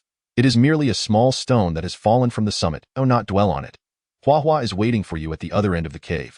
I silently reassure my tense self, urging myself to remain fearless. Yet, this is nothing more than self-deception. My heart grows increasingly restless, and fear intensifies. I even begin to question the wisdom of entering this cave at all. Should I leave? No, I cannot retreat. Since I have embarked on this path, I must persevere, even if it leads me into the jaws of danger. I bit my lip and steeled myself to continue onward. The sound of pebbles cascading to the ground became increasingly frequent, as though each step I took summoned a cacophony of echoes to my ears. However, I discovered something intriguing. Whenever I paused, the sound of the stones falling would cease. It was as if a mischievous child lurked in the shadows, tossing pebbles at my feet in a playful jest. Of course, this was merely a whimsical notion. I would not entertain the idea that a child could exist in this pitch-black cavern. Speaking of children, a sense of unease washed over me. I suddenly recalled a passage from a book, describing a practice in ancient times where wealthy nobles, fearing the desecration of their tombs after death, would instruct their descendants to entomb living boys and girls, suffocated with mercury to transform them into ghostly guardians. These spirits, bound to their graves, would mercilessly slay any intruder. The choice of young boys and girls stemmed from their innocence, untouched by the sorrows and joys of life. Their unwillingness to depart from this vibrant world imbued them with a vengeful spirit, making their wrath far more potent than that of ordinary ghosts. Although these ghostly children would kill trespassers, their childlike nature inclined them toward mischief. They would often play before exacting their deadly toll. I pondered whether this cavern might be the entrance to an ancient tomb, and whether the sound of the falling stones was, in fact, the playful antics of these spectral guardians. As these thoughts swirled in my mind, my legs began to tremble uncontrollably, and I found myself turning back toward the path I had come. Strangely enough, as I retraced my steps, the sound of the pebbles ceased entirely. Suddenly, I halted once more. Why was I retreating? I seemed to have seen nothing at all, merely heard the sound of stones falling. I could not comprehend why such chaotic thoughts plagued my mind. It was absurd to be so frightened by something that was, in essence, nothing. That I shook my head vigorously, resolved to turn back once again. The instant I did, I gasped sharply, my eyes widening in shock. Chapter 80. Shadows at the cave entrance, not far from me. An unexpected sight unfolded. Numerous pale blue flames flickered into existence. Some floated in the air, others settled upon the ground, and a few even drifted slowly, as if an invisible presence guided them. Yet, these ethereal flames did not illuminate the cavern. Their glow, akin to that of my flashlight, was devoured by the engulfing darkness, and my mind raced to analyze the scene before me. If I was not mistaken, this must be what is referred to as ghost fire. However, if it were indeed the will-o'-the-wisps, why had they not manifested before? Why did they only appear abruptly at the moment when I resolved to forge ahead a second time?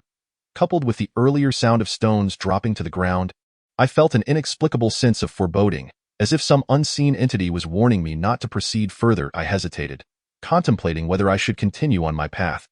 Beads of sweat once again trickled down my forehead. Coursing down my cheeks, I had completely lost track of time and could not ascertain how long I had been in this state of indecision. Ultimately, I gritted my teeth and took a step toward those pale blue flames. Damn it, I was determined to find Hua, and today I would take the plunge. As I stepped forward, my heart quietly assured me that should anything untoward arise, I would flee towards the cave's entrance without a second thought. To be honest, I had only heard of will-o'-the-wisps before. I had never truly encountered them. I recalled my chemistry teacher mentioning that the bones of most animals contain a significant amount of calcium phosphate, which, upon the decomposition of the animal, undergoes various chemical reactions. The phosphorus in the bones transforms from a phosphate state to phosphine, which has a low ignition point and ignites upon contact with air at normal temperatures. As I approached the pale blue flames, they seemed to react as if they had encountered something terrifying, scattering in disarray. Of course, their movement was merely a response to the displacement of air as I walked, gently nudging them aside. When I reached the spot where the will-o'-the-wisps had been, I halted my steps, using my flashlight to search the ground for bones, curious to identify which animal's remains lay beneath. To my astonishment, after searching for quite some time, I found not a single bone. This was beyond my comprehension. I began to doubt the validity of what my chemistry teacher had taught. Were animal carcasses truly buried beneath the ground? Surely not. The surface beneath my feet was unnaturally flat, as if artificially hewn, composed entirely of rock without even a hint of soil. My mind began to churn with unease. Since there were no skeletal remains present, from whence did these phosphorescent flames emanate? Humans often develop a sense of dread towards the inexplicable, and I was no exception. The more I mulled over it, the more my heart raced, the rhythm of my pulse quickening. Suddenly, I felt something collide against my heel, followed by the sound of stones bouncing on the ground. Logically, being touched by something at my heel should have merely startled me. However, my thoughts were consumed with the will-o'-the-wisps, rendering me overly alert at that moment. The jolt sent me into a panic, akin to a startled hare. I bolted deeper into the cave. The pale blue flames were caught off guard and extinguished as I collided with them. In my mind, a singular thought prevailed. To run, if I could just escape this cave, perhaps I would find Hua, and together we could leave this cursed place. Suddenly, I stumbled over something, launching myself into the air once more, only to crash to the ground painfully, causing me to wince. What a stroke of bad luck. When misfortune strikes, it can feel as though one is even choking on cold water. What have I done to deserve this? In a single night, I had fallen twice like a hapless fool. As I stumbled, the flashlight flew from my hand, tumbling to the ground and rolling a considerable distance before finally coming to a halt. In the pitch-black cavern, the flashlight served as my eyes. Without it, I would surely be plunged into utter darkness, rendered blind. Ignoring the pain coursing through my body, I quickly scrambled to my feet and grasped the flashlight with all haste. With it firmly in my grip, I felt a modicum of relief as I glanced back at the ghostly flame that had mysteriously vanished. I took a moment to steady my breath, believing I had escaped the encirclement of the eerie fire. But then, a pale blue flame suddenly flickered into existence beside me, nearly causing me to cry out in fright. Instinctively, I shifted to the side, attempting to distance myself from the unexpected apparition. However, just a few steps later, my foot slipped on an object beneath me, and I fell for the third time. I was certain that what I had stepped on was not a stone. It felt more like a soccer ball as it rolled beneath my foot. Sitting on the ground, I swept the flashlight around, and when I finally discerned what I had stepped on, goosebumps instantly spread across my body. A somewhat darkened skull lay quietly on the ground, its two hollow eye sockets staring at me as if mocking my cowardice. My word. I was utterly terrified and scrambled to my feet, frantically sprinting back the way I had come. The skull itself was not frightening, but its presence in this pitch-black cave was deeply unsettling. My footsteps echoed through the cavern, the old sounds reverberating even as new ones emerged from beneath my feet. The amalgamation of these sounds made it seem as though countless figures were pursuing me, interspersed with eerie laughter. I could not tell if this was merely a product of my overwhelming fear. I dared not look back, nor did I wish to. Perhaps it was due to the exhaustion of my frantic escape, but the time it took to run back was far shorter than the time it had taken to venture inward. I felt I had not been running long when I caught sight of a faint glimmer of light at the cave's entrance. Just as I was about to burst forth, I suddenly noticed a figure standing at the mouth of the cave, appearing vaguely human through the dim light. In an instant, the image of Hua Hua flashed through my mind. Surely, I had misunderstood earlier. Hua Hua was not at the other end of the cave, but rather, that end led to a dead end. My heart raced with excitement, and I quickened my pace. "Huage!" I shouted, rushing toward the figure. Chapter 81. Something feels off. When I confirmed that nothing was following me, I allowed my exhilaration to surface. I opened my arms wide, eager to share a bear hug with Hua Hua, celebrating our victorious reunion in this desolate wilderness. However, just as I was about to embrace him, he shifted slightly, causing me to miss my target. "Hua Hua, where have you been?" I thought to myself. Yet, if Hua Hua was reluctant to be embraced, it mattered little. I had found him, and now we could finally leave this haunted place behind. Due to my recent exertion from running, I found myself somewhat breathless, which rendered my speech somewhat fragmented. Ahem. Hua Hua suddenly bent over and began to cough violently. That silhouette bore a slight resemblance to Zhang Qingyu from before. However, this individual was not Hua Hua. Upon discerning the person's attire, I instinctively furrowed my brow and took a few steps back, maintaining a prudent distance. Concurrently, I summoned all of my focus, bracing myself with heightened vigilance. To appear in the desolate depths of Ghost Ridge at such a late hour. One could either be a non-human entity or an individual embroiled in illicit activities, such as a fugitive. Of course, Hua Hua and I did not belong to that category. We were here to undergo a trial. I directed the beam of my flashlight towards that figure, scrutinizing it closely. The individual remained silent, lost in their own fit of coughing, akin to someone afflicted with tuberculosis. I even wondered if they continued to cough. Would they dislodge their own lung? "Who are you?" Gradually, my breathing steadied, and I inquired in a low tone towards the silhouette. The person did not respond to my question but slowly turned to face me. It was a pallid visage that involuntarily evoked thoughts of paper effigies burned for the deceased. Yet this face lacked the customary rosy hue of life. "Uncle, is that you?" Upon recognizing the individual's features, I instinctively gasped in surprise. No wonder the figure bore some resemblance to Zhang Qingyu. It was indeed him. "You truly are fortunate to have fallen from a cliff and yet not met your demise." The corners of Zhang Qingyu's mouth lifted slightly, as if he were speaking to himself. For reasons unbeknownst to me, I perceived a hint of regret etched upon his face. "Uncle, where exactly is Hua Hua?" I disregarded the peculiar expression on Zhang Qingyu's face, hastily inquiring about Hua Hua's whereabouts. "I see. You must have fallen into the water, hence your survival from the fall. What a pity. Had you died outright, it would have spared me considerable trouble." Zhang Qingyu seemed to have an epiphany, smiting his forehead forcefully. What on earth is going on? Did he even hear what I said? Furthermore, what does he mean by my death saving him a great deal of trouble? Does he wish for my early demise? Uncle, where is Huahua? I endeavored to restrain myself, striving to maintain composure. Until I located Huahua, I could not afford to quarrel with the individual before me. You mean Huahua? He is in the cave behind you. Zhang Qingyu finally seemed to register my words, gesturing towards the pitch-black cave behind me. Uncle, please, do not jest. I just escaped from there, nearly succumbing to fear within its depths.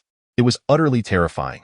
Not to mention the overwhelming ghostly flames. Even the bones of the deceased could have claimed half my life. Speaking of what I witnessed earlier still sends shivers down my spine. Fortunately, I managed to flee. Otherwise, who knows what might have transpired. Dio, you think I would jest with you? A younger generation? Listen, your friend is calling for you from within. Ingzi, as expected, no sooner had Zhang Qingyu's voice faded than a commotion emanated from within the cave. Upon careful discernment, it indeed turned out to be the voice of Huahua. Is that you? Huahua. Is that you? Huahua. Is that you? Huahua. Is that you? Huahua. Upon hearing Huahua's call, an overwhelming excitement surged within me, and I instinctively shouted back, my voice echoing repeatedly throughout the cavern. Ingzi. It seemed as though Huahua had not heard my response as he continued to call my name.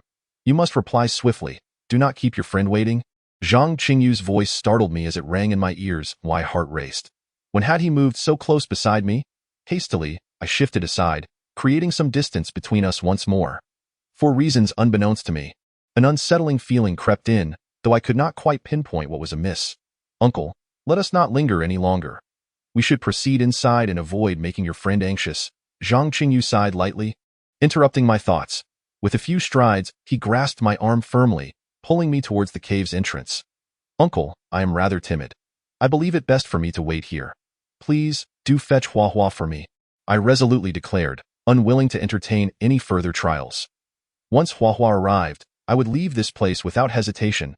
I spoke earnestly, for having just escaped that terrifying locale, I had no desire to return. Very well, then, respond to your friend so he knows you are here waiting at the cave's mouth, Zhang Qingyu suggested after a brief pause, nodding in agreement. Ingzi. As if timed perfectly, no sooner had Zhang Qingyu spoken than Huahua's voice echoed from the depths of the cave once more. There was a certain logic to Zhang Qingyu's words. If Huahua were aware that I awaited him at the cave's entrance, he would undoubtedly rush out in haste. Taking a deep breath, I prepared to answer Huahua's call. Suddenly, clarity struck me. I understood why I had felt something was amiss. If Huahua's voice was emerging from within the cave, then why was there no echo? The truth was undeniable. The source of the voice within the cave was not Huahua at all. What is it? Hurry and respond to your friend, Zhang Qingyu inquired, noticing my abrupt halt, a hint of perplexity in his gaze. Uncle, I have just emerged from within. My breath is still unsteady. I think it best to forego responding to Huahua. I will simply wait here for him, I replied, simultaneously wrenching my arm free from Zhang Qingyu's grip. I said to respond to your friend swiftly. Zhang Qingyu's eyes widened in fury as he glared at me. Chapter 82. The unhuman entity Zhang Qingyu's uncharacteristic behavior furrowed my brow. It seemed as though he harbored an intent to drive me to my demise. If I were not mistaken, the voice calling my name was that of a specter, something akin to a ghostly fiend. As long as I respond to that voice calling out to me, perhaps my very soul will be ensnared. Yet, what could possibly motivate him to act in such a manner? What benefit would my demise bring him? Who exactly are you? If he desires to bring about my end, I have no qualms about severing ties with him. I can only hope that the benevolent will be aided by the heavens. It is not that I do not wish to continue searching for Huahua. Rather, given my current predicament, I am but a clay Buddha crossing the river, unable to ensure my own safety. What do you perceive me to be?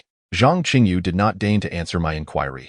Instead, he countered with a question of his own, and as he spoke, a sly smile crept across his face, reminiscent of the grin I had inadvertently encountered at the long-distance bus station. I am utterly convinced you are not human. Recalling his intent to bring about my demise, a surge of anger welled within me, and without a moment's hesitation, I blurted out my thoughts. Oh, have you discovered my true nature? Indeed, I am not human. Zhang Qingyu's smile deepened, seemingly reveling in my realization. To my astonishment, the Zhang Qingyu before me was, in fact, not human. My previous comment had merely been an expression of frustration, yet I had unwittingly stumbled upon a troubling truth. If he is not human, Does that imply he is a ghost? A chilling sensation coursed through my legs, creeping inexorably up to the nape of my neck. Damn it. It seems I neglected to consult the almanac before venturing out. How could I be so unfortunate? Humph. If Zhang Qingyu is not human, then I shall confront him head-on. After all, I still possess the talisman gifted to me by Liang Daosheng. As long as I tear it and utter a command, I could turn peril into safety, at least for the moment.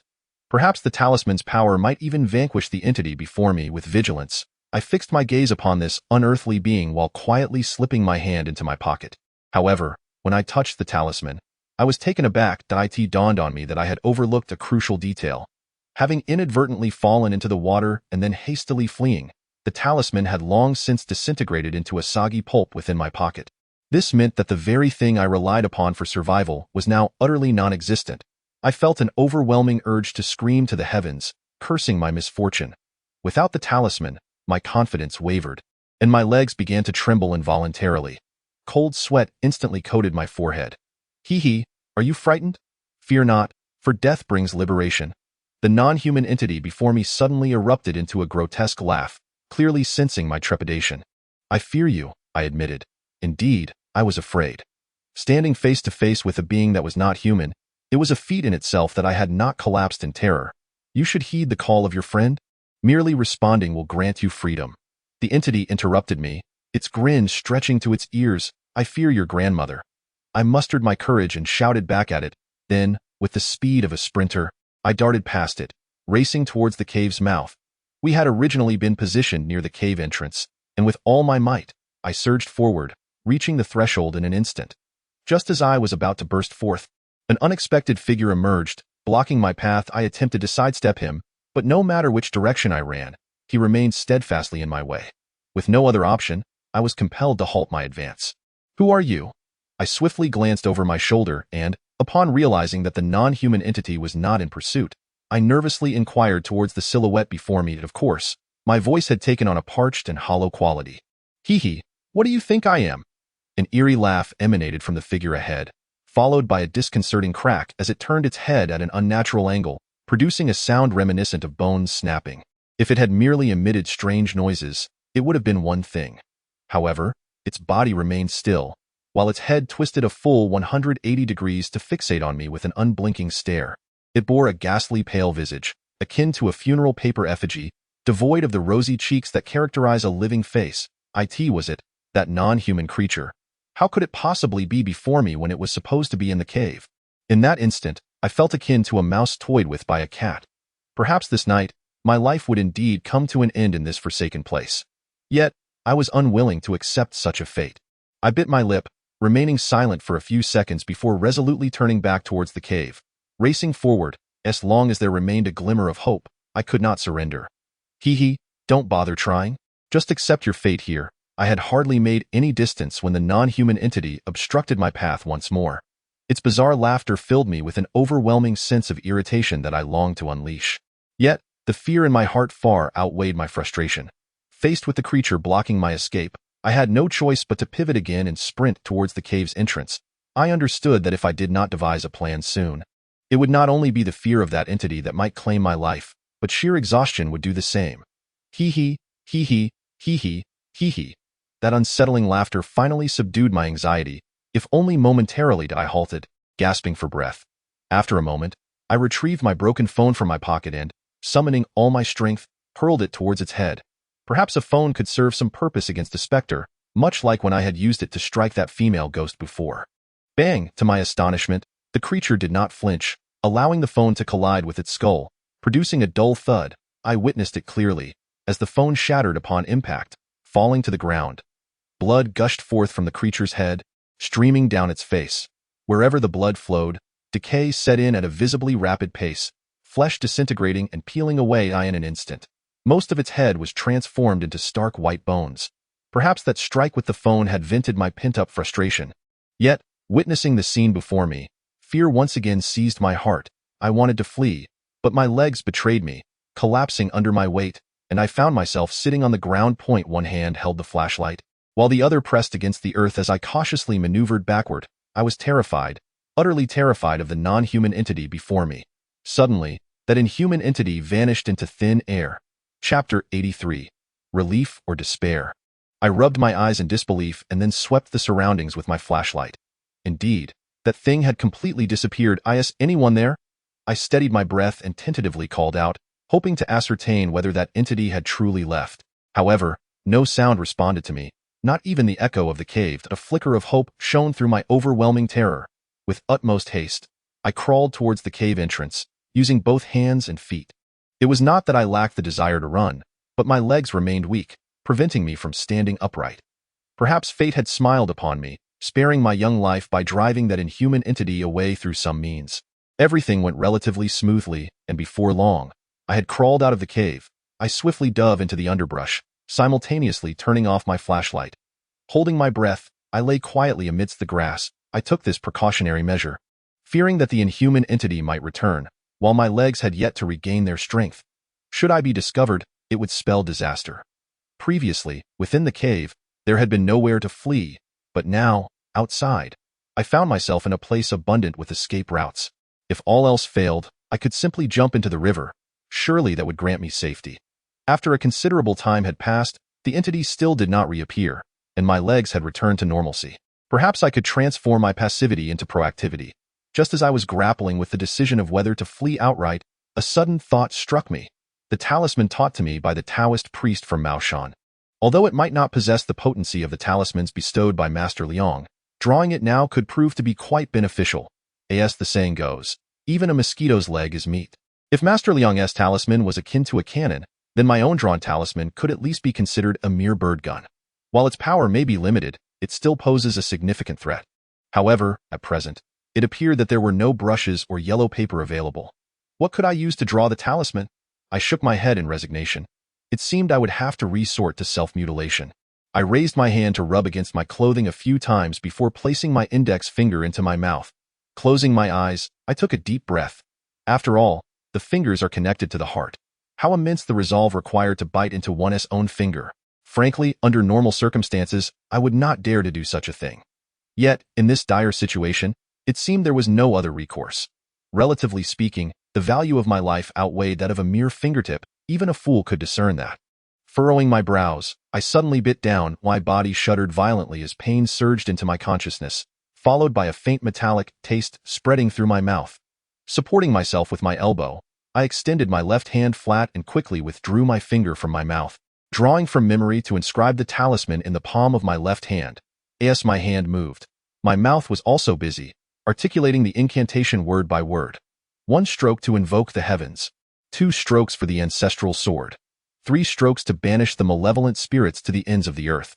Unbeknownst to me, I find immense pleasure in the act of drawing talismans, to the extent that I momentarily forget the pain in my fingers. Ah, what are you up to? It seems quite intriguing. Hush, do not disturb. I am in the midst of inscribing a charm. Beside me, an individual appears to be quite captivated by my work, and thus, they inquire with curiosity. My attention, however, is almost entirely focused on the palm of my left hand, prompting me to respond instinctively. As soon as the words leave my lips, I freeze, halting my movements altogether. Who is it that speaks? I slowly turn my head toward the source of the voice, only to find a head, nearly devoid of flesh, intently observing my left palm with great interest. I emit a startled cry and hastily grab the flashlight from the ground, rolling away to the side. Immediately after, I leap to my feet and sprint ahead with remarkable speed. At that moment, even Lu Xiang would feel inadequate in comparison. Clearly, my plan to inscribe a talisman on my palm has failed. If I wish to commence anew, I must cleanse the blood from my palm and seek a refuge where the specter cannot find me. Otherwise, I am doomed to repeat my missteps. Are you weary? Ahead lies a river. If you leap in, fully relaxed, you may find your liberation.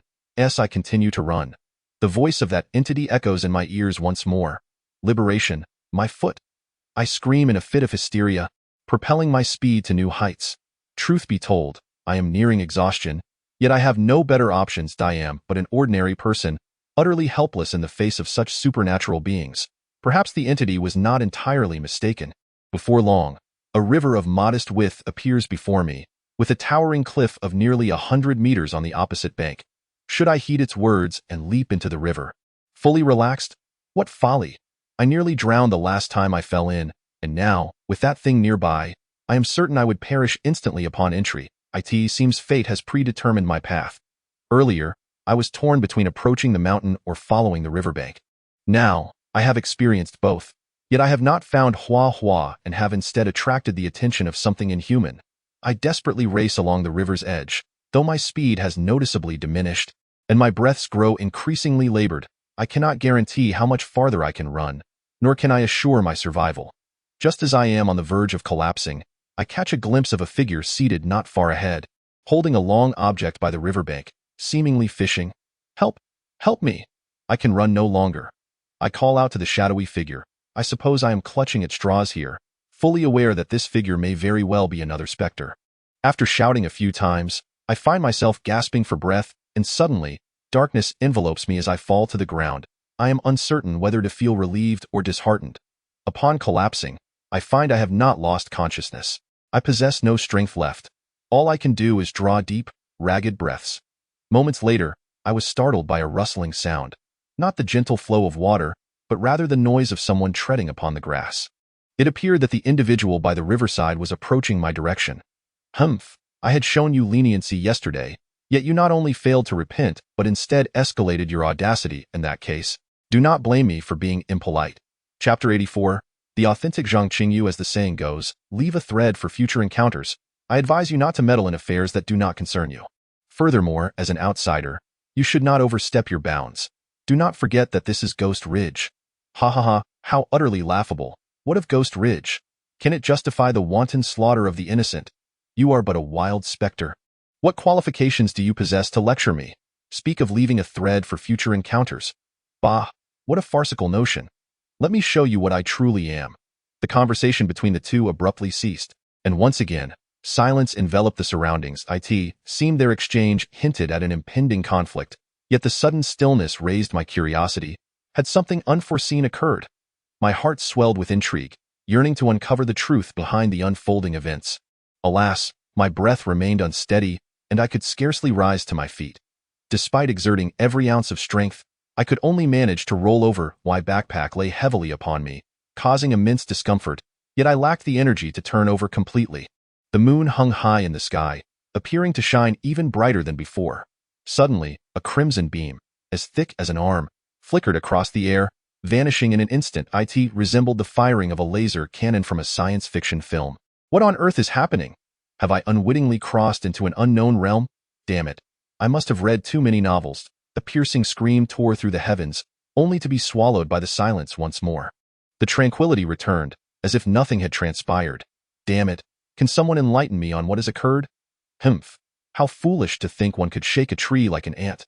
Moments later, a cold snort reached my ears, followed by the sound of grass being trampled. At that moment, clarity dawned upon me. It seemed that the inhuman entity had been vanquished, and they were clearly not of the same caliber. But who, or rather what, was the figure by the riverbank? Hey, are you all right? A shadow loomed before me, obscuring the moonlight cascading from above. Upon encountering this sudden apparition, my heart leaped into my throat. I refrained from answering, instead focusing intently on the figure's face, desperate to ascertain whether it was a ghost. If it were indeed a ghost, I wished to see its visage, for I would know the identity of my assailant. Yet the moonlight was completely blocked, rendering the figure's face a mystery. How utterly useless, reduced to a state of shock. I could not fathom what thoughts occupied its mind. To send two inept beings to this place for a trial. The silhouette appeared to harbor great disdain, muttering to itself before turning to leave. The sound of its retreating footsteps faded into the distance. A heavy sigh of relief escaped my lips. It seemed I had been spared. However, the person just now remarked with disdain that it was unfathomable to send two good-for-nothings here to undergo a trial. What could this mean? Could it be that he is the one Liang Daoshang sent us to find? Zhang Qingyu? Indeed, it must be him. He certainly knows the whereabouts of Hua Hua. Zhang Daoshang, please wait, I called out loudly from my position, lying in a patch of grass half a meter deep. Yet, the individual paid me no heed. My heart raced with urgency. I was almost compelled to pursue him immediately. Should he depart, locating him again would likely prove quite challenging. Perhaps encountering him here is a form of fate, and fate is an unpredictable entity. It could be that this lifetime grants me but this single encounter with him. If I were to miss this chance, we may never meet again. I lay there for a moment longer, My strength gradually returning with all my might, I shakily rose to my feet and began to scan the surroundings with my flashlight. Upon spotting a figure seated by the river, holding a long rod, my heart instantly filled with joy. He hadn't left. He truly hadn't departed. What splendid news! I could finally locate Hua. I am deeply grateful for Zhang Daoshang's life-saving grace. My name is Li Ying, and I have been sent by Liang Daoshang to find you for the trial. I staggered over to the individual, bowed slightly, and then plopped down on the ground, gasping for breath. The river flowed gently, and a red and green bobber bobbed on the surface, making it difficult to discern whether it was merely drifting with the current or had been nibbled by a fish. Shoo! The man placed a finger to his lips, signaling me to remain silent. He then fixed his gaze intently on the bobber. Although I could not fathom his thoughts, I complied with his request and sat there in silence. After a considerable time, he suddenly jerked his hands upward, pulling the hook from the water. The hook was bare. Clearly, the fish had escaped. Taking his bait with it, he pinched the hook in his hand, shook his head slightly, and then affixed a piece of worm to it before casting the line back into the water. I sensed that his focus was so intense that he had forgotten I was a living presence beside him. Nevertheless, I refrained from further interrupting him. Since he was aware that we had come as a pair and remained so composed, it indicated that Hua must be unharmed. The eastern sky began to lighten with a hint of dawn, heralding the arrival of daybreak. Remarkably, I had managed to sit by the river all night like a tranquil monk, truly astonishing. Even more incredible was the fact that the person beside me continued to fish with unabated enthusiasm. Despite not catching a single fish, his demeanor suggested that he would not relent until he had landed one. Let us go. Suddenly, he rose to his feet and carelessly tossed the fishing rod into the nearby grass. Aren't you going to retrieve the rod? I pointed to the rod lying in the grass. Leave it.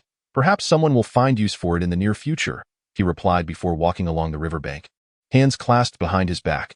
Zhang Daoshang, where is Hua?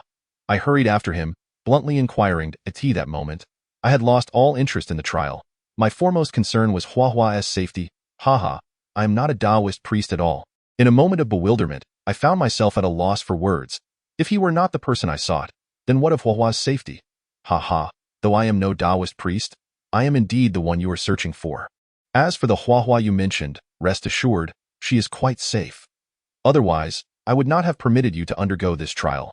Zhang Qingyu chuckled lightly, giving my shoulder 2 hearty pats. That moment, I felt reassured that the Zhang Qingyu before me was a genuine presence, for I could feel a hint of warmth in the hand that rested upon my shoulder. Chapter 85. The unaccountable passing of the trial. It is said that this chapter is an additional update to the legend. I sighed heavily, relieved that Hua was safe and that Zhang Qingyu had been located. However, wait a moment. What did Zhang Qingyu mean when he mentioned I had undergone a trial? Zhang Dao, uncle, what do you mean by saying I have passed a trial? Wasn't your purpose in coming here to accept the trial? What's the matter? Did that rascal Yang Yueming not divulge anything to you? A flicker of surprise crossed Zhang Qingyu's face, but it quickly returned to normal. No. Taoist Liang has told us everything. We came here for the trial, but shortly after disembarking, we became separated, and finding Hua became my primary mission. By the way, uncle, what sort of trial is this? As the saying goes, in times of plenty, desires abound, and I was no exception. When I had become separated from Hua, I had even contemplated retreating, muttering to myself that as long as I found Hua, I would leave this dreadful place. Yet the situation was far more optimistic now. With no lingering worries, it was indeed time to discuss this trial. After all, this was a rare opportunity. If I were to succeed in my studies, I could perform that spell known as 5 ghosts transporting wealth, filling my pockets with heaps of cash. At that time, who would fear the absence of beautiful women vying for my affection? Ugh, what nonsense was I thinking? I am a serious person, and my purpose in learning magic is to vanquish demons and save the world. If I cannot save the world, then at the very least, I should aspire to be an individual like Taoist Liang, possessing a grand temple and marrying a diligent and capable wife. You have already passed the trial, Zhang Qingyu stated matter-of-factly. What do you mean I have passed the trial? I exclaimed, my voice rising in disbelief. It seemed I had done nothing at all. How could I have passed this so-called trial in such a befuddled manner? Indeed, you have passed the trial. Zhang Qingyu nodded with a sense of satisfaction. Uncle, you must be mistaken. I did nothing at all. How could I have passed the trial? And what of Hua? Did she also pass the trial? It seems that Liang Yueming has not shared all the details with you. In truth, since you set foot in this ghostly ridge, The trial has already commenced. The first trial was one of courage. The fact that you were not frightened to death or rendered unconscious by the ghosts signifies your success. The second trial pertains to patience and perseverance. Do you think I had nothing better to do than to fish by the river in the dead of night?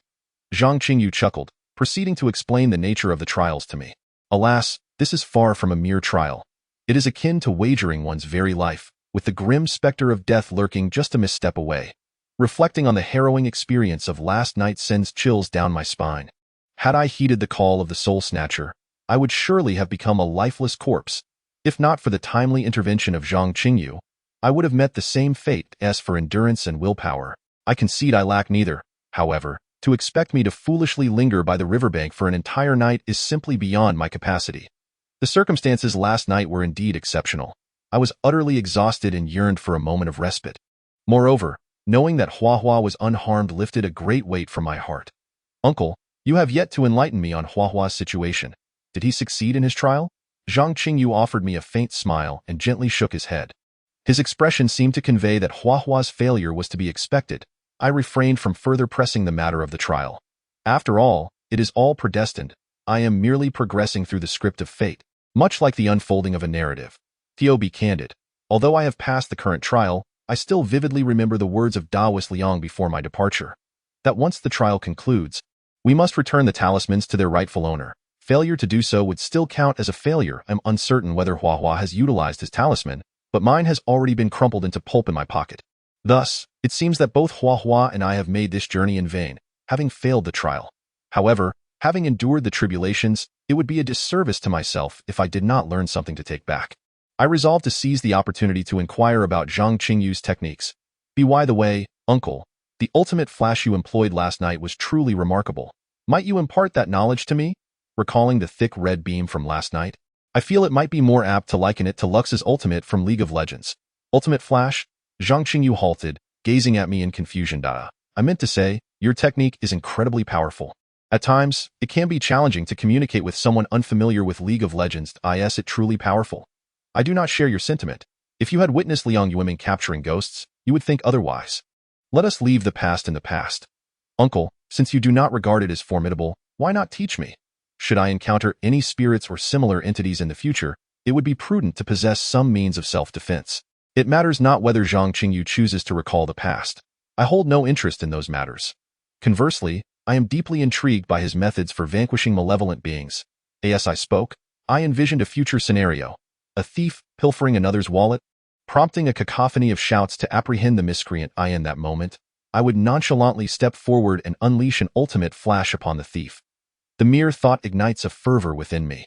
Not a chance, Zhang Qingyu bluntly retorted, shattering my fantasies. Why not?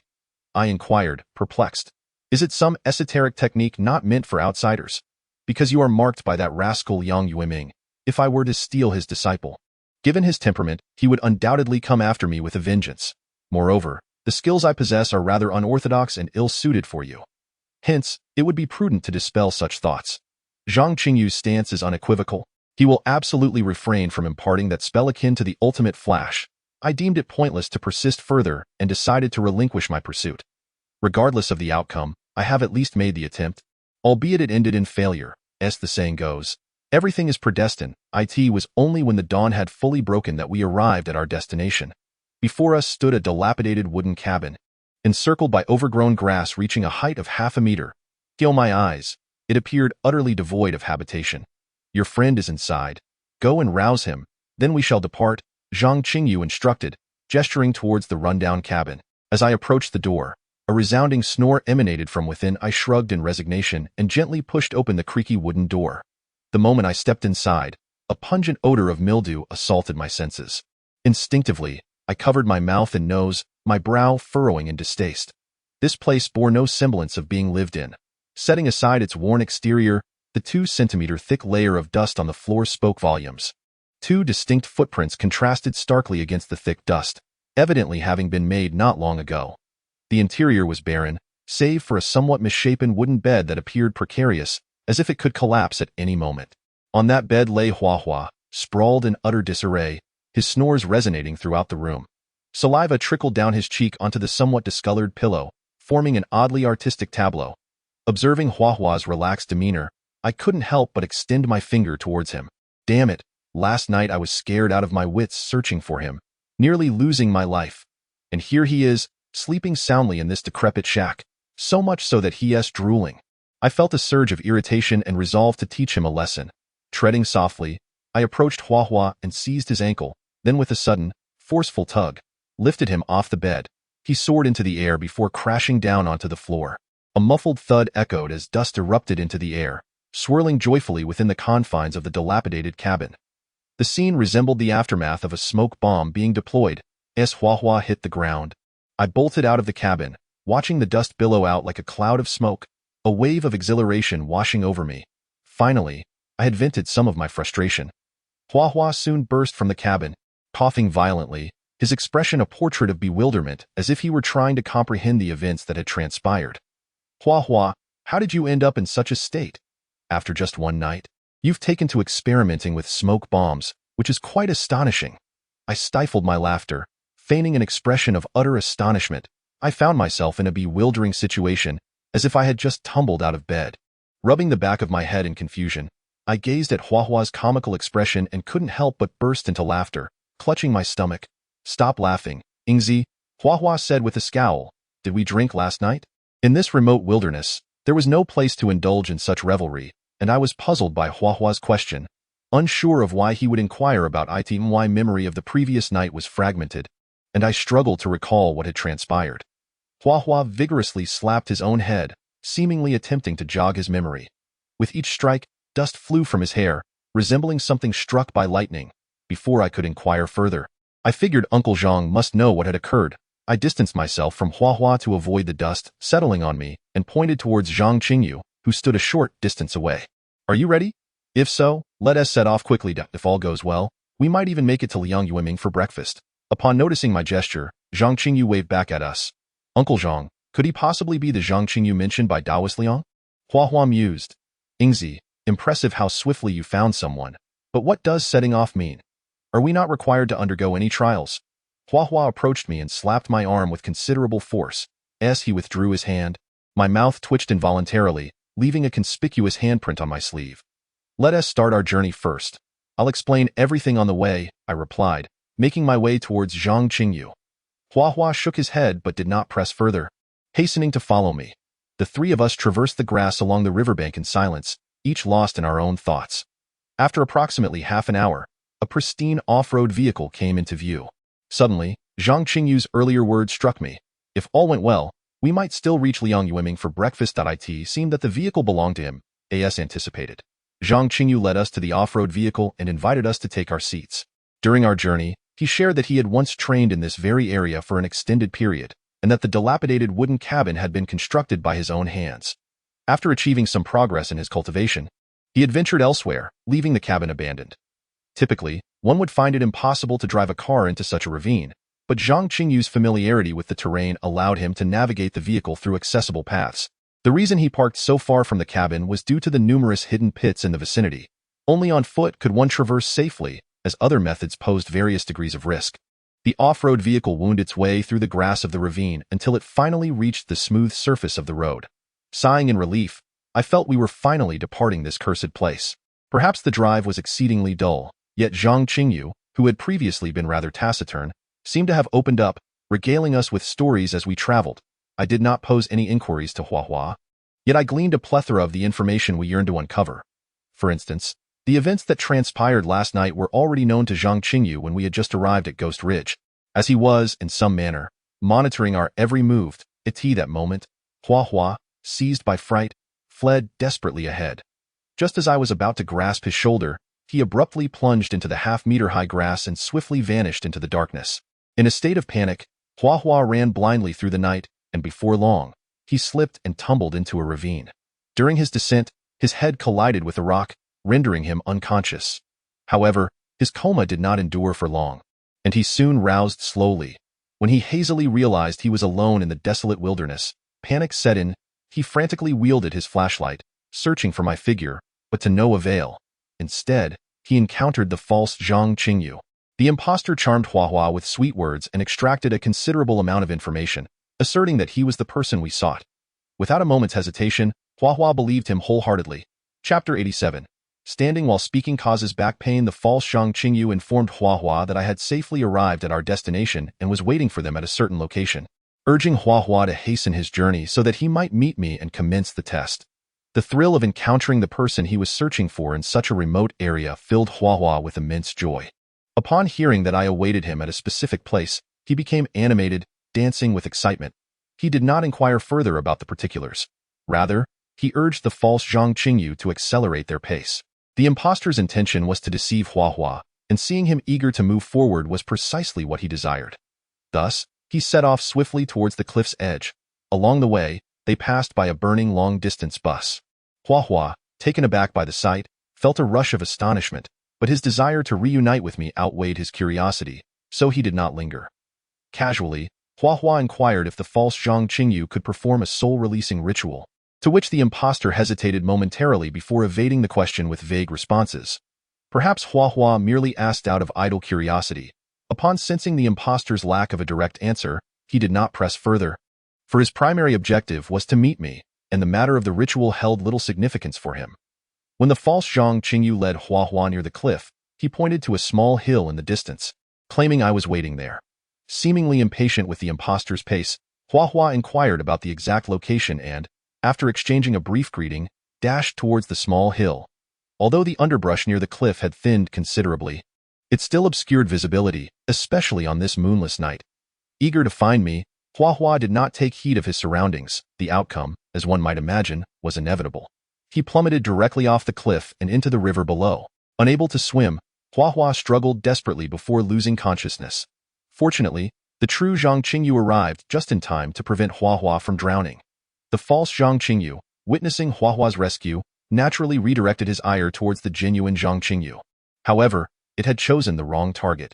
Who is Zhang Qingyu? With a mere flick of his hand, he inflicted severe injuries upon it. Had it not been for Zhang Qingyu's compassionate heart, it would likely have been struck down to the point of losing its very soul. Zhang Qingyu carried Hua to the wooden cabin where he had once trained, and then sat alone by the riverbank with a fishing rod in hand, continuing to observe my every move through some mysterious means. The false Zhang Qingyu, feeling a sense of frustration at his thwarted intentions, returned to the vicinity of the burning long-distance bus, hoping to find any survivors nearby. Coincidentally, I happened to appear near the bus. Perhaps he had heard me calling out for Hua, combined with what I had previously gleaned from her. He reappeared before me in the guise of Zhang Qingyu. It could also be that due to his injuries, his illusion faltered, leaving him pale and cold.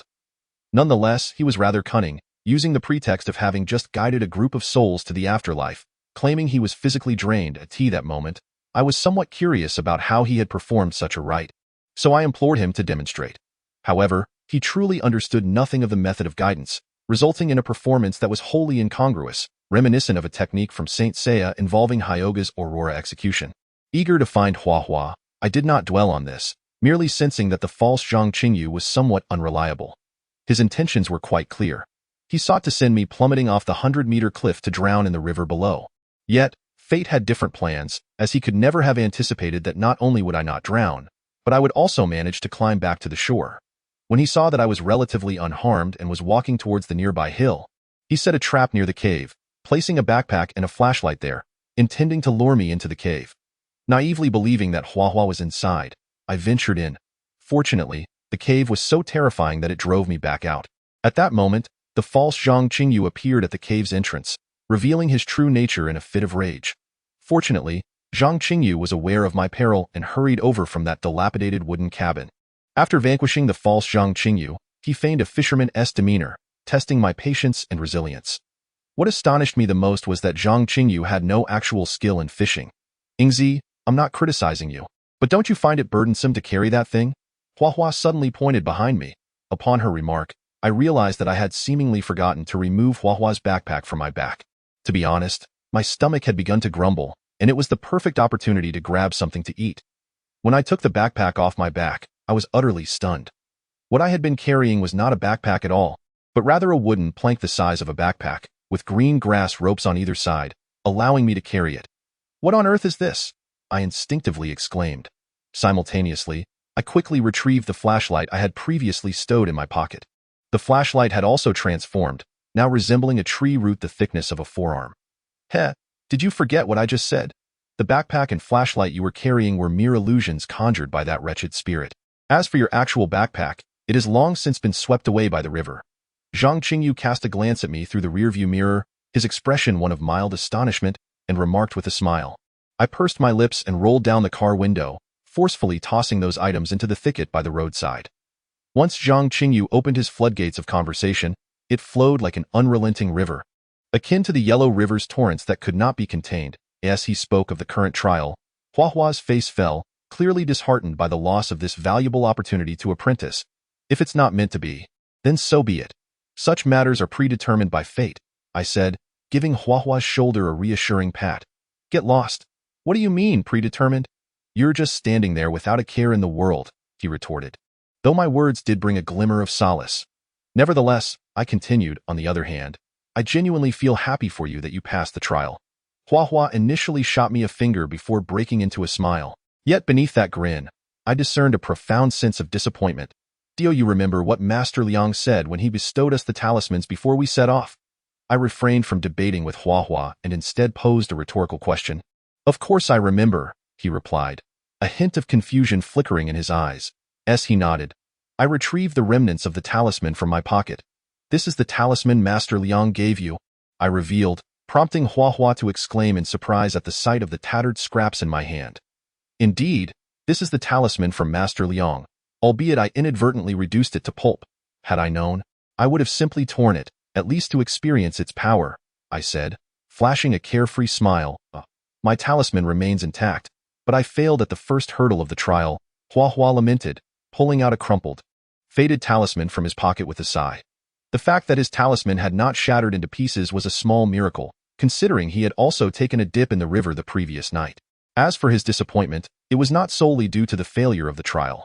After all, despite having succeeded, I too could not retain the talisman. In essence, our outcomes were ultimately the same. I shrugged lightly, downplaying the significance of the trial, attempting to ease Huahua's spirits and stave off his despondency. Could I claim to harbor no regrets? That would be an outright falsehood. This was a splendid opportunity, perhaps a pivotal moment in one's life. I pondered how many such turning points I might encounter in my lifetime. Perhaps this was the singular one. Yet, on another note, while we might not have been able to take Master Liang as our mentor, at least we had not lost our lives in this wretched place. As the saying goes, while the green mountains remain, one need not fear the absence of firewood. The future is uncertain. Who knows? Perhaps one day Master Liang might whimsically decide to subject us to another life and death trial. Ingzi, to be honest, are you content? Huahua furrowed his brow, his expression serious as he directed the question at me. What is there to be discontented about?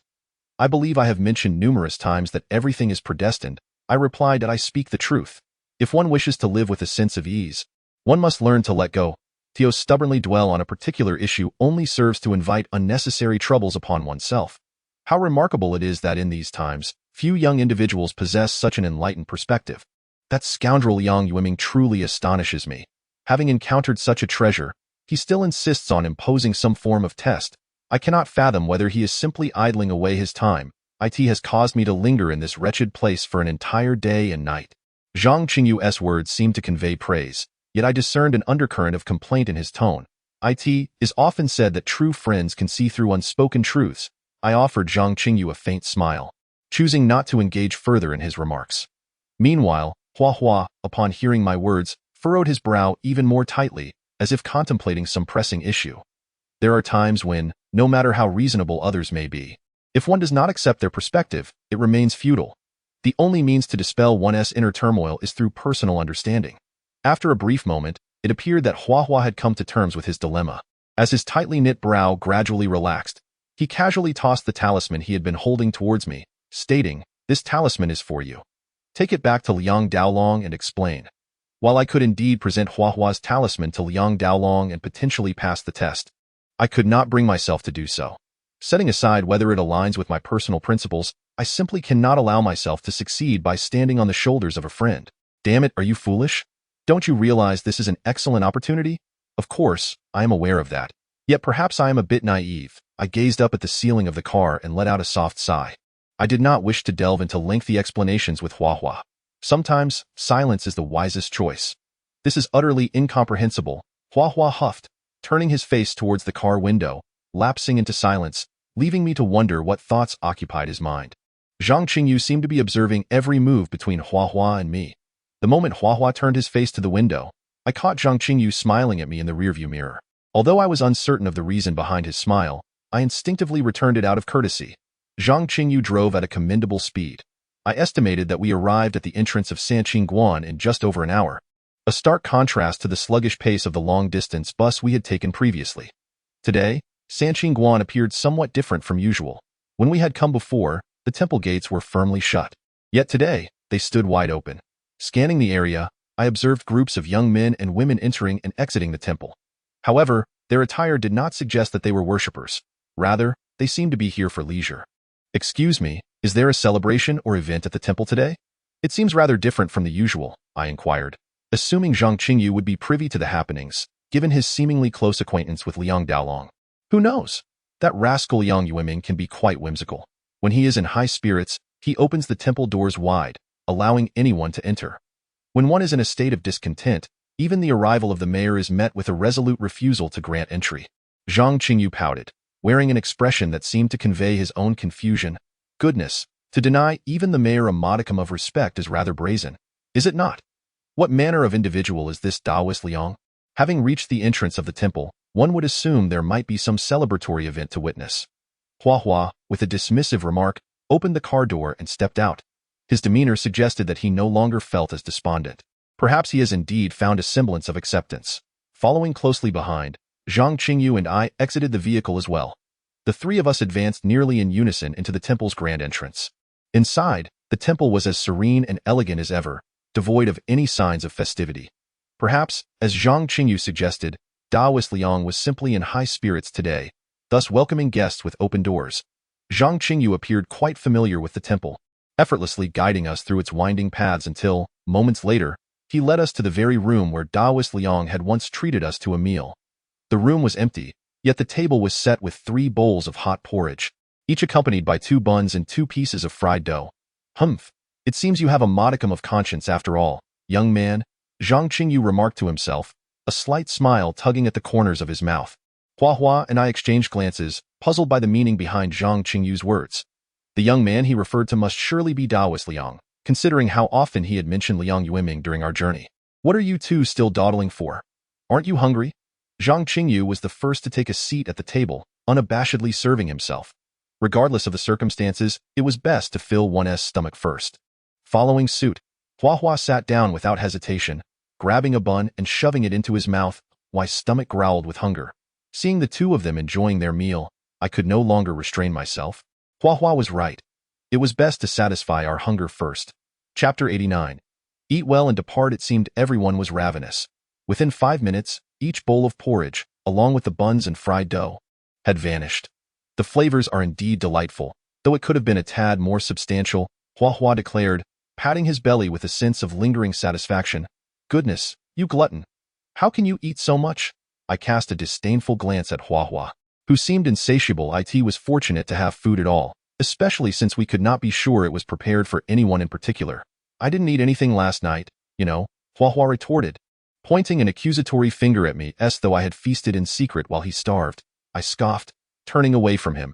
After finishing his meal, Zhang Qingyu closed his eyes, leisurely swaying his head, his fingers rhythmically tapping on the table.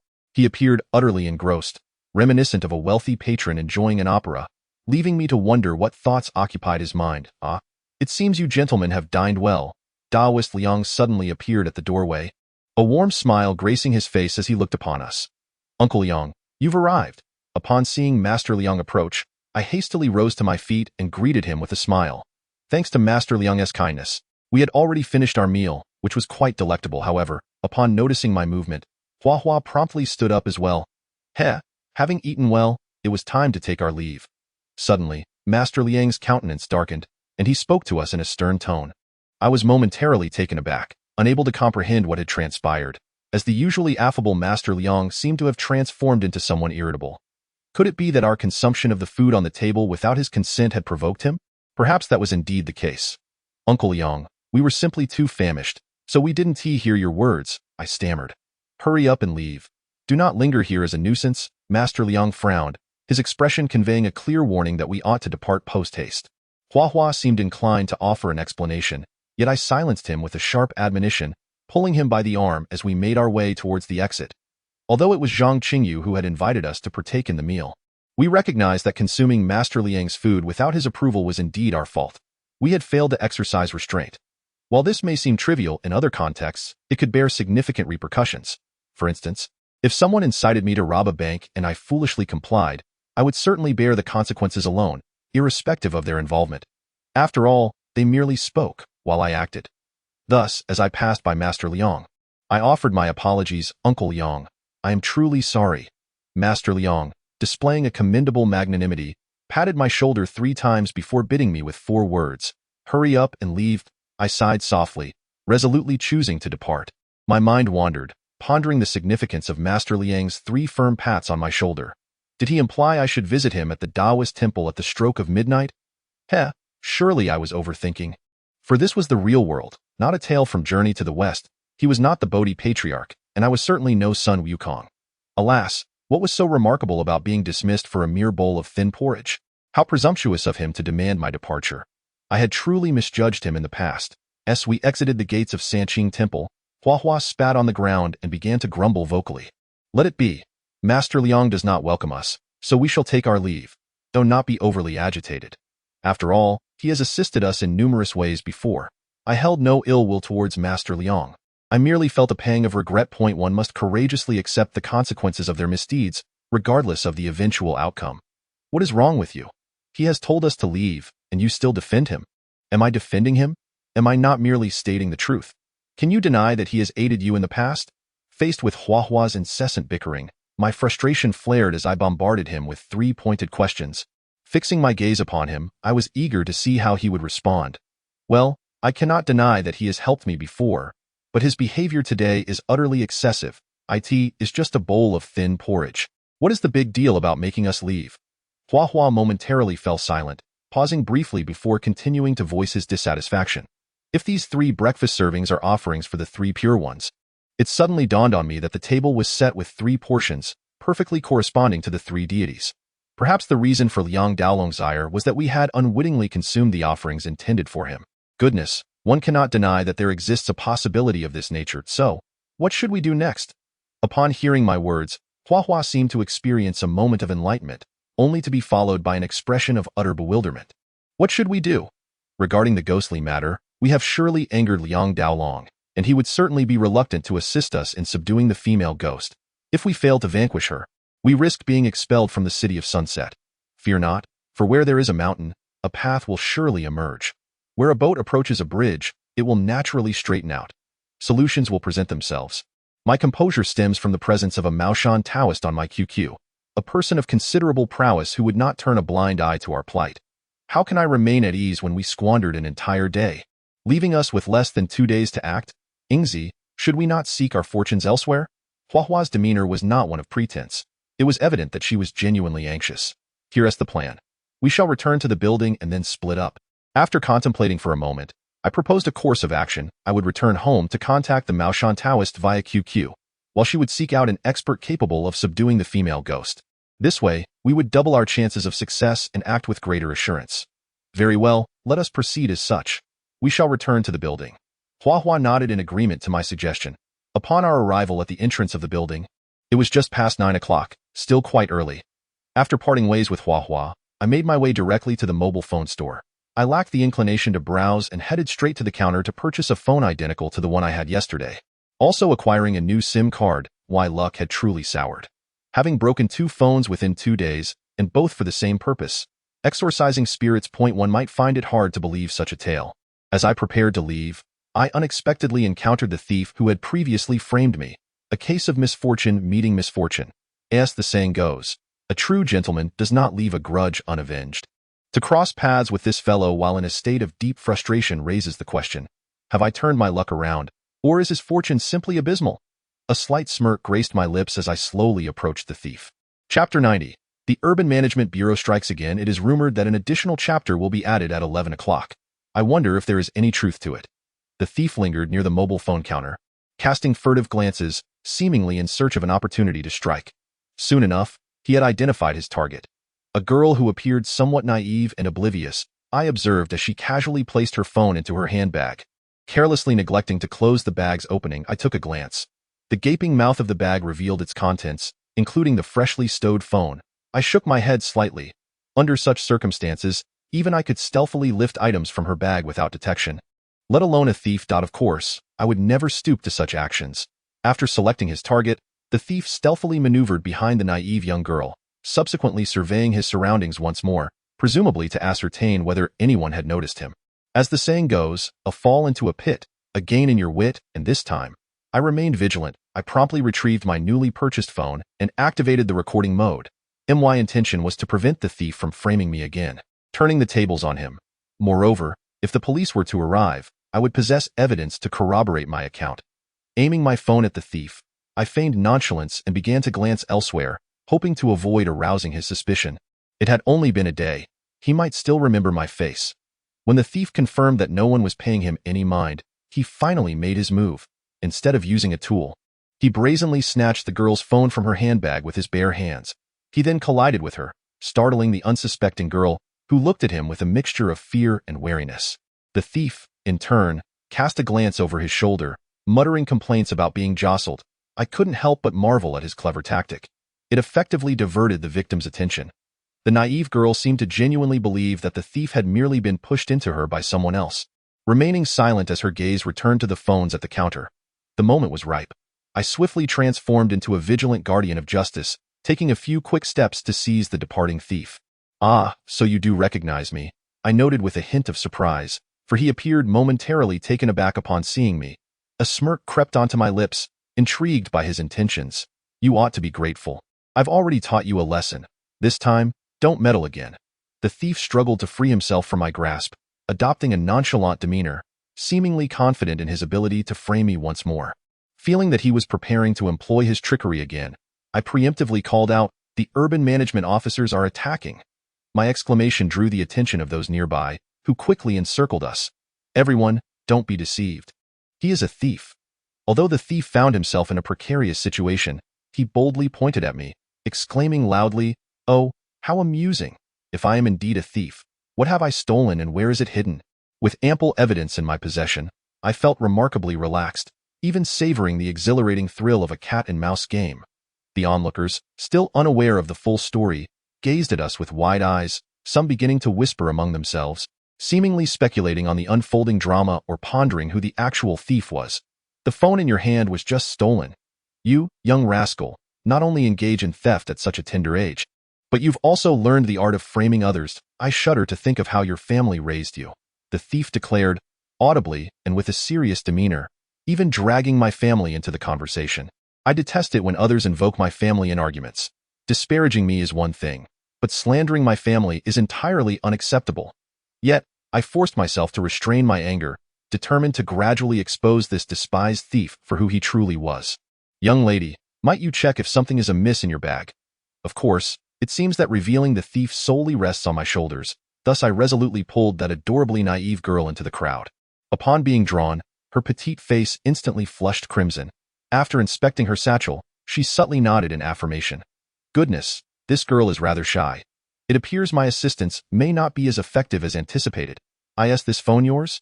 I inquired, lifting my phone which was recording the scene. "No," the naive girl replied, shaking her head, her voice barely audible. Though her words were soft, they were sufficient. I raised an eyebrow at the thief, awaiting his rebuttal. The thief did not directly respond to my inquiry but exchanged a knowing glance with the crowd. Clearly, he was not acting alone. This was a well-organized team of criminals. He was the same thief apprehended by us yesterday, and astonishingly, he returned today to commit theft once more. A security guard emerged from the throng, authoritatively accusing me of being the thief. Furrowing my brow, I recalled that he appeared to be one of the guards who had, yesterday, sat with his head in his hands, singing in despair. Unrepentant, it seems I must impart some wisdom to him today. Indeed, it was this rascal. I witnessed him pilfering a gentleman's phone yesterday, ultimately being escorted away by security. The guard, seeing his youth, merely gave him a light reprimand, allowing him to go free, but it seems he has not learned from his mistakes. Truly incorrigible. With the guard's testimony, an unassuming middle-aged man also stepped forward, vividly recounting yesterday's events. At this moment, it appeared that all eyes were once again directed at me. In the blink of an eye, the thief had turned the tables, and I found myself once more cast in the role of the accused. The onlookers, relishing the drama, began to emerge one by one, claiming I was a habitual offender, always lurking in crowded places to steal. Absurdly, one even suggested that the pregnancy of a dog from the neighboring community was somehow my doing. Seeing the crowd's condemnation grow, the thief could not help but revel in his triumph. He approached me, leaning in to whisper, "Kid, you're just too green. The paths I've walked and the bridges I've crossed far exceed yours. You're no match for me, oh dear. I'm quite timid. Do not frighten me. What if I were to lose control and inadvertently relieve myself upon your head?" I feigned a look of terror, rapidly patting my chest. "We shall see if you can still laugh after this," the thief scoffed, casting a knowing glance at the security guard. The guard, comprehending the signal, withdrew from the crowd, presumably to fetch reinforcements, for he understood my prowess. Otherwise, he would not have been so disheartened yesterday, sitting there singing in despair. Chapter 91. The one who laughs last laughs best. The crowd of onlookers had yet to disperse, and more individuals joined the fray, making the once bustling mobile phone market even more lively. The management personnel of the marketplace observed that the situation was spiraling out of control and began making phone calls, uncertain whether they were reporting to higher-ups or dialing the police. Today, however, I possess evidence in hand. I fear no one who arrives. In fact, I hope the matter escalates further, as it would force that thief to face the consequences of his actions. One must eventually pay for their misdeeds, and since he embarked on a life of theft, he should be prepared for a visit to the police station. The thief occasionally glanced into the distance, seemingly awaiting the arrival of security. That moment, it became clear to me that he was in cahoots with those security personnel. Their seamless coordination suggested that their collusion in such illicit activities was far from rare. As for the naive girl, her eyes betrayed a hint of fear. It appeared she had never witnessed such a scene, particularly being scrutinized like an animal in a crowd. I contemplated offering her words of comfort, urging her not to be afraid, but after a moment's reflection, I decided against it. Until I revealed my evidence, I remained a suspect. A conversation with a suspect might well frighten her into tears. Moments later, the crowd gradually parted, and through the opening surged a dozen security guards. The instant they appeared, the thief quietly exhaled a sigh of relief. "Kid, I know you can fight, but can you really take on more than 10 at once? Go enjoy your time with them. Let them teach you a lesson in humility." The thief leaned closer and whispered into my ear, a look of glee on his face. As the saying goes, he who laughs last laughs best. "Are you certain you can be the one to laugh at the end?" I replied with an unruffled smile. "Humph, I shall see whether you end in tears or in laughter," the thief retorted coldly, stepping aside and casting a third glance at the security guards. "Everyone, please be quiet. This rascal has repeatedly stolen from our marketplace. It is our oversight, and this time we shall deal with him severely to provide you all with a satisfactory resolution." The leader of the security team was none other than the one I had dispatched with a single blow the other day. His gaze revealed a burning desire to exact vengeance upon me. Such scum who steal ought to be executed. Let us see if anyone dares to steal again. Execution seems a bit extreme, does it not? I propose we sever his tendons, rendering him incapable of anything but crawling. Let us see how he steals then. Come now, turning him into a useless being would merely burden the state with his upkeep. I suggest we send him to Myanmar as a mercenary. Should he perish in battle, his family would at least receive compensation. Your suggestions are far too impractical. I believe we should confine him in a cage and parade him through the streets, so the entire city knows he is a thief. Let us see how he can face this city afterward. Listening to the crowd's discussions regarding the thief's fate filled me with a sense of shame. Although the onlookers indirectly expressed their disdain for the thief, their suggestions seemed rather outrageous. The head of security appeared quite pleased with the crowd's response, and once more cleared his throat, urging silence while assuring everyone with a sincere demeanor that they would receive a satisfactory explanation. "Young man, come with us," the security captain said with a sly smile, beckoning me with a finger. "What if I refuse? If I simply acquiesce to their demands, it would undoubtedly imply an admission of guilt as a thief. Such folly is not in my nature. Even if I were to accompany them, they would have to pay a price for it. I advise you to comply and not seek unnecessary trouble. Otherwise, do not blame us for being impolite." The security captain turned his head, gesturing to the guards behind him to advance. A dozen or so security personnel, upon receiving the signal, moved forward, encircling me. Their eager expressions, as they rubbed their fists in anticipation, made me feel as though I were a turtle in a jar. No, that term is misapplied. It would be more apt to say I was akin to meat on a chopping block. I silently braced myself, prepared for a sudden assault. Simultaneously, my mind raced to devise a strategy. Taking on more than 10 individuals alone was clearly an unrealistic endeavor. Moreover, I had been mistakenly identified by onlookers as a thief, and should I strike, I could not guarantee that the spectators would not join in the fray. Suddenly, from the pocket of the thief, the familiar melody of Dual Rods sung by Joe Jello interrupted. The innocent girl's eyes flickered with curiosity as she gazed at the thief's pocket. "Sister, do you find that ringtone somewhat familiar?" At that moment, a brilliant idea surged into my mind. The innocent girl remained transfixed on the thief's pocket, her slight nod serving as a silent affirmation of my thoughts. "I dare you to pull out what you have in your pocket," I shouted at the thief, my voice straining. The thief's face revealed no signs of alarm. After a few rapid glances, he concocted a counter-strategy. If he were to extract his phone, it would be akin to pouring a bucket of filth over his own head. Even a fool would refrain from such an act, though not heed his nonsensical prattle. This lad is clearly a seasoned pro, adept at framing others. The thief cleverly redirected the crowd's attention towards me. Evidence can easily dismantle any false accusations. If you reveal what is in your pocket, won't everything become clear? A discordant voice emerged from the crowd, immediately garnering the approval of those gathered, who began to demand that the thief produce the contents of his pocket.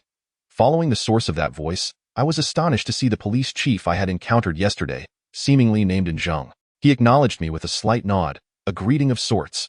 The thief's face finally betrayed a flicker of panic, though it was fleeting, as the phone in his pocket ceased its melodic interruption. The thief quietly exhaled, producing a mobile device from his pocket. He held it aloft towards the innocent girl, inquiring, "Young lady, is this your phone?" "No, it isn't," the girl replied, shaking her head vigorously, her cheeks instantly turning crimson. "The owner has denied that the phone belongs to her." "I am eager to see what you have to say now," I retorted. "In my possession are nunchaku, ready to be wielded with flair." As I prepared to confront the thief with my evidence, his pocket unexpectedly rang with the sound of a phone. "Chapter 92. I commanded, "Cease this at once." "Indeed, you read correctly. The scheduled update remains firmly set for around 11 o'clock in the evening, with any additional content contingent upon the generosity of votes and comments." Upon hearing the phone ring again from the thief's pocket, a subtle smirk crept upon my lips. Truly, fortune favors me. As the saying goes, to catch a thief, one must catch him in the act. If the thief retrieves his phone from his pocket, not only will the bystanders comprehend who the true thief is, but even the onlooking director and will be justified in apprehending him. In an instant, the atmosphere shifted, with the crowd collectively falling silent and directing their gazes towards the thief. The thief, despite his robust mental fortitude, seemed momentarily flustered by the unfolding scenario. "Oh, I didn't realize you were quite the affluent individual. Do empty your pockets and show this lady if anything belongs to her." Noticing the thief's expression grow increasingly grave, I added fuel to the fire with my taunt. "What are you all waiting for? Hurry and apprehend this thief." Seemingly at a loss for a clever retort, the thief shouted in frustration towards the head of security, "Seize this thief." The head of security paused briefly before delivering a kick to the nearest guard. The other security personnel, acutely aware of their predicament, exchanged glances, none heeding their leader's command, save for the unfortunate guard who had just been kicked. Initially, I harbored some reservations, fearing that my intervention might incite a rush from the onlookers. However, with director and present, I was confident he would not allow the situation to spiral out of control. Thus, my lingering doubts were swiftly dispelled, as I observed the security guard charging towards me. A grin spread across my face. "Still you take me for a docile cat, just because I remain calm." After casting a glance towards Director N, I prepared to confront the approaching guard. My resolve was clear. I must act decisively and swiftly. The security guards at this mobile phone market had likely never trained in combat techniques, their stances resembling that of street thugs swinging fists in brawls. This, I deemed fortunate, for had I encountered a seasoned fighter, I may have found myself in a grueling battle. The guard lunged forward, raising his fist to strike my face. Recognizing the multitude of openings in his attack, I found no desire to evade. Of course, this was merely a fleeting thought, as I would never be foolish enough to stand idle and take a hit. I am not a character from Hulu Zaijian gang, possessing a body of steel and iron. I lifted my left arm and forcefully struck the crook of his elbow. The impact redirected his punch, turning it upon himself. Immediately, I raised my right hand and forcefully pushed against the elbow of the security guard, who had transformed his arm into a fist. Simultaneously, I swiftly retracted my left arm. Before the guard could react, his fist had already collided with my nose, causing blood and tears to erupt instantaneously. Having resolved to incapacitate my opponent with a single strike, I was determined not to let the security guard escape easily. As he clutched his wounded nose, I executed a swift kick to his left rib, akin to a soccer player striking the ball. With a faint crack, the guard howled in agony and collapsed to the ground. Rolling in pain, it was evident that I had exerted too much force, as I had directly fractured his rib. The injury to his ribcage caused him to forget the pain in his nose, allowing blood to stream down his face and ultimately stain his hair. Damn it, what are you all staring at? Everyone, come and help me beat this guy to a pulp.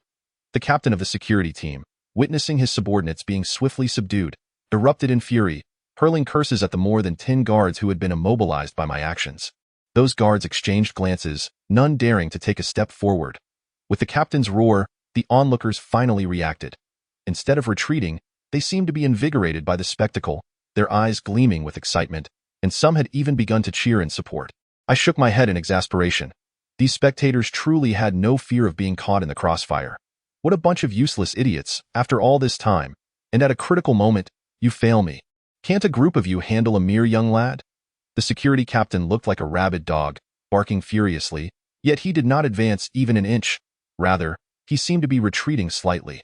The guards, being paid employees, could only steel themselves and charge forward when the captain shouted at them for the third time. Faced with the oncoming throng of guards, I felt overwhelmed.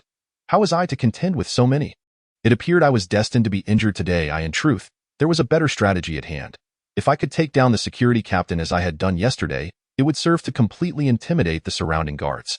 Unfortunately, surrounded by so many, I had no opportunity to break through. Everyone, stand down. As I executed a high kick that sent the foremost guard crashing to the ground, a commanding voice pierced the air.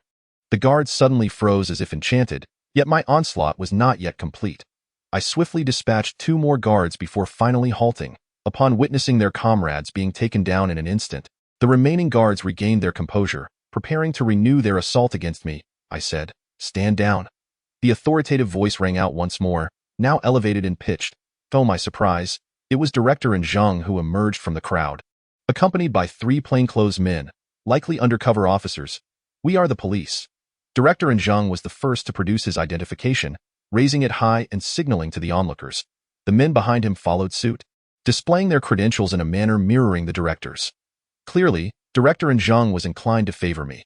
He refrained from intervening while I was secure, only stepping forward when I appeared to be in jeopardy. "What transpired here?"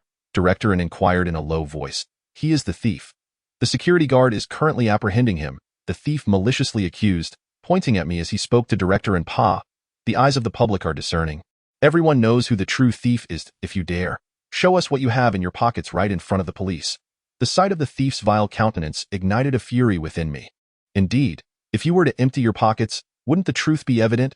I retorted. "Yes, it seems you are the real thief. Nowadays, thieves have become quite cunning. No wonder they are difficult to catch." "Shoo, refrain from speaking carelessly. Are you not aware of the regulations?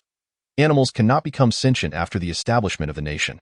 With this remark, the onlookers erupted into laughter. It was quite an astute observation, certainly a way to insult without resorting to foul language. Unbeknownst to me, it appeared that the majority of the crowd had inadvertently aligned themselves with my side. Perhaps, as the saying goes, the eyes of the public are indeed sharp. "May I have your attention, please? We have gathered a general understanding of the situation, but we now require evidence collection. Is there anyone willing to cooperate and come to the station to provide a statement?" Director gestured to the crowd while articulating the need for assistance. As soon as the mention of the police station was made, the previously chaotic scene transformed into one of strangeness. The crowd fell silent once more, and several individuals discreetly withdrew from the throng. This development seemed to be anticipated by Director. After waiting a moment for silence, he cleared his throat and declared, "If that is the case, please accompany me." As he spoke, he pointed at the innocent girl, the security team leader, the thief, and myself. Upon hearing that we were to go to the police station, the innocent girl's eyes shimmered with tears. "Do not be afraid, young lady. We merely need to ask a few questions." "You will be fine," Director reassured her, having noticed her distress. The girl bit her lip and nodded slightly. Although the group was clearly reluctant, they followed the police out of the mobile phone market. Before departing, Director instructed the security personnel to call an ambulance for the injured.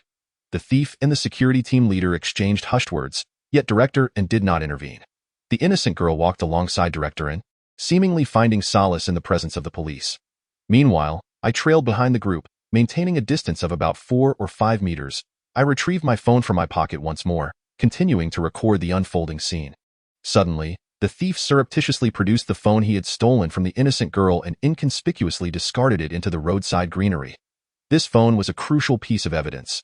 How could I stand by and watch it be abandoned? Hey, wait! Your phone has been tossed into the greenery. I called out to the girl, intending for my words to reach Director, and he halted, turning around with a look of confusion directed at me. I refrained from saying much, merely gesturing towards the area where the thief had discarded the stolen goods. Director instructed one of the nearby officers to investigate the greenery, and when the officer discovered a mobile phone hidden within, he casually retrieved it. Upon seeing the phone, the girl became visibly excited and exchanged a few words with Director, and he nodded, signaling for the officer to return the phone to the endearing girl.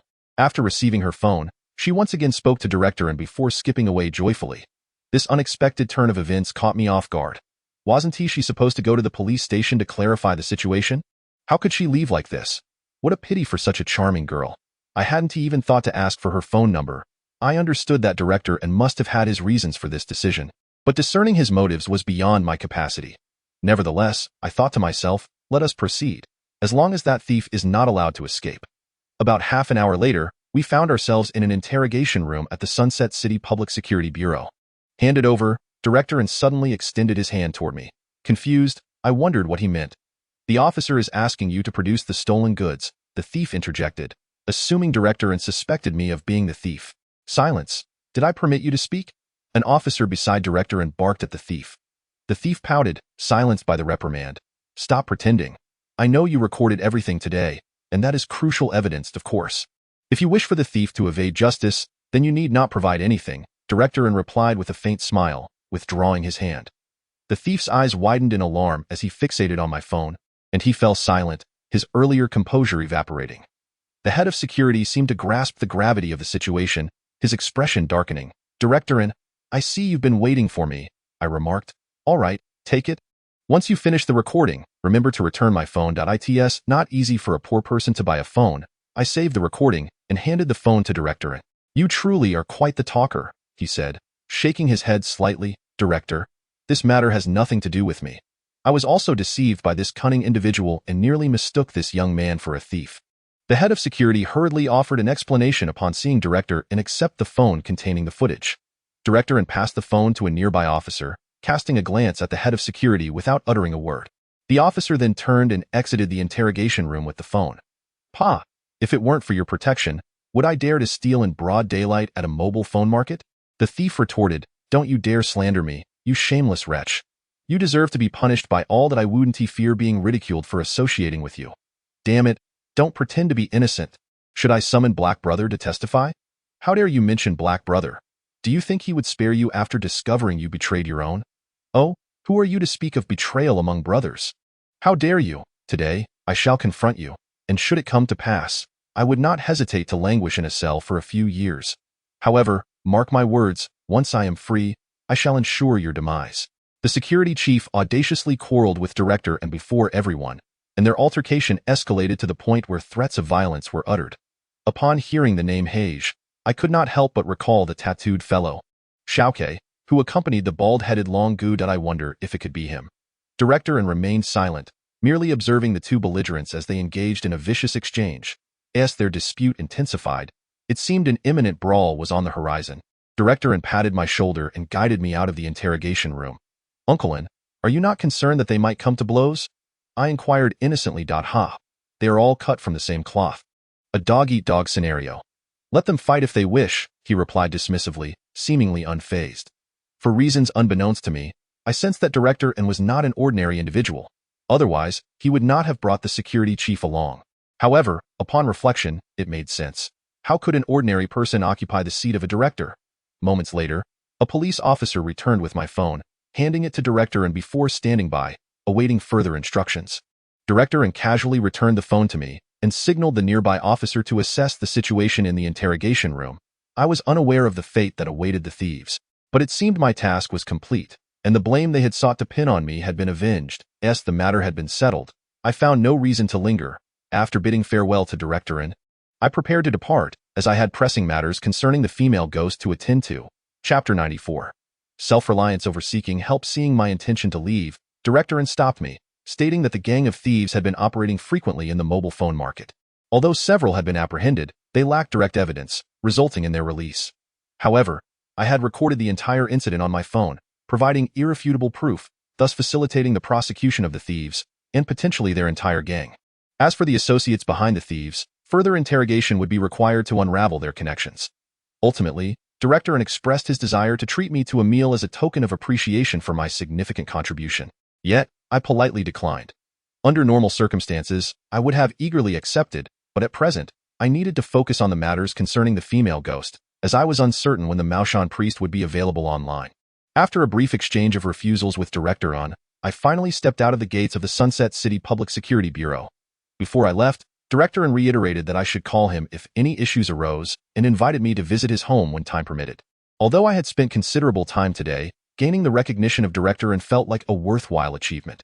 Who knows when I might require his assistance in the future? Certainly, I concede that I am not a paragon of virtue. However, I would never stoop to engage in unlawful activities.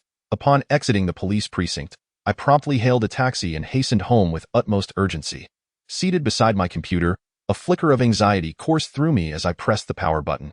I silently prayed that Master Maoshan would be online.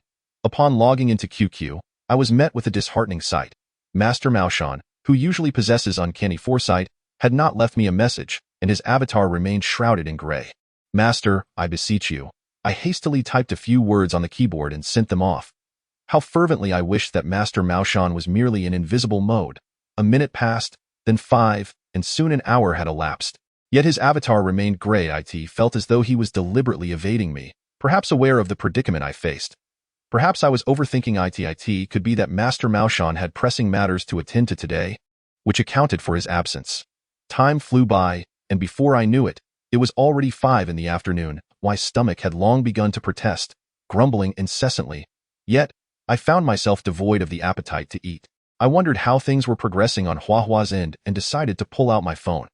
However, when I attempted to dial, I realized that my new phone contained not a single saved number. Frustrated, I tossed the phone onto the desk and instinctively placed my hands on my head, scratching vigorously. This was not due to an itch, but rather a manifestation of my inner turmoil. The sound of my scratching only intensified my agitation. Clenching my fists, I shouted at the ceiling in a fit of desperation, stopping only when my voice grew hoarse. Yet, the unrest within me persisted. Suddenly, I sprang to my feet and dashed into the bathroom. Without even removing my clothes, I stood beneath the showerhead and turned on the cold water. I let the frigid water cascade over me, soaking through my hair, streaming down my cheeks, and flowing across my body. I lost track of how long I stood there beneath the shower. It was only when my body became uncomfortably cold that I finally turned off the teepee. At that moment, a semblance of calm began to settle over my troubled heart. Stripping off my wet clothes, I dried myself with a towel and then hastily donned any garments I could find in the bedroom before returning to my computer. Master Maoshan's QQ avatar remained gray. Suddenly, my phone erupted with an unfamiliar tune. Though it seemed of little consequence, I quickly grabbed the phone and pressed the answer button. Perhaps it was a call from Huahua as I had anticipated. Huahua's voice emerged from the receiver. Ingzi, how are things on your end? Have you found any experts? Huahua's tone sounded somewhat weary, suggesting that the situation was not proceeding smoothly. Huag, I haven't managed to sort things out yet. Perhaps it will take longer. How about you? I sighed softly as I spoke. Alas, I've been wandering outside all day. I haven't encountered any experts, though I have met quite a few charlatans. It's all right, don't lose heart. We still have a day, don't we? If all else fails, we can seek out Master Liang and offer a sincere apology. He is a true expert and would undoubtedly come to our aid. I shall take another chance. If all else fails, I will adhere to your suggestion. That shall suffice for now. I will reach out if there is anything further. After Huahua concluded her words, she ended the call, and the line was immediately filled with the beeping sound of disconnection. I held onto the phone for quite some time before finally casting it aside onto the computer desk. Once again, I opened the QQ dialogue with the Taoist priest from Maoshan and typed a message. Taoist, if you see my message, please respond at your earliest convenience. I require your assistance in subduing a female ghost.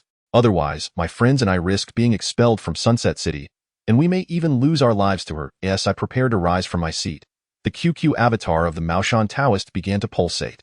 Gazing at the subtly quivering icon, I felt a surge of excitement that nearly caused me to faint. The sudden thrill made my hands tremble uncontrollably, and it took several attempts before I could bring the chat window to the forefront. The Taoist reply was succinct. One should rely on oneself rather than on others. Taoist, please do not jest. If I possessed the ability to vanquish that female ghost, would I still be imploring you for help?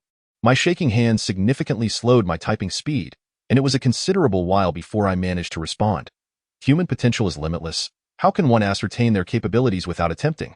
Have you forgotten the talismans I taught you to draw? Taoist, while I have indeed learned to draw the talismans, the symbols I create are utterly ineffective. Simply striking the ghost with a talisman-drawn hand yields no results. If you truly attempted that, it would undoubtedly send the ghost into a panic. It is currently 6:10. Before midnight, draw that talisman in every corner of your home, and I can assure your safety. If the ghost reappears, imprint the talisman upon her. Taoist, does this mean that by doing so, I can eradicate the ghost? Before I could send my message, the Taoist's avatar turned gray. Once again, the Maoshan priest had vanished at a critical moment. Does he intend to lead me to my demise? It is truly exasperating. I cannot fathom whether his advice holds any merit. Silently, I deleted the unsent message, then picked up the phone resting on the computer desk and redialed Huahua's number. Chapter 95. The Old Man Who Cannot Conduct Business. Beep, beep, beep. After a brief moment, a mechanical voice echoed from the other end. The number you have dialed is currently unavailable. Please try again later. I couldn't help but feel perplexed. What could Huahua be up to? Did she not just call me moments ago? Why is she now unresponsive?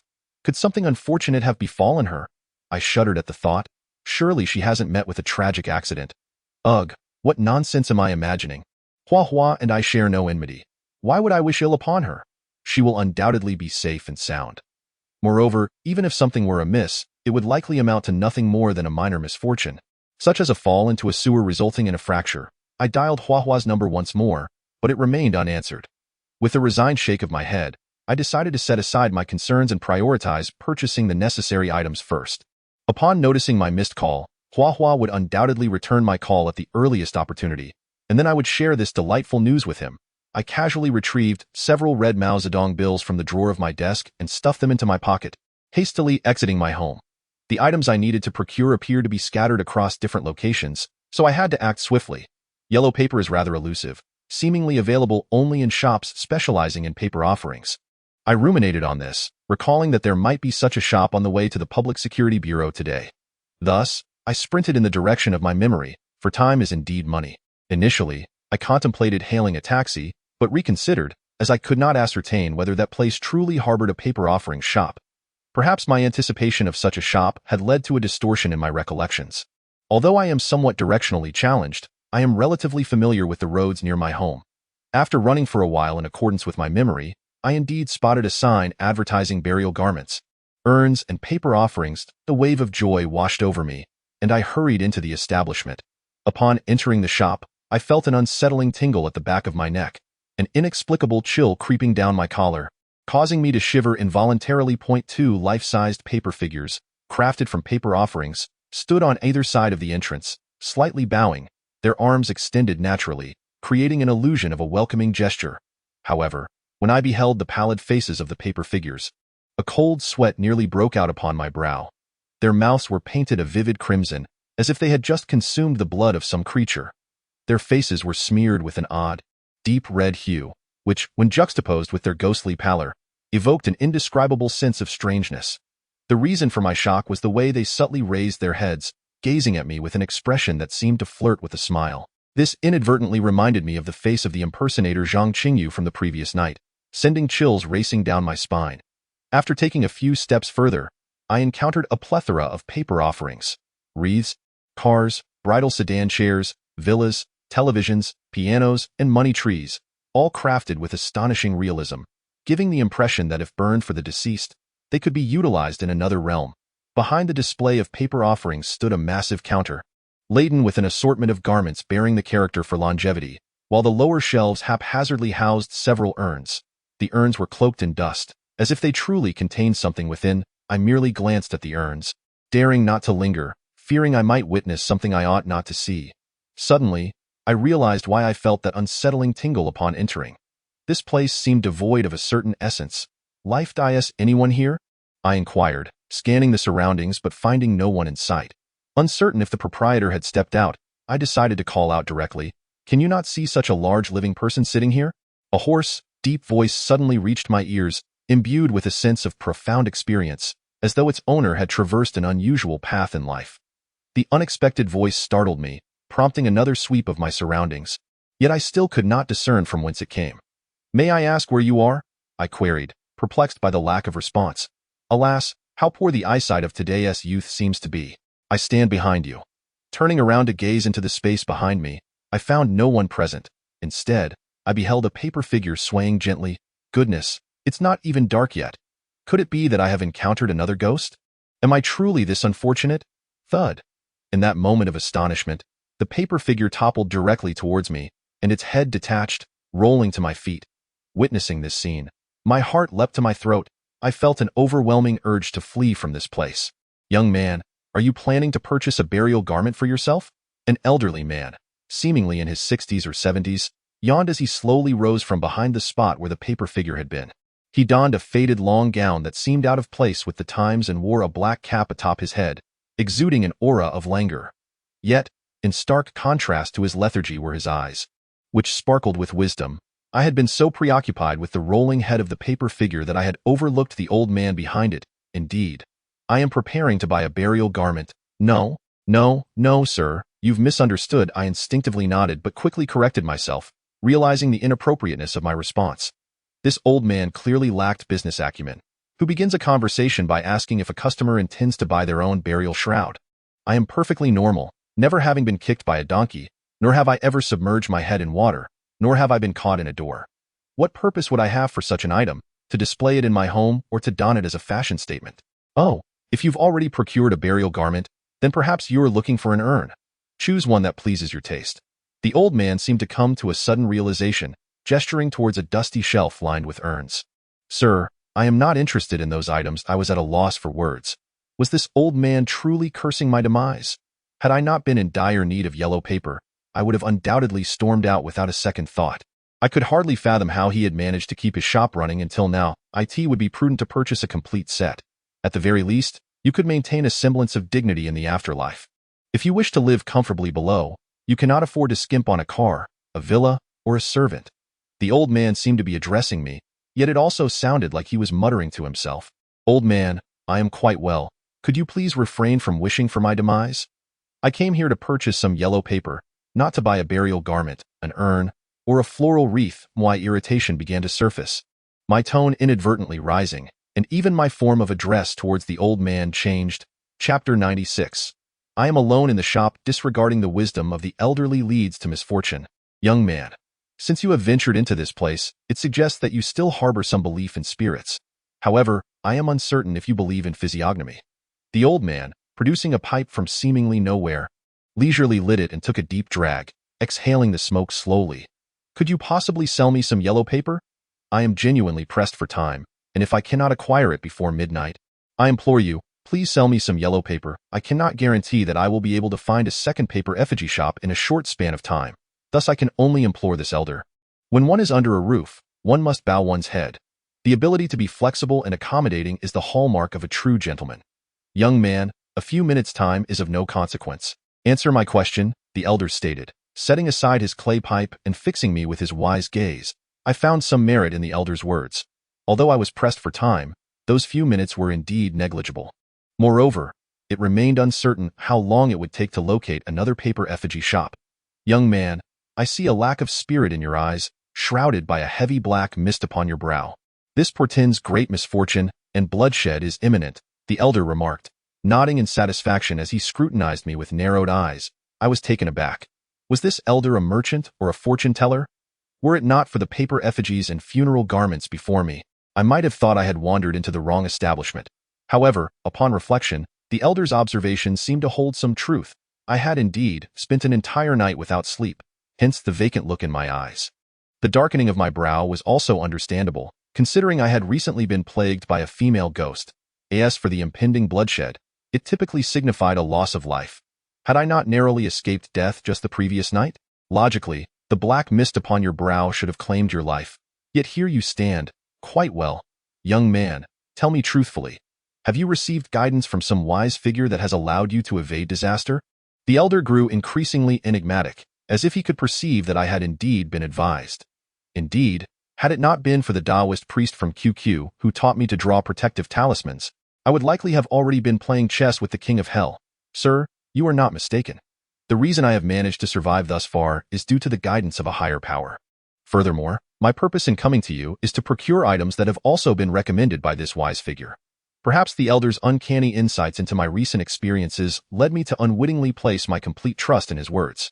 Or perhaps the elder was indeed a hidden adept of the market. I see now.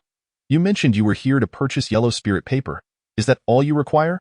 The elder nodded knowingly, yet with a hint of curiosity. I also need some other items, but they are not available at your establishment. How do you know that I do not have them here? He inquired. Yellow spirit paper, cinnabar, and a brush. These are the items you seek. Are they not? The elder smiled slightly, astonishingly naming the very items I needed for my talismans.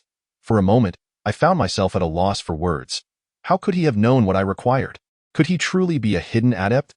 If so, I was indeed favored by fate. There is a saying, heaven does not forsake those in need. Young man, you may go retrieve them. Behind the urn, there lies a brocade box containing the items you seek, the elder instructed, gesturing toward a corner of the massive counter. When I remained silent, my heart stirred with excitement. Although I had encountered inexplicable setbacks with Taoist Liang during the day, fortune had evidently turned in my favor by evening. I initially believed that procuring these items would require considerable effort. However, to my surprise, I managed to obtain them with remarkable swiftness. As I was preparing to search the corners of the shelf, my phone in my pocket began to play a melody I had never heard before. I took out my phone, glanced at the caller ID, and pressed the answer button. Hello, Huagu. Where have you been? A friend just introduced me to a so-called expert, but after a brief conversation, I realized he was a fraud. He claimed that I was facing a calamity and urged me to bring 200,000 to avert disaster. Otherwise, I wouldn't survive the night. What terrible luck, by the way. Did you call me for something? Huagu, I have received guidance from this expert. Perhaps there is a way to resolve the current predicament. How about this? Take a taxi to my place, and we can discuss it in detail. My address is in the Huanghe district of Sunset City. All right, I'll head over right away. See you soon. I returned my phone to my pocket and continued toward the counter. Hey buddy, looking to buy something? Suddenly, an unfamiliar voice reached my ears. I turned around in slight surprise. A portly middle-aged man stood not far behind me. His hair slicked back and shining, appearing to be in his mid-30s. I couldn't help but feel astonished. How could an elderly person transform into a middle-aged man in the span of a phone call? Had he consumed some miraculous elixir of youth? Buddy, what are you looking to buy? Coffin or paper offerings? Rest assured, the quality here is absolutely guaranteed. Just look at the craftsmanship and the materials. It's top-notch. I can assure you, nothing better exists in Sunset City. Seeing that I had not responded, the man casually picked up a paper-crafted money tree and continued his pitch. Old brother, what about the elderly gentleman who was just standing here? What elderly gentleman? I'm the only one in this shop. The man scratched his head, looking perplexed. No, before you arrived, an old man attended to me. Oh, never mind that. Buddy, what do you intend to purchase? Hurry up and choose. It's getting late, and I need to close up and head home for dinner. The man seemed disinclined to dwell on the matter of the old man's appearance, urging me to make my selection expeditiously. Although the situation regarding the elderly man puzzled me greatly, I still needed to make my purchases. I must hurry back with the items. Hua might be arriving soon. Old brother, I'd like to buy some yellow paper, cinnabar, and a brush. Could you please fetch them for me? I have yellow paper for 5 yuan a bundle, but I don't have any cinnabar or brushes. As he spoke, the man rummaged through a nearby pile of paper offerings and produced a thin stack of yellow paper, presenting it to me. How could you not have them? The elderly gentleman just mentioned that they were on the shelf over there. I pointed toward a dusty urn in the corner of the shelf. Chapter 97. The Golden Seal and Jade Box. Upon hearing my words, the man paused for a moment before bursting into hearty laughter. What are you laughing at? I find your character to be quite amusing.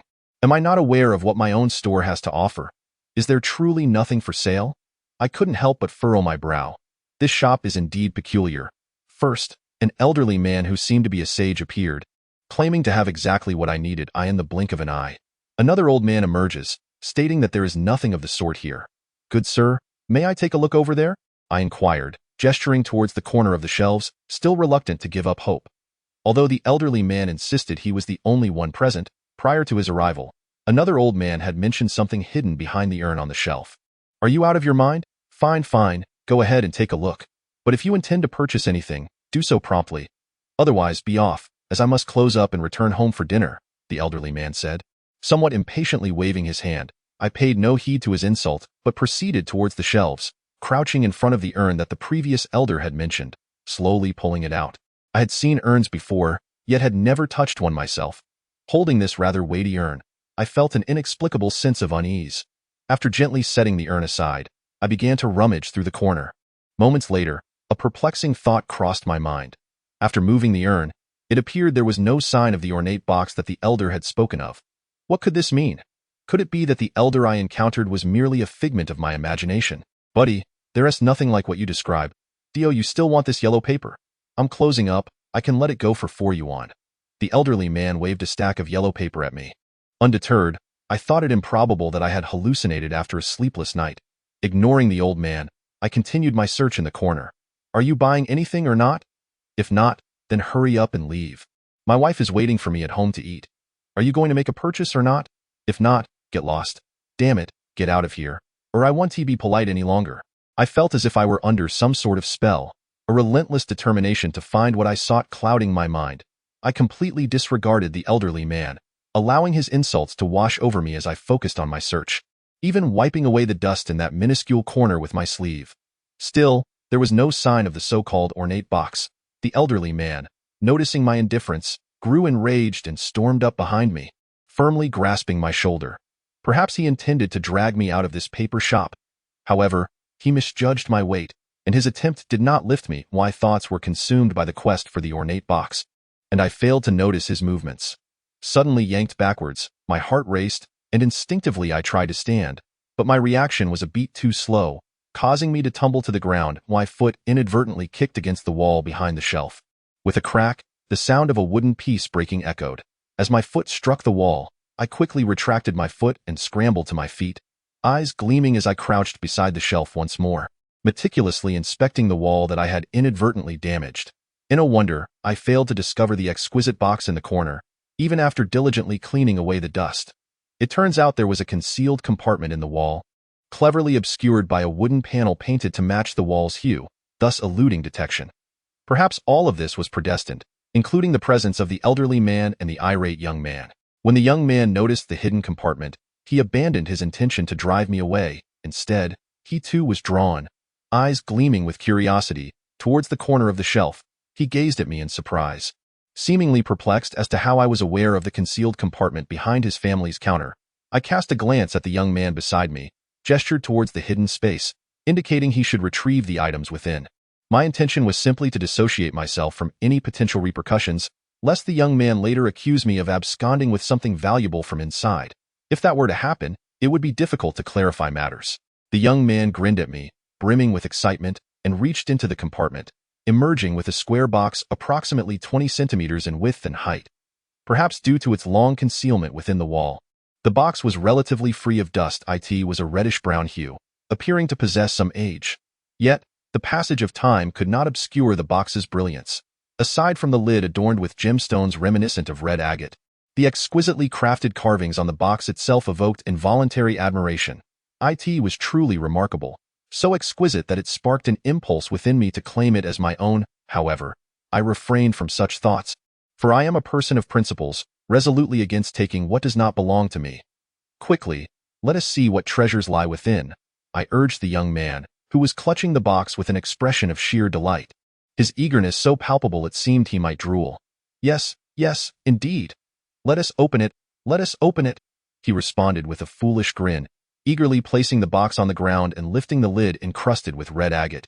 I too was impelled by curiosity to discover the contents, yet as the young man opened the box, he deliberately turned his body slightly, obstructing my view. Clearly, he was not so enthralled by the box's appearance that he let his guard down. Rather, he was discreetly wary of me. One could hardly blame him. Were I in his position, I would likely be cautious of a stranger as well. In other words, the fact that he did not expel me after acquiring the box indicated his considerable generosity. What could possibly be inside such a beautiful box? The young man began to extract the contents one by one, carelessly discarding them onto the floor. After a brief moment, he upended the box, causing its contents to tumble out haphazardly. He gingerly set the box aside and began rummaging through the pile of items. I glanced over the scattered objects, which included yellowed paper, brushes, photographs, and bottles, but the most striking was a blue-covered, thread-bound book that had also turned yellow with age, carelessly tossed aside by the young man. Given the book's discoloration, it was evident it had seen better days. I casually took the book in my hands and examined it closely. The blue cover bore 4 powerful and elegant characters inscribed in a golden seal script. Jian Zhuan Yu Han. Chapter 98. 13 years deceased. Asi turned to the first page of Jian Zhuan Yu Han. 3 significant characters appeared on the paper, their boldness striking me. I found myself puzzled by their meaning, unsure of what these 3 characters truly represented. So I continued flipping through. Heaven and earth, profound and yellow. The universe, vast and primitive. All things in the world possess form. The deities and Buddhas of the heavens, the boundless sky and ocean, the birds that soar and the beasts that roam, insects and ants. All are within their manifestations. Hands, faces, bodies, touches, and marks. The earth's manifestations include doors, wells, stoves, the seeking of dragons and probing of graves. After flipping a few more pages, I closed the book. Its content seemed rather esoteric, and I was utterly unable to grasp its intended message. The elderly man was still rummaging through the pile of items, seemingly failing to unearth anything that caught his interest. By chance, I noticed a slightly yellowed photograph resting beside him and picked it up. Upon seeing the person in the photograph, a surge of excitement welled within me. It was none other than the old man who had just informed me there was something in the corner. I quickly waved the photograph in front of him, exclaiming, "This is the man who attended to me earlier. He was the one who told me there was a brocade box behind the urn in the corner." The elderly man glanced at the photograph for a moment before returning to his search through the items. Yet, in an instant, he seemed to recall something and snatched the photograph from my hand. "You mean he was the one who attended to you?"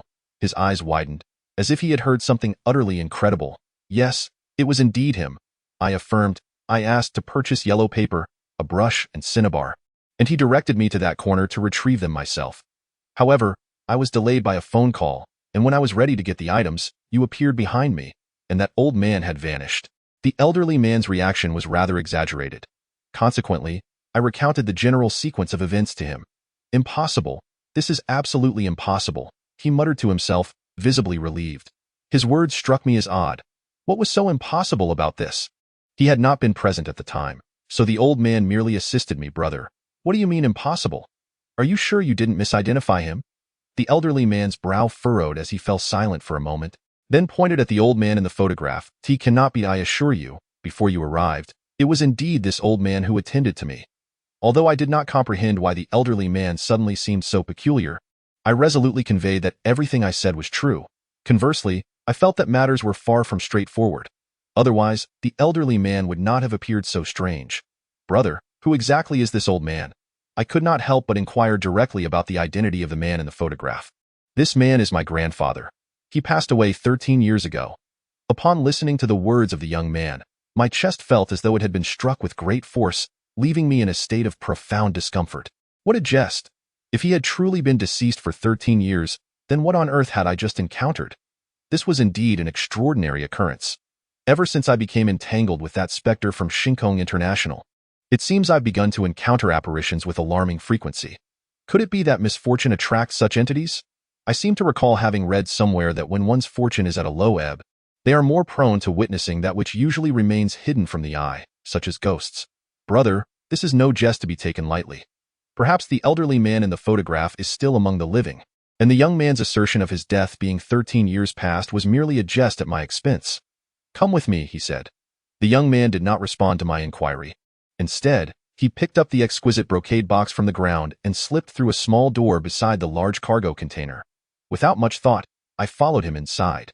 The room was not particularly spacious, perhaps around a dozen square meters. A large altar table occupied nearly a third of the space. Upon the altar sat an incense burner, covered in ash, and behind it, several plates stacked with seasonal fruits. It appeared that these fruits were offerings. Behind the fruits hung a black and white photograph, framed, depicting the very elderly man I had seen earlier. I took a deep breath and bowed deeply 3 times before the photograph of the elder. It was then that I realized the young man had not been jesting.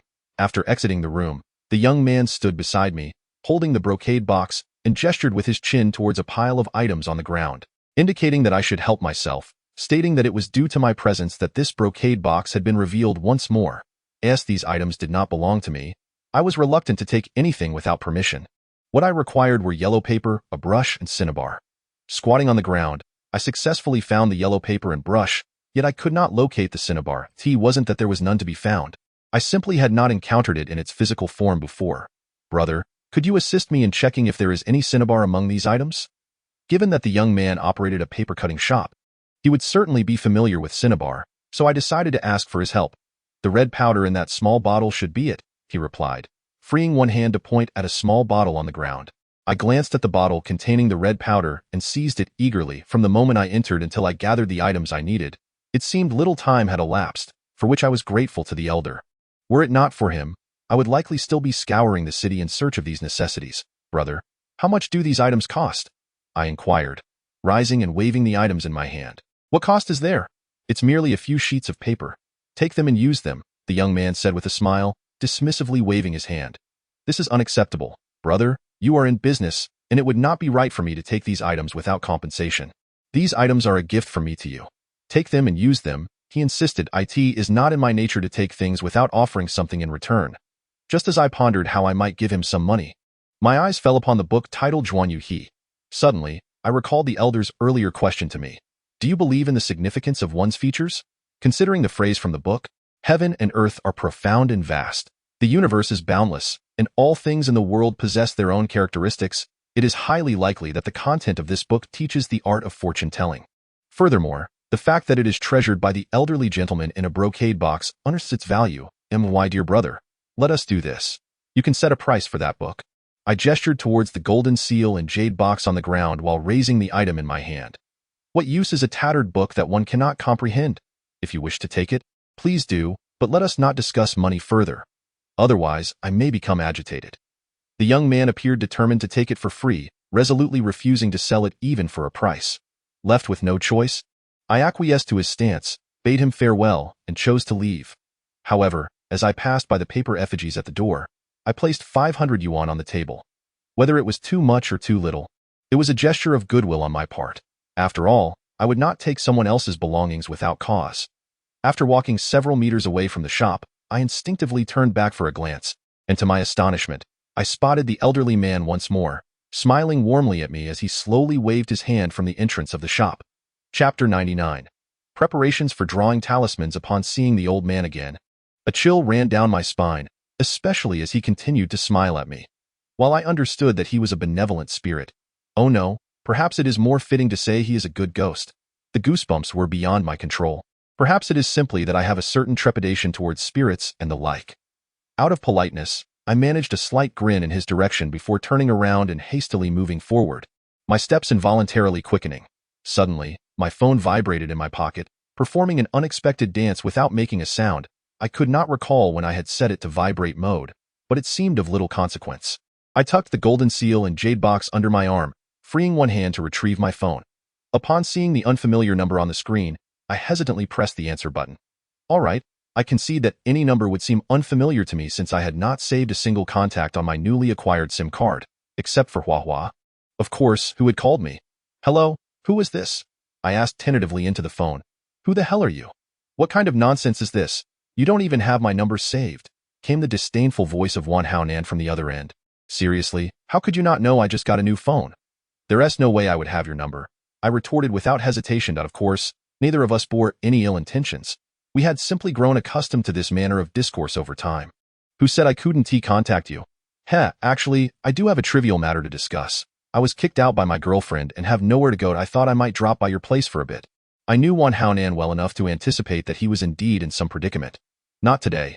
I have matters to attend to. If you truly have nowhere else to go, why not hang out at the bar and play some League of Legends until your girlfriend returns home? Then you can go back. I decisively turned down his request, for my own home was decidedly unsafe. He is fortunate that the female ghost has not entangled herself with Wan Haonan. I certainly do not wish to draw him further into this matter. As a single man, what could you possibly have to discuss with me? Don't tell me you've invited a girl over to your abode. You truly understand me. Indeed, I have arranged a meeting with a young lady today. She is quite enchanting, with a voluptuous figure, a slender waist, and a rounded posterior, and crucially, her beauty rivals that of Fan Bingbing. I continued in agreement with Wan Haonan's words, confident that as long as this fellow is sensible, he would refrain from seeking me out. I said, you need not say anything further. The lady is nearly here, and I must hasten to fetch her. Without waiting for Wan Haonan to finish, I abruptly ended the call. This would create the illusion that I was genuinely on my way to meet the young woman. Casually slipping the phone into my pocket, I hummed a tune and hurried home. Upon my arrival, I found that Hua Hua had yet to arrive. I decided to take the opportunity to draw some talismans. Returning to my bedroom, I found a cup and poured all of the vermilion powder from the small bottle into it. After adding some water, I mixed the vermilion thoroughly. To my surprise, the yellow paper I purchased from the paper crafting shop was precisely the standard size for talismans, thereby saving me some effort. However, upon reflection, the old man's brocade box contained everything necessary for drawing talismans, indicating that he must indeed have possessed such skills. Perhaps in his lifetime, he was a true master. For reasons unknown, he did not pass this craft down to his descendants. Of course, it is also possible that he did impart his knowledge, yet his heirs lacked the aptitude or the desire to pursue such an art. I shook my head vigorously, dispelling irrelevant thoughts from my mind, and meticulously recalled the essentials of drawing talismans. Moments later, I once again retreated to the bathroom. Taking a swift shower, I remembered that the Taoist priest from Maoshan had mentioned the necessity of bathing and changing attire before drawing talismans.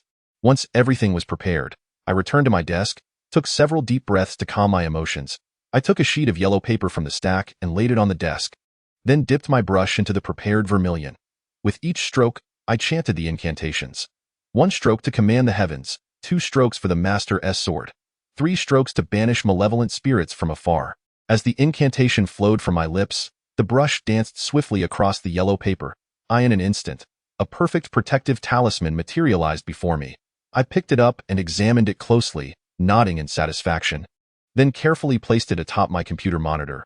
I selected another sheet of yellow paper, laid it flat on the desk, and using the same method, created a second talisman.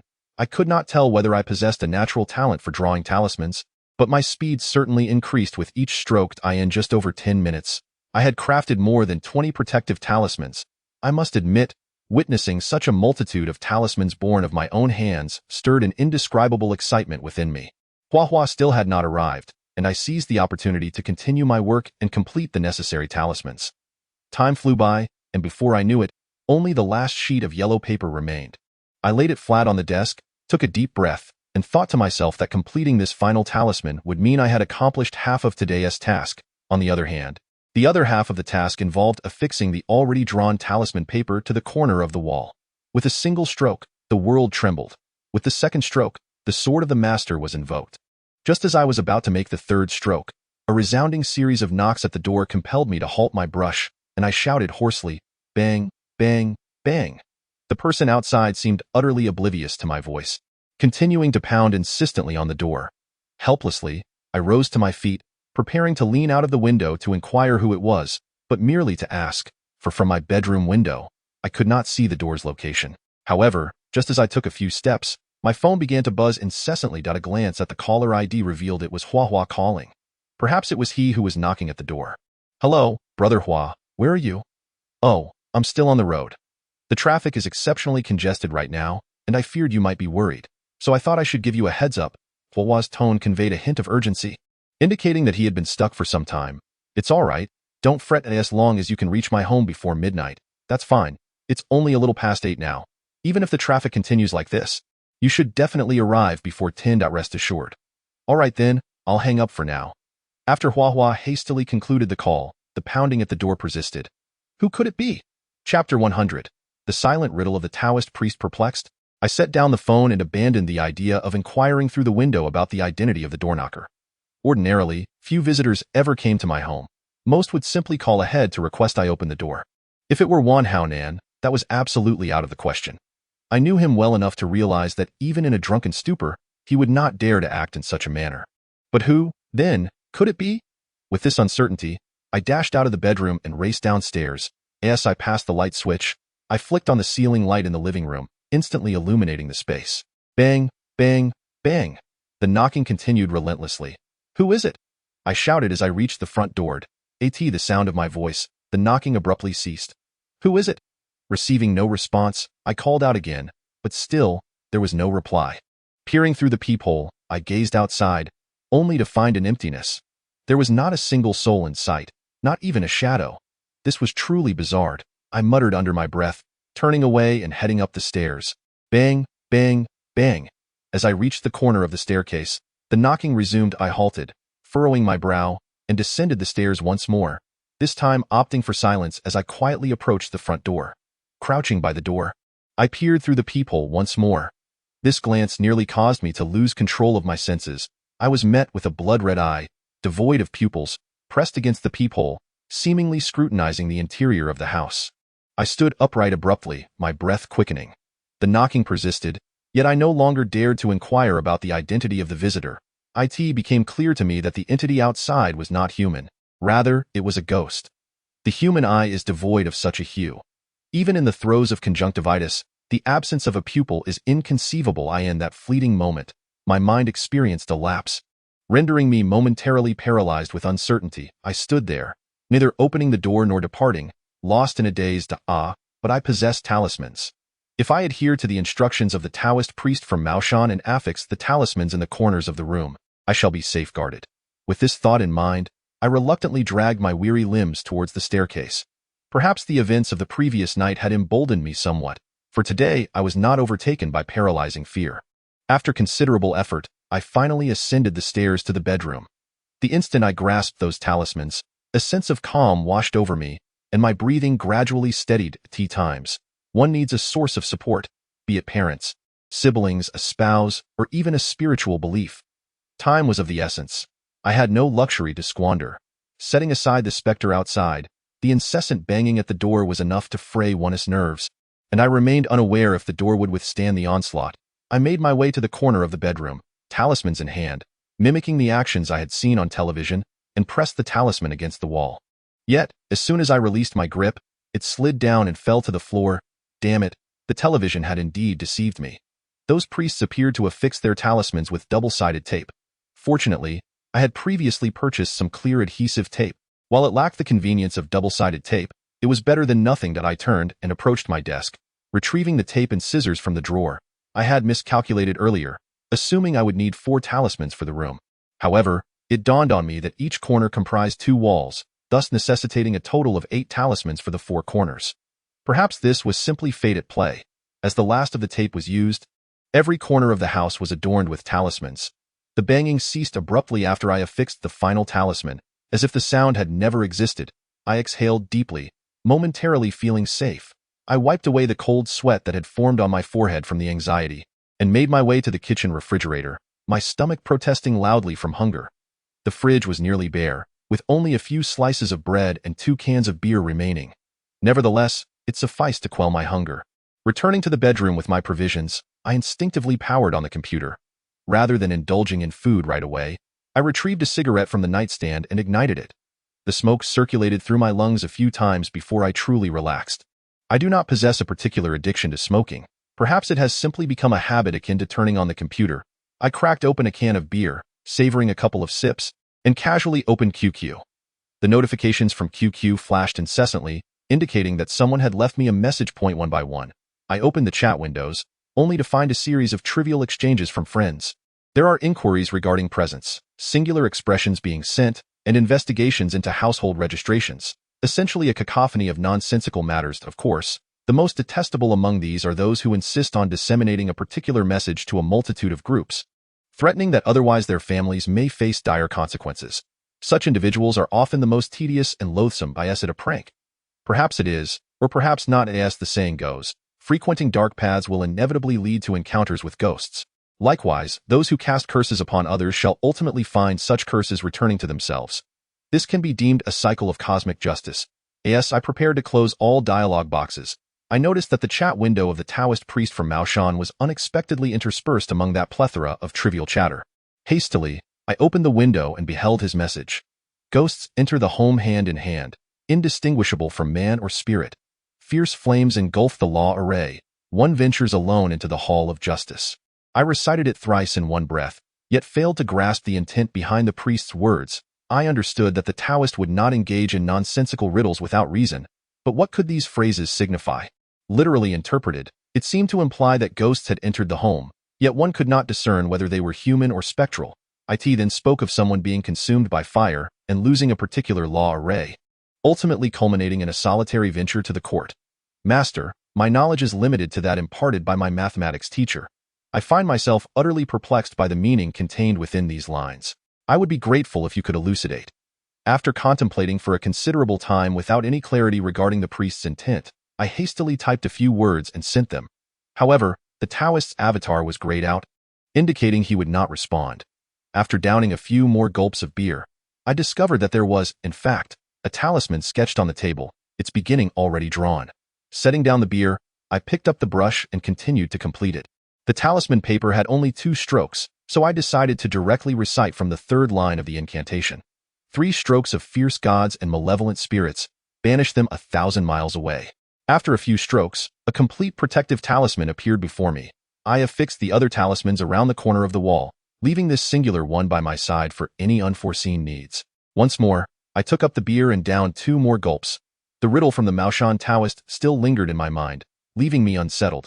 What could it possibly mean? Matters of confusion can indeed be clarified by querying the internet.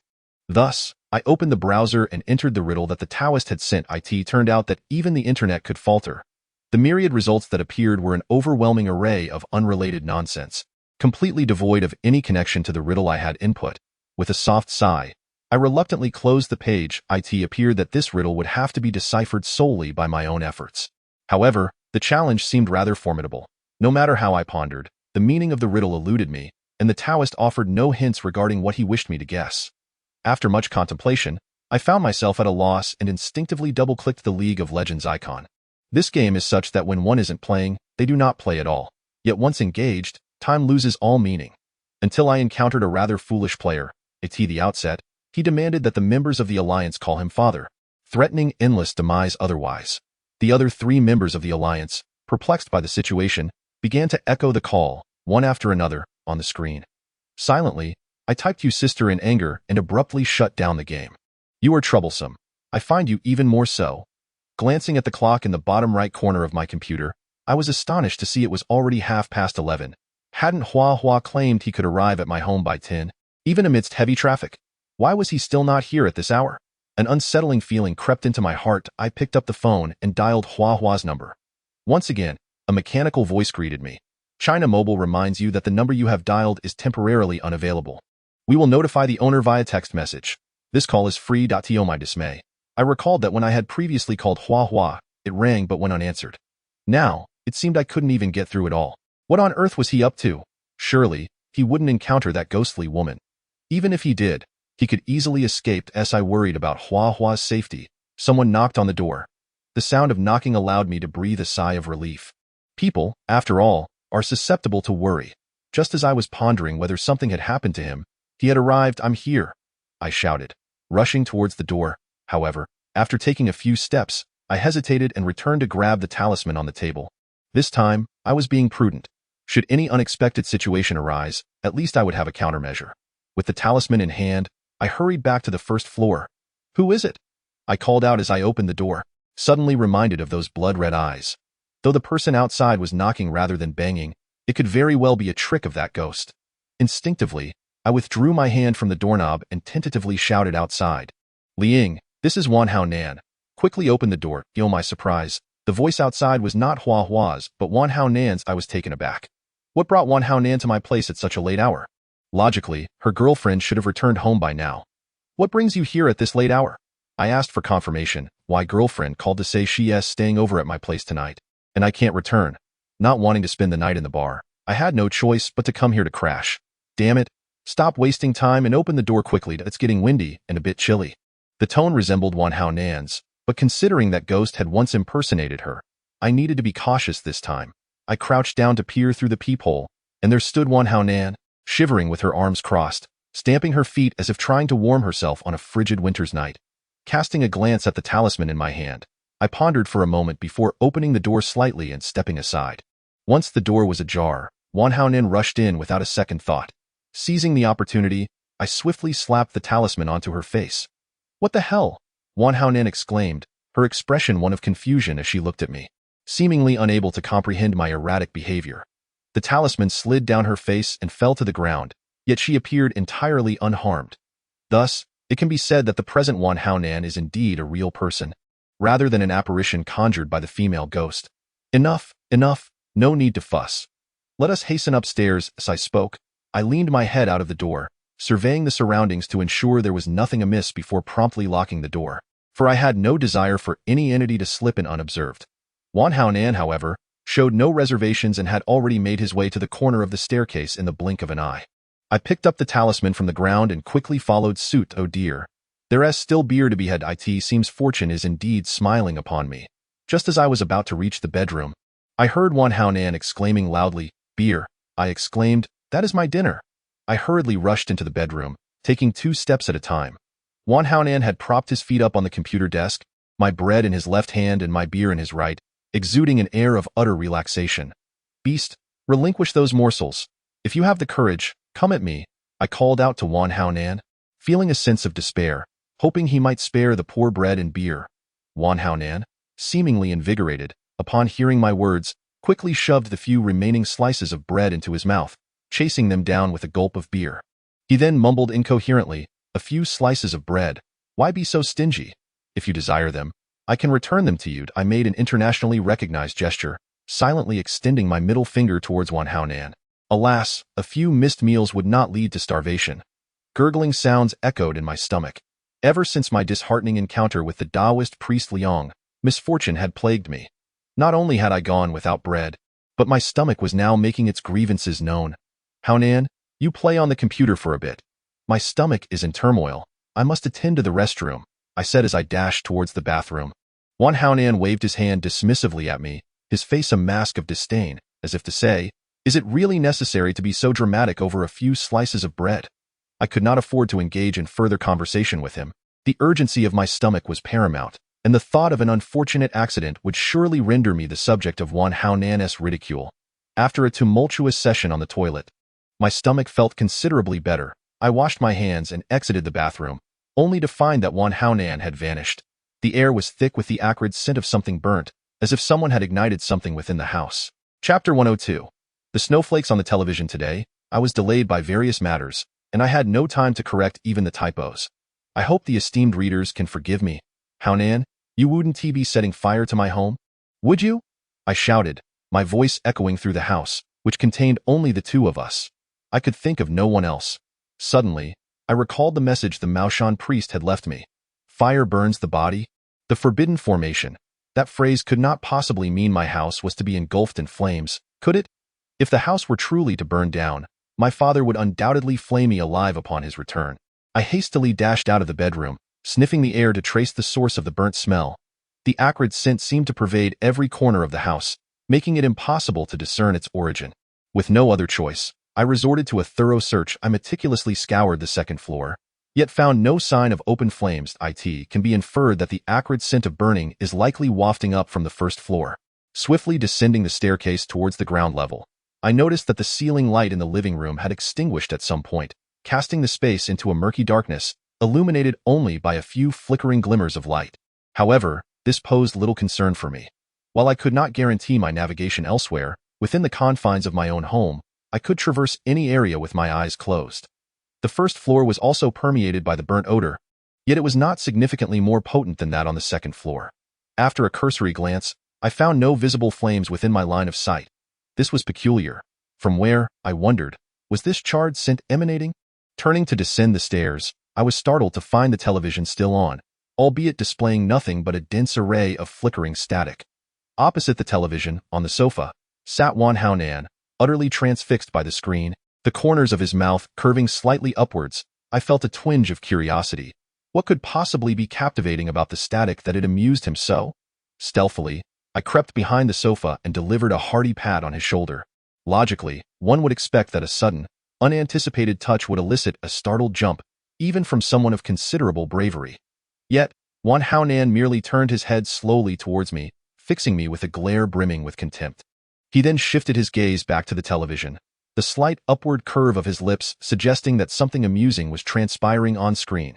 I leaned against the back of the sofa, exerting a slight force with my legs, effortlessly leaping over to sit beside Wan Haonan. Mimicking his posture, I gazed at the static-filled screen for a moment. Aside from inducing a mild dizziness, I discerned nothing of interest. What on earth is so captivating about the static? Have you taken some wrong medication? I nudged him lightly with my elbow, inquiring. "Shoo." Wan Haonan placed a finger before his lips, signaling for silence. "Shoo? What the hell? If you want to watch a movie, just use the computer upstairs," I retorted. Shoo! He turned his face towards me, once again gesturing for silence before returning his focus to the television. I felt a surge of irritation and seized the remote from the coffee table. Promptly switching off the static-laden screen, I was eager to see what other antics this fellow could conjure. The moment the television went dark, the entire living room plunged into an impenetrable blackness, accompanied by a disconcerting silence. For reasons unknown, an odd sensation washed over me, making me acutely aware of the vastness of the room, as if I were the sole inhabitant. Yet, in reality, Wan Haonan was seated beside me. By the way, Haonan, have you set something ablaze in my home? The burnt smell is rather overwhelming. I suddenly recalled the reason for my descent to the first floor, to seek the source of that acrid odor. Hush! The voice of Wan Haonan echoed through the darkness, unchanged from before. Though I could not see his face, I could easily surmise that he was undoubtedly cupping his hand over his mouth, gesturing for silence. Damn it, must you be so tedious? If you wish to play, do so on your own. I shall not indulge you any longer with a casual toss. I flung the remote onto the sofa and rose to my feet, preparing to ascend the stairs. However, before I could finish my thought, the television abruptly flickered to life. As if someone had turned it on, I did not believe this was the doing of Wan Haonan. For the moment the screen illuminated, the remote had just slipped from my grasp. The screen displayed a flurry of static, and Wan Haonan's gaze followed suit, fixating on the television, and of course, perhaps his eyes had never left the screen to begin with. The appearance of the static allowed me a fleeting glimpse of the remote's location. I swiftly retrieved it, pressing the power button without a second thought. Once again, the living room was plunged into darkness. To prevent the television from illuminating again, I decided to keep the remote firmly in hand. I felt my way to the backrest of the sofa and leapt over it. The moment I landed, the television flickered back to life. If the previous activation was due to my dropping the remote, this time I held it securely in my grip. Moreover, I was certain I had not accidentally brushed against the power button. Witnessing the static reappear, my immediate instinct was to press the power button to turn the television off, yet the remote seemed unresponsive. Regardless of how forcefully I pressed, the static persisted. Undeterred, I attempted several more times, but to no avail. Frustrated, I hurled the remote onto the sofa. I understood that every corner of the house had been adorned with talismans for protection. It was impossible for anything to go awry. Casting another glance at Wan Haonan, who sat on the sofa, I made my way toward the staircase. Ingzi, look, this is truly thrilling. Just as I was about to reach the stairs, Wan Haonan suddenly raised his voice. I halted, turning my gaze back to the television, where, apart from the incessantly flickering static, there was nothing else. I was puzzled. What on earth did Wan Haonan want me to see? Just as I was about to inquire, the shifting static gradually faded away, revealing a well on the television screen. Chapter 103. The eerie image on the television screen. Upon seeing the well depicted on the screen, I stared in disbelief, my eyes wide open. This was utterly absurd. What kind of joke was this? This was reality, not a horror film. Why was there a well from the ring appearing on the screen? Surely nothing would crawl out of it next. Haonan, enough with the jokes. Don't take it too far. I was genuinely irritated this time, my expression darkening. Wan Haonan flashed a grin at me before slowly turning his head, fixated on the well that had manifested on the television. I cannot fathom the reason, but his smile struck me as somewhat eerie, a kind of eeriness that eludes verbal expression. Furrowing my brow, I fell silent for a moment before returning to the sofa. Leaning against the backrest, I effortlessly leaped over it as before. I then strode directly to the television, yanking its plug from the socket. The screen's flickering image vanished without a trace with the disconnection of the cord. Ha! Let us see how you play now. Discarding the plug, I felt a twinge of satisfaction. I paid no heed to Wan Haonan, who sat on the sofa, and made my way once again towards the staircase. However, I had not ventured far when, astonishingly, the television flickered back to life. The snowflakes resumed their chaotic dance upon the screen. Haonan, what on earth do you intend? Look, look, Wan Haonan exclaimed, turning around and excitedly gesturing towards the television. As his voice faded, the static snowflakes melted away like ice, leaving behind only a desiccated old well. I took a deep breath and leaped over the sofa for the third time, approaching the television once again. Just as I prepared to unplug it again, I froze. The plug lay quietly on the TV stand, entirely disconnected from the socket. Thinking I was hallucinating, I rubbed my eyes vigorously, yet the reality remained evident. The plug was indeed not inserted into the outlet. I inhaled sharply as my gaze gradually shifted back to the television. The image was exceedingly blurred, the old well standing silently before me. I found myself at a loss for words, utterly bewildered by the surrealism before me. This had completely upended my understanding of televisions. It seemed they could display images even without power, albeit in a peculiar manner. My thoughts drifted back to the ring. Perhaps something truly would emerge from within. A prickling sensation crept across my scalp, and my hair stood on end. Without thinking, I retrieved the talisman I had previously pressed against Wan Haonan's face and placed it on the television screen. With the talisman's suppression, even if something were to emerge, it would surely be thwarted. At that moment, a chill coursed through my neck, as if something were exhaling onto my collar. Turning to look behind me, I was confronted by a dark mass nearly brushing against my face. Panic surged within me, and I stumbled backward, my heart racing. Yet, I was met with the television stand, leaving me with no retreat. As I took a step back, I accidentally kicked the stand, nearly losing my balance and colliding with the wall. Damn it, do you find it amusing to scare me like this? My heart finally eased when I discerned that it was Wan Haonan behind me, though the rapid beating of my heart showed no signs of abating. Wan Haonan stared at me impassively for several seconds before turning his gaze back to the television. I removed the talisman from the screen, clutching it tightly in my hand as I cautiously shifted sideways. I suspected that Wan Haonan was not entirely himself. Perhaps he had been possessed by the female ghost once more. Look, Wan Haonan suddenly shouted, sending a jolt of fear through me and nearly causing me to stumble to the ground. Subconsciously, I cast my gaze towards the television, only to be taken aback as the familiar visage of my home materialized on the screen. A figure was hastily descending the staircase, as if in the throes of an emergency. The camera gradually zoomed in, rendering the silhouette more distinct. To my astonishment, the figure was none other than myself. Upon reaching the bottom of the stairs, the television version of me began to scan the surroundings, seemingly in search of something elusive. Then, as if having made a discovery, I moved toward the direction of the television. The screen was awash with static, while on the sofa opposite sat a woman clad in white. I approached from behind the sofa and delivered a firm pat on her shoulder. Moments later, I leaned against the backrest and, with a graceful leap, seated myself beside the woman, playfully nudging her with my elbow.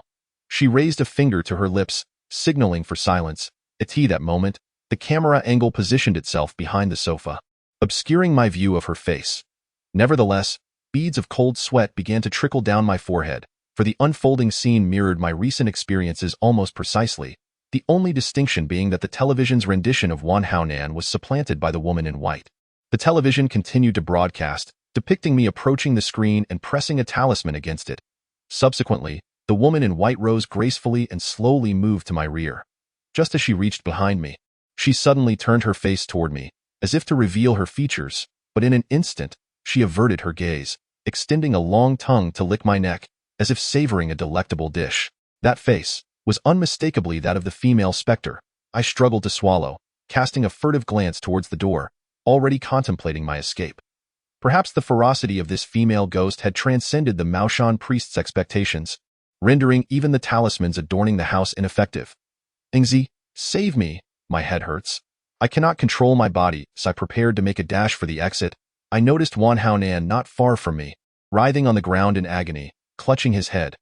His torment appeared all too genuine, not a mere act that I hesitated, torn between advancing to his aid and questioning whether this was yet another trap set by the ghost.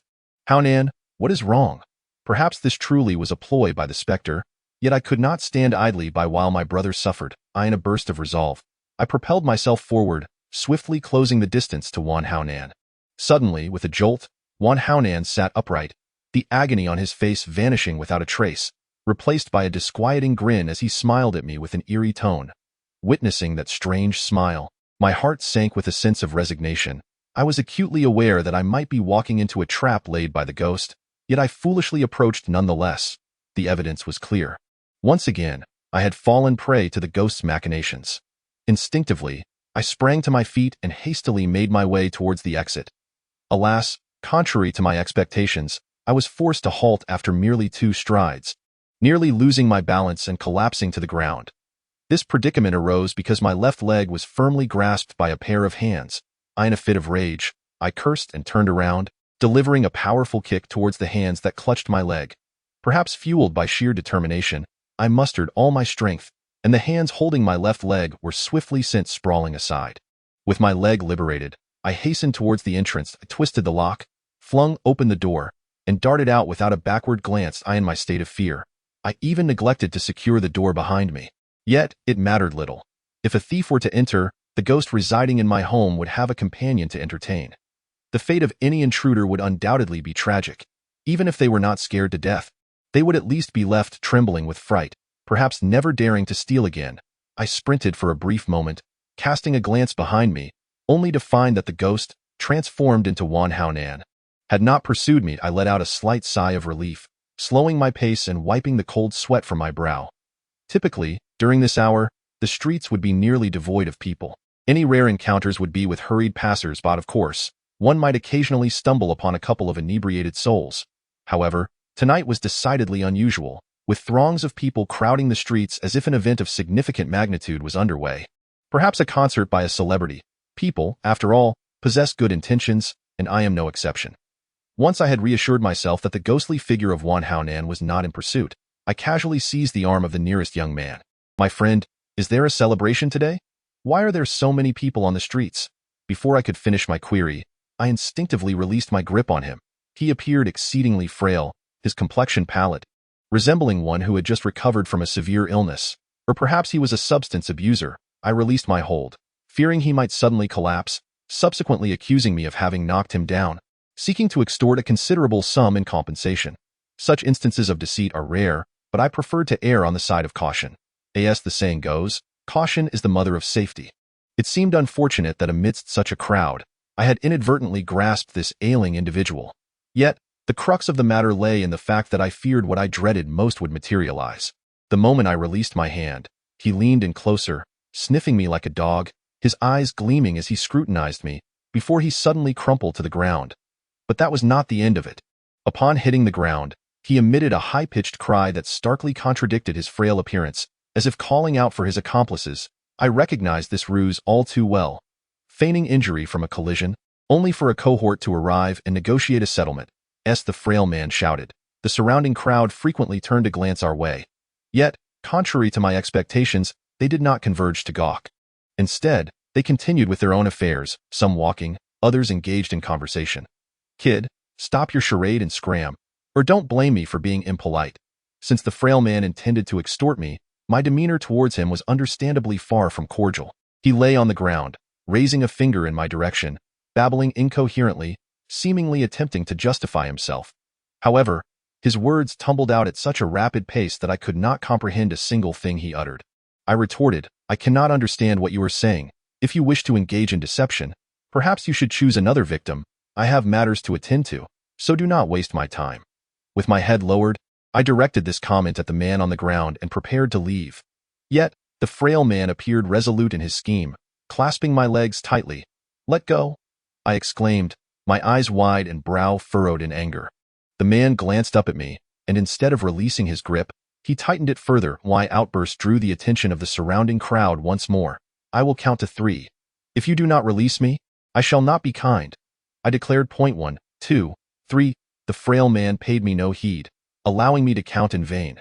Perhaps he believed I would not dare to act against him, which emboldened him to cling to my legs. He neither urged me for money nor attempted to extort me outright, seemingly awaiting the arrival of his accomplices. Once they arrived, it would be time to demand payment from me. As I reached 3, a flicker of hesitation crept into my mind. Today had been particularly unfortunate. If I acted rashly, unforeseen consequences might arise, such as accidentally causing him harm. I bent slightly, exerting force to pry his arms from my legs. Given the disparity in our physiques, I did not require much strength to separate his arms from my limbs. With a casual flick, he was once again sprawled on the ground. I cast a glance his way, scoffed, and began to walk away, glancing back every few steps in vigilance against any potential ambush from his accomplices. To be honest, I was uncertain of my destination. All I wished was to avoid that wretched specter. Suddenly, the frail man sprang to his feet, gesticulating wildly to the onlookers, his words flowing as rapidly as before, leaving me still unable to decipher his meaning. The crowd, however, seemed to grasp his intent, listening intently and occasionally casting glances in my direction.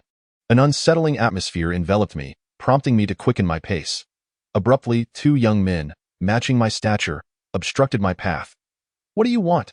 I inquired, suspecting that they were indeed accomplices of the would-be extortionist. My astonishment, They mirrored the frail man's earlier behavior, leaning in close and sniffing around me like dogs. What on earth were they up to? Had I stepped in something unsavory, or had I forgotten to clean myself after using the restroom? Instinctively, I placed my arm near my nose and inhaled deeply. My clothes bore only a faint scent of laundry detergent, devoid of any unpleasant odors. After a brief moment of sniffing, the two young men's eyes gleamed with excitement as they lunged at me. Their expressions akin to that of dogs catching a whiff of something foul. No, no, no, the wording is incorrect. It should say the hungry wolf seeing meat. Chapter 105.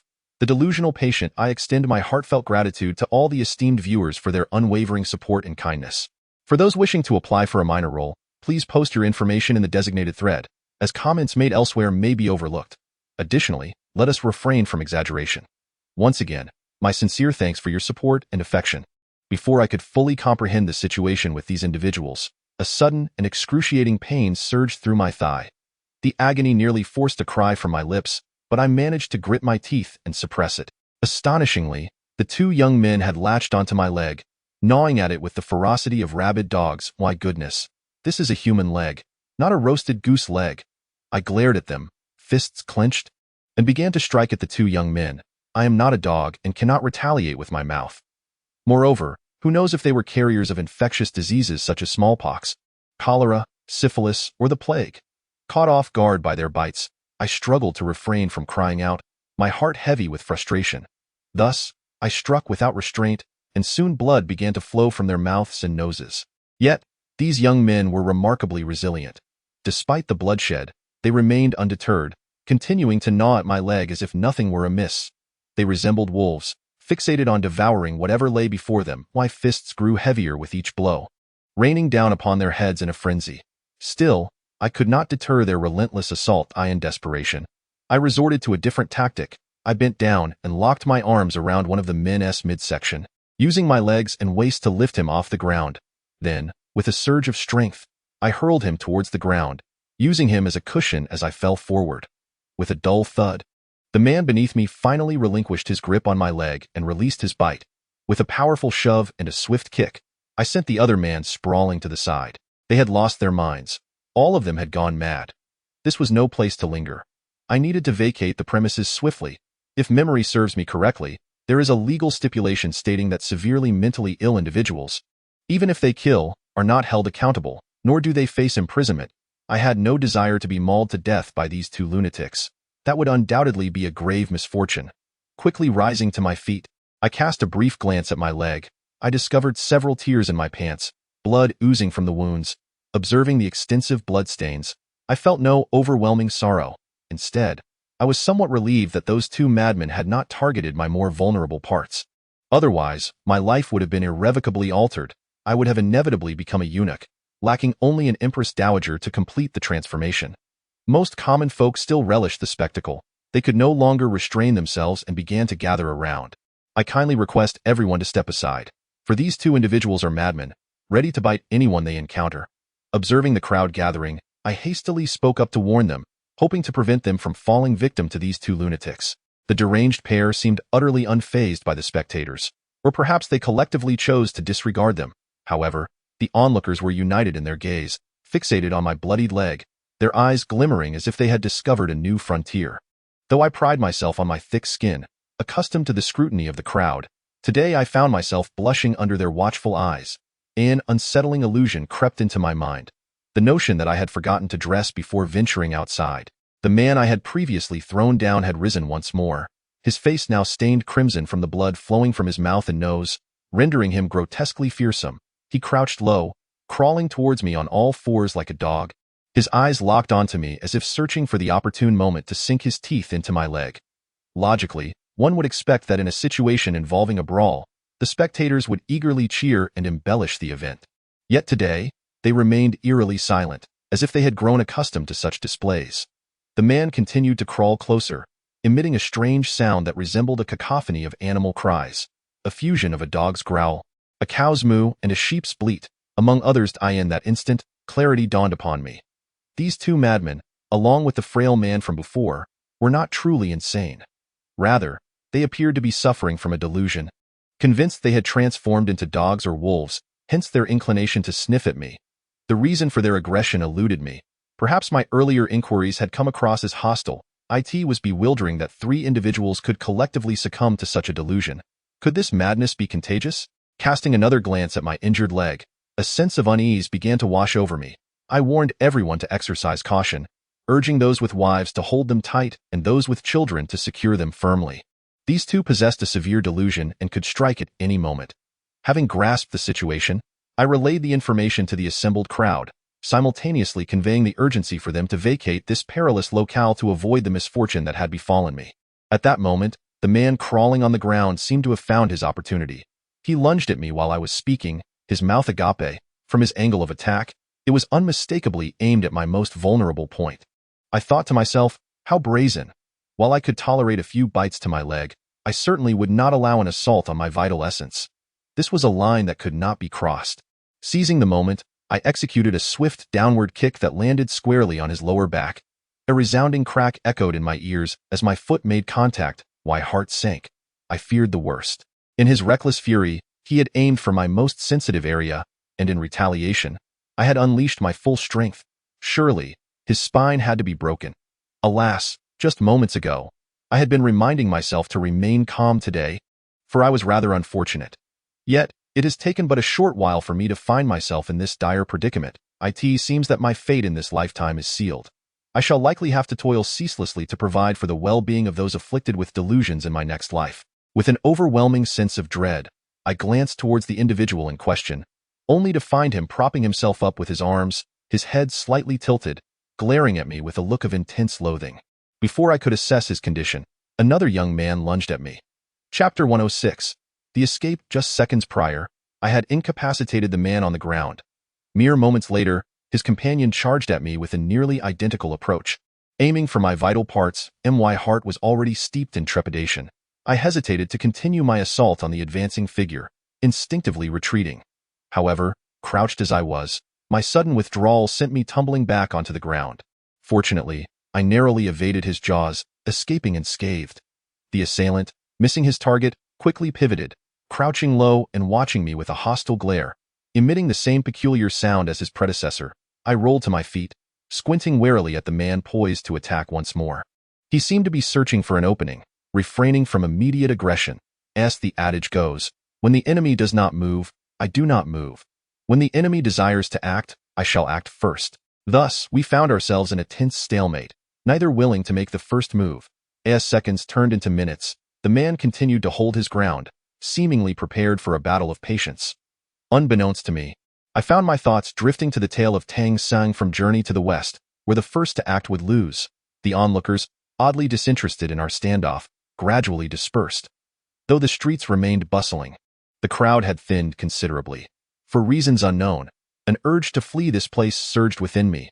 With the spectators gone and 2 severely deluded individuals injured, the absence of witnesses was evident. The afflicted party would be unable to articulate the events, rendering the truth elusive. Thus, if I were to leave this cursed location swiftly, I could easily absolve myself of all responsibility without a trace. However, I firmly believe that one must face the consequences of their actions. Despite their mental afflictions, they were indeed injured by my hand. The notion of escape was swiftly extinguished, and my thoughts turned to how I might contact the families of these individuals. Even if it meant supporting the injured party in my next life, I would accept it. Perhaps I could simply keep them as pets, for they themselves seemed to hold such beliefs. In the fleeting moment of distraction, the poised man finally seized his opportunity, lunging at me once more. Caught off guard, he bit down on my arm. Fortunately, my instinctive reaction had shielded my vital parts. Had I not acted thus, my fate would have been far more tragic. Compel this individual to cease his assault. I had but 2 options: incapacitate him or restrain him by twisting his arm and pinning him to the ground. The first path was evidently unfeasible. Although one might say that an abundance of lice does not fear their bites, the mere presence of 2 individuals with troubled minds is enough to instill a sense of dread. Seizing the opportunity, I grasped his arm and twisted it behind his back. With that twist, he obediently crouched to the ground. To prevent his escape, I pressed my knee against his back, ensuring a foolproof hold. Initially, perhaps due to the pain, he complied with remarkable docility. However, moments later, he began to struggle vigorously. Reluctantly, I found myself compelled to exert more force. In times of peril, individuals often unleash extraordinary potential. The man under my control seemed to exemplify this phenomenon. In an instant, he summoned an unforeseen strength and managed to topple me to the ground. Truth be told, I was momentarily stunned, even forgetting to promptly rise and re-establish control over him. When I finally regained my senses, I felt my face pale with shock, for my hand was still gripping his arm, while he was positioned at least 1.5 meters away from me, meaning his arm had been severed. Terrified, I hastily released my grip on the dismembered limb. The severed arm lay on the ground, blood gushing forth as if it were of no consequence. Strangely, the man who had lost his arm displayed an unusual calmness, as if the severed appendage bore no connection to him whatsoever. The moment I discarded his arm, he began to twitch his nose rapidly, as if he had caught a whiff of a delectable feast. I mention this because saliva had begun to accumulate at the corners of his mouth. Unbelievably, the man, once incapacitated, lunged once more. Yet this time, his target was not me, but the bloodied arm resting on the ground. Grasping the severed limb, he brought it to his nose, inhaling deeply before proceeding to ravenously chew on it. Even more unsettling was the sight of the previously incapacitated man, now using his arms to support himself, crawling towards the one who had lost his arm, biting down on the other end of the severed limb. The crunching sounds echoed in the air, and I could no longer bear the sight. My stomach churned violently, and I turned aside, succumbing to retching on the ground. Why heavens, was I dreaming? Why had such a scene manifested in the realm of reality? And why was I the unfortunate witness? Suddenly, my subconscious alerted me to the presence of something drawing near. With great effort, I suppressed my stomach's convulsions and slowly raised my head. I beheld the frail young man, who had seemed intent on causing trouble, advancing towards me step by step. A cryptic grin plastered across his face. When he approached the 2 young men feasting on the severed arm, he lightly kicked them a few times with his foot, then spoke rapidly to them. They glanced up momentarily before returning to their gruesome meal. The slender man continued his rapid chatter, yet received no response. Undeterred, he resumed his advance towards me. Taking a deep breath, I rose from the ground. It was evident that this gaunt figure harbored ill intentions. Though my heart was clouded with trepidation, I was unwilling to remain passive in the face of impending danger. Listen, if you wish to avoid injury, it would be wise to stand still, I warned as I observed the frail figure drawing ever closer to me. I pointed at him and offered a word of caution. The emaciated man grimaced at me, lowering his head. Yet, his feet did not cease their advance. Just a few paces away, he abruptly lifted his head, causing me to gasp in horror, and without a moment's hesitation, I turned and fled, though maintained my speed. I pushed through the bustling crowd, parting them as my decision to escape stemmed from the instant the gaunt man raised his head, his facial features inexplicably vanishing, reminiscent of the entity that had attempted to invade my home through the glass on that fateful rainy night. Chapter 107. Here is safe. I recalled that Liang Daoshang had previously remarked that such faceless beings are mere wandering souls. It seemed that the entity from that stormy night had been compelled by some female specter to manifest outside my window. Yet today, it had appeared again, accompanied by 2 companions, leaving me to ponder their intentions. There was a distinct possibility they sought my demise. Considering the assault from its companions, it was evident they wished to see me dead. The blood staining my legs served as irrefutable evidence. However, Liang Daoshang had explained that these wandering souls languish in a state of uncertainty, awaiting the chance for reincarnation, and even when bound by vengeful spirits, they do not take lives. To do so would not only forfeit their opportunity for rebirth, but could also condemn them to the depths of hell, eternally trapped in despair. The current predicament baffled me. Perhaps the female ghost had promised them some irresistible temptation, using rebirth as a ruse. I navigated through the panicking crowd. I glanced back intermittently to see if the faceless entity was in pursuit. At that moment, I had no time to alert those around me about the ghostly presence, and I understood that, even if I did, they might not believe me. Upon turning for what felt like the nth time, I discovered the faceless being had entered my line of sight. It seemed to possess an uncanny ability to weave through the throngs of people with ease. It closed the distance. My heart raced, and cold sweat began to trickle down my face. "Excuse me, please. There's a ghost chasing me." In my desperation, the truth slipped from my lips. The instant the words escaped, regret washed over me. I would undoubtedly be perceived as a lunatic, as anticipated. Every pair of eyes in the vicinity turned toward me, their expressions a mix of surprise, disdain, and pity. "Big brother, what does a ghost look like?" Suddenly, a small girl, appearing about 6 or 7 years old, tugged at my sleeve, her innocent voice inquiring, I had no desire to explain, nor the time to do so, but if I remained silent, I feared she would not release her grip. After a brief hesitation, I decided to provide a swift explanation, hoping to extricate myself from her clutches and continue my escape. However, the moment I began to respond, her voice shifted from innocent to hoarse, and her cherubic face rapidly paled before my eyes, as her complexion turned as pale as parchment. Her tongue slowly slipped from her mouth, hanging limply before her chest in an instant. A trickle of crimson blood coursed down her tongue, falling to the ground with the slightest movement of her tongue. Witnessing this horrifying scene, my body involuntarily shuddered, not from an urgent need to relieve myself, but from sheer terror. I could hardly believe that the little girl before me was, in fact, a ghost. "Get away!" I bellowed, forcefully kicking the girl who clutched my clothing to the ground, before plunging into the throng of people. Not far behind, the faceless entity continued its relentless advance towards me. With the little girl toppled by my kick, the surrounding crowd erupted into chaos, their faces turning a ghastly shade of green. Some were so enraged that their eyes seemed ready to leap from their sockets, their features twitching with fury. Even others appeared to have decayed, yet they all began to inch towards me in unison, seemingly poised to exact retribution for the little girl. At that moment, it dawned on me why so many souls wandered the streets at this late hour. They were not humans at all, but a multitude of specters. My heart raced with an intensity that felt beyond comprehension, each beat quickening to the point of suffocation, as if my head might explode. Goosebumps rose on my skin, forming a protective armor against the terror that enveloped me. The sight before me was utterly horrifying, and I contemplated drawing a dagger to plunge into my own heart, as one might in a dream, perhaps believing that such an act might grant me liberation. Was I truly destined to die? No, I could not resign myself to fate if I dared to fight back. There might still be a glimmer of hope for survival. To refrain from even attempting would mean my complete demise. Resolutely, I bit down hard on my tongue, the sharp pain jolting me back to a semblance of consciousness. Furrowing my brow, I clenched my teeth tightly, summoning all my strength to surge forward against the encroaching circle of specters. In that moment, I no longer feared colliding with anyone. I unleashed every ounce of energy I possessed into my desperate flight. After all, they were merely ghosts, and should I inadvertently harm one, I would bear no responsibility. The throngs of pedestrians remained numerous, yet they posed little resistance to my passage, allowing me to advance at a pace 2 or 3 times faster than before. Indeed, I scarcely felt their weight as I ran. I dared to glance back at the faceless entity weaving through the crowd, and to my relief, it seemed to be gradually losing ground. "Young man, hurry over here." Amidst my frantic escape, I thought I heard someone calling to me. A swift survey of my surroundings revealed that I had unwittingly reached the vicinity of a paper effigy shop. Standing before the entrance was an elderly man clad in a tattered long robe. Though faded, it appeared remarkably clean. Most striking were his eyes, which gleamed with profound wisdom. "Young man, hurry over here."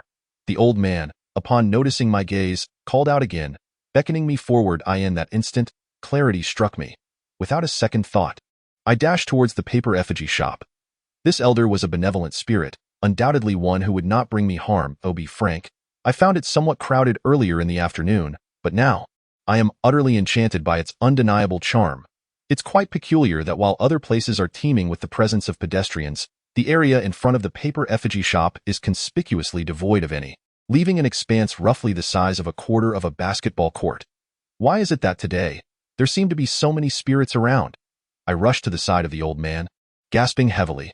The encounter with spirits is attributed to a stroke of ill fortune. When you came to purchase items today, I had already foreseen your fate. Next year on this very day will mark your death anniversary.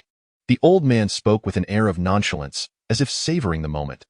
The meaning behind his words sent a jolt through my heart, nearly causing me to lose my breath. "Old man, please, spare me the ifs and buts, and help me find a place to hide.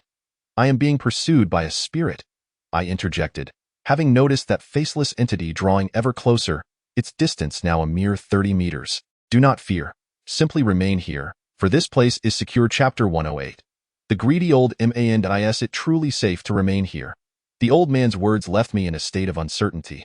Nevertheless, given the current circumstances, it appeared as though his assertion held merit. After all, other areas were overrun with spirits, while the space before his paper effigy shop remained untouched. I fixed my gaze upon the faceless entity, helplessly watching as it approached. My heart was already bracing for the worst, prepared to flee once more if the situation turned dire. As the faceless being neared the open area, it seemed to falter and cock its head, as if pondering why I had suddenly ceased my flight. Moments later, it took a step in my direction, but an invisible barrier thwarted its advance, preventing it from crossing into the open space. No matter how fervently it tried, witnessing this scene stirred a flicker of excitement within me. I could finally catch my breath. Only after confirming that it genuinely could not enter did I release a heavy sigh of relief, collapsing on the ground and looking up at the old man beside me. Old man, is today the day when the gates of the underworld swing wide open? Why are there so many spirits on the streets? Given that the old man before me was also a spirit, he must possess knowledge of many things unknown to me. The old man gazed at me, his expression one of bewilderment, seemingly unable to comprehend my words. Please, do not tell me you cannot see this multitude of apparitions. I gestured towards the spirits surrounding the open area. Upon hearing my words, the old man's astonishment deepened. What I mean is, you cannot see those spirits, I reiterated, pointing once more to the outskirts of the open space. The old man furrowed his brow, remaining silent for a moment before finally speaking. Young man, kindly extend your left hand for me to see. As I opened my left hand, I suddenly recalled the precious book I had acquired from him, the one that appeared to be a manual for fortune-telling, and whose author was none other than the elderly gentleman before me. In other words, he intended to read my palm. Yet, upon reflection, being read by a spirit is likely a first in history. I wonder if it might qualify for the Guinness World Records. I rose to my feet, extending my open palm towards the elderly man before me. He merely cast a fleeting glance, then averted his gaze, as though struck by an epiphany, gently shaking his head and muttering, "So it is. Sir, what does my palm say about whether I will ever possess 5 million? Or when I might find a girlfriend?" I inquired eagerly, desperate to uncover the answers I sought. He responded enigmatically, "From the blemish on your palm. It appears you are under a curse from a ghost. This curse amplifies the fears harbored deep within your subconscious, ultimately leading you to be terrified to the point of death by your own heart's dread." Although his reply did not directly address my questions, it successfully seized my attention. What is this ghostly curse that can magnify one's fears infinitely? I pondered, intrigued. My gaze instinctively fell upon the palm of my left hand, for I had no recollection of any blemish existing there. To my astonishment, I discovered an egg-sized dark spot that seemed to dominate my palm. Setting aside the notion of a ghostly curse, the old man's words left me utterly speechless. This was not merely a blemish. The entirety of my palm had turned black. I spat into my left palm and rubbed vigorously, yet the dark mark clung to me like a birthmark, refusing to be eradicated. "Sir, why has my hand turned black, and why can it not be removed? Since you are aware of this ghostly curse, surely you must possess a means to eliminate it." I implored him, my voice tinged with desperation, for the sight of my discolored hand was utterly repulsive. "What is wrong with black? I see it quite splendid. There is even an organization abroad known as the Mafia. Since your hand has already turned black, you could easily seek membership with them." The old man's words nearly caused my eyes to bulge in disbelief. I had not anticipated this seemingly archaic man to possess such cosmopolitan flair, even referencing the Mafia, albeit with a misinterpretation of its significance. Yet, upon reflection, it made sense. If he had enjoyed reading newspapers and magazines in his lifetime, he would undoubtedly have gleaned some knowledge, considering the Mafia was established in 1282. "Sir, might we refrain from jesting? I understand you are trying to amuse me, but the sight of my inky hand leaves no room for laughter, my dear child. How can you lack even a hint of humor?" he retorted. "Very well, I shall tell you the truth. You may select a suitable set of funeral garments from my shop, followed by a preferred urn for your ashes." The elderly man straightened his expression, shaking his head slightly. "Goodness, this old fellow is undoubtedly a miser. Even in death, he remains fixated on his business." I pondered whether he had refrained from reincarnation due to an inability to part with his paper offerings. "Are you implying that if I purchase these items from your shop, you will reveal how to restore the color of my hand?" Perhaps I would sacrifice a significant sum of money. But given the circumstances, I had little choice but to acquiesce, as the saying goes. Money can be earned anew, but a blackened hand might not easily revert to its former hue. No, I believe you have misunderstood my intent. What I mean to convey is that at the moment of your death, this ghostly curse will naturally cease to exert its influence, and your hand will revert to its normal hue. Is there truly no other way besides death? Upon hearing that only death could restore the color of my hand, I couldn't help but feel a surge of astonishment, my voice involuntarily rising a few octaves. "Well, not exactly," the old man replied nonchalantly. "If you stand under the sun for a couple of hours, The curse that haunts you will naturally dissipate. I sensed that the elder was deliberately teasing me. Something as simple as sunbathing was being presented with such gravity, and yet he suggested I prepare a shroud and an urn. Ultimately, he remained a miser at heart. However, the moment he mentioned sunbathing, a wave of relief washed over me. Sir, why didn't you mention such a simple method sooner? You nearly made my heart leap from my throat. As if a heavy stone had fallen, an indescribable comfort enveloped my heart. And even while conversing with the old man, a smile graced my lips. The tense atmosphere evaporated instantly as for the group of spirits outside, and that faceless entity they could sway about as they pleased. After all, they were oblivious to the reason they could not approach. If it were truly that simple, would I have needed to purchase a shroud and an urn? The elder's words caused my previously relaxed heart to tighten once more. Have I been overly simplistic in my thinking? Could I not simply remain here until dawn? I voiced my thoughts to the elder, but he merely shook his head dismissively. Sir, do you truly refuse to let me take refuge here for the night? The old man before me did not appear to be the type to turn a blind eye to someone in peril, so why did he shake his head? To save a life is worth more than building a 7-tiered pagoda. I would certainly allow you to stay here for the night. However, as you can see, that entity cannot tread upon this ground before my shop, for it is protected by my ancestral blessings. You are an outsider, and my ancestors' blessings will not extend to you. In other words, the reason that entity cannot enter is that I am safeguarding you. Yet, having detached from my physical form for merely 13 years, my powers are insufficient to protect you for an entire night. The elder's explanation left me somewhat bewildered, but I surmised his meaning.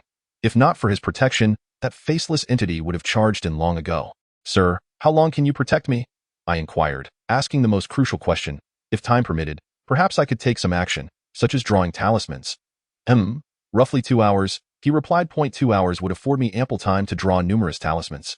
With the right symbols, I would relish the opportunity to see how that faceless entity would continue to act so arrogantly. Sir, might I trouble you to prepare some materials for drawing talismans? Rest assured, I will pay for them.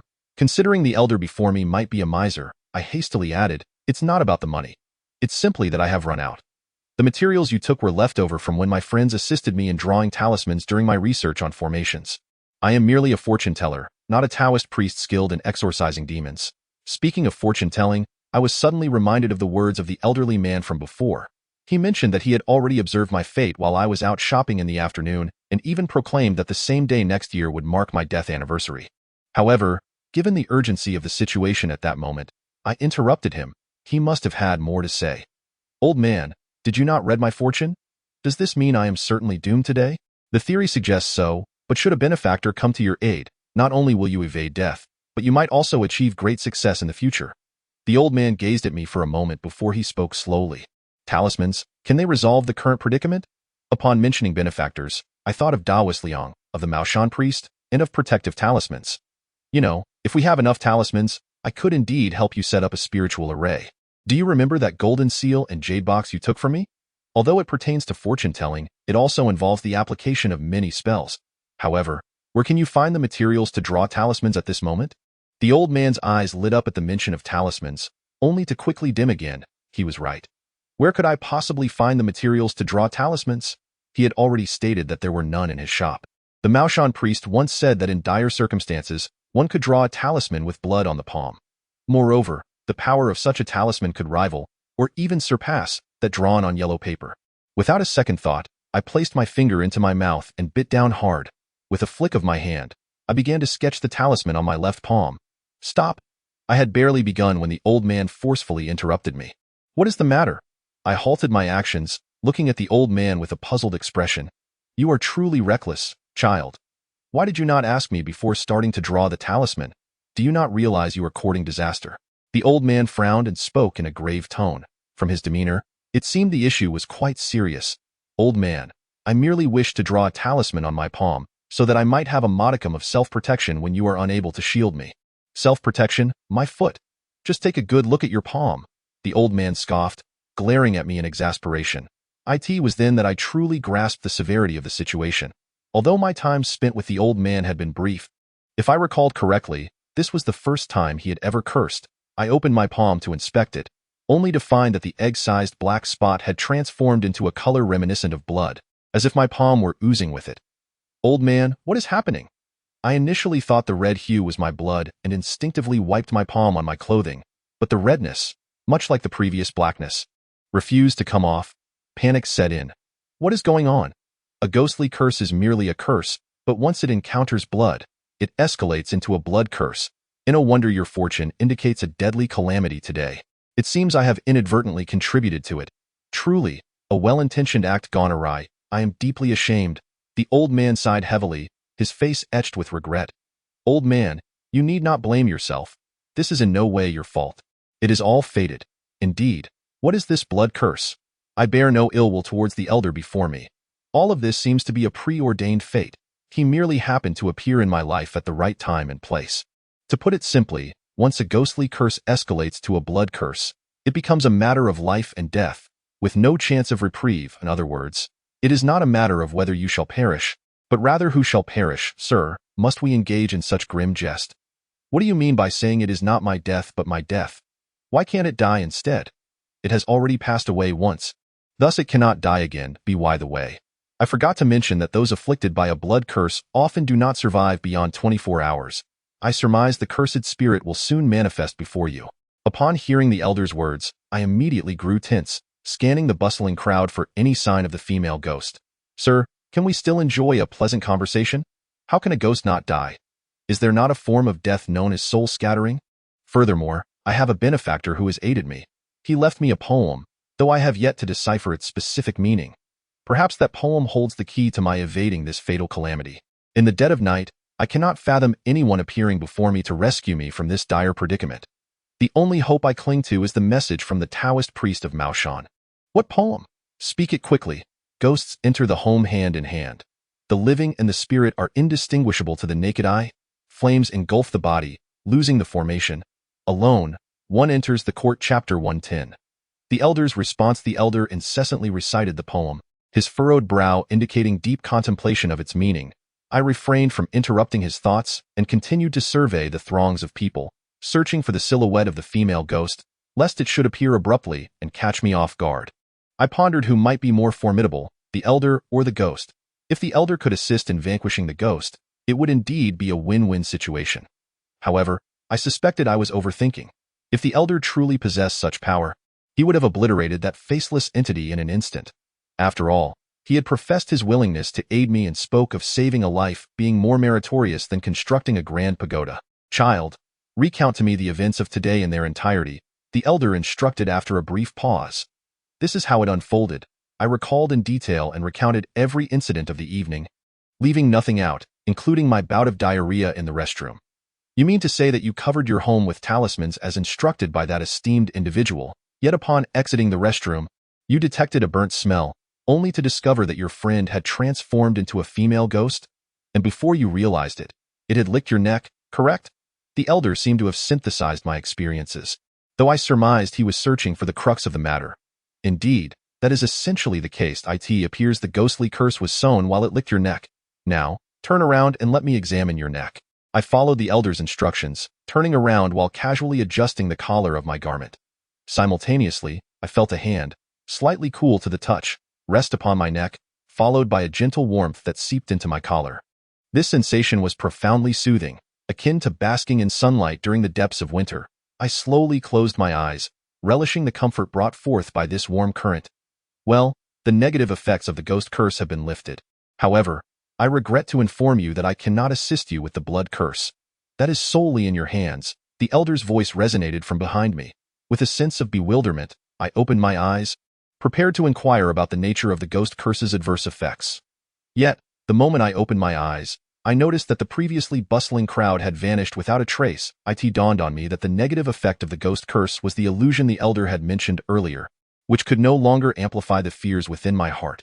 Elder, if you possess the ability to dispel this so-called ghost curse, why did you not do so from the outset? Did you not say that everything is predestined? Furthermore, I had yet to assist you in resolving it before you transformed the ghost curse into a blood curse. The elder's words left me somewhat speechless. What did he mean by my turning the ghost curse into a blood curse? Had I known, I would never have acted so recklessly. After all, who would be idle enough to bite their own finger for amusement? If such a person existed, it could only be said that their mind was unhinged. By the way, elder, what does that poem truly mean? I had no intention of lingering on the previous matter, as the elder was under no obligation to assist me. His choice to help was likely merely an act of goodwill to accumulate some merits. From what you have shared, I have deduced a general understanding, the elder replied with a faint smile, speaking with a composed demeanor. Elder, please do not keep me in suspense. Time is of the essence, and we must act swiftly. I mean, the female ghost might appear at any moment. You must tell me so that I can prepare a response. Do not fret. Even if the ghost arrives, it is of little consequence. Within 2 hours, as long as you remain near my shop, you will be safe, the elder reassured me, clearing his throat to calm my increasingly restless spirit. And what happens after those 2 hours? Am I to be devoured by the female ghost? Of course, I only thought this in silence and refrained from voicing my fears. I remained silent, fixated on the elder, awaiting his explanation of the poem's meaning. The one who went to your home is your friend, merely possessed by a ghost. Yet, you, with your mortal eyes, failed to perceive these realities. While you were affixing talismans in every corner of your house, you inadvertently set up a magical array. However, your friend, possessed by the ghost, took advantage of your absence in the restroom and burned all the talismans you had posted, which is why you detected a burnt odor upon your return. If I had indeed established a magical array in the room, why then was the female ghost able to possess my friend and remain unharmed? I voiced my lingering doubts. If it were to materialize within your home, it would certainly be subdued by the magical array. However, possessing a living being is an entirely different matter. As long as it does not physically touch those talismans, the efficacy of the formation upon it is negligible. Hence, it was able to set fire to those talismans. The elderly man before me seemed to possess profound understanding. I even harbored doubts that he was not merely a fortune teller, but rather a consummate master. Sir, what does that last sentence mean? The first 3 sentences are somewhat explicable, yet the final one eludes my understanding. The last sentence is indeed the key to your survival. All you need is for one person to infiltrate the yamen, and you shall safely navigate this calamity. I had contemplated the old man's explanation regarding the last line, but the yamen is an institution of antiquity, and thus I did not dwell on it further, assuming it bore a different connotation. However, in modern society, where can one find a yamen? Surely, I cannot rush to the Kaifeng prefecture. Even if that place were indeed viable, time would scarcely permit it. No, you have yet to grasp my meaning. While there is no yamen in the modern sense, there exists a place that has assumed its responsibilities, or can be regarded as the modern equivalent of a yamen. Such places have been bastions of righteousness throughout the ages, where malevolent entities dare not tread. Alas, why had I not thought of that place before? Truly, I am growing old. Are you suggesting the police station? The excitement in my heart caused me to momentarily lose my composure, exclaiming with fervor, "Indeed, that is the place. If you merely spend a night there and bask in the sunlight tomorrow, it will dispel the blood curse afflicting you." The old man bore a smile, seemingly comforted by the prospect of my salvation. "Sir, I cannot thank you enough. I shall certainly visit you when time permits." With a destination in mind, I found myself impatient to reach that place as swiftly as possible. Before the female ghost manifested before me, "Child, why are you so eager? It would not be too late to depart after I have finished speaking." The old man sighed softly, wearing an expression of resignation. After a moment of awkwardness, I scratched the back of my head and surveyed the now desolate street before returning my gaze to the old man. "Sir, do you have any final instructions? Today is somewhat exceptional. Shall I come to find you at the shop tomorrow afternoon?" "Ah, after tonight's midnight, I must leave this place forever, and you and I shall have no further opportunities to meet, unless you are to be grasped by a ghost and depart with me. Thus, there are certain matters I must clarify." The old man's words resonated with a tinge of melancholy, akin to a heartfelt farewell among close friends. "Are you to be reincarnated? Indeed. The King of Hell has shown mercy, allowing my soul to linger on the earthly plane for 13 additional years. Time slips away like dust, and it is now time for me to report to the underworld." The old man turned his gaze towards his paper effigy shop, his eyes filled with an unmistakable sense of reluctance. "Is reincarnation not a blessing? Or do you still harbor a lingering attachment to all things of this world?" In my view, many restless spirits yearn for reincarnation, including that faceless entity anxiously wandering nearby. And of course, the elderly gentleman before me is honored with a spirit tablet and does not belong to the realm of wandering souls. My prolonged stay in the mortal realm is due to unfulfilled aspirations. You have likely discerned that I possess the gift of fortune-telling. However, my descendants hold a rather skeptical view of this, deeming it mere superstition, and none are inclined to accept my legacy.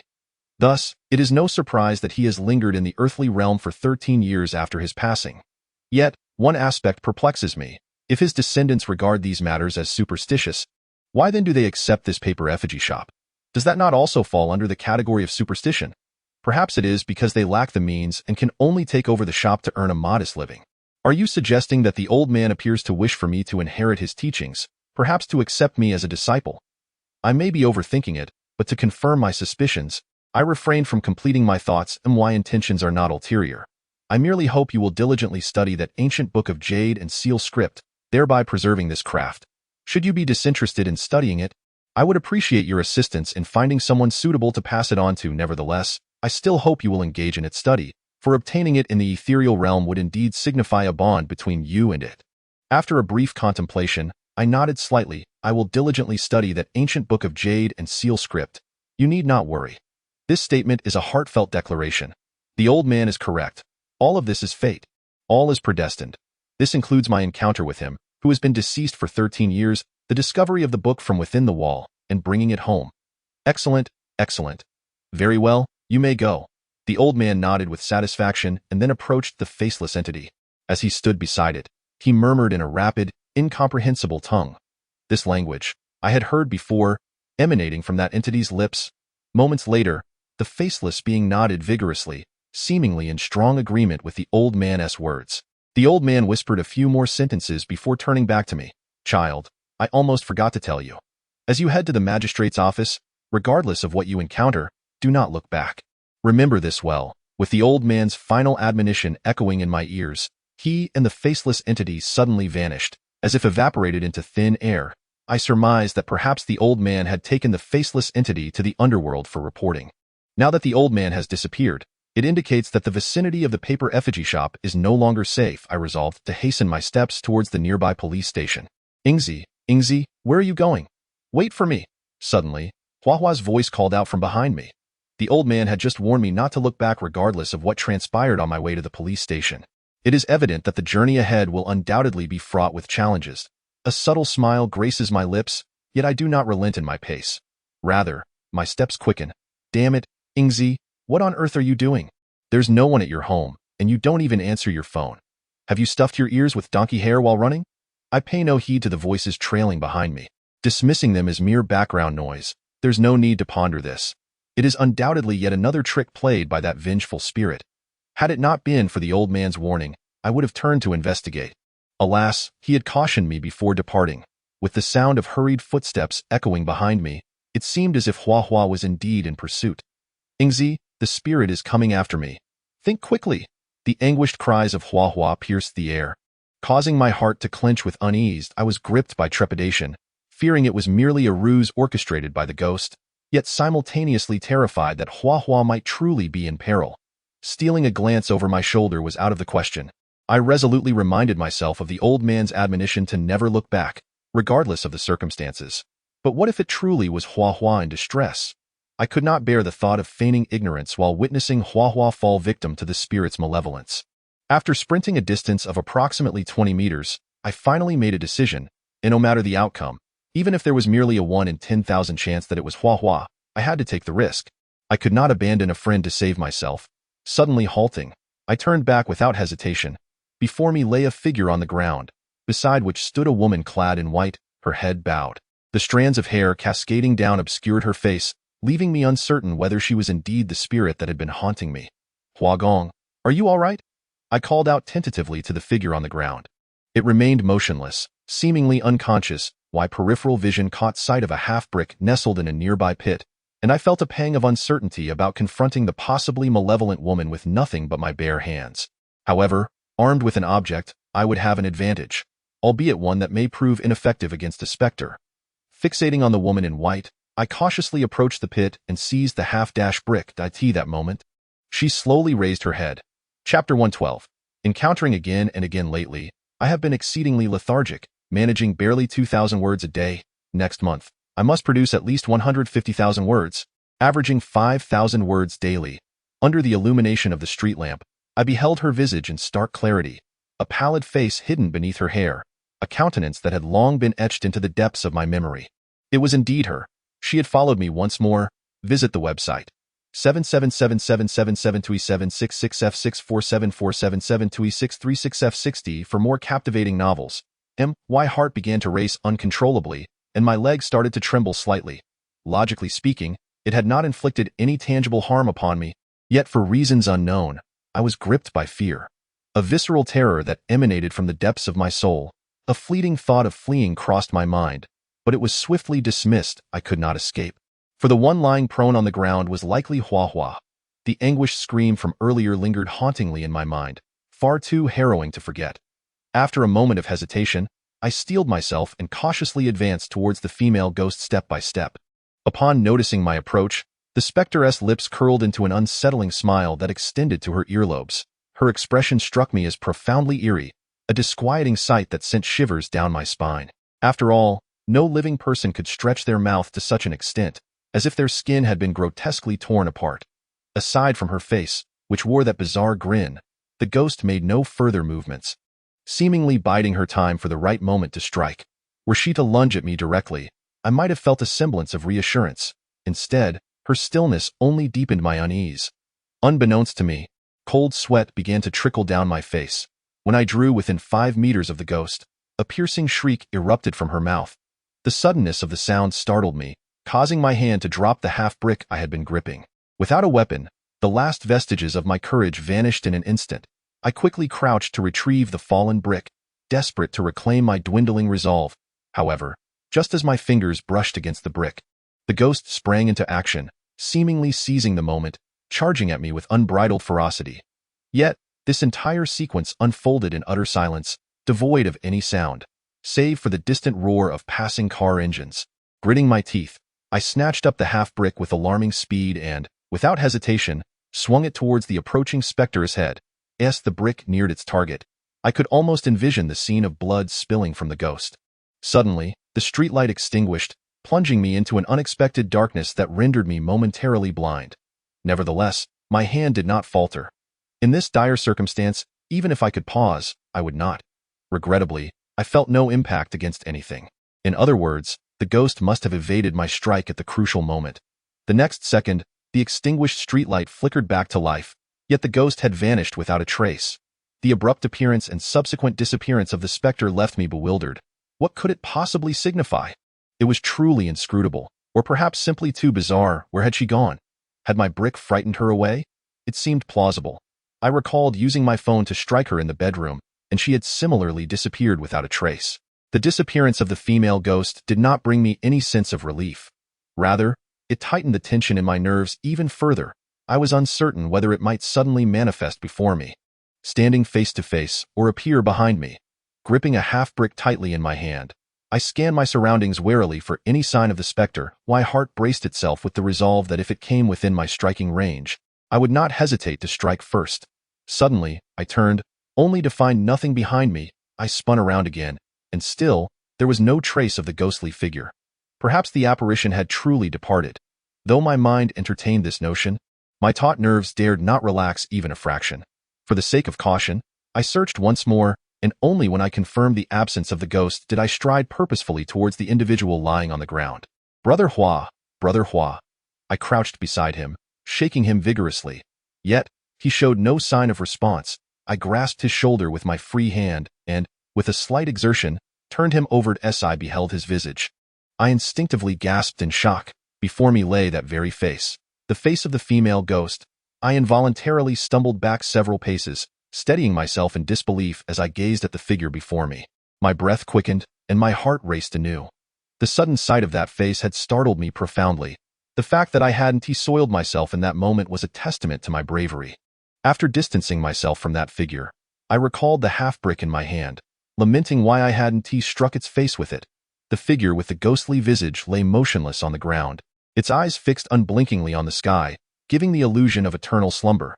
Since this was not Brother Hua, I had no reason to linger further. Regardless of the circumstances, my only option for safely enduring the night was to seek refuge in the police station. I took 2 steps back, then abruptly turned, sprinting towards the direction of the police station with the speed of a sprinter. During my flight, I couldn't resist glancing back. Fortunately, the female ghost did not pursue me. At this moment, I could have allowed myself a measure of relief, yet I did not, for as I ran, I once again encountered a figure lying on the ground, its gaze fixed on the sky, evoking an impression of unending rest. Most alarmingly, it bore an identical face to that of the ghost. My heart raced in fear, compelling me to continue running with all my might. However, it was not long before I spotted yet another figure sprawled on the ground, still bearing that same face. The repeated sight of individuals lying there, with identical expressions and motions, led me to wonder. Could the ghost be a set of twins, or perhaps it possessed the ability akin to the shadow clones in Naruto? The streetlights flickered as if sand had invaded my eyes, flashing rapidly for a brief moment. In that instant, the figure lying on the ground shifted slightly, almost imperceptibly. Without careful observation, it would have gone unnoticed. Suddenly, the figure mechanically sat up, its back to me. Crack, crack. Just as I pondered how to escape and enter the police station, a series of crisp sounds emanated from that figure. I tightened my grip on the half-brick, watching it warily. Its head swayed gently from side to side a few times before executing a complete 180-degree rotation at the neck. A sinister smile lingered at the corners of its mouth, while its lifeless eyes fixated on me with an unyielding stare. Yet, its body remained turned away from me as it sat on the ground. Chapter 113. That face again. Upon witnessing this scene that once more overturned my understanding, I felt an unsettling numbness creeping in. Regardless of what actions this female ghost might undertake, I accepted them as a matter of course. It was a ghost, and thus could not be judged by conventional standards. Nevertheless, my heart's trepidation had scarcely diminished. I remained at a loss as to how to extricate myself from the clutches of this specter. I recalled having heard tales of a phenomenon known as ghost wall, wherein a person is ensnared by a spirit in such a way that no matter how fervently one runs, they can only circle in place at that time. I had merely scoffed at such notions, dismissing them as superstitions unworthy of my interest. I would rather spend my time indulging in a game of League of Legends at a bar. Yet now, reflecting upon it, I could not help but feel a twinge of regret. Had I been even slightly receptive to the concept of spirits, I might have eagerly listened to that person's account. Perhaps there existed a means of escape. Alas, it was only after encountering the ghost that I began to entertain notions of the supernatural, and it was now too late. This very moment, I appeared to be ensnared by the female ghost. No matter how I ran, even if I were to collapse from exhaustion, it would merely result in a futile cycle nearby. How else could one explain the continuous appearances of this ghost? My body trembled more violently, and I gripped the half-brick even tighter, the edges digging painfully into my palm. The pain instructed my brain to loosen my grip for relief. However, I dared not relax, fearing that even a slight release would cause the brick to slip from my hand. Should I strike it with the brick? I hesitated, fearful that should I miss, the last vestiges of my courage would dissipate entirely. Yet, if I refrained from striking it, what alternative was there? Should I truly endure the night in its company until dawn? That indeed seemed a plausible notion, yet I was acutely aware that this ghost would not permit such a luxury. The elder had already explained to me that the curse placed upon me had transformed into a blood curse due to my recklessness, and the outcome of such a curse was not its demise, but my own. I could hardly expect the ghost to generously offer me a glimmer of hope for survival. Its aim was undoubtedly to claim my life. Otherwise, it would not be so relentlessly tethered to me. In all honesty, I found myself utterly devoid of options. The sole means I had to confront a ghost was through talismans, yet the blood curse on my palm rendered me unable to draw one. Would drawing a talisman on my right hand be feasible? That was not possible, for I had inadvertently discovered that my right palm bore an identical affliction to that of my left. I stood my ground, locked in a tense standoff with the female ghost for what felt like nearly 10 minutes.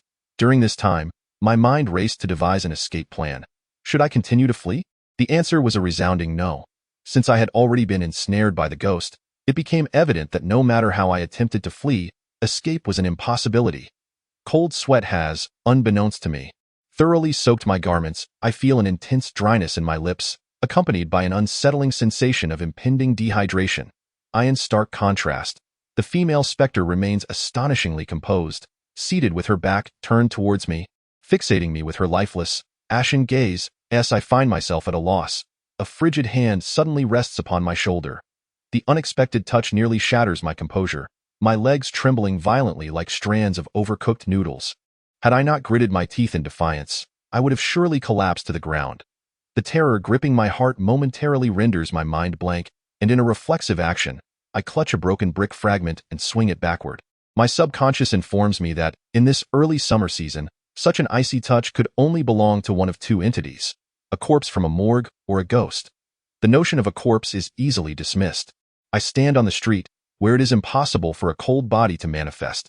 Thus, it is unequivocally a ghost behind me. The sensation of the hand confirms that my makeshift weapon has indeed struck something. As for what that something is, I have yet to ascertain, and the very instant the brick connects, I swiftly retreat a few steps, distancing myself from whatever I have just struck. Once I regain my composure, I direct my gaze back. Once again, it is that haunting visage. I genuinely cannot fathom what transpired this evening. First, the appearance of the female ghost, followed by her inexplicable vanishing, and then the figure I mistook for Hua Hua, which, upon being turned over, transformed into the ghostly form. After I had run a considerable distance, the ghostly figure on the ground sat up, turning her head in a complete 180 degrees to confront me. Then, another apparition materializes behind me. Still the same female specter. I find myself at a loss for words to adequately express the tumult of emotions within me. Surprise, fear, excitement, helplessness, and sorrow. After a brief, tense standoff, the ghost slightly raises the corners of her mouth, extending a long tongue to lightly lick her lips. It dawns on me that her interest is not born of any admiration for my appearance. Rather, her expression resembles that of someone who has encountered a delectable morsel. My forehead glistens with increasing beads of cold sweat, trickling down to my eyes. A sharp, stinging sensation compels me to raise my arm and wipe away the perspiration encroaching upon my vision.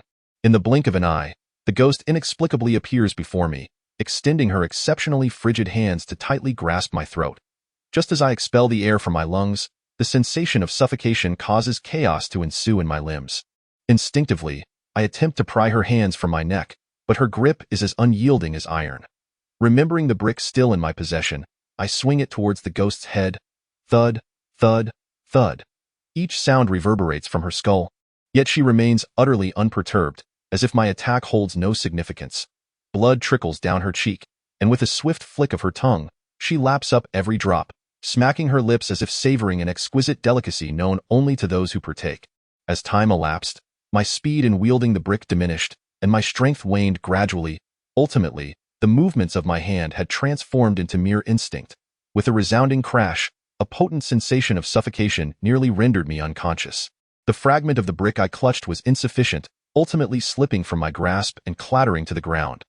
The scant remnants of my courage vanished along with the brick, leaving my consciousness ensnared by profound regret. Why did I not heed the sage's counsel? Why did I turn back? It seems the elder's words are destined to materialize. This time next year will mark my death anniversary. Chapter 114. Where in life do we not encounter each other? A belated blessing. Wishing my fellow reader, Xiang Choping, a joyous birthday filled with smiles. It is rather vexing to ponder. Having reached the age of 18, I have yet to experience the sensation of love. I often find myself merely observing others revel in their affections, grappling with feelings of envy and resentment, emotions that are inescapable. I possess a rather thick skin, yet when it comes to matters of romance, I find myself somewhat tongue-tied, speaking with the flair of a seasoned lover when discussing charming girls.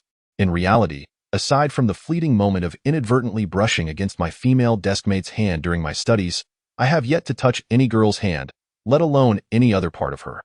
As I sensed the impending grasp of the ghost tightening around my throat, my mind inexplicably wandered to such thoughts. Perhaps this is my lingering regret. With the remnants of my consciousness, I compelled my hands to rise, reaching toward the ghost's chest. Damn it, even a mosquito's leg is flesh, and a ghost's chest is still a chest. Regardless, I was on the brink of reporting to the underworld, so whether I faced a human or a specter was inconsequential. I sought to fulfill my life's regrets first. My hand encountered a softness, yet it was predominantly frigid, a chill that penetrated to the bone. So this is the sensation. It is rather pleasant, imparting an ethereal feeling. However, it would be better if that bone-chilling cold could be dispelled. This life's greatest regret seemed to be assuaged, and I had prepared myself for my journey to the underworld. Yet at that moment, the hands constricting my neck surprisingly relaxed. The severe sensation of suffocation left me devoid of strength, and as those hands loosened, I collapsed to the ground. My chest heaved violently as I gasped for air, inhaling deeply and exhaling rapidly. After a brief bout of confusion, I noticed a pair of feet close before me, presumably belonging to the ghost. My heart raced in panic, and I desperately shifted backward. Once I maintained a safe distance from those feet, I cautiously raised my gaze. The ghost's face, unbeknownst to me, had reverted to its original state. No blood, no terrifying long tongue. If one were unaware, they might mistake her for an ordinary girl. Albeit with an unnaturally pale complexion, I furrowed my brow, momentarily at a loss regarding the unfolding events. Could it be that the female ghost before me is feeling bashful? The reason she has released her grip around my neck must be due to my grasp on her sensitive area. Perhaps that is the only explanation I can fathom. Suddenly, I recall the presence of another ghostly figure behind me, resembling a woman, and I hurriedly cast a glance over my shoulder. Yet, the spot where the ghost had stood in confrontation with me moments ago is now vacant, leaving only a branch adorned with leaves in its stead. Redirecting my gaze, I once again fixate on the female ghost before me. She stands there, arms crossed, her face seemingly tinged with a hint of embarrassment. This spectacle is indeed astonishing. As my breathing steadies, I muster the strength to control my trembling legs and raise my body once more, resuming my standoff with the ghost. For the time being, I am somewhat secure, yet the terror within my heart remains unabated. Although the ghost refrains from making any further moves, I cannot dismiss the possibility that she might, in the next instant, reappear before me as she did previously. Ready to clutch my throat again, I am bound by a blood curse. It is either her demise or mine. The melody of "You Are My Little Apple" suddenly fills my ears, a tune that resonates with a tone so off-key it could rival the cries of a slaughtered pig. Upon hearing the phrase "life's fire," my heart inexplicably surges with excitement. To be candid, who among the living would wish for death? While I vigilantly observe the ghost, I search for the source of the song behind her. I long to cry out for help, yet I dare not, fearing that the moment I utter a sound, the ghost might lunge at me. After approximately half a minute, I notice 4 or 5 individuals staggering towards me beneath a distant street lamp. Clearly, they have indulged in drink, likely more than enough. Otherwise, they would not be hollering off-key songs in the dead of night. However, that is not the crux of the matter. The significance lies in their approach. If they come closer, perhaps I can escape by following in their wake. Once I reach the police station, I shall be safe. After all, the ghost has merely ensnared me by some means, disorienting me, but has not trapped everyone. Even if she harbored such an intention, she likely lacks the ability to execute it. As the group draws nearer, I am taken aback upon recognizing their faces. What a twist of fate to encounter them here. During this interval, the ghost makes but one motion. She lowers her arms, which had been crossed over her chest, allowing them to hang naturally at her sides. I can discern her thoughts. It was this very individual, Black Brother, whose repeated disruptions led to the capture of Monkey and the others by the police. As the group approaches me, one of them points and exclaims in surprise. This astonished person is none other than a security guard from the mobile phone market. The Black Brother he mentions is the tattooed man, Black Z, who walks alongside the bald-headed Longu. Black Z halts, vigorously shaking his head, squinting as he leans forward to peer in my direction. Ah, indeed. Life is replete with unexpected encounters. Why, comrades, let us take action against him. As the dark figure strained to discern my visage, a sudden spark of excitement ignited within him. He waved towards his companions and, with a deft motion, retrieved a flick knife from his pocket, the blade snapping open with a menacing click. Truly terrifying, no, my friend? It is more apt to say that life is filled with unforeseen meetings. The individuals surrounding the dark figure did not rush forward immediately. Instead, they chuckled and corrected his misstatement. It was evident that the speaker had indulged a bit too much in drink, for otherwise, he would scarcely have dared to address the dark figure in such a manner, as anticipated. His words served as a catalyst, igniting the dark figure's fury. "Damn you, let's take him down," he bellowed, delivering a forceful kick to the rear of the one who had dared to correct him, his breath reeking of alcohol. The kicked individual seemed unperturbed. However, the dark figure stumbled and fell to the ground, his knife clattering into a nearby hollow. I found myself in a state of exasperation, having hoped for a savior, only to be met with an adversary. Here I was, still grappling with the specter of the female ghost, now confronted by a band of ruffians. Truly, I was caught between a rock and a hard place. Under normal circumstances, I would have no qualms about facing a few drunken individuals. Yet now, with my limbs weakened by the ghostly presence, I feared even 2 opponents might prove overwhelming. Suddenly, an ingenious idea struck me. Since they sought to trouble me, I would not hold back. I would incite them, letting them experience the ghost's wrath firsthand. Chapter 115. Atonement. At the behest of the dark figure, the others began to advance towards me, prompting me to maneuver around the female ghost and towards them. The ghost remained eerily cooperative, standing still as I circled to its rear, where I discovered its silhouette was rather striking, I admit. Perhaps I was overthinking. I had no desire to engage in a tragic romance with a ghost. Hold off, my brothers, allow me a moment to speak, I called out as I approached within 4 to 5 meters of the ghost. Humph, what is there to discuss when fate has drawn us together? The dark figure, unsteadily rising from the ground, dismissed my words with a nonchalant attitude.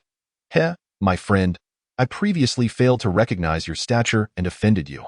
Please, in your magnanimity, do not hold a grudge against me. After all, I await your presence here today to offer my apologies. To incite the dark figure and his companions, I donned a sycophantic grin that even I found distasteful. Addressing him with a feigned cheerfulness as I spoke, I cast a glance back at the ghost. Concurrently, the dark figure's associates began to sway towards me, seemingly preparing to engage in conflict. Wait, the dark figure called out to his men, halting their advance. The group appeared puzzled, turning in unison to regard him. Let us see how this fool intends to atone. If it does not please me, we can always deal with him later, he declared, observing that their attention had shifted to him. Upon witnessing the appearance of Heisey, my heart was filled with uncontainable joy. This rascal was indeed rather easy to provoke.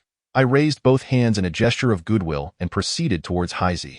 Hey, you better not move, barked the security guard stationed at the marketplace, likely believing I intended harm towards Heisey. Of course, that was indeed my original intention, though the one truly poised to strike was someone else entirely. Oh no, it would be more accurate to say it was another specter at play. Heisey, my brother, I come to you today with genuine intent to apologize. Certain words needed to be whispered to Heisey, lest the female ghost overhear, which would undoubtedly jeopardize my entire plan. Step aside, with so many of us present, I hardly believe he can conjure any tricks. Heisey barked back at the security guard. This served as a testament to the courage that alcohol instills. Heisey had witnessed my capabilities before, and had he not been under the influence today, he might have hesitated to allow me close. Although alcohol may embolden one's spirit, Heisey still harbored some reservations about me, as he spoke while tightly gripping a knife hidden in the underbrush. With Heisey having spoken, his subordinates dared not utter a word. I raised my hands and swiftly moved to Heisey's side.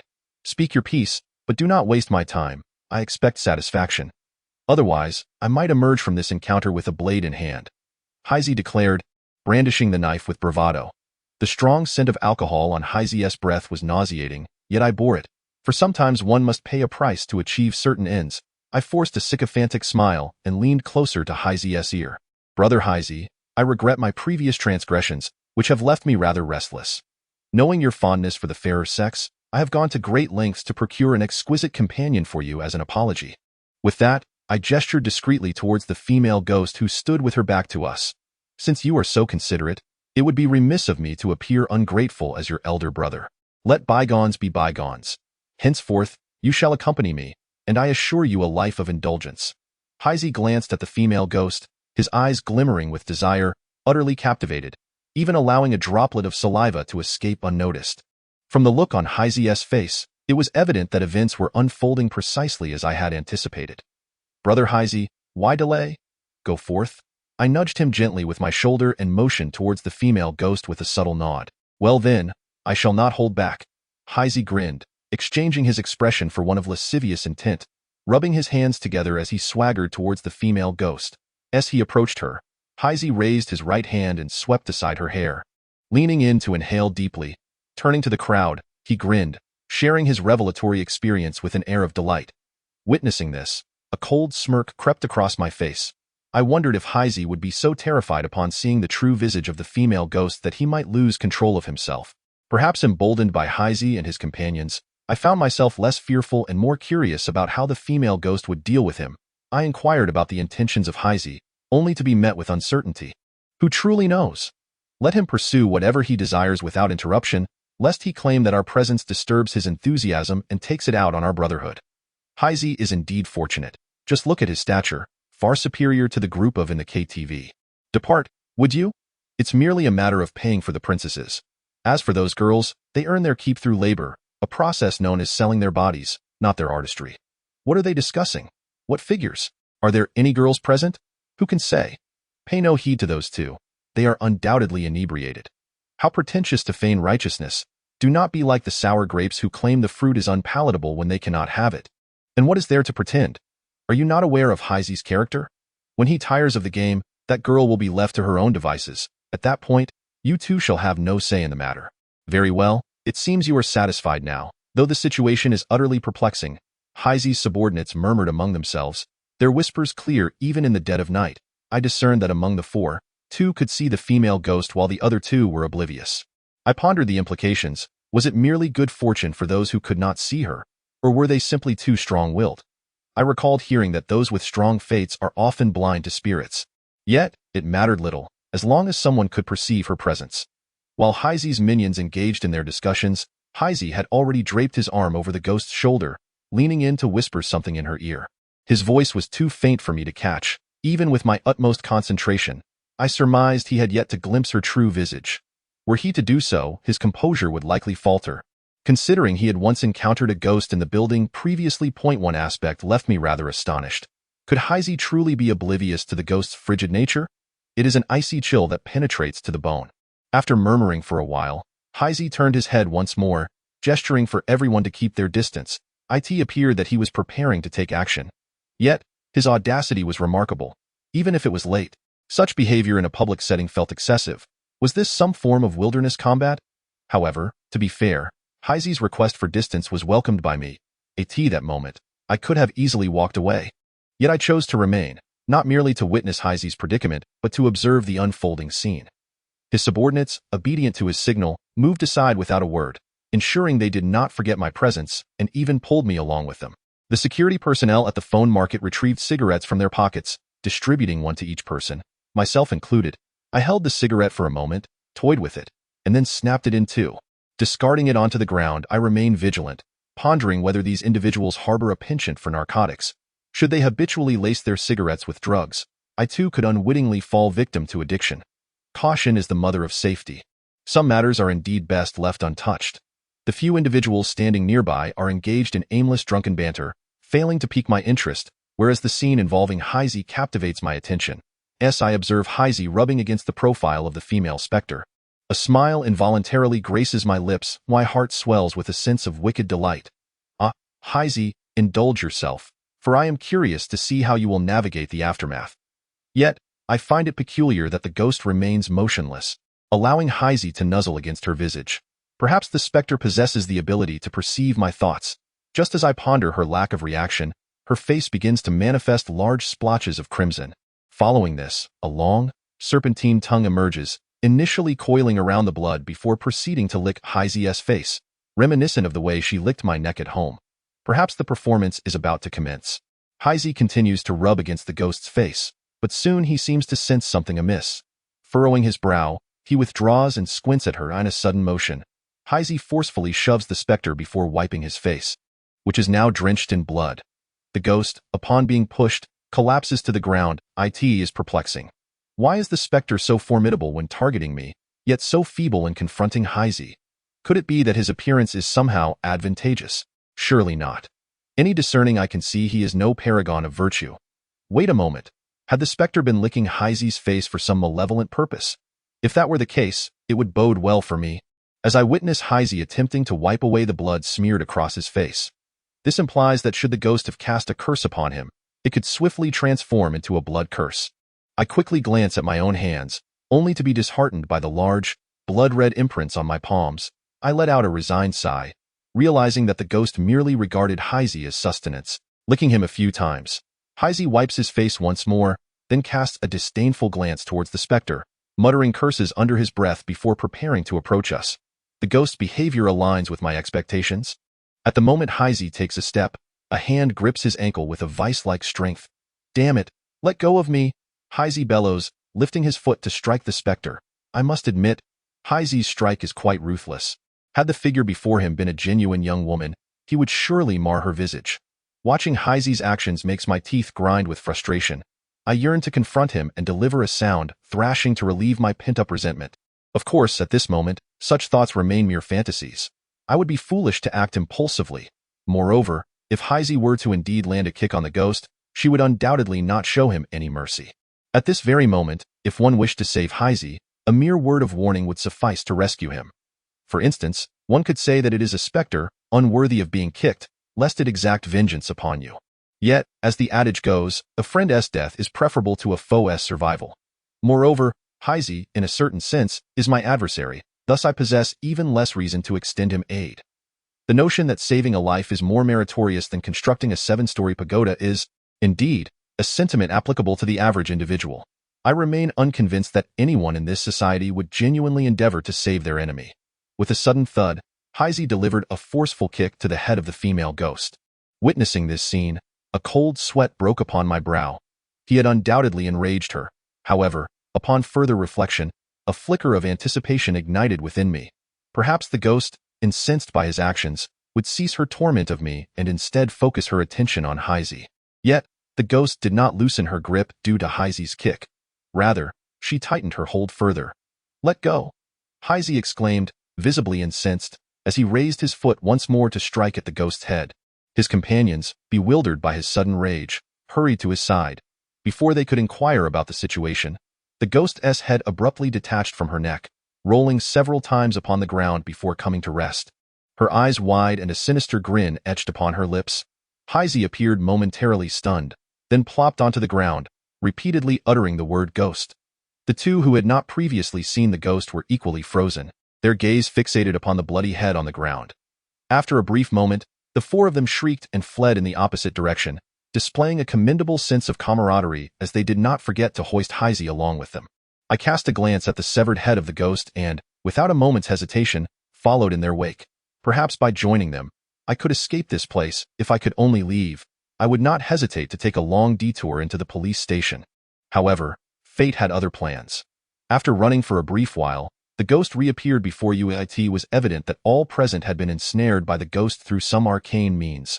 Upon seeing the ghost materialize in front of them, the men shrieked and turned to flee once more. At this juncture, Heisey had become a burden, and they unceremoniously abandoned him to the ground. The headless ghost seemed to hesitate for a moment, then began to crawl toward the seated Heisey. Chapter 117. Loss of control. Heisey appeared thoroughly terrified, even neglecting to ponder the fact that his companions had forsaken him. His body shook violently, like a sieve, his eyes fixated upon the headless entity. From the terror etched upon his face, it was clear he yearned to escape. Yet, an overwhelming sense of fear rendered him incapable of controlling his own body, leaving him paralyzed in place. Despite this, the instinct for survival prevailed. He struggled desperately, attempting to distance himself from the headless apparition. Alas, all his efforts were in vain, for after much exertion, he remained rooted in place while the headless figure drew ever nearer.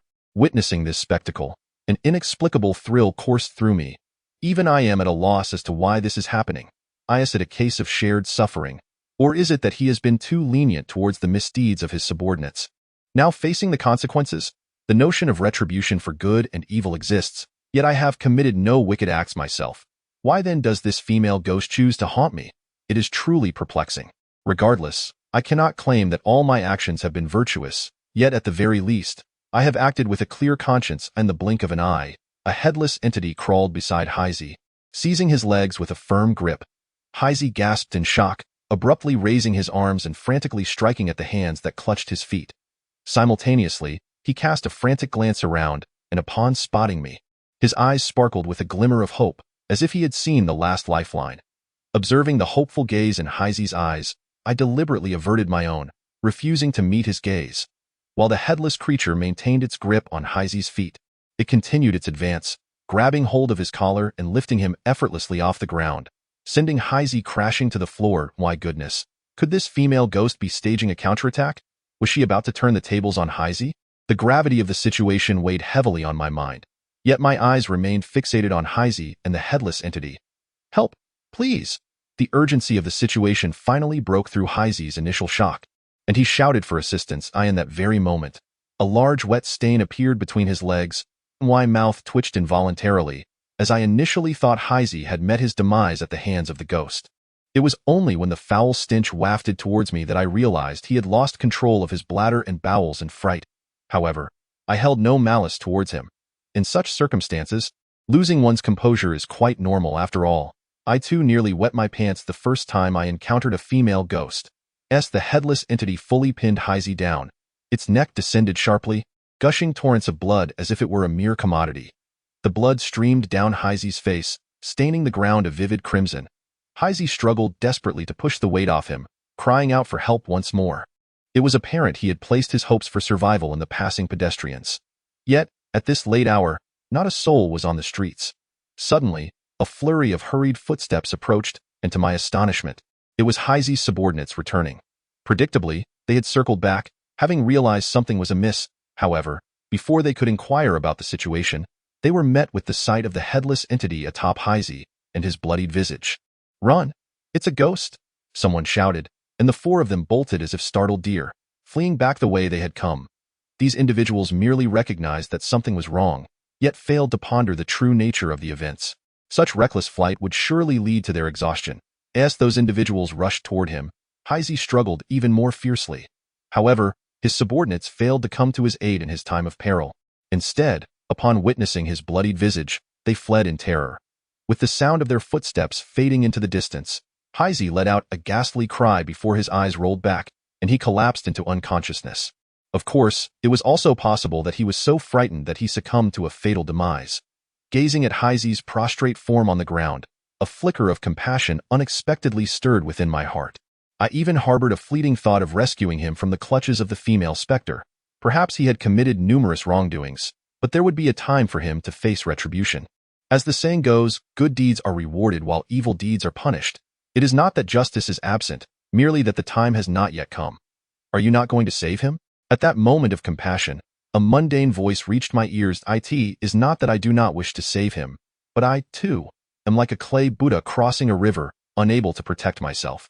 I shook my head helplessly and instinctively replied, "How hypocritical it is to speak so grandly when the teeth grind in hatred.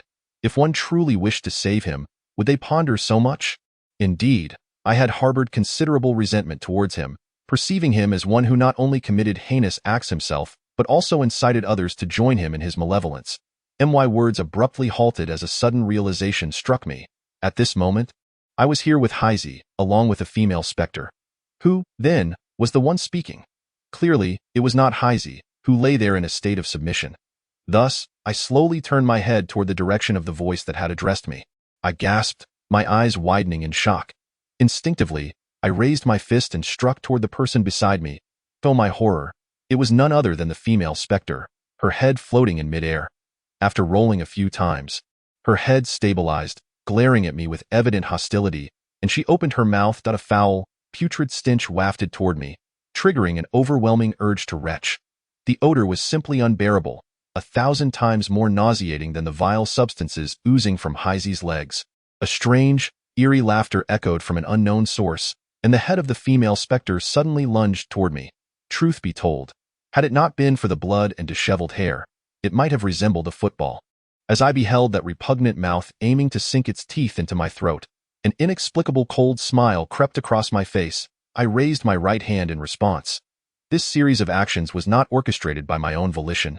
As if I had become a puppet under another's control, I had experienced this sensation once before, during my first attempt to sketch a talisman for protection against evil. I watched helplessly as my body moved without my command, my heart racing tumultuously. Chapter 118. Thunderous shock. My right hand, ungoverned, rose slowly and deliberately, with my fingers outstretched toward the sky. The ring finger suddenly curled inward, pressing against my palm. It appeared as though I was forming a gesture of some sort. Yet I could not comprehend the significance of this particular hand sign. So I beheld the ghostly head of the female specter hovering perilously close to my throat. A sudden surge of instinct prompted my right hand, still poised in the intricate formation of a spell, to instinctively shield my neck. In an unexpected twist of my wrist, my fingers pointed menacingly towards the ghastly, putrid mouth of the apparition, and I thrust my hand forward with considerable force. What was transpiring? Was my body, now seemingly beyond my control, offering itself as a meal for this wretched spirit? Sacrificing a hand to save my life felt like a desperate gamble, but could this truly ensure my survival? Just as confusion enveloped me, the ghost's head abruptly halted, as if it had collided with an invisible barrier, and its gaping maw gradually closed in tandem with its sudden stillness. In an almost mechanical fashion, my right hand began to twist rapidly, akin to turning a faucet, while the specter's head obediently followed the direction of my movements. It resembled a spinning top from my childhood, albeit with a crucial distinction. One spun on the ground, while the other whirled in the air. I gazed in astonishment at my right hand, bewildered by how such an inexplicable gesture could exert control over the ghost's head. As the specter's cranium reached a certain velocity, my hand, still enacting the incantation, lunged forward, and my curled fingers, particularly the ring finger, shot out with surprising force.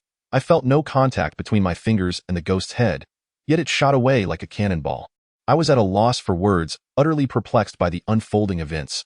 Was this divine intervention, a manifestation of some celestial being aiding me in vanquishing the specter? If so, what a fortunate circumstance.